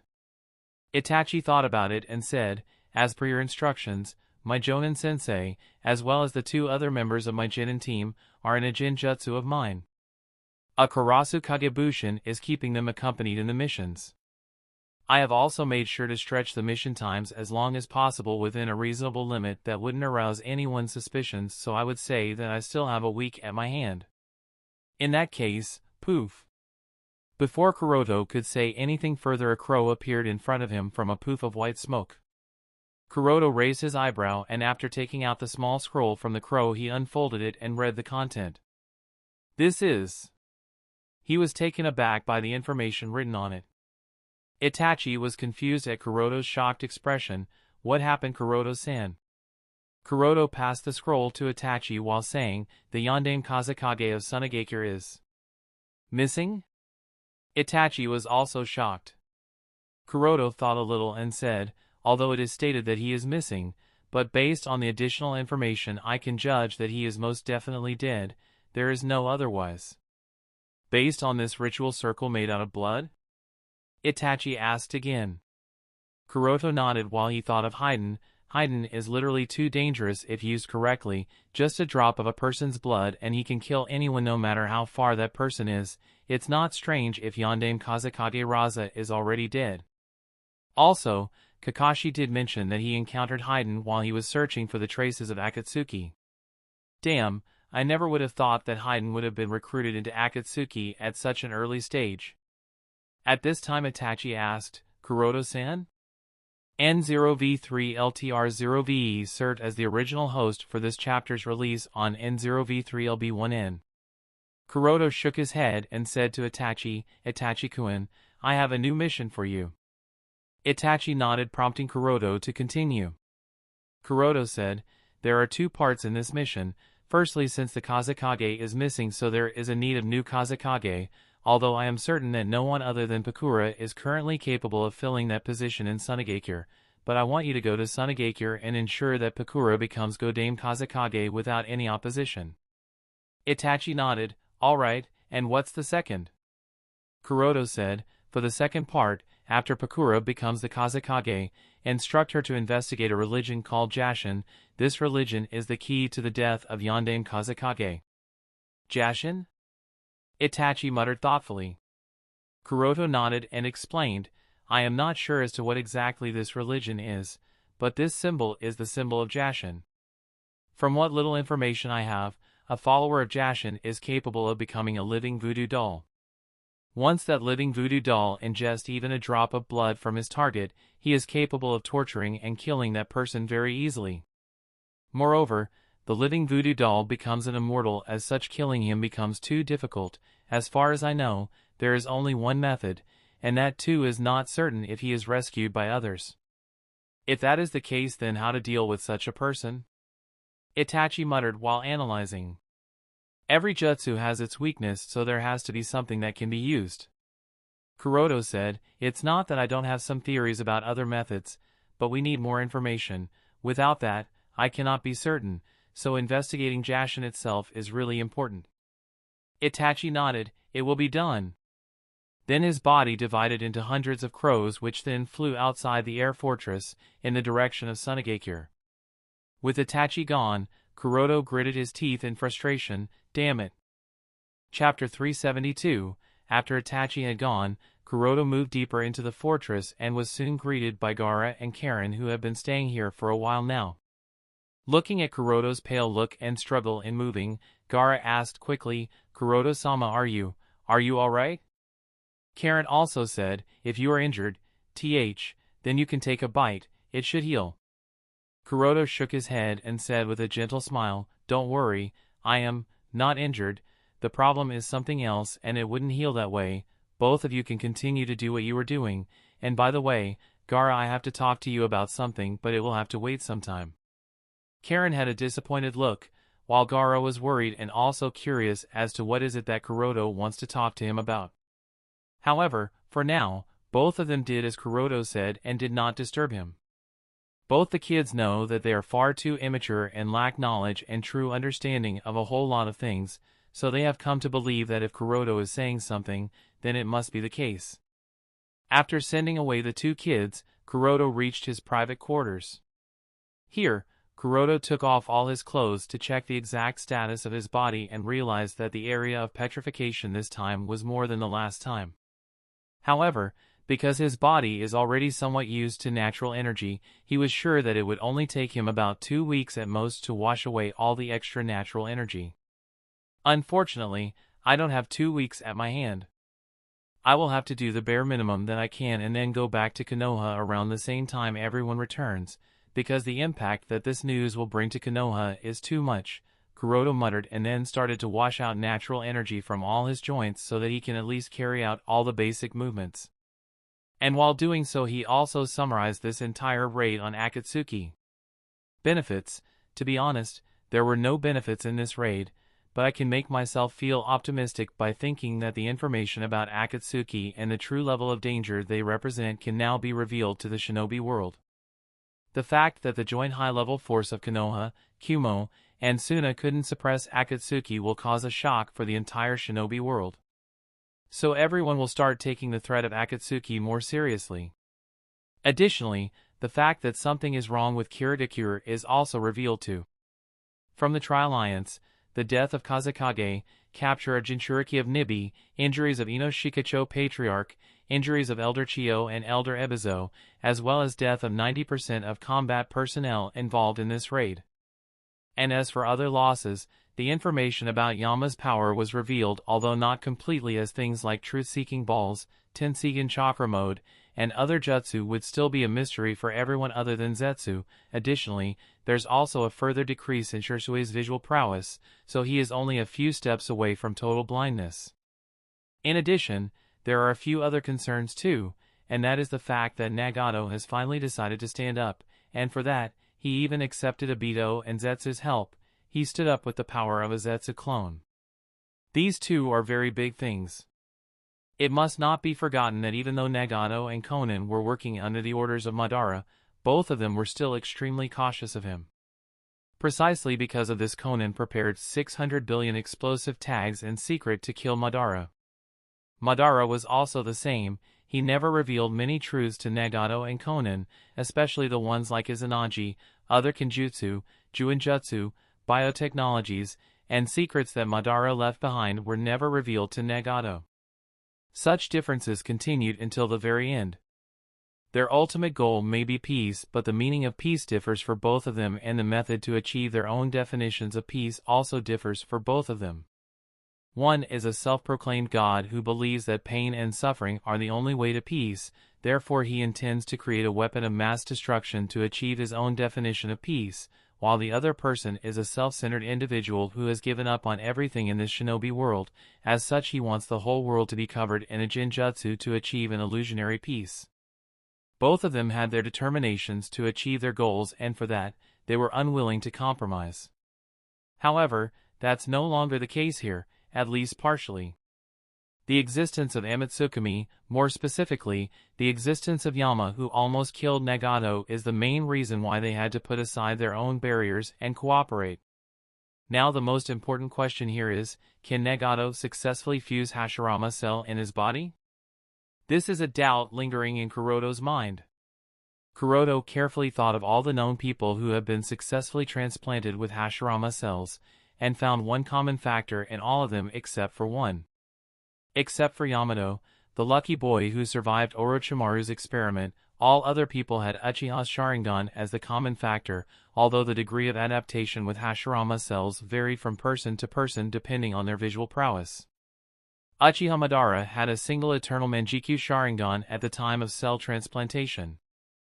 After successfully transplanting Hashirama cells, Uchiha Madara not only awakened Mokuton and was as proficient with it as Nansen and Senju Hashirama, he also awakened the Rinnegan. Uchiha Obito also had only one Sharingan at the time of cell transplantation. He did survive, and in fact, half of his body is made up of Hashirama cells. Uchiha Obito too awakened Mokuton, but perhaps it was because of his weak strength at the time of transplantation, or probably because of the lack of Otsutsuki Indra's chakra. His Mokuton was quite weak, in fact, at least weak compared to Uchiha Madara. The third known individual who survived the Hashirama cell transplantation is Shimura Danzo. He may not be a member of the Uchiha clan, but he did possess quite a lot of Sharingan, and therefore, he was also able to use Uchiha's Kenjutsu, Izanagi. As for Mokuton, Danzo did awaken Mokuton, but his control over Mokuton was even weaker than Uchiha Obito's. Be that as it may, he was only able to balance the Yang chakra that comes with Hashirama cell with Yin chakra of Uchiha's Sharingan. In conclusion, it wouldn't be wrong to say that theoretically, as long as someone can balance out the Yang chakra that comes with Hashirama cells, he can survive Hashirama cell transplantation. Nagato is inherently an Uzumaki, so his Yang constitution is predominant. Additionally, he also bears a pair of Rinnegan. Moreover, he also has Gedomazo with him. There is also Hiriko at his side, and most of all, he would have also gained all the knowledge Uchiha Madara had left behind that would help him out a lot. Given that Gedomazo can both give life force as well as suck on the life force. Gedomazo is a solution for both the problem that can come during the transplantation process. Extra life force can be sucked out and lack of life force can be provided, so if I think about it, at this point in time, Nagato has the most chances of surviving Hashirama cell transplantation. He would be facing the least amount of risk. Besides, Uzumaki Naruto did get his right hand made out of Hashirama cells, so the Uzumaki constitution shouldn't reject Hashirama cells to such a degree. Kuroto sighed, "It's a shame that I was unable to kill Nagato, and if Hashirama cells are transplanted into him, then he would definitely avoid the deterioration of his body because of my attack. What's more troublesome is that once Nagato is transplanted with Hashirama cells, he might even awaken Mokuton, and if he does, it is highly likely that his Mokuton will be as strong as non-Senin mode Hashirama's Mokuton because of his high amount of Yang chakra. Moreover, once the Uzumaki and Senju physique are combined successfully, his physical strength will also increase exponentially. It might even reach the level of Rakuto Sennin himself. His already massive chakra will gain another massive boost. There is also a possibility that he can learn to use Senjutsu perfectly, which would mean that he can use Senpu, Mokuton. He might even be able to further explore Madara's Rinnegan awakening abilities that only Madara used. I really don't want to think about the possibility of him being able to use Susanoo. It's highly unlikely because he doesn't have Uchiha genes, but there's always an if, and this if is really too scary. If he is really able to use Susanoo too, then I am not even sure what would I do then, Kuroda thought as his face paled after realizing all of these possible ifs. Damn, did my actions just create the appearance of a monster who is a combination of full-powered Rinnegan Uchiha Madara and Sennin mode Senju Hashirama? But all of these if depends on another if. Such things will only happen if Obito is willing to take the risk, and the question is, will Obito do so?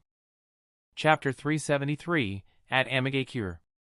After the entire battlefield was cleaned up and all the clues that might have been left behind by Akatsuki discovered, the leftover Tri-Alliance was ready to withdraw from Amigakure. In the cleanup process, the Tri-Alliance also found unconscious Samui.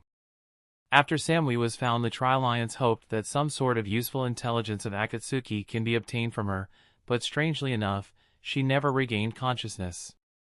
She was alive, all her vital signs were normal, she was breathing, her pulse rate was normal, her body temperature was normal, yet she was unconscious, and it didn't seem that she would regain her consciousness anytime soon. Hokage even ordered Yamanaka Inoichi to check what exactly was happening with her, and see if he could find some memories of her of the time she was captured. But after probing inside her consciousness for a long while, Yamanaka Patriarch found nothing except for pure emptiness. It felt as if she was no longer there, or more precisely, it felt as if her soul was no longer present in her body. It was strange considering the fact that she was alive, yet it seemed that there was no soul inside her. Everyone was confused. Reikage muttered with a frown, "What sort of jutsu can do something like this? She is alive and at the same time she is not?" Yamanaka Patriarch added, "In all my life as a shinobi, I have never seen something like this before. It seems as if she is completely brain dead, but it's different from brain dead. It's more like there is nothing inside her brain, no memories, no emotions, no awareness, and to be exact, no existence. I am not even sure if she will ever regain consciousness." Pakura questioned, "Is there any way she can be treated?" Yamanaka Patriarch answered, "I am not so sure. Perhaps I can try a few things, but it will take time." "How much time?" Reikage questioned eagerly. "I cannot say for certain, a few months at least, and even then I am not sure if it will work out." Yamanaka Patriarch answered Reikage's question. Reikage was silent upon hearing Yamanaka Patriarch's words. Yamanaka Patriarch's words mean that Samui will have to stay in Konoha so that he can try those few methods to see if they work. Staying in Konoha means she will be vulnerable to giving out Kumo's intelligence to Konoha. All eyes gathered on Reikage. It is his decision.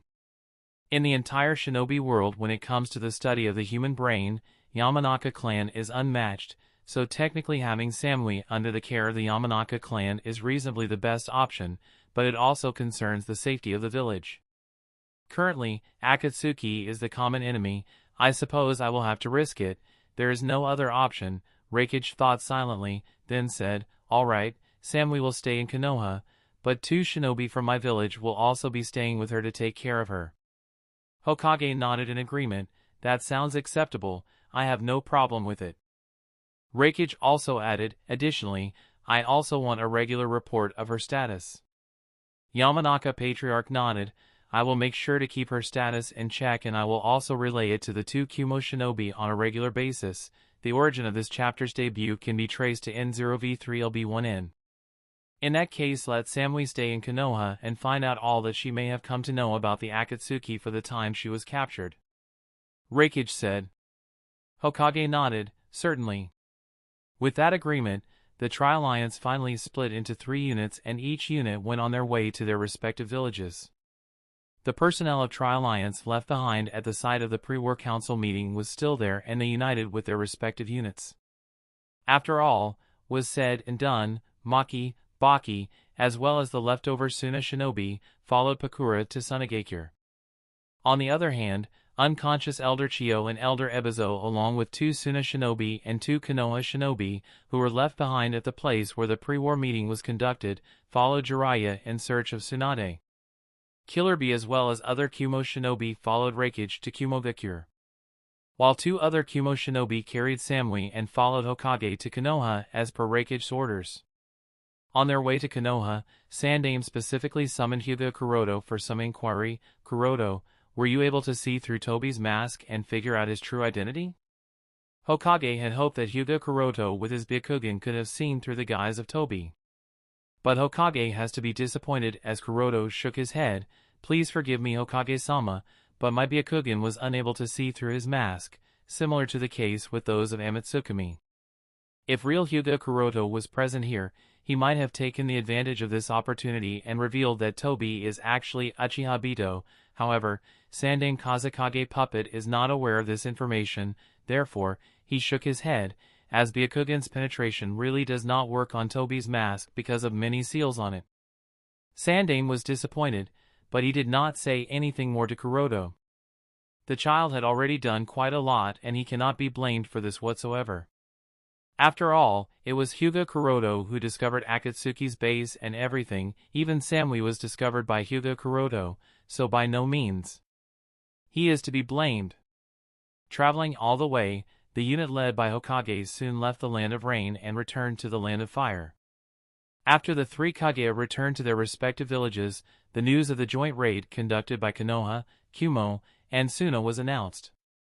The news was still not made public due to many reasons, but the higher management of each village was informed. When the 3 elders of Konoha Elder Council learned that Hokage had secretly led the elite Umbu unit to launch a raid on Akatsuki, they were shocked. And upon learning the devastating results, they seriously berated Sarutobi Hiruzen. Shimura Danzo was at the forefront of it all and angrily questioned as to why was such an important mission hidden from the Elder Council. Faced with the anger and questioning of the 3 advisor elders, Sandaime was speechless. The prestige of Sandaime was seriously affected by this failed mission. Even his control over the village was greatly weakened because of the heavy losses in the Umbu. Moreover, this mission indeed caused severe losses to Konoha, so he had no way to argue with the 3. Fortunately enough, both Mitokado Hamura and Udatain Koharu are old acquaintances of Hiruzen and understand his nature and troubles very well. So after a while of berating, both of them finally calmed down and did not pressure Sandaime too much. Shimura Danzo is also not innocent. He had formerly teamed up with Hanzo to deal with the former leader of Akatsuki, Yahiko, so he knows that he has much involvement in making Akatsuki the way it is today. Therefore, he also chose to stay in moderation after venting a little and did not pressure Hiruzen too much for his failure. Because Danzo is growing more and more afraid as the true extent of Akatsuki's danger is being revealed and fears that the current leader of Akatsuki will definitely come after him sooner or later. Therefore, he does not want to lose his backing in the form of Hokage for the time being, until he is sure he can defeat the leader of Akatsuki and seize Rinnegan for himself. After all 3 elders calmed down, Sandaime also breathed a sigh of relief. Taking a deep breath, he muttered with a tired expression, "This time, the responsibility of this failure indeed falls on my shoulder." Udatain Koharu said, "That may be true, but I am really amazed that even the joint force of 3 villages could not confront Akatsuki on equal grounds, much less eliminating them." Mitokado Hamura stated, "Moreover, such an Akatsuki was suppressed by Amatsukami, just what is going on with the shinobi world. Since the establishment of the shinobi village system, the 5 great villages have always been the leader of the shinobi world. They treat each other as somewhat equals while every other village or organization was looked down upon or used for their own benefits. But now the pattern seems to be changing." Sandaime sighed. However shocking it may be, it is the truth, and we have no choice but to accept this reality. 5 great shinobi villages that once stood at the top of the pyramid of power are no longer there. The likes of Akatsuki and Amatsukami now stand at the top. After speaking so, Sandaime further explained the entire raid in detail, although he omitted the part of Tobi being able to use Mokuton for now. Danzo's eyes flickered at a particular detail. Hiriko was able to go toe-to-toe against the Raikage? Both in terms of speed and power? Sandaime nodded with a solemn look. He was, in fact, he had the upper hand, in terms of both speed, reaction speed, as well as strength. Raikage himself admitted it. Chimera no Jutsu. I must obtain it from Orochimaru as soon as possible, Danzo thought. At this time Hiruzen also mentioned Amatsukami's proposal to the 3 elders and asked what are their opinions on this. Mitokado said after some consideration, for the proposal from Amatsukami, since we cannot fight against Akatsuki, then it is best to use Amatsukami to confront them. By doing so we can make both organizations eliminate each other. Danzo nodded. It's the best decision for the time being. Koharu also nodded in agreement. I agree, it doesn't seem to be a bad decision, however we have to be careful when dealing with them otherwise. Koharu did not complete, and nor was there any need to. All the 3 elders understood the repercussions of playing with fire. Sandaime finally nodded. He has considered this a lot, and this seems to be the only way to restrain the power of Akatsuki. At this time Danzo questioned, Hiruzen, what do you plan to do with Tsunegakure? Kazekage is missing, Chiyo and Ebizo are at death's door, only Pakura of the Scorch remains. Hiruzen frowned at Danzo's words. What do you suggest? Danzo said coldly, I suggest we take Tsunegakure under our full command. This way, Konoha's might will increase and we will stand a better chance against Akatsuki and Amatsu. No.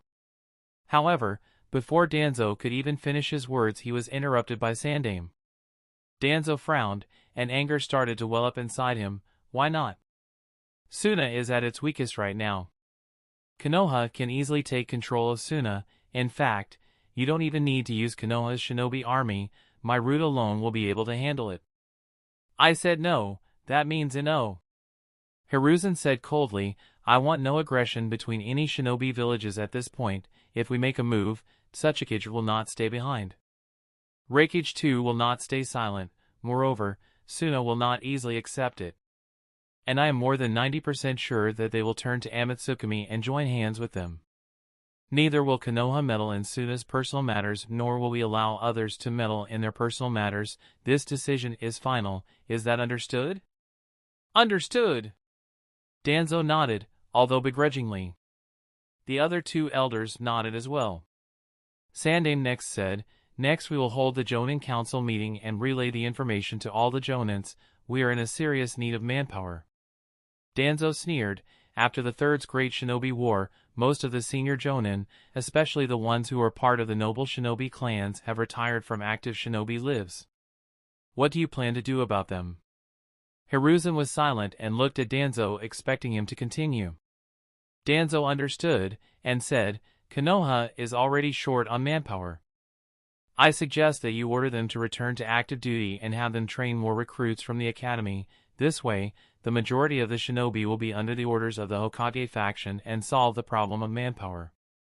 Agreed, both Koharu and Mitokado nodded as well. As experienced politicians, both Mitokado and Udatain can very well understand what Danzo intends to do here, and honestly, they have no problem with it. The noble clans have been enjoying their luxury for quite a while, and it is time that they get to work. Besides, as Danzo said, the current Konoha really does lack manpower. After pondering for a while, Hiruzen nodded. Just as Danzo felt proud of himself, Sandaime glanced at him with a cold look and questioned, By the way, do you have something that you want to tell me about experiments related to Shodaime-sama's cells? Chapter 374, questioned by Hiruzen. Danzo suddenly had a guilty look. Although it was only momentary, it did not escape Sandaime's sharp eyes. Hiruzen ordered with a serious look, Danzo, confess. Danzo has kept a lot of secrets from Hokage, especially related to the experiments on Shodaime-sama's cell transplantation.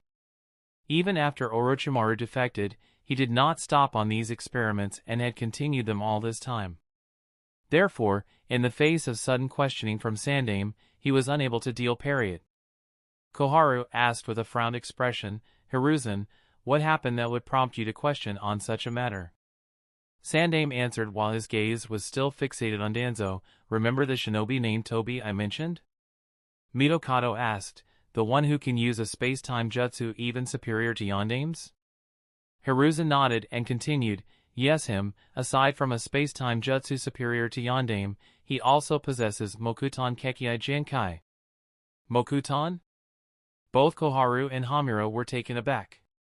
Sandaime nodded and eyed Danzo to fess up everything he knows about this Mokuton user. Sandaime has made many speculations about the true identity of Tobi. In his opinion, Tobi being a senju who awakened Mokuton is very less. This is because even among the history of the Senju clan, only Senju Hashirama is known to have awakened Mokuton. No one other than him has awakened Mokuton. Not even his younger brothers, children, or grandchildren who are closest to him genetically. This proves that Mokuton is not a simple hereditary Kekkai Genkai. Therefore, the only possibilities that are left are self-awakening, which is completely unrelated to him being a Senju or Hashirama cell transplantation. Danzo sighed, and while pretending to be helpless, he said, "It is probably because of my lack of careful supervision on your disciple Orochimaru that such a thing has happened. I never expected that your disciple will take advantage of my kindness." Sandaime did not interrupt and his gaze was still fixed on Danzo. Seeing Hiruzen's sharp eyes, Danzo had to continue, "As you already know, great ambitions lurks inside your disciple. He managed to steal Shodaime-sama's cells as well as the records of past experimentation from the restricted section because of the poor supervision of your ANBU. Afterward, he started bloody experiments on small children. When I got a hint of the deeds of your disciple, I immediately went to apprehend him, as you already know. But he is a shrewd one. He had caught wind that I was coming to apprehend him and managed to escape." Sandaime still did not budge and spoke, and Danzo spoke with a bitter look. And your disciple had actually succeeded in this. One of the subjects your disciple chose successfully survived the transplantation of Shodaime-sama's cells and awakened Mokuton." "What?"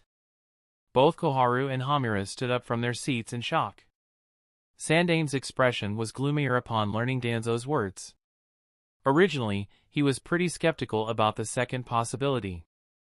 He believed that Tobi might have naturally awakened Mokuton just like he uses a uniquely superior space-time jutsu. Unexpectedly, Hashirama's cell transplantation experiments were being conducted in secrecy without his knowledge. Not only that, there is even a child who survived and awakened Mokuton. Sandaime suppressed his anger and questioned, "Where is that child?"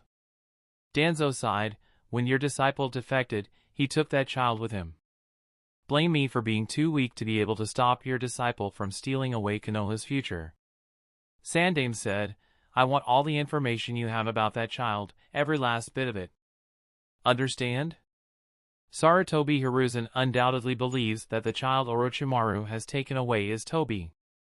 This also explains why he can use a space-time jutsu even superior to Yondaime Hokage. After all, Orochimaru was also a member of the Akatsuki.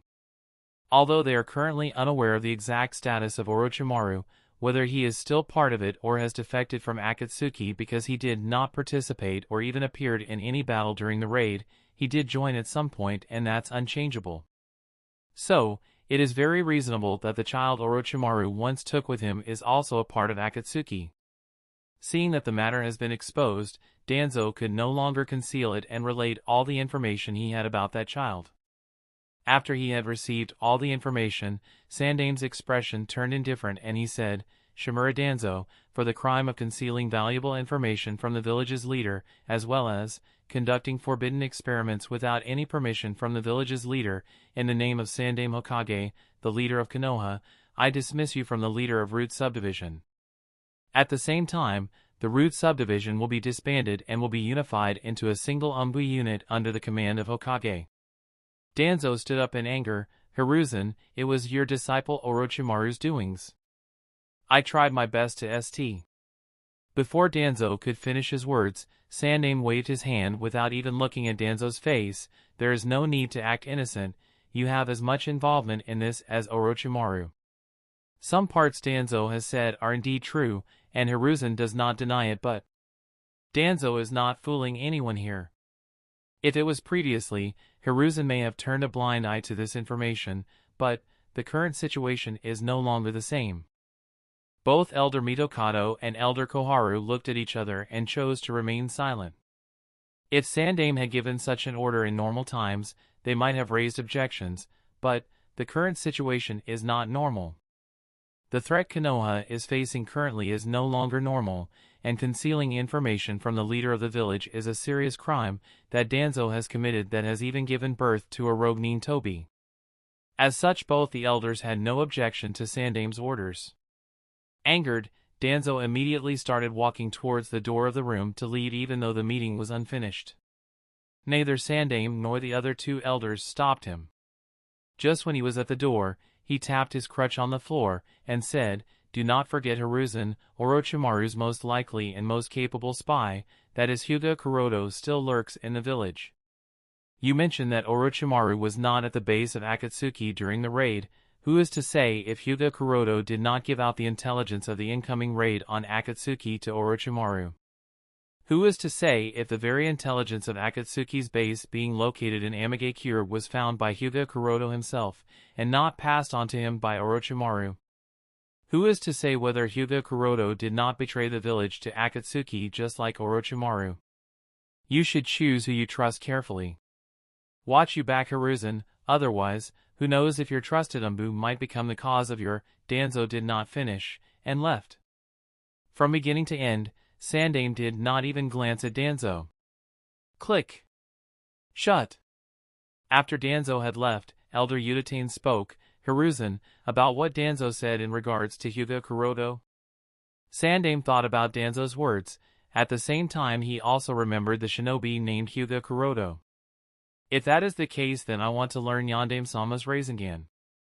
And after a long silence, he said with a mild smile, "No need to worry. Hyuga Kuroto is a Konoha shinobi.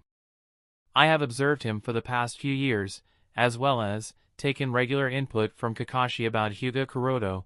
The child may share some similarities with Orochimaru, but, essentially, he is different from Orochimaru. Sometimes, he reminds me of Minato. I am not really sure as to why that is. But I have started to feel as such, therefore, I believe he will not betray the village to Akatsuki. As for his relationship with Orochimaru, I think there is no need to worry about that as well." Yutane and Mitokado glanced at each other, then finally nodded towards Sandaime. If Hokage trusts him, then that's all that matters. Others can keep saying and thinking whatever they want, it is of little significance. Now, what do you plan to do, Hiruzen? The Akatsuki plans to collect Bijou, so it is inevitable that they will attack Konoha at some point. Kirigakure's involvement with Akatsuki has to be investigated too. Sandaime nodded, and said, "I have several plans in regards to these." "And what are they?" Both Elder Mitokado and Elder Yutane were curious. Sandaime nodded and explained. Chapter 375. After leaving the meeting halfway, Shimura Danzo came to the deepest section of the root base. Entering inside the Forbidden Laboratory 5, he questioned the researchers who were busy carrying out the experiments. "Any progress?" The head researcher replied while stuttering, "We're still in the middle of it, although the data we have is not enough, but—" Bang! Danzo knocked his crutch hard on the floor and said coldly, "There is no time. If you fail to perfect the balance between Shodaime-sama's cells and Sharingan in my body within a week, well then, I suppose I do not need to remind you of the result that would be awaiting all of you as well as your families. Be sure to keep this in mind while you continue your work here." After saying so, Danzo left the laboratory, while the researchers fell on the ground with a pale face. They understand full well what Danzo-sama meant, but they also know that 1 week is too short to achieve any significant progress. After he has left the laboratory, Danzo was walking towards the core area of the base as his lips arched in a cold sneer. "Hiruzen, you are getting old, aren't you?" You may try to not let it affect you as much as you can, but I see it full well, your strength is nowhere near as it used to be. Konoha needs a new Hokage, one who can lead the village to its most glorious days, and then further, and you are clearly not up to the task, never were, and never will be. As a former comrade in arms, Danzo is much aware of the rising frailty of Sarutobi Hiruzen, and because of this Danzo is more and more confident of taking the position of Hokage from Hiruzen. As for the disbandment of Root, if Hiruzen believes that he can just dismiss me as the commander of Root subdivision and that will be the end of it all, then he is sorely mistaken. The Root is not just a subdivision of Umbu Black Ops, Root is my personal force, and no matter what happens, they will only follow my commands. Besides, it's not as if he is aware of how deeper Konoha's foundation truly is, thought Danzo with a cold smirk. Danzo muttered, it's about time Uchiha Itachi stopped playing those foolish shinobi games too. As he spoke, Danzo's figure disappeared into darkness. On Kuroto's side. After 2 days of rest and recuperation, Kuroto summoned Gaara to have a talk with him regarding what happened to Yondaime Kazekage. Kuroto-sama, how is your injury? The kid asked Kuroto with a worried expression. Kuroto replied, I am alright, there is no need to worry. As you can see for yourself, I can move quite perfectly now. Gaara nodded, he was relieved, then asked, so you mentioned that you wanted to have a talk with me. Kuroto nodded, and after a while of silence he decided to break the news bluntly, your father, the Yondaime Kazekage of Sunagakure, is now dead. Gaara's eyes widened. I see. He muttered ever so slowly, then he lowered his head in silence. Externally he was silent, but internally his mood is in turmoil. He did not know what to feel about the death of his father. The same father who has never cared about him, and viewed him as nothing more than a beast, and ordered Yoshimaru to kill him, and also attempted to execute him. Then why? What is this feeling? Am I feeling sad?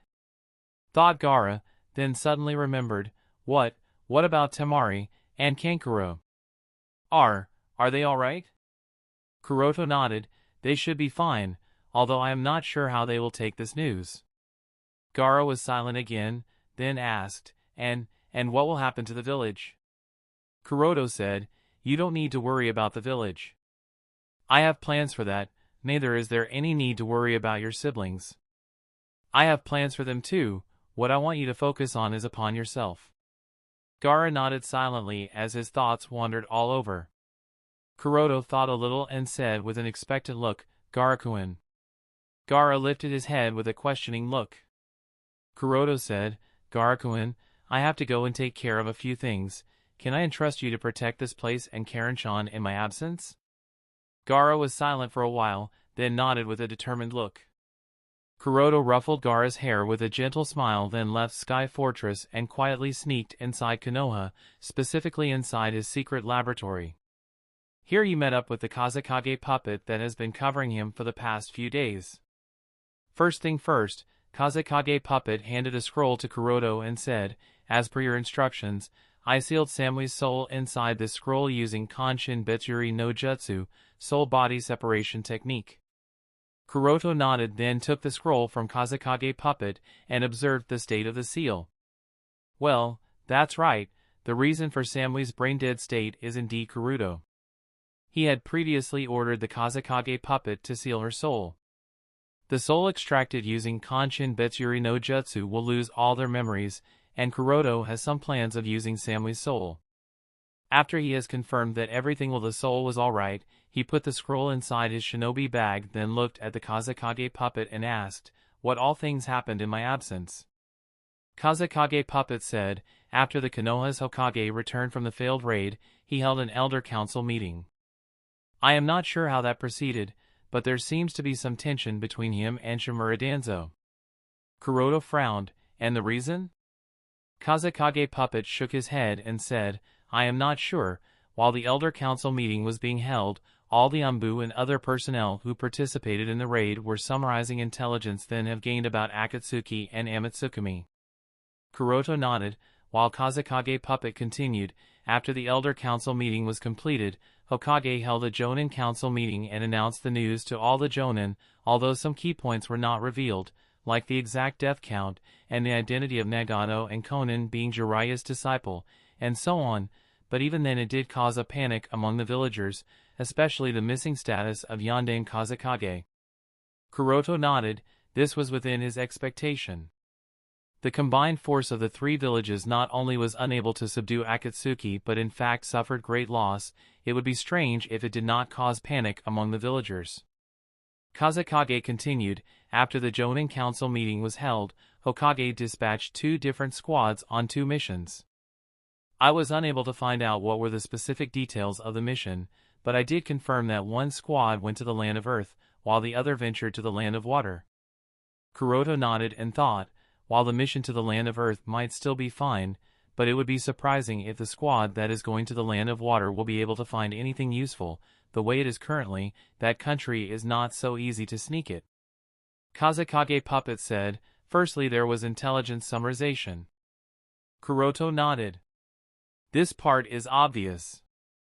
Although the raid was a total failure, intelligence summarization is still very important. Corresponding countermeasure strategies will be formulated using all this intelligence. Kazekage Puppet continued, there have also been several changes internally. The first order he issued is towards the noble shinobi clans. All the retired shinobi who are in a position to continue active shinobi life will again start to work, as well as some of the other clan shinobi who are not registered in Konoha's shinobi directory will also register themselves. Kuroto was stunned, then nodded stiffly. This was unexpected, but if I think about it, it doesn't seem so strange either. Kuroto's own ninja registration number is 010842, which means officially there have only been about 010841 academy graduates before him. It wouldn't even be wrong to assume that of these 10841, at least 50 to 60% have died in active duty. They may have died in some sort of simple mission or maybe during a war, or perhaps during the Kyuubi's attack on Konoha. These 50 to 60% also include disabled, traumatized, those who went rogue, or those who retired, and so on. So, only about 30 to 40% of shinobi are left, who are still on active duty. In the canon, the ninja registration number of Uzumaki Naruto was 012607. And Sarutobi Konohamaru's ninja registration number was 012707. This means there have only been about 12,707 official academy graduates by the time Sarutobi Konohamaru graduated from the Ninja Academy, which also included the deceased. The shinobi of Konohamaru's generation did not participate in the 4th Great Shinobi War. And yet, despite all this, the coalition of 5 great shinobi villages was able to assemble a total force of 80,000 shinobi. If we assume that about 10,000 samurai from the Land of Iron participated in the war, then the entire coalition consisted of 70,000 shinobi. On average, each village dispatched about 14,000 shinobi, although this estimate is obviously incorrect because the strength of each village was not the same. For example, the number of Sunagakure shinobi and Kirigakure shinobi was obviously less because of their weak strength. But even if we disregard this key point and use the ideal situation, there were about 14,000 shinobi from each village. Where did so many shinobi come from? The number of official graduates by the time of Konohamaru's generation was only about 12,707, which obviously included deceased and all. Even if all the official academy graduates are counted, Konoha couldn't have dispatched 14,000 shinobi. So where did so many shinobi come from? The answer to this question is very simple. Those numbers reached such a digit by including the unofficial shinobi, the unregistered ones. These unregistered shinobi are clan members that are not part of the official shinobi system that a village follows. Each clan has hundreds of unregistered shinobi, and these unregistered shinobi are under the command of the patriarch of the clan. They are not under Hokage's command. And the number of unregistered shinobi easily amounts to thousands, therefore, they are not to be underestimated as they are a very powerful force. Take Hyuga clan as an example. Other than Hyuga Hayashi, the current patriarch of the Hyuga clan, almost none of the other members of the main house are registered shinobi. As a result, they rarely venture out of the village on official missions. Even many members of the branch house are also the same. They are unregistered shinobi. They carry out missions assigned to them by the patriarch, not by the Hokage. Of course, Kuroto's fiancée, Hyuga Yui, is also an unregistered kunoichi. And this is also why the existence of Uchiha Tsukihei, who sacrificed herself in an attempt to defeat Shino, is not so unbelievable. This is also the reason why Uchiha Shinichi, Uchiha Bido, and Orochimaru were not so skeptical about her. There are hundreds of unregistered shinobi and kunoichi. It wouldn't be strange if Uchiha Tsukihei was also one of those. Ordering these unregistered shinobi and kunoichi to take on active duty is obviously touching the personal interest of noble shinobi clans, but in the face of the great threat posed by Akatsuki and Amatsukami, he doesn't have much of a choice here. Hokage-sama has issued such an order. I wonder what benefits he will be giving to all the clans, thought Kuroto silently. After getting some more information from the Kazekage puppet, especially about the status of Team 11, Kuroto released the Shoten no Jutsu, shape-shifting technique, and sent Kazekage puppet back to Anchor Vantien, while he, himself, went into his house. Chapter 376. And while Kuroto was trying to sneak into his own house, he noticed Yui being present at his house, and sighed, "Looks like I will have to walk in from the front door." Giving up on his earlier plans, Kuroto walked inside from the main gate. "I am home," Kuroto said, announcing his presence. "Kuroto-kun, you are finally back." As soon as Yui realized that Kuroto is back, she hurried towards him and hugged him tightly. Kuroto was surprised. He hurriedly caught her to prevent their fall, and let her hug him. After the two had stood in the same position for a few minutes already, Kuroto asked while rubbing her back gently, "What's wrong? You seem unusually worried, Yui." Although he was being casual outside, internally Kuroto was really panicked. "I just hope she doesn't realize my injuries. Please don't realize it, please don't." Asked by Kuroto, she lifted her head and said with a gentle smile, "There is nothing wrong. It's just that you haven't been home for the past few months. I missed you a lot, so I got a little emotional, that's all." Kuroto nodded. He brought his head closer to her left ear, and whispered lightly, "Well, I am back now, aren't I?" Yui nodded and was about to say something when suddenly she noticed bandages wrapped around Kuroto's back through the gap in his collar. Yui's face turned serious. "Kuroto-kun, you are injured, aren't you?" Kuroto panicked. "Oh, come on, how the hell did she realize it even without using the Byakugan? I am perfectly sure that all my body movements are perfectly normal." Kuroto hurriedly said, "Don't worry, these are just some skin injuries, will be healed soon enough." Yui gazed at Kuroto's face for a few seconds, then without saying much, she bit her lower lip and helped Kuroto walk inside. Kuroto sighed and did not resist her help. To be honest, he was really having some problem walking normally, but made sure that it did not appear on his face until his facade was seen through by Yui. After seating on the chair, Yui said silently, "I will call a medical nin." However, before she could go, Kuroto held her hand and said, "Yui, my injuries are not serious. It will be fine in a short while. Having a medical nin is not needed. Moreover, they wouldn't be able to solve the problem in the first place." Yui said, "But..." Kuroto did not allow her to reason with him and quickly said, "Trust me, this is not a problem that a medical nin can solve." Yui deeply looked at Kuroto's eyes, those eyes that were asking her to not call a medical nin.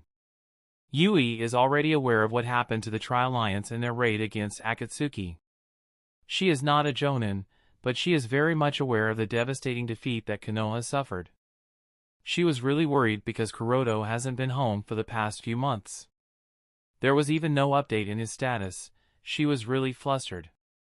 Especially considering how dangerous Akatsuki is and how high the death toll of Umbu in the recent raid is. Yui was obviously worried that something might have happened to him. Even after so much time had passed since the news of the raid was announced, there was no update in his status. Nor was there any news from him. Those working in Umbu generally die silently. She was worried that she might receive a death notice soon. Even if she trusts his strength, even if she believes in his promise, as a woman, she can't help but be worried. So when she noticed that Kuroto has come back safely, she was relieved, also a bit emotional. She couldn't stop the urge to hug him tightly. Just when she thought that he has safely returned, she realized that he is seriously injured. Being seriously injured is nothing new for a shinobi, so she is worried, but also happy that Kuroto-kun has come back alive. She was glad that he is at least alive, and the injury can be treated by a medical nin. But he refuses to let medical nin check upon his situation? While Yui was busy in thought, Kuroto pulled her towards him. With the distance between the two very minimal, he said, "I am sorry for making you worried." How can Kuroto not notice the worry in her eyes? He had realized it but chose not to bring it up. Yui shook her head and said, "It's not a problem, Kuroto-kun. So long as you are safe, everything is alright." Kuroto nodded and said, "Don't worry, nothing will happen to me." Yui nodded and did not say anything more. At this time Kuroto asked, "By the way, while I was coming home, I noticed that the atmosphere in the clan was a bit downcast. Did something happen?" Yui nodded and said, "4 days ago, Himeji-sama passed away." Kuroto sighed. He wasn't much surprised, but asked nonetheless, "Was it a natural death, or?" Yui replied with a sad expression, "It was a natural death." Sensei's health had already started to decline even before her second pregnancy, and after she gave birth to Hanabi-chan her health deteriorated further.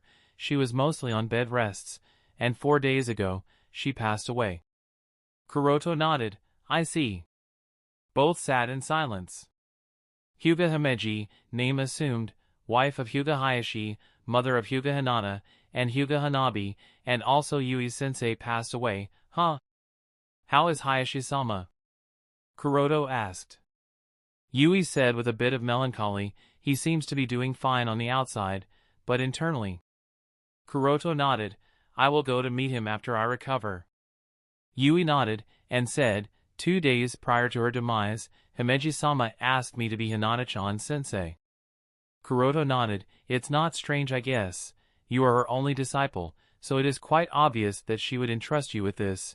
Besides, your strength should have also reached the level of an elite jonin, so her choice is quite thoughtful." Yui nodded silently. At this time, Kuroto asked again, "And where is Chien-chan?" Yui said, "She is living at my home for the past few months."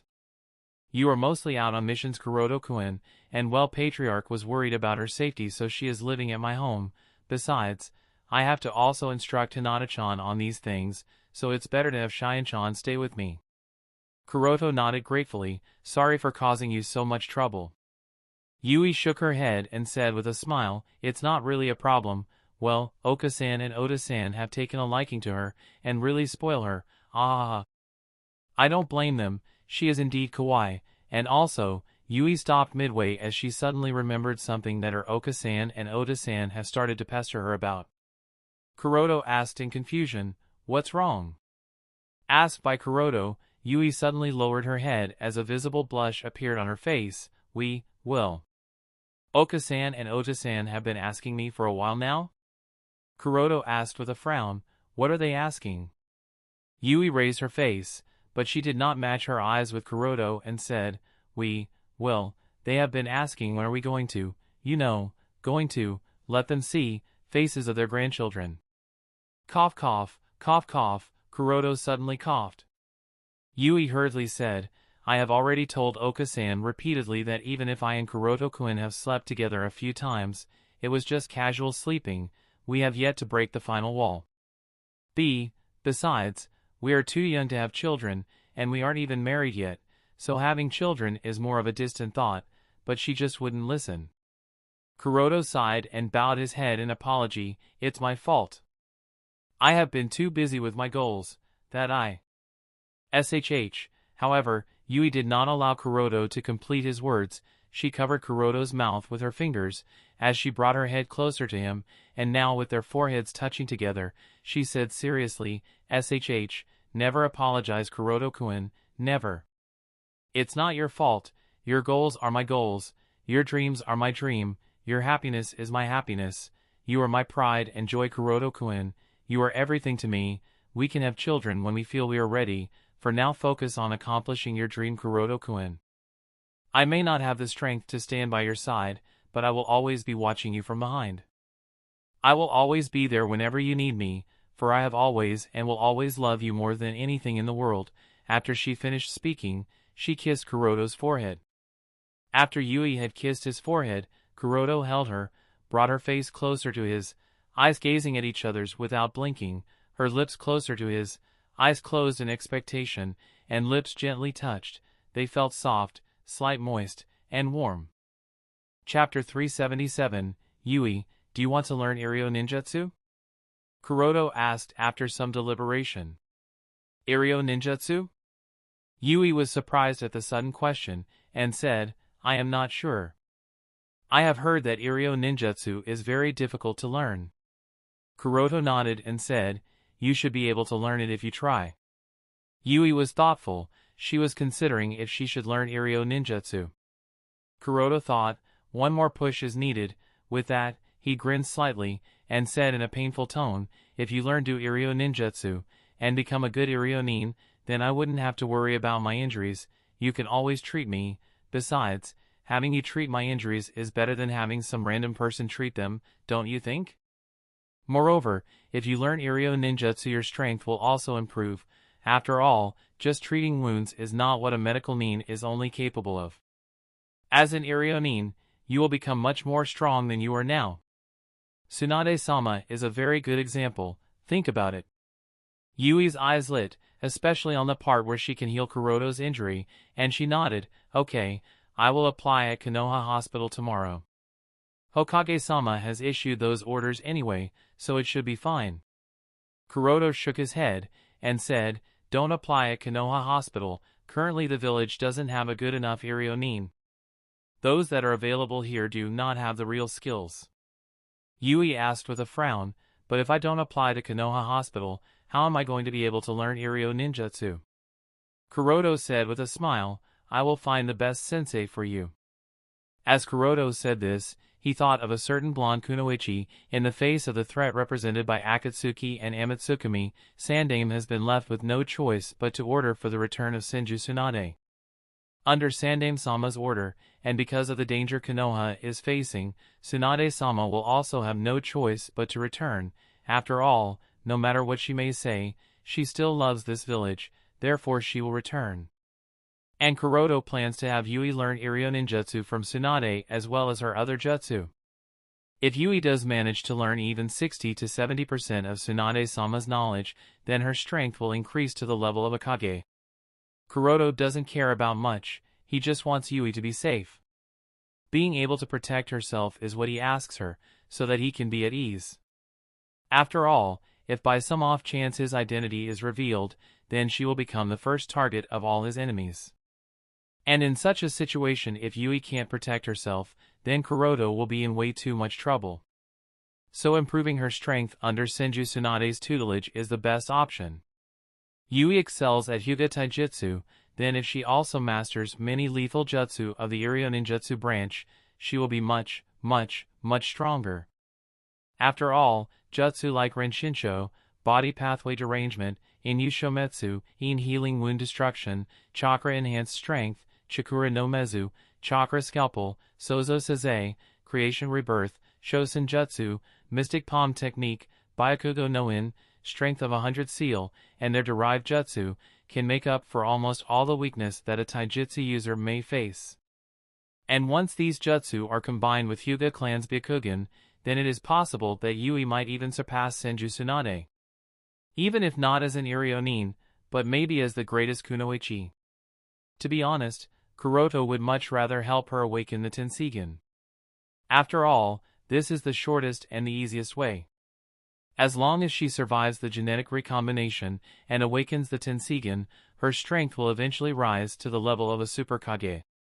However, with the deepening of his knowledge of biotechnology, as well as exploration and development of his own Tenseigan, Kuroto has realized that surviving even a single gene combination is no joke, not to mention, to awaken the Tenseigan, many genes need to go through recombination.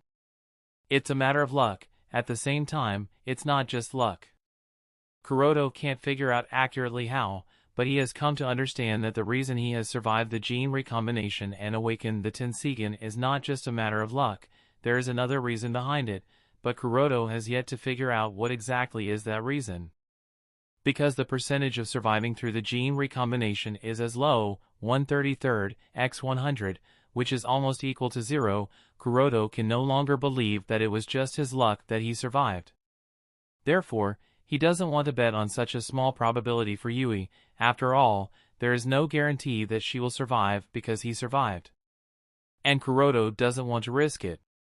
Humans are strange, they, themselves are willing to risk it all, but when it comes to making their cherished individuals take the same level of risk, they are unwilling to do so. Alright, then I will wait until you find someone good enough who will be willing to teach me Iryo ninjutsu. Yui nodded after a little bit of thought. The same night, Kuroto's home.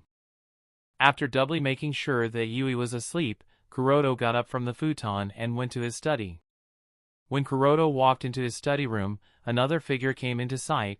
This was none other than Uchiha Shursui. As soon as Shursui noticed Kuroto, he asked with a slightly worried tone, "Kuroto-san, is your body okay now?" Kuroto nodded, and said, "It's all right now. I should be able to take missions after one more day of rest."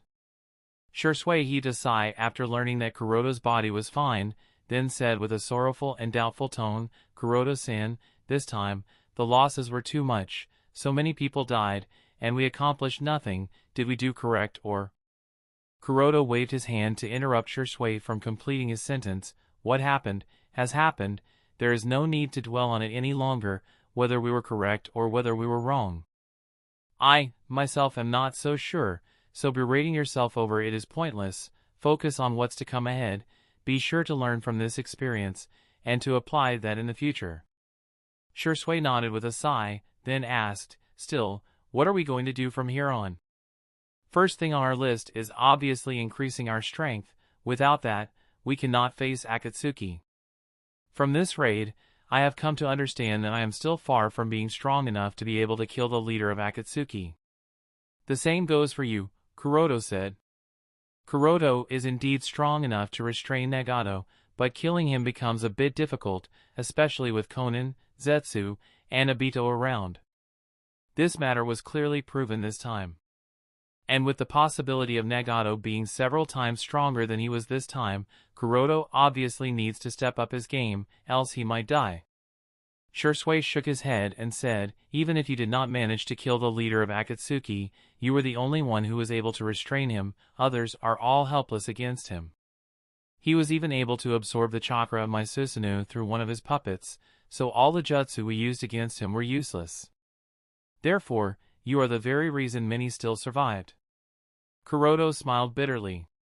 He may have had the advantage this time, but Kuroto is not sure for the next time. Kuroto has a feeling that it would be soon, very soon. And Kuroto is not sure if we will be able to restrain Nagato at that time. With a sigh, he said, "Anyway, all that aside, what is the state of your visual prowess? In the last fight, you were a bit reckless and used too much ocular power. I had reminded you several times that Manjikyu Sharingan goes blind per each use, even then." Shursui covered his eyes, and whispered slightly, "My visual prowess has decreased too much. I am having trouble even seeing regular things." Kuroto muttered, "Is it already so bad?" Shursui nodded silently. Kuroto immediately said, "Don't use your Manjikyu Sharingan anymore, for now at least, else you will become total blind." Shursui sighed, "How can I do so, given the current situation?"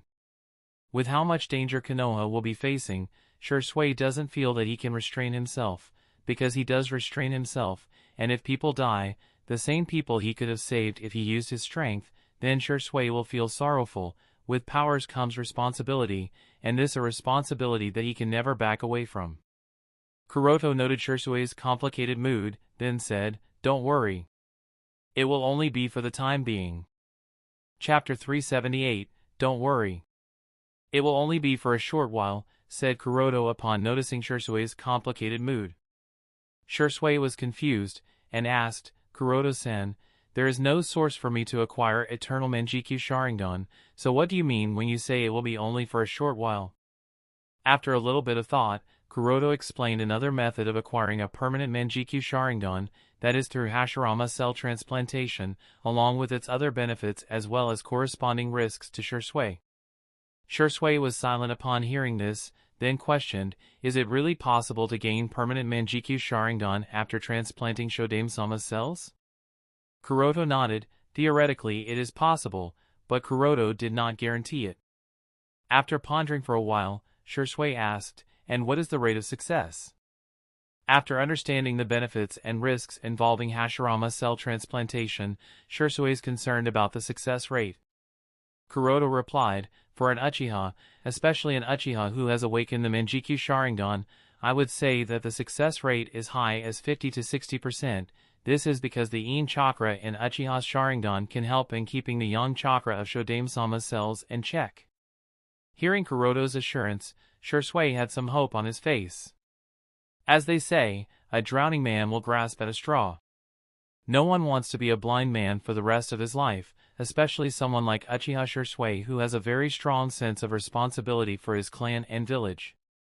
Kuroto continued, and this probability will further increase, the higher the ocular power is.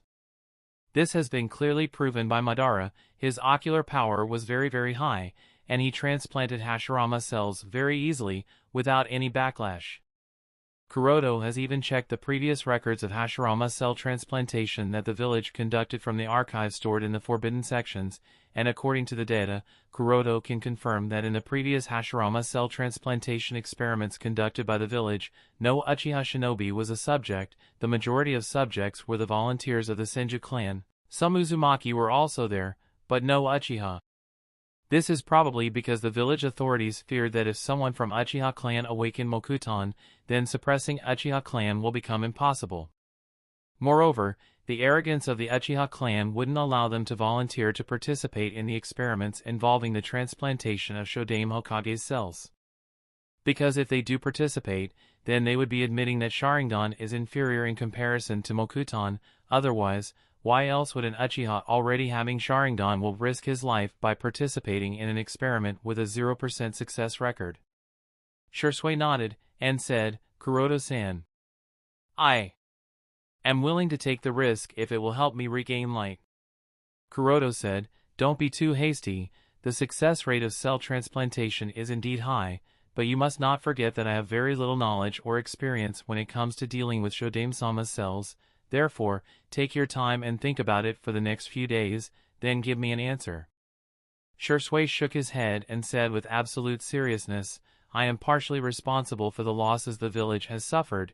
In such a scenario, if I can't even be of use to the village, if I can't even help the village resist the enemy, then I would never be able to forgive myself. I would rather die trying than live with such a guilt. Looking at Shursui's resolved expression, Kuroto sighed, convincing him seems to be impossible. Shaking his head helplessly, Kuroto said, all right, if you are so resolved then I will start the preparation, but the preparation itself will take quite some time because there are a lot of testing required. I will match the adaptability of your cells with Shodame-sama's cells, so give me some time. Shursui nodded, okay. Then Kuroto asked, now tell me which division have you been transferred to? There have been several changes, one of which is the dissolution of the Umbu Team 11. All 4 members of Team 11 have been transferred. Shursui said, Special Tactics Division 4, I am the captain of Division 4. Kuroto nodded, then asked again, Division 4? And who is the target? Although the raid resulted in failure, however, a lot of intelligence was obtained, and therefore, special tactical divisions have been created. Each division has been created while keeping in mind the abilities of their target and possible counters to it. Kuroto does know that both Kakashi and Shursui have been transferred to special divisions, but which special division, the identities of the specific members of the team, and who is the specific target is unknown to him. This information is only known to the specific member of the division and Hokage-sama. Not even the members of the elders are aware of this information. This measure was taken to eliminate all the possibilities of intelligence leakage from any source. Shursui said, target of our team is Hirako. Kuroto nodded, then questioned, Hirako. I guess I understand the reason. Tell me the composition of your team. Shursui answered, other than me, there are 3 more members in Division 4. First is Yamanaka Santa, a jonin from Yamanaka clan. He is very apt with Yamanaka clan jutsu, good at taijutsu, is an extremely proficient sensorin, and also has some degree of knowledge of Iryo ninjutsu. Additionally, he also has a mastery of futon. Second is Sarutobi Ase, a jonin from Sarutobi clan. He is proficient in katan and raitun, but his specialty is fuinjutsu, juinjutsu, and kinjutsu. He is also a sensorin, so that's a plus point. Then the third is a former member of the Root subdivision. He calls himself Rai. His strength easily reaches the level of a jonin. He is a skilled kinjutsu user as well as a master of using many weapons. He also has a variety of kuchios at his disposal. And these kuchios can spit out different types of fluids, that being glue, acids, slimes, poisons, oils, etc. The good thing is that these are naturally produced body fluids, so they cannot be absorbed by Hirako using his meitun. After hearing the description of the three, Kuroto nodded. The Division 4 is strong enough and covers all aspects of battle. With this team, it might even be possible to kill Hirako. In the entire village, perhaps only Shursui, other than Kuroto, has the speed to match Hirako's Jintun. Coupled with the insight of his Manjikyu Sharingan, Shursui can easily keep up with Hirako's movements. Therefore, Shursui is perhaps the best candidate to target Hirako. Then adding the support of the team, it might be possible for him to indeed kill Hirako. Shursui nodded. The team assigned by Hokage-sama to me is indeed good. Kuroto said with a serious expression, but still, be vigilant of this Rai person. If he is a former member of the Root subdivision, then his loyalty is directed towards Danzo. I suggest you keep him under a Jinjutsu, also temper with Zeka Kenzetsu Noin, Cursed Tongue Eradication Seal, on his tongue. I will give you the scroll of this Juinjutsu, or you can also use any other measure that you can think of, but make sure that he does not betray you to Shimura Danzo. From his previous failed attempt, Shimura Danzo is already aware of the Fuinjutsu I have used on your Manjikyu Sharingan. He may not understand what exactly that Fuinjutsu does, but he might try to steal your Manjikyu Sharingan, and in no way do I want that to happen. Shursui nodded. The last time Shimura Danzo did try to steal his Manjikyu Sharingan, although nothing major punishment was given to him because of the implication Shursui had upon him at that time. And because Shursui was unconscious at that time, therefore, he was unable to say anything either. Later when he regained consciousness, Shursui decided to not reveal Shimura Danzo being able to use his Anaji. There was a reason behind it, and that was. So, Kuroto-san, you mentioned that you plan to deal with him. When do you plan to do so, and how do you plan to do so? Shursui asked with a bit of hesitation. Kuroto said in a vague manner, very soon. I have one use of him, after that, he will be dealt with. Shursui was silent. He did have some thoughts but chose not to speak them. Kuroto is both a friend, an elder brother-like existence, as well as the person Shursui has sworn his loyalty to. Kuroto's wish is his command, and if Kuroto plans to deal with Shimura Danzo, then even if Shursui has some thoughts, he will keep them to himself and follow the order.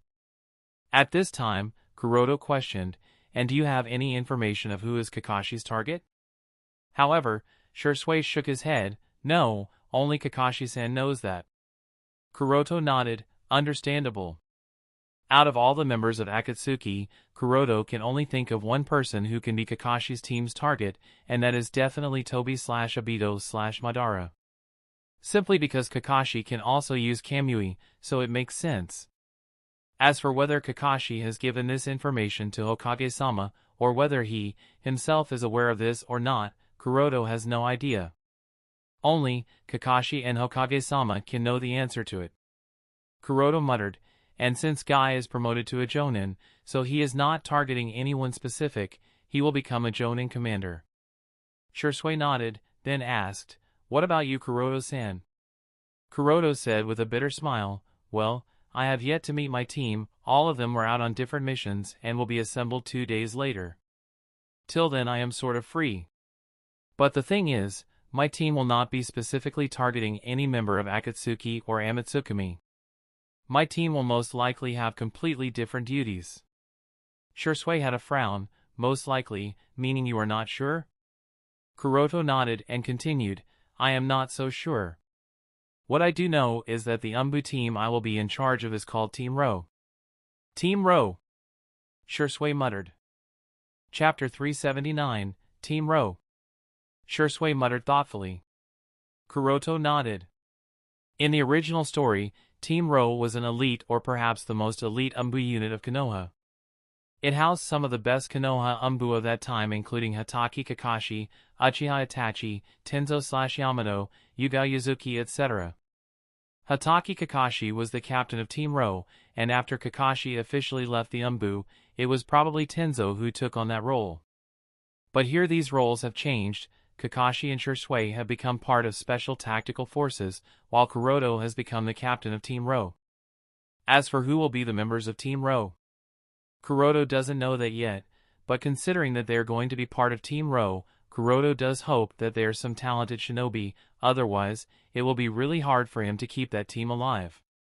Anyway, becoming the leader of Team Ro also puts him a step closer to becoming the Hokage. At this time Shursui asked, Kuroto-san, do you think the various divisions that are being created to specifically target Akatsuki members will be effective? Kuroto said, without knowing the accurate composition of teams, it is really hard for me to judge, but I don't really think that they will be much effective. Sure, teamwork and targeted strategies might prove to be effective, but when it comes to the matter of showing significant result, the chances are quite less, because, in the face of absolute power, strategies, preparations, planning, tricks, teamwork, along with other similar things are all pretty meaningless. This is a hard and proven fact. Just take Uchiha Madara's example, everything was useless in the face of Uchiha Madara's power after he became the Jinchuriki of Jubi. If it hadn't been for Kurozetsu, the entire shinobi world would have been covered in an eternal Jinjutsu. Moreover, even if these targeted strategies are being created, the enemy too is getting stronger and figuring out tactics they can use to deal with us, so making a guess over such a thing is very difficult. Kuroto himself is a little worried about this because many of his jutsu has been exposed. Others may not perfectly understand them, but Kurozetsu should understand them well enough. Although, Kuroto doesn't think that Kurozetsu would give out that knowledge so easily, you never know. If Kurozetsu starts to feel desperate in the face of Amatsukumi's strength, then he might start spitting out all the intelligence he has. And even if Akatsuki does not perfectly understand his jutsu, it won't stop them from making various strategies. Kuroto thought, I do hope that Shinichi will be able to provide me with some sort of useful intelligence. The timeline of this world has completely shifted from the canon version of the shinobi world, and with this complete deviation, much of Kuroto's knowledge of the plot has become rather useless, as such Shinichi's importance as a spy in Akatsuki is more than ever. Whether Nagato has really transplanted Hashirama cells? Whether Nagato has succeeded? What actions are being planned by Obito? What will be Akatsuki's next move in response to Tri-Alliance? Which members of the organization will be going after which Bijou? Who will be their next recruit? Where is Akatsuki's new hideout? Shinichi is the source of all this information. But the thing is, Shinichi hasn't contacted Kuroto for quite a while now. It is possible that he has been too busy, or maybe because the entire organization has been collected at the same place that he has been unable to contact him in others' presence. There is also a possibility that Shinichi's cover is blown and he has been eliminated, so Kuroto is also worried about that. If Shinichi's is eliminated, then that source of inside information will be gone, and if that happens, Kuroto can only have Itachi play the role. Seeing Kuroto lost in thought, Shursui said, does that mean it will all be a wasted effort? Kuroto said, regardless of whether they work or not, Amatsukumi will have to make their own side preparations. And Shursui nodded, all right, I will keep that in mind. If there is nothing more to discuss, I will be taking my leave. Kuroto nodded, and with that Shursui disappeared from the room. After Shursui had gone, Kuroto moved to another room on the upper floor, and after making sure that no one was spying on him, as well as that Yui was still asleep, Kuroto took out a storage scroll and unsealed the contents stored inside it. Poof! What appeared before Kuroto was a set of sealed test tubes, each of which contained a greenish liquid. These test tubes were marked from 1A to 1Z. This green liquid substance inside all these sealed test tubes is processed by Hashirama cells, each with a different potency. Now I have to check which of these samples have the best match with Shisui's cells, thought Kuroto. The possibility of success is obviously close to zero here. This is because no one will be directing the fusion of Hashirama cells and Shisui's cells, but even with that, the fusion sample will stay active for the most amount of time can be considered a success. This is because the Hashirama cells in that particular sample will be most docile and easier to fuse with the body. With the objective of finding out the most docile sample, Kuroto started to carry out the next series of preparations and tests. Chapter 380, The Evening of Next Day. Knock! Knock! The door was opened by Yui. Who is it? It's Kakashi-san. It has been a while. How have you been? Kakashi nodded lightly. Fine, thanks for asking. Is Kuroto at home? Yui nodded with a cheerful smile. Of course, he is. Come on in, Kuroto-kun is in his study. Kakashi nodded, and after wearing house slippers given to him by Yui, he went to the upper floor where Kuroto's study is located. Kuroto had of course noticed Kakashi's arrival, and made sure that nothing he does not want to show to Kakashi was out in the open. After welcoming Kakashi to his study, Kuroto folded the scroll he was studying, then said, I heard that you have been extremely busy these days, Kakashi. Kakashi nodded with a droopy expression. Compared to Guy, who mostly has an energetic expression, Kakashi always looks downcast. Although Kakashi nodded, he did not touch the matter of tactical division or anything even remotely related to it. Neither did Kuroto ask. After a while of casual discussion, Kuroto asked, How is your condition now, Kakashi? During the raid, Itachi had used Tsukukumi on Kakashi to neutralize him, but Itachi also made sure to not torture Kakashi too much, just enough to stop Kakashi from interfering. Kakashi was silent upon hearing Kuroto's question, then after a while, he said, Tsunade-sama has returned to the village. She helped in curing the psychological damage.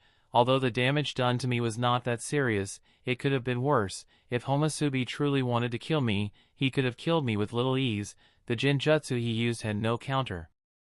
Kuroto nodded. Even in the Naruto plot, it was Senju Tsunade who healed the psychological damage done to Kakashi and Sasuke by the use of Tsukuyami. As for the matter of there being no counter to Itachi's Tsukuyami, it is debatable. During the battle between brothers, Uchiha Sasuke managed to break free of Itachi's Tsukuyami. Itachi had once stated that only someone with Sharingan and Kekkai Genkai can break free of Tsukuyami, but is that really true? Kuroto doesn't think that's true. The only reason Sasuke managed to break free of Tsukuyami was that Itachi never had any intention of killing Sasuke.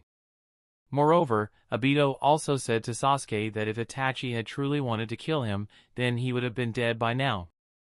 Therefore, just having Sharingan and Kekkai Genkai is not enough to break free of Tsukuyami. But it's not that it cannot be broken free. Perhaps with Kodo Ematsukami, it is possible to break free of Tsukuyami. After all, ultimately Tsukuyami is a genjutsu, and a genjutsu can be overwritten or reflected by another genjutsu. The other genjutsu needs to be strong enough, and Kodo Ematsukami is in fact strong enough. There are also other methods. A perfect Jinchuriki might also be able to break free of Tsukuyami. This is because the amount of churka a perfect Jinchuriki has access to is way too much.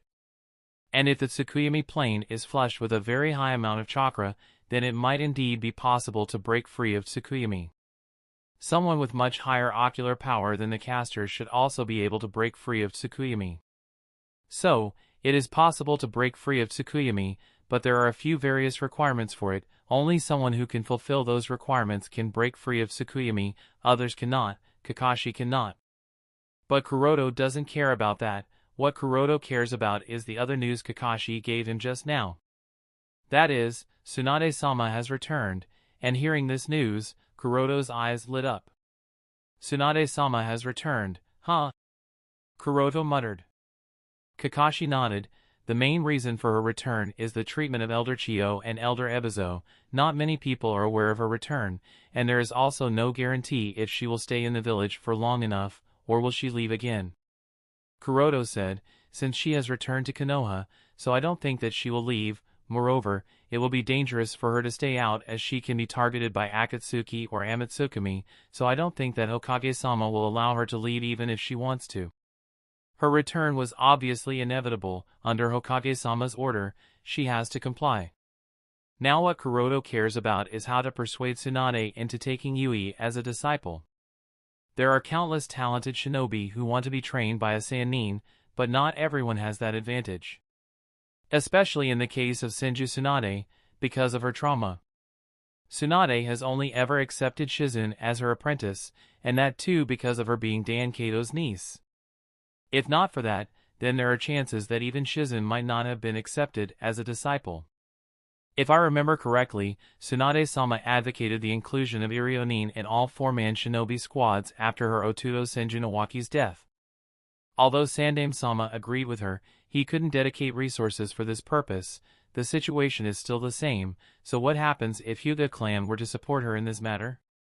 Konoha needs Irionin now more than ever, and if in such a situation Hyuga clan supports her, then I don't think she would refuse to take Yui as a disciple, and this will also increase Hyuga clan's influence in Konoha. At least, Tsunade-sama will support the Hyuga clan. This was Kuroto's thought. And if even this approach doesn't work, there is always the option of gambling. Against someone being called the legendary sucker, Kuroto has 100% confidence that he can win the gamble. There is also the approach of bribing her. Despite being filthy rich, I don't believe she will be able to refuse the temptation of millions of ryo in hard cash, because, for a gambling addict who always loses, there is always a shortage of money no matter how rich she might have been born. Money has always been against the legendary sucker. Kuroto even wonders if the reason why Tsunade decided to return to the village is because of the countless debts. At this time Kuroto asked, "By the way, where is Guy?" Kakashi answered, "Guy is on a mission to Kusagakure." Kuroto muttered with a frown, "To Kusagakure?" Kakashi nodded. Hokage-sama has sent 2 shinobi teams, one to Kusagakure and the other one to Takigakure. The reason for sending the team to Takigakure is to warn their village about Akatsuki's intention of capturing all Bijou, as well as forming an alliance with Takigakure. Kuroto nodded. This is a natural thing to do, then questioned, "And what about Kusagakure?" At the mention of Kusagakure, Kuroto's face sank. According to the secret intel we have received, Kusagakure has been divided into 2 factions, and the situation has become rather tense. Among them, one of the factions wants to cooperate with Akatsuki organization to subvert the 5 great shinobi villages to eventually rule over the shinobi world, while the other faction is in opposition to this, but the second faction has been unable to suppress the radical faction, thus they have asked for support from Konoha and wants to establish an alliance with us to resist the Akatsuki and their radical faction. So Guy is leading the mission to support the moderate faction and capture or eliminate the radical faction? Kuroto asked. Kakashi shook his head, and said, "That was the mission initially. The recent intel is that the rebel faction has completely disappeared, as if not even a single trace was left of them. The leaders of Kusagakure think that the radical faction has been secretly planning something big for a very long time. As for what that something exactly is, it is yet to be known. And since the radical faction has disappeared, therefore no clue of them is left. So Guy's mission now is to figure that something out if he can, else complete the matter of alliance and escort the representatives of Kusagakure to Konoha for a discussion with Hokage-sama." Kuroto was silent upon hearing this news. The radicals of Kusagakure wants to subvert the current pattern of shinobi world and want to rule over it, huh? And they have the confidence to be able to cooperate with the Akatsuki organization. There could only be one thing that can give them enough confidence. And it has to be Box of Ultimate Bliss. Box of Ultimate Bliss is a mystery. Even in the Naruto canon, there was not much information about it. The only thing that is known was that the Box of Ultimate Bliss can grant any and all wish of the caster, but it was later confirmed that this was just a myth. In reality, the box simply corrupts whatever enters within its confines.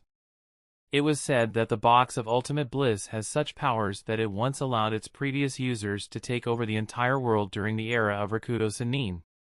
Aside from that, who is its creator? How it came to be? What exactly is that thing? Why was it created? How was it created? etc. is unknown. It requires an immense amount of chakra to open the box, and once opened, a monster comes out of it that is very difficult to defeat, as even Uzumaki Naruto, while using Sennin mode, along with the rest of Konoha, 11, Godame, Yamato, and others with their power, were unable to defeat the monster named Satori. Since the box of ultimate bliss requires a very large amount of chakra, therefore, sources of obtaining such large chakra are very limited. Bijus are the best source. Kusagakure doesn't have a bijou in their village, but Akatsuki does, then have Nibi in their hands.